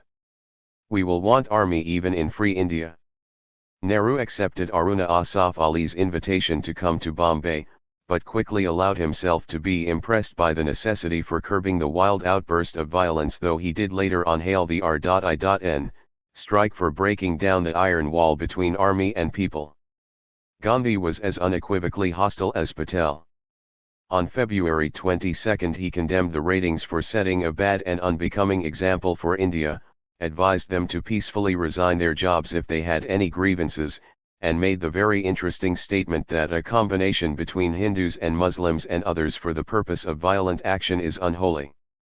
Aruna Asaf Ali made the pertinent comment in reply that it simply does not lie in the mouth of congressmen who were themselves going to the legislatures to ask the ratings to give up their jobs. She also made a tragically accurate prophecy that it would be far easier to unite the Hindus and Muslims at the barricade than on the constitutional front. It is tempting to set beside Gandhi's statement of February 22, Wavell's private comment of May 30, 1946, "We must at all costs avoid becoming embroiled with both Hindu and Muslim at once." The RIN ratings of February 1946, in sharp contrast to the men of the Azad Hind Fauj, have never been given the status of national heroes, though their action involved much greater risk in some ways than joining the INA as alternative to an arduous life in Japanese POW camps. The last message of the Naval Central Strike Committee deserves to be remembered far better. 365. Than it is, our strike has been a historic event in the life of our nation. For the first time the blood of men in the services and in the streets flowed together in a common cause. We in the services will never forget this. We know also that you, our brothers and sisters, will not forget. Long live our great people. Jai Hind. Elections. Firmly rejecting mass confrontations, Congress leaders during the winter of 1945-46 concentrated all their energies on fighting the elections. As in 1937, Nehru was the star speaker, but Patel really controlled the machinery for selecting candidates. The former occasionally had misgivings that people who have played us false in the past were being given nominations, but did little about it. "I have no time and no inclination to enter into local squabbles," Sardar Patel's Correspondence, Volume 2, p. 66. The Congress did win massively in the general constituencies, capturing 57 out of 102 seats in the Central Assembly and 91.3% of non-Muslim votes. In the provinces, it won majorities everywhere except Bengal, Sindh and Punjab. The Hindu Mahasabha was routed and the Communists, too, did badly, capturing only a handful of provincial seats. But it was significant that the Communists had emerged as the principal contenders of the Congress in several provinces. Patel congratulated an Andhra Congress leader for defeating the Communists everywhere after a very stiff contest, and the Madras governor reported that Congress right-wingers were gloomily predicting a communist majority next time. The League's success in the Muslim seats was equally spectacular. All 30 reserved constituencies in the centre with 86.6% of Muslim votes, and 442 out 509 Muslim seats in the provinces. Unlike 1937, it had now clearly established itself as the dominant party among Muslims. But despite major advances in the Punjab, a majority still eluded it in that key province, and Izar Hayat Khan was able to strike a bargain with the Congress and the Akalis to remain in power for another year. The Congress won handsome majorities in 2 other provinces being claimed for Pakistan, NWFP and Assam, and the 2 League ministries that were 366. Set up in Bengal and Sindh remained dependent on official and European support. The most significant feature of the elections, however, was the prevalence of communal voting, in sharp contrast to the sporadic but very striking anti-British unity forged often in these months in the streets of Calcutta, Bombay, or even Karachi. Apart from the logic of separate electorates, it is possible that the extremely limited franchise may have had something to do with this disparity. The NWFP governor, for instance, reported to Wavell in February 1946 that while Muslim officials and the bigger khans or landlords were all for the League, the Congress was still getting the support of the less well-to-do Muslims due to its promises of economic reforms, promises, however, which were not implemented either after 1937 or in 1946-7. In this context, the tacit giving up by the Congress of its central slogan of the late 1930s, a constituent assembly elected on universal franchise, acquires crucial significance in understanding the course of events. Of all Indian political groups, only the Communists in 1945-46 pressed this demand seriously in P.C. Joshi's election pamphlet for the final bid for power, for instance, which posed as its key political slogan sovereign national constituent assemblies elected by universal suffrage on the basis of linguistic regions and electing in their turn an all-India constituent assembly, with each region or nationality retaining a right of secession.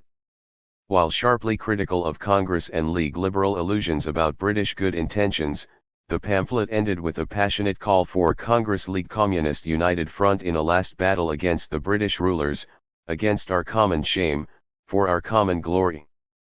P.C. Joshi repeated the same demand for universal franchise in his meeting with the Cabinet Mission on April 17, 1946.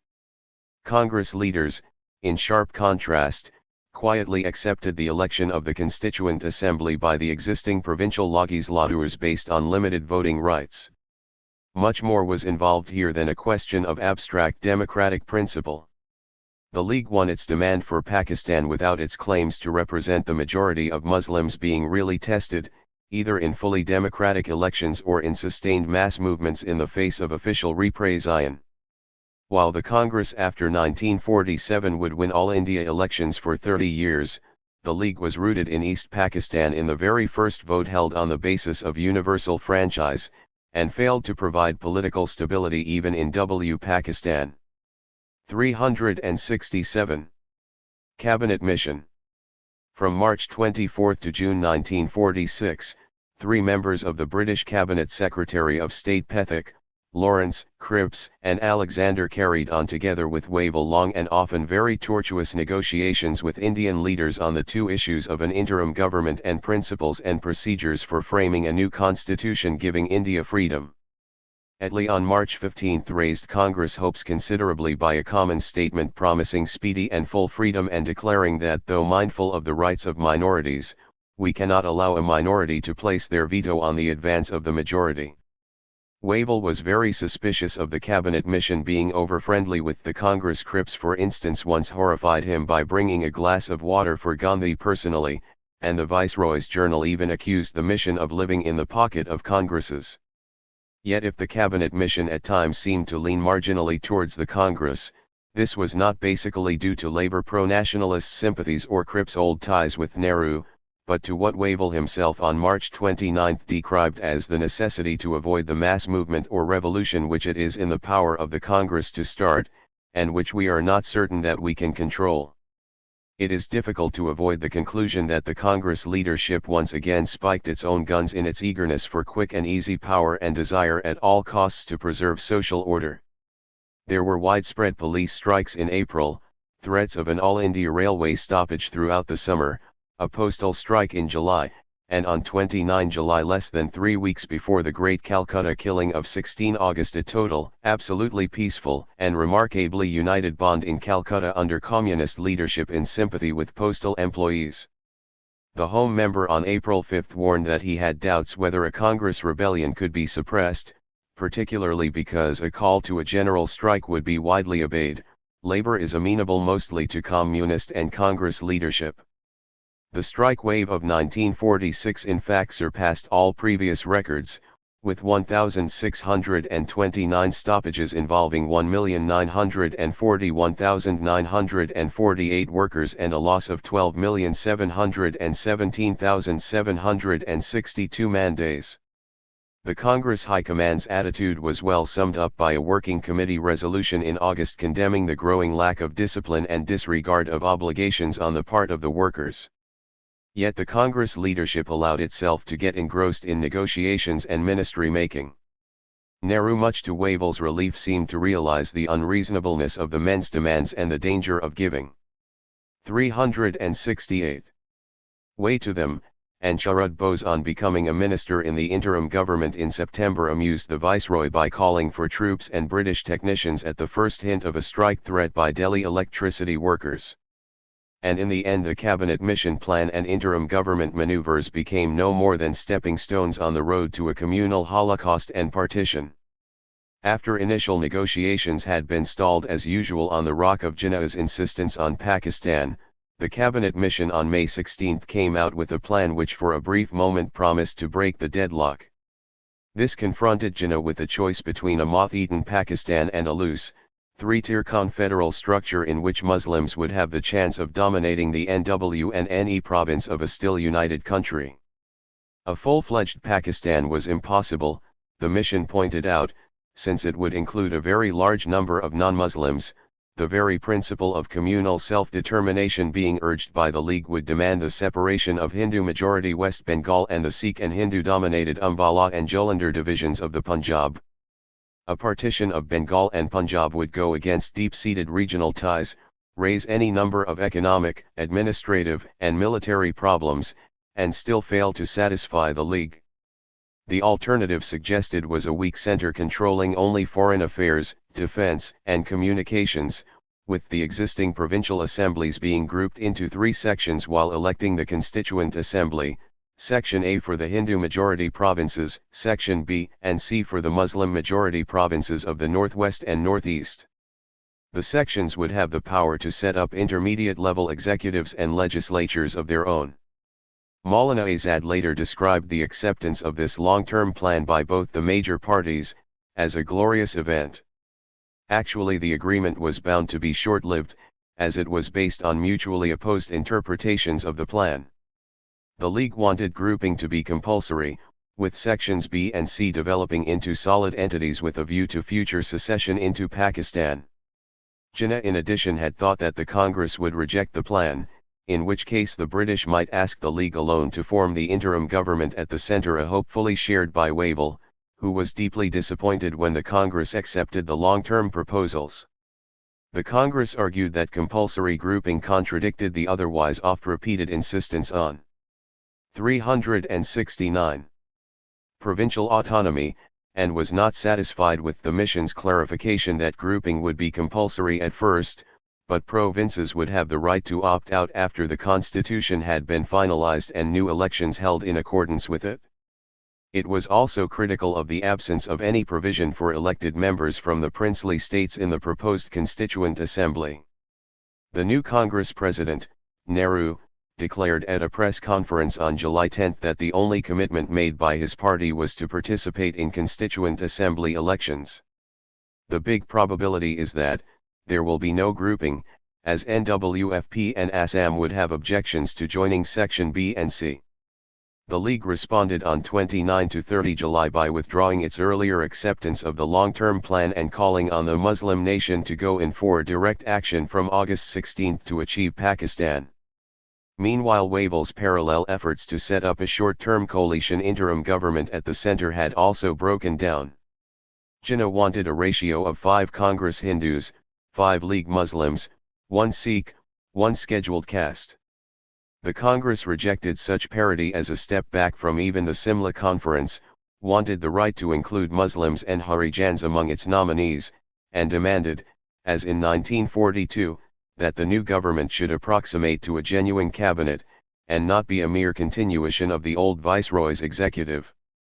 Wavell consequently had to set up a caretaker government of officials alone on July 4. But within a few weeks the viceroy began insisting on the need for somehow getting the Congress into the interim government, even if the League stayed out a major departure from his stand at the Simla Conference, as well as from his preferences only a month earlier. The explanation once again lay in fear of possible mass action. July was the month of a threatened All India strike in the railways and an actual postal walkout. If Congress will take responsibility, they will realize that firm control of unruly elements is necessary, and they may put down the communists and try to curb their own left wing. Also, I should hope to keep them so busy with administration that they had much less time for politics.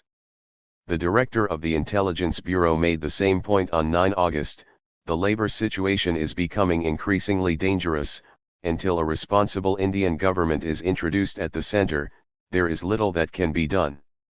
I am satisfied that a responsible government, if one can be achieved, will deal more decisively with labor than is at present possible. December 7, 1946, once again the Congress walked into the trap. By August 5, Wavell had received information that Patel was convinced that the Congress must enter the government to prevent chaos spreading in the country, and was even prepared to threaten. 370. Resignation from the Working Committee if his views were not accepted.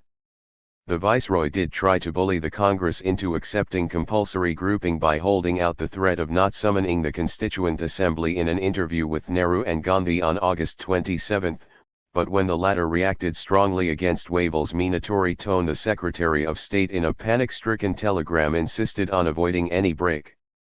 On September 2 a Congress-dominated interim government was sworn in headed by Nehru, who had made it clear that his party was still opposed to compulsory grouping, though he did offer to refer the matter to the federal court envisaged by the Cabinet Mission Plan. 1946 to 1947, Communal Holocaust and Peasant Rebellion. Calcutta, Noakhali, Bihar, Punjab. From August 16, 1946, however, the whole Indian scene was rapidly transformed by communal riots on an unprecedented scale, starting with Calcutta on 16 to 19 August, touching Bombay from September 1, spreading to Noakhali in East Bengal, Bihar, Garmukteswar in UP, and engulfing the Punjab from March 1947 onwards. While inflamed communal passions provided everywhere the common factor, the riots also showed significant variations so far as their form, extent, or question of immediate responsibility was concerned. In Calcutta, where the League Ministry had declared a holiday on Direct Action Day, large-scale Muslim attacks began after a maiden rally where Chief Minister Surawardi had promised immunity from police and army interference. Surawardi spent a great deal of time in the control room in Lal Bazar, often attended by some of his supporters, and showed an exasperating preoccupation with the sufferings undergone by members of his own community. Hindu and particularly Sikh toughs hit back strongly in what became a pogrom between two rival armies of the Calcutta underworld, leaving by August 19 at least 4,000 killed and 10,000 injured, with the removal of the very large number of decomposed bodies lying in the streets posing a major problem. Murder was the primary objective in the Calcutta riots, not as often in earlier communal. 371. Outbreaks, desecration of temples or mosques, rape or attacks on the property of relatively privileged groups belonging to the opposite community. More Muslims seem to have died than Hindus, a point made not only by Wavell but also by Patel. The British responsibility is equally clear. The army, in sharp contrast to November 1945 or February 1946, moved into action only after 24 hours, though the governor was reminded of his First World War experiences in course of an early morning tour of the city on August 17. There was a second round of riots in Calcutta between March 26 and April 1, 1947, followed by chronic disturbances and stabbing incidents till the very eve of independence. Whole areas of the city remained out of bounds for members of one or other community for months. In Bombay City, stray stabbing rather than large-scale riots was the pattern from the beginning, though these were extensive enough to kill 162 Hindus and 158 Muslims in course of September 1946. A distorted social content was evident in Noakhali and Tripura, East Bengal districts with a tradition of agrarian unrest, where peasants were mostly Muslims while Hindus predominated among landlords, traders, and professional groups. In the October disturbances in northwest Noakhali and the adjoining southwest corner of Tripura, attacks on property and incidents of rape figured more prominently than murder, in sharp contrast to the Calcutta riots. There were about 300 deaths, but loss of property amounted to crores of rupees, and in initial Hindu complaints attacks on zamindars, lawyers, and other notables figured prominently. Burrows reported that the trouble in southeast Bengal is not a general rising of Muslims against Hindus but activity of a body of hooligans who have exploited existing communal feeling. Casualties were relatively low, but damage to property will probably prove heavy. The League administration once again showed blatant bias. Of the 1,074 arrested, only 50 were in jail by April 1947. The Bihar riots in the wake of observance of Nokhali Day on October 25 revealed yet another pattern, more difficult to explain: a mass upsurge of Hindu peasants against Muslims, resulting in a massacre far more terrible rally than Nokhali, with at least 7,000 deaths. A horrified and bewildered Nehru reported that a madness has seized the people in what was an old Congress stronghold. He suspected some landlord instigation, to divert the attention of their tenantry from agrarian problems, and noted that the Congress-run administration and many party members had also succumbed to Hindu communalism. The 372 real picture that I now find is quite as bad, and even worse than anything that they had suggested. Bihar was followed by Garhmukh Teswar in UP, where Hindu pilgrims slaughtered 1,000 Muslims. News of such massacres rapidly weakened the so long unassailable Congress position in the NWFP. Nehru faced hostile tribal demonstrations during his tour of that province in late October 1946, and riots in Hazara in January 1947 were followed by a Congress defeat in a crucial by-election in Mardan. Meanwhile, Muslims, Hindus, and Sikhs alike were preparing for what proved to be the greatest Holocaust of all, that in the Punjab. The Unionist bloc had been weakened by the death of the Haryana Hindu Jat leader Chodaram in January 1945, and Baldev Singh's maneuver of propping up Izar Hayat Khan's ministry through Congress and Sikh support even after elections had given the Unionists only 10 seats against the League's 79 only inflamed Muslim communalist and pro-Pakistan attitudes. A League campaign of civil disobedience from January 1947 brought down the Izar ministry on March 3. Next day, a provocative Sikh demonstration in front of the Assembly Chamber in Lahore was followed by large-scale riots in Lahore, Amritsar, Multan, Adak, and Rawalpindi, as well as in the rural areas of the last 3 districts. The main targets in these Muslim-majority regions were Sikh and Hindu traders and money lenders. About 5,000 had been killed by August 1947, but even this proved just a curtain raiser to the war of extermination which began after independence on both sides of the border, when refugee trains sometimes arrived carrying only dead bodies.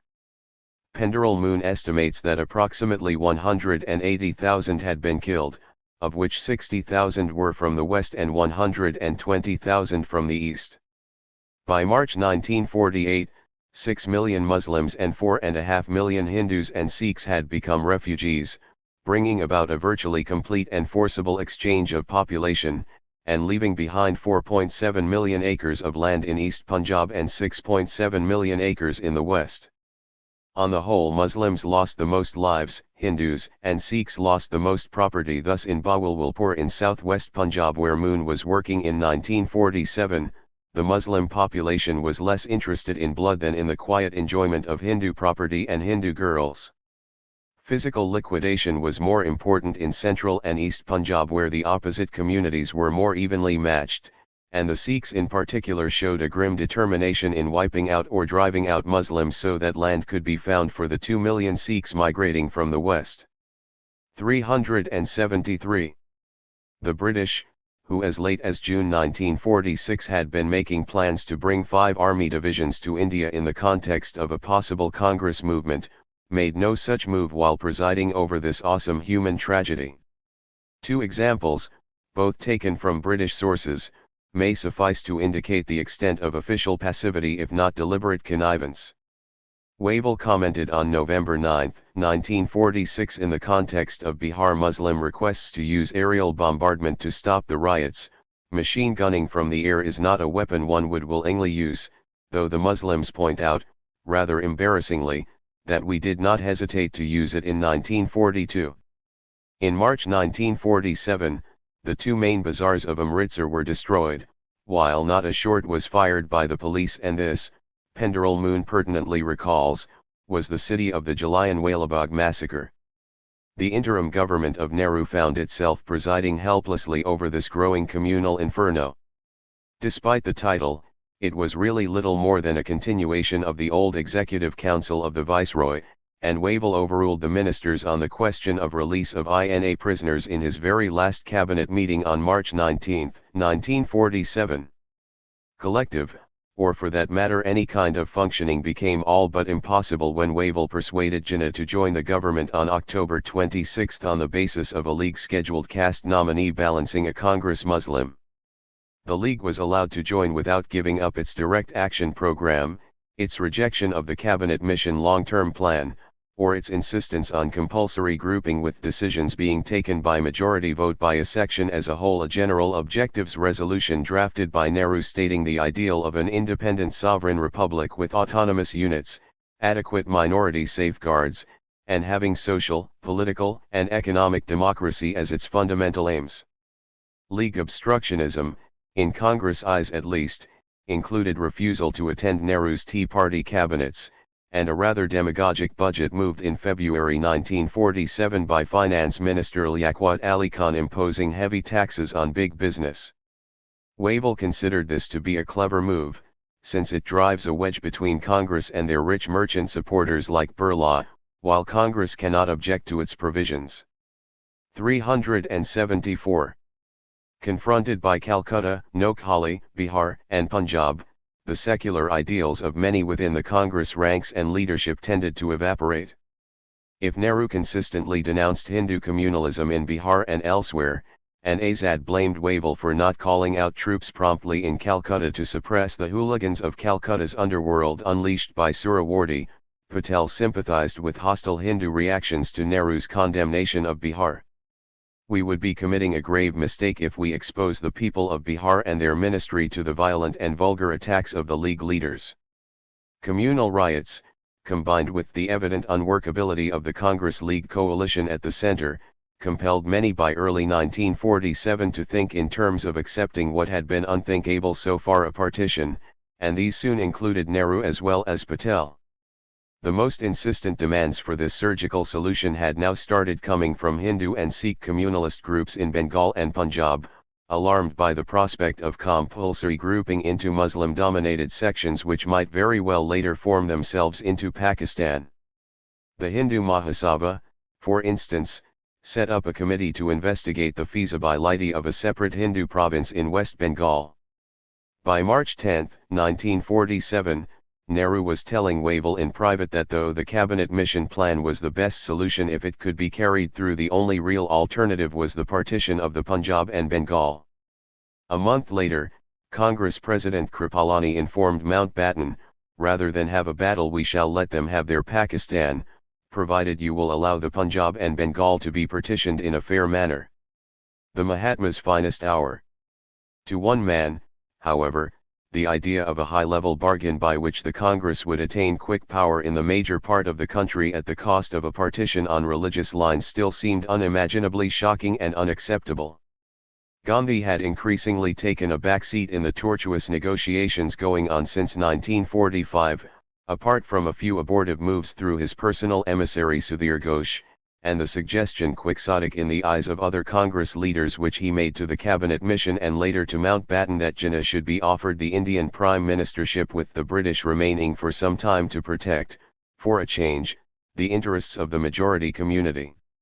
Increasingly isolated from the Congress leadership, the old man of 77 with undiminished courage decided to stake. 375. His all in a bid to vindicate his lifelong principles of change of heart and nonviolence in the villages of Noakhali, followed by Bihar and then the riot-torn slums of Calcutta and Delhi.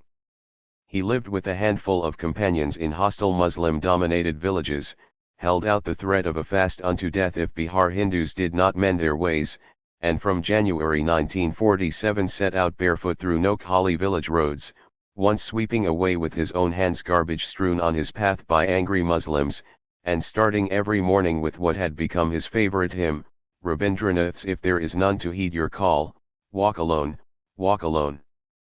Gandhi's unique personal qualities and true greatness was never more evident than in the last months of his life: total disdain for all conventional forms of political power which could have been his for the asking now that India was becoming free, and a passionate anti-communalism which made him declare to a League leader a month after partition, while riots were ravaging the Punjab, I want to fight it out with my life. I would not allow the Muslims to crawl on the streets in India. They must walk with self-respect. A Calcutta resident who is otherwise very far from being an adherent of Gandhi still recalls how at prayer meetings he used to brush aside the very idea of Hindus and Muslims belonging to different nations with a gently deprecating smile.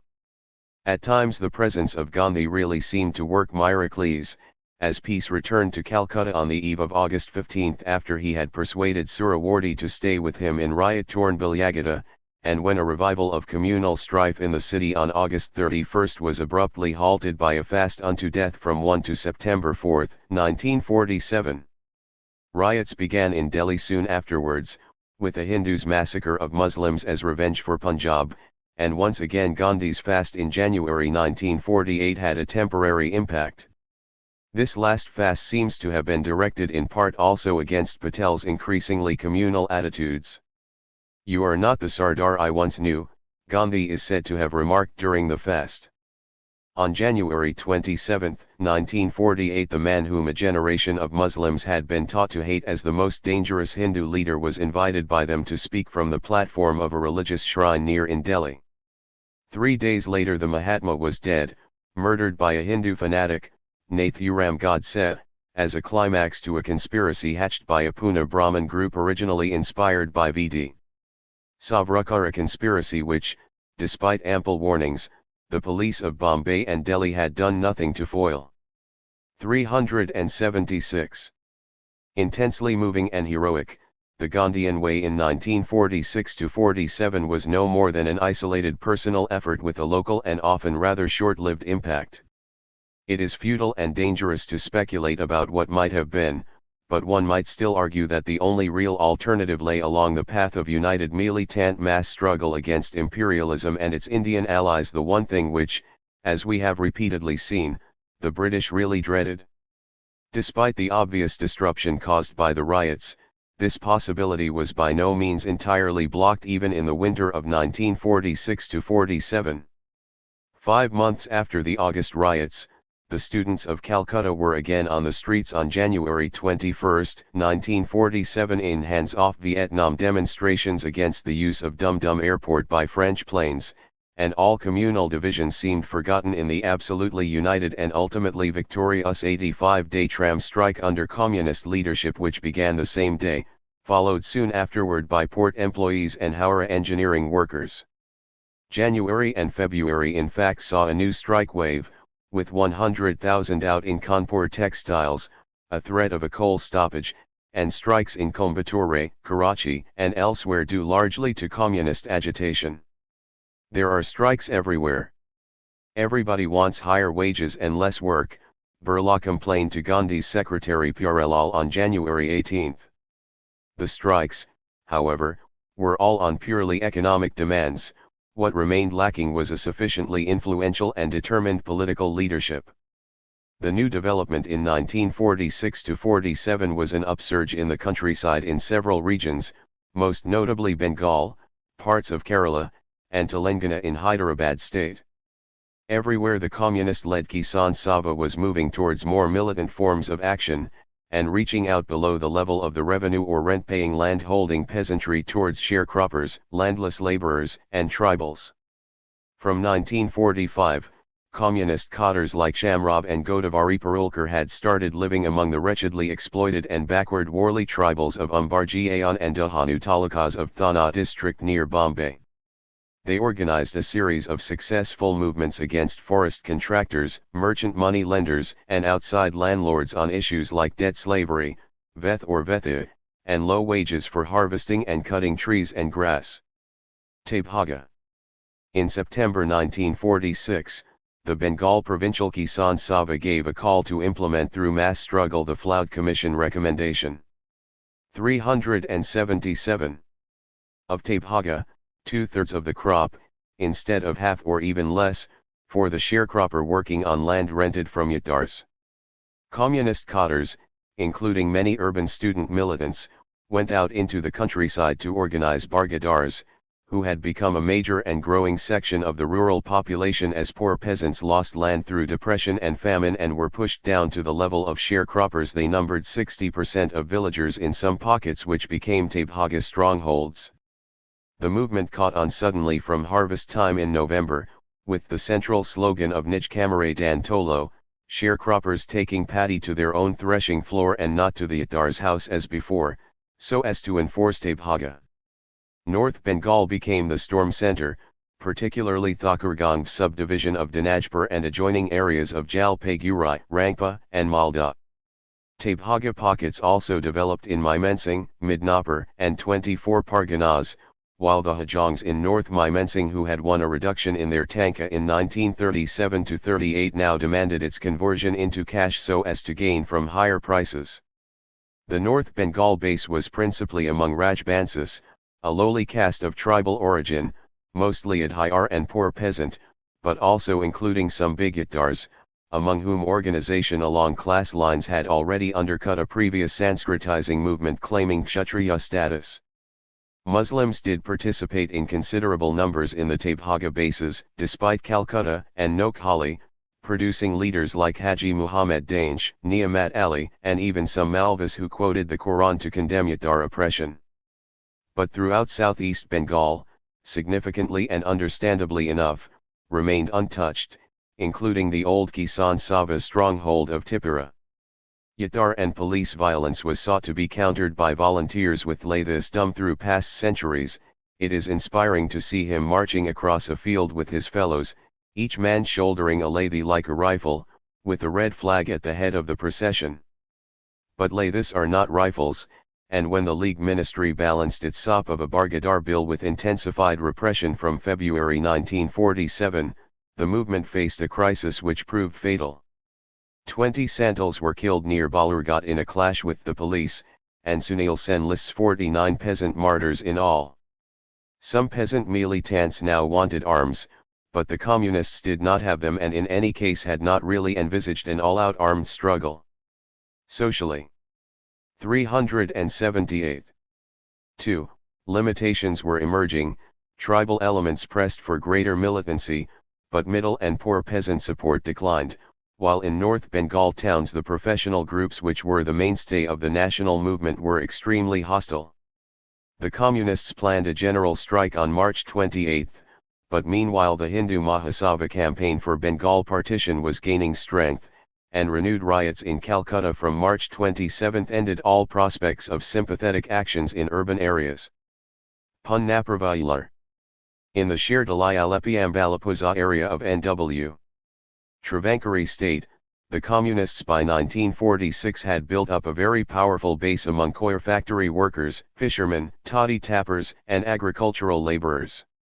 The close proximity of small-town industries with agricultural occupations made the formula of worker-peasant alliance more of a reality here than in most areas, and trade unions had become powerful enough to control recruitment in coir factories, establish informal but very popular arbitration courts, and even win the right to run their own ration shops.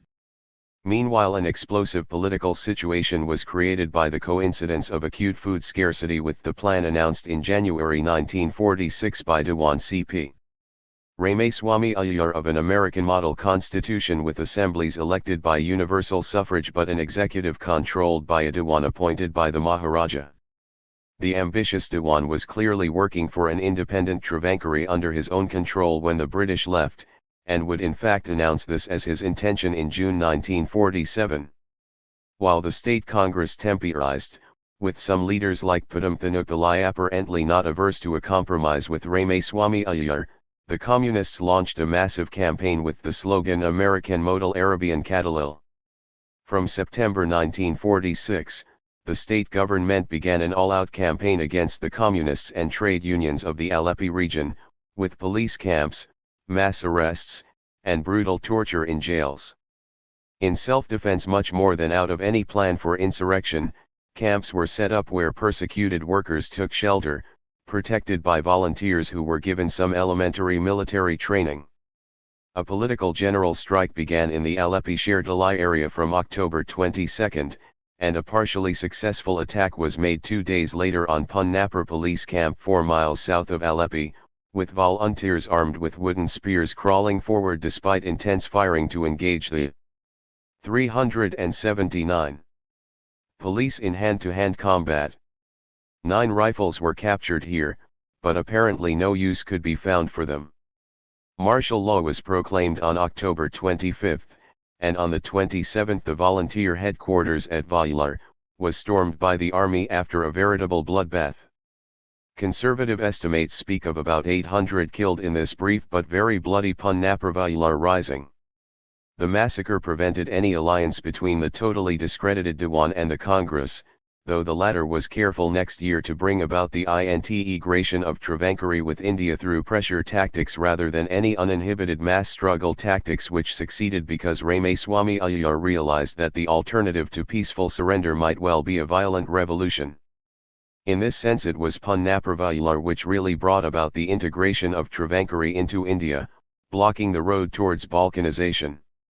For the Communists, despite great suffering and an immediate setback, Punnapur Vajlar meant all the prestige of heroic martyrdom, and its symbolic value is indicated by Communist ministers in Kerala, since 1957, making it a point to visit the 2 villages before taking office.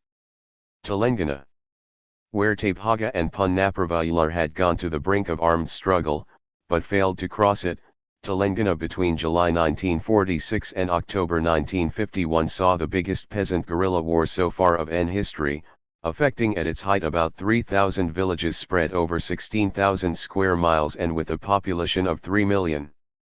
Hyderabad under the Asafihi Nizams was marked by a combination of religious linguistic domination, total absence of political and civil liberties, and the grossest forms of feudal exploitation, particularly in the Telangana region, where Muslim and high-caste Hindu deshmukhs and jagirdars extorted veti or forced labor and payments in kind from lower caste and tribal peasants and debt slaves. Land grabbing by the Doras had worsened peasant conditions from the Depression days. Unlike Tabhaga and to a much greater extent than in Travancore, the communist-led agrarian revolt thus retained, till the entry of the Indian Army in September 1948, the broader dimensions of a national liberation struggle against the Nizam and his Razakar bands, though a limiting factor was the aloofness or hostility of the urban Muslim population, including even a substantial section of the working class. Another decisive advantage was the slack manner in which the Arms Act 380 had been enforced in the state, in very sharp contrast to British India. Large numbers of country guns muzzle loaders were available and were in common use.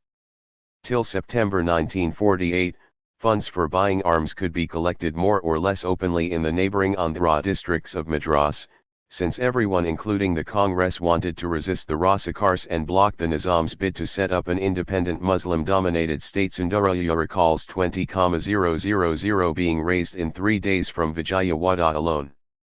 The Communists during the war years had built up a very strong base in Telangana villages, working through the Andhra Mahasabha and leading numerous local struggles on issues like wartime exactions, rationing abuses, excessive rents, and vetha. The beginning of the uprising is traditionally dated from July 4, 1946, when thugs employed by the Deshmukh of Vaisunur in Jungayo Taluka of Nalgonda murdered a village militant, Dadi Komarya, who had been trying to defend a poor washerwoman's mite of land. The initial centers of resistance were in Jungayo, Suryapet, and Huzurnagar talukas of Nalgonda, but the movement soon spread into the neighboring districts of Varungal and Khammam. Peasants organized into village sangams began by using lathis, slings with stones, and chili powder. Faced with brutal repression, proper armed guerrilla squads began to be constituted from early 1947, with bands going up to 100 to 120 per squad for a brief while, and including at its height 10,000 village defense volunteers and 2,000 regular squad members. Between August 1947 and September 1948, the struggle attained its greatest intensity and strength, with communists making skillful use of and radicalizing the anti-Nizam slogans of the state Congress leaders. Thus a call for resignation of revenue officials was converted into a campaign to destroy revenue and rent records.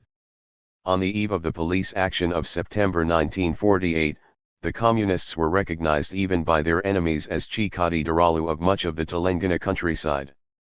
In villages controlled by the guerrillas, Veti and bonded labor disappeared, agricultural wages were raised, unjustly seized land was returned to their previous peasant holders, and steps were taken to redistribute wastelands as well as land above a ceiling of 100 acres dry and 10 acres wet.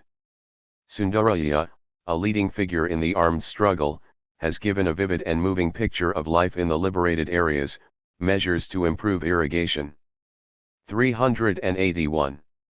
And fight cholera, the amicable settlement of many peasant and family disputes, some improvements in the status of women, a decline in untouchability and superstitions, and the use of folk songs and plays to preach revolutionary values. The situation changed quickly after September 1948, and indeed the police action was probably undertaken in large part as a move to halt the communist advance, for otherwise New Delhi and particularly Patel had seemed quite willing to strike a deal with the Nizam. I wondered why the government of India was disproportionately lenient to the Nizam, comments the state Congress leader Swami Ramananda Tirtha. The rout of the Rasakars gave a lot of arms to the guerrillas, but now they had to face the much better equipped and disciplined regular Indian army, while the slogan of overthrowing the government of newly independent India naturally had very much less appeal than the earlier anti-Nizam struggle. It might have been wiser, communists later reflected, to have confined the armed struggle after 1948 to more limited aims of agrarian reform alone and so retain the possibility of a negotiated settlement at some stage. Some, like Ravi Narayan Reddy, have even argued that continuing the guerrilla struggle itself had been a mistake once the Indian army had marched in. The communists now quickly lost the active support of better-off peasants, and energetic and often very ruthless military action drove them out of the settled plains of Nalgonda, Warangal, and Khammam into the deep forests of the Nalamala Hills across the Krishna to the south and the Godavari region to the northeast. Here they established some new bases among Chenchu and Koya tribals, whom they rescued from the oppression of forest officials and trader moneylenders, but by 1951, guerrilla action had degenerated into occasional individual sorties and murders, sharp internal political differences had emerged, and sheer survival had become the overriding problem. It is interesting that the last stand of the Telangana guerrillas was in the Godavari forest zone where Alurai Sitramarayu had fought a generation earlier. Even after defeat, the Communists retained enormous support for some years, winning every assembly seat from Nalgonda and Warangal in 1952 and returning Ravi Narayan Reddy to parliament by a majority bigger than Nehru's. The positive achievements, direct or indirect, of the Telangana struggle were not inconsiderable. Peasant guerrillas, more than any other factor, brought down the autocratic feudal regime of India's biggest princely state, frustrating the compromise bid of the November 1947 standstill agreement made by Patel and V.P. Menon. The destruction of Hyderabad. 382. State also cleared the way for the formation of Andhra Pradesh on linguistic lines a few years later, thus realizing another old aim of the national movement in this region. The peasants did win some enduring gains. Veti could not be restored. Not all the redistributed land was lost. The Congress regime had to abolish Jagirdari in 1949 and impose at least a theoretical ceiling, and it is significant that Vinoba Bhave's Bhudan movement began precisely in Nalgonda.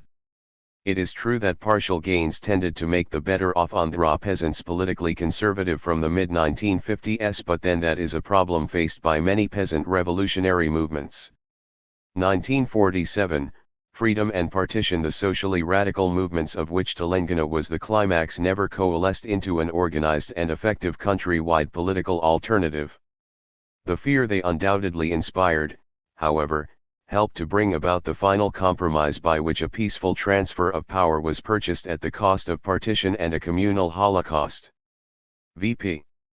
Menon, the senior bureaucrat who was to play a key role in 1947-48 as confidant of Patel and trusted advisor of Wavell and later of Mountbatten, reported to the Viceroy in the wake of the early 1947 strike wave that Congress leaders were losing popularity.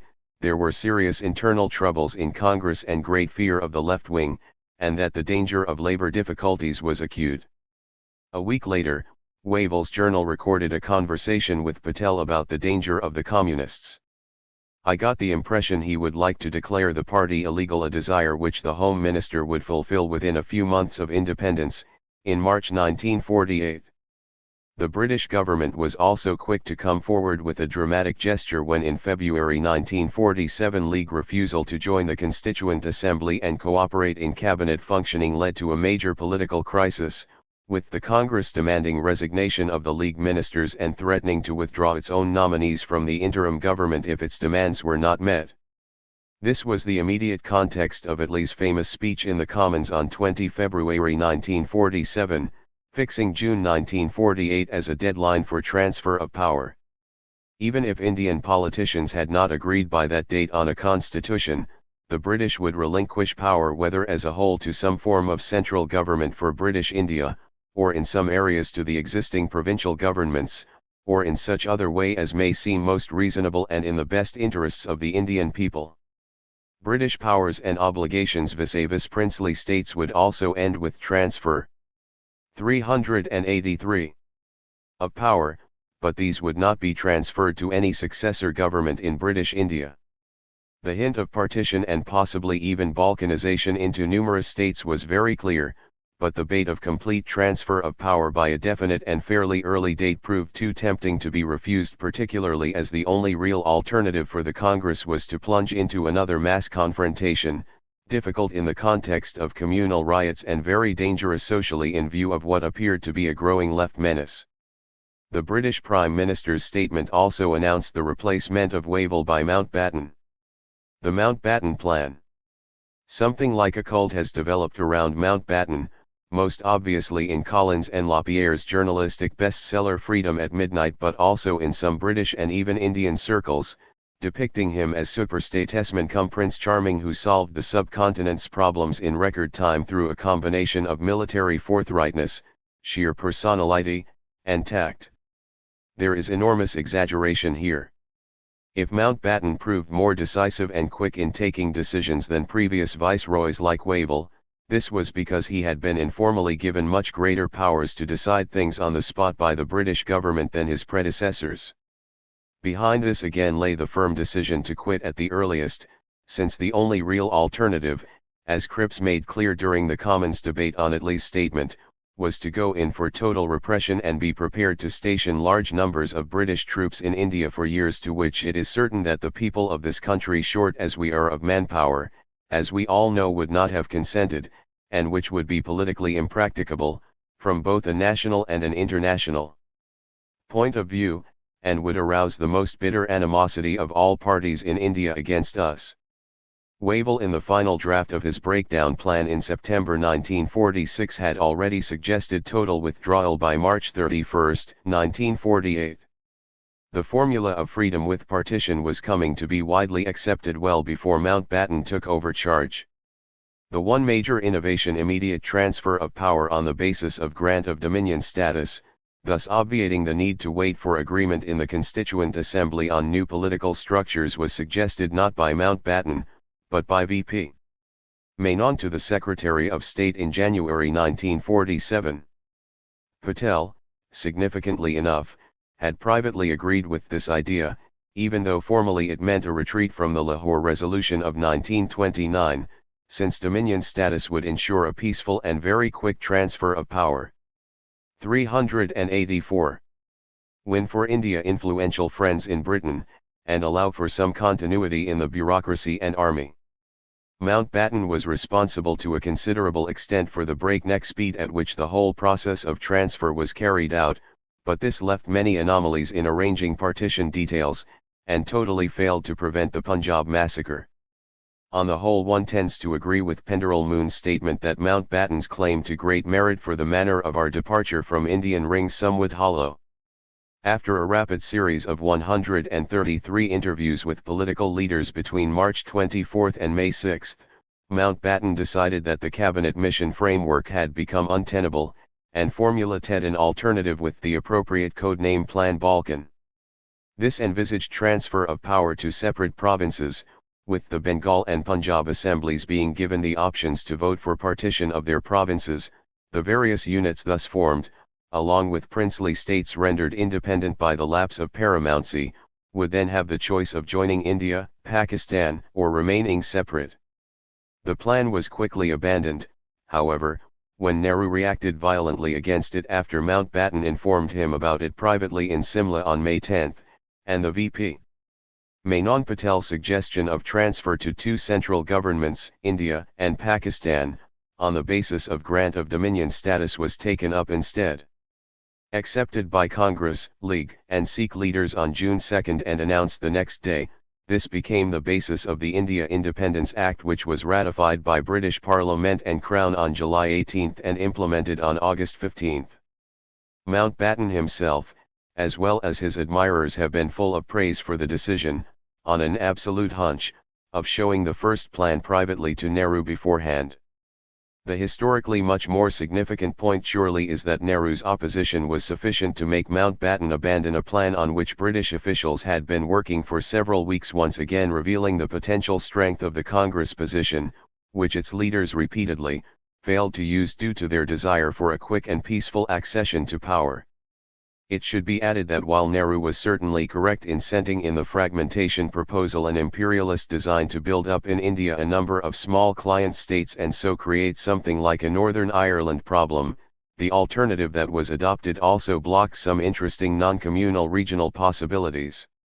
In Bengal, where many in the League were not too eager to be ruled from distant Punjab, Suhrawardy and Abul Hashim had come forward with a plan for a united, independent Bengal, which a few Congress leaders like Sharad Bose seemed prepared to consider. In the NWFP 385, demands were being raised for a free Pathan state, and the local Congress leadership under Abdul Ghaffar Khan felt that only such a slogan could counter the League bid to capture the province for Pakistan, for anti-Muslim riots in Hindu-majority provinces had weakened the old sense of identification with Indian nationalism. The June 3 plan halted these developments by compelling provincial assemblies to choose between the two dominions, India and Pakistan, alone. It is difficult to avoid the conclusion that the Congress leadership in 1947 let down very badly indeed the Pathans who had supported the national movement so consistently from the late 1920s. Though the existing NWFP assembly had a Congress majority and had voted in favor of joining the Constituent Assembly, a plebiscite was still forced on the province on the question of choice between joining India or Pakistan.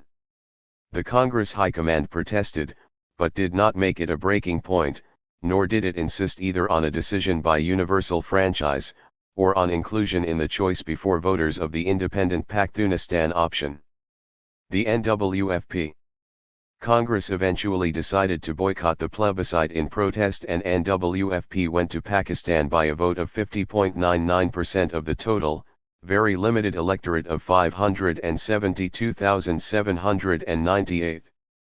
The frontier Gandhi would later declare with justice that he and his movement had been thrown to the wolves by the Congress leadership. Integration of states. With the impending lapse of paramountcy, the question of the future of the princely states became a vital one. The more ambitious rulers or their Diwans were dreaming of an independence which would keep them as autocratic as before, and such hopes received considerable encouragement from the government of India's political department under Conrad Corfield till Mountbatten enforced a more realistic policy. Meanwhile, a new upsurge of the states' people's movement had begun in 1946–47, demanding everywhere political rights and elective representation in the Constituent Assembly, and containing in some places considerable socially radical possibilities, as we have already seen in the cases of Travankari or Hyderabad. The Congress criticized the Cabinet Mission Plan for not providing for elected members from states. Nehru presided over the Udaipur and Gwalior session of the All India States People's Conference, and declared at Gwalior that states refusing to join the Constituent Assembly would be treated as hostile.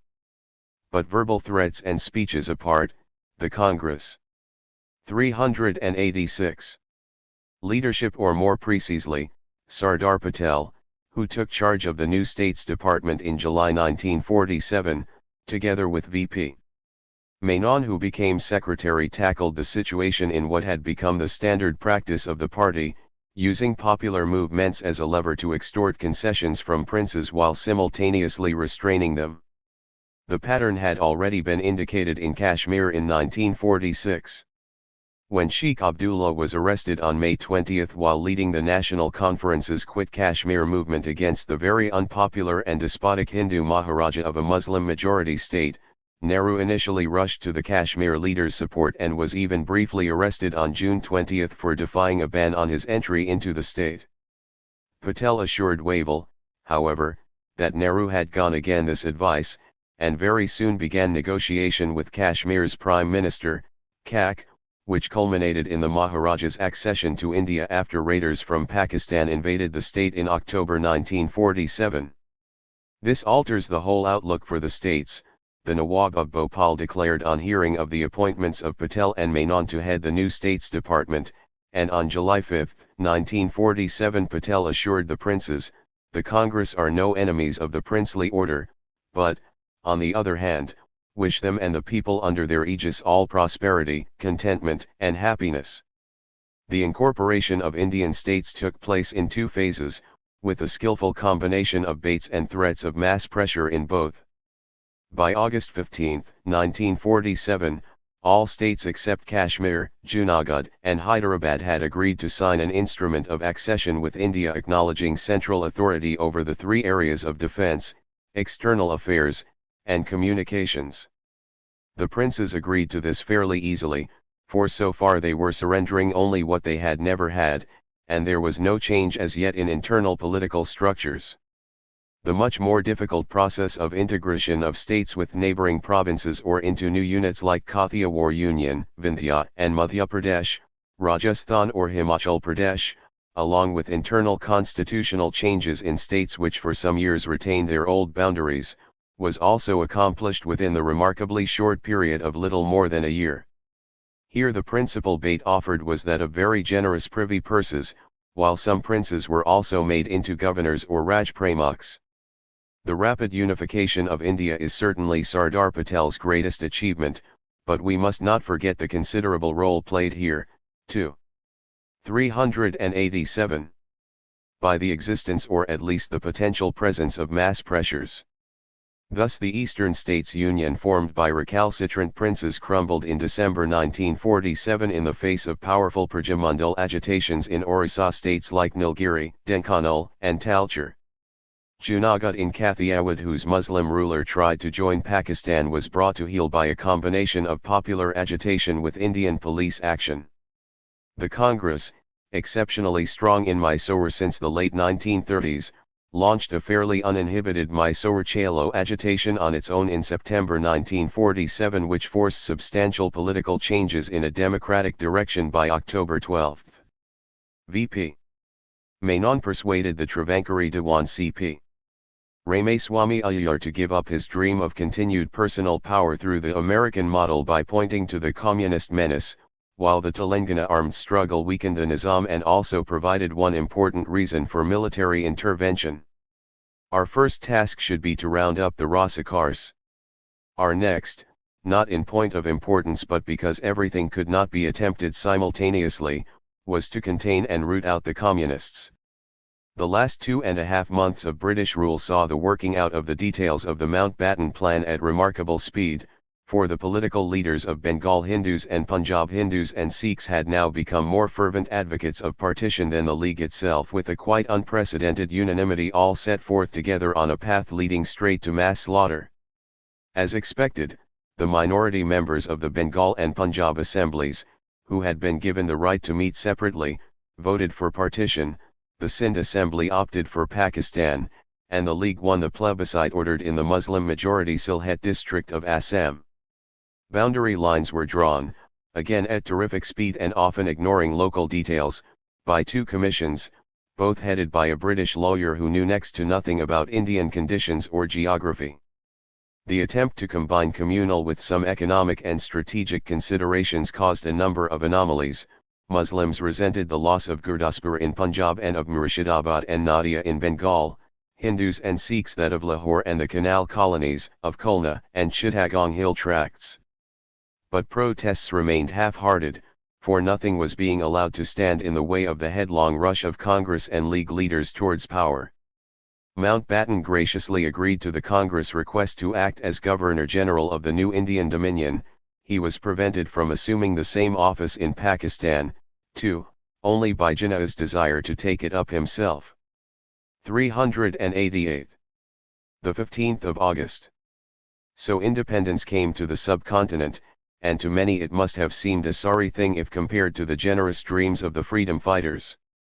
For far too many Muslims in India and Hindus in Pakistan, freedom with partition meant or came to mean over the years a cruel choice between threat of sudden violence and squeezing of employment and economic opportunities, or a forcible tearing out of age-old roots to join the stream of refugees. All the manifold human tragedies so movingly portrayed in Balraj Sahni's last film Garam Hawa.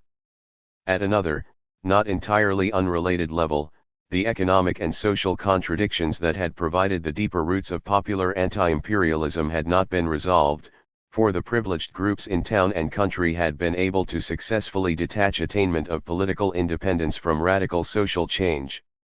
The British had gone, but the bureaucracy and police they had built up continued with little change, and could prove as oppressive and ruthless as before.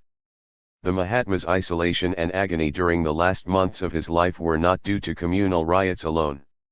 On the eve of his murder, he had warned that the country still had to attain social, moral, and economic independence in terms of its 700,000 villages, that Congress had created rotten boroughs leading to corruption and institutions, popular and democratic only in name, and that consequently the Congress as a political party should be dissolved and replaced by a Lok Sabha of genuinely dedicated, self-sacrificing constructive village workers. For many committed leftists, such independence seemed little better than a mockery. The battleships lie motionless in harbor, disarmed by treachery. In Noakhali, Bihar, and Garmukteswar, Hindus and Muslims find unity only after death, and the passions of youth have become the lust of aging men. A savage, but not entirely unjust, comment on the transformation of patriots into power-hungry politicians. Yet the millions who rejoiced throughout the subcontinent, thrilled to Nehru's midnight speech on India's tryst with destiny, and made of August 15 an unforgettable experience even for someone who was then only a child, had not been entirely deluded. The Communists in 1948-51 learned to their cost that the slogan "Ye Azadi Yehuda Hai cut little ice."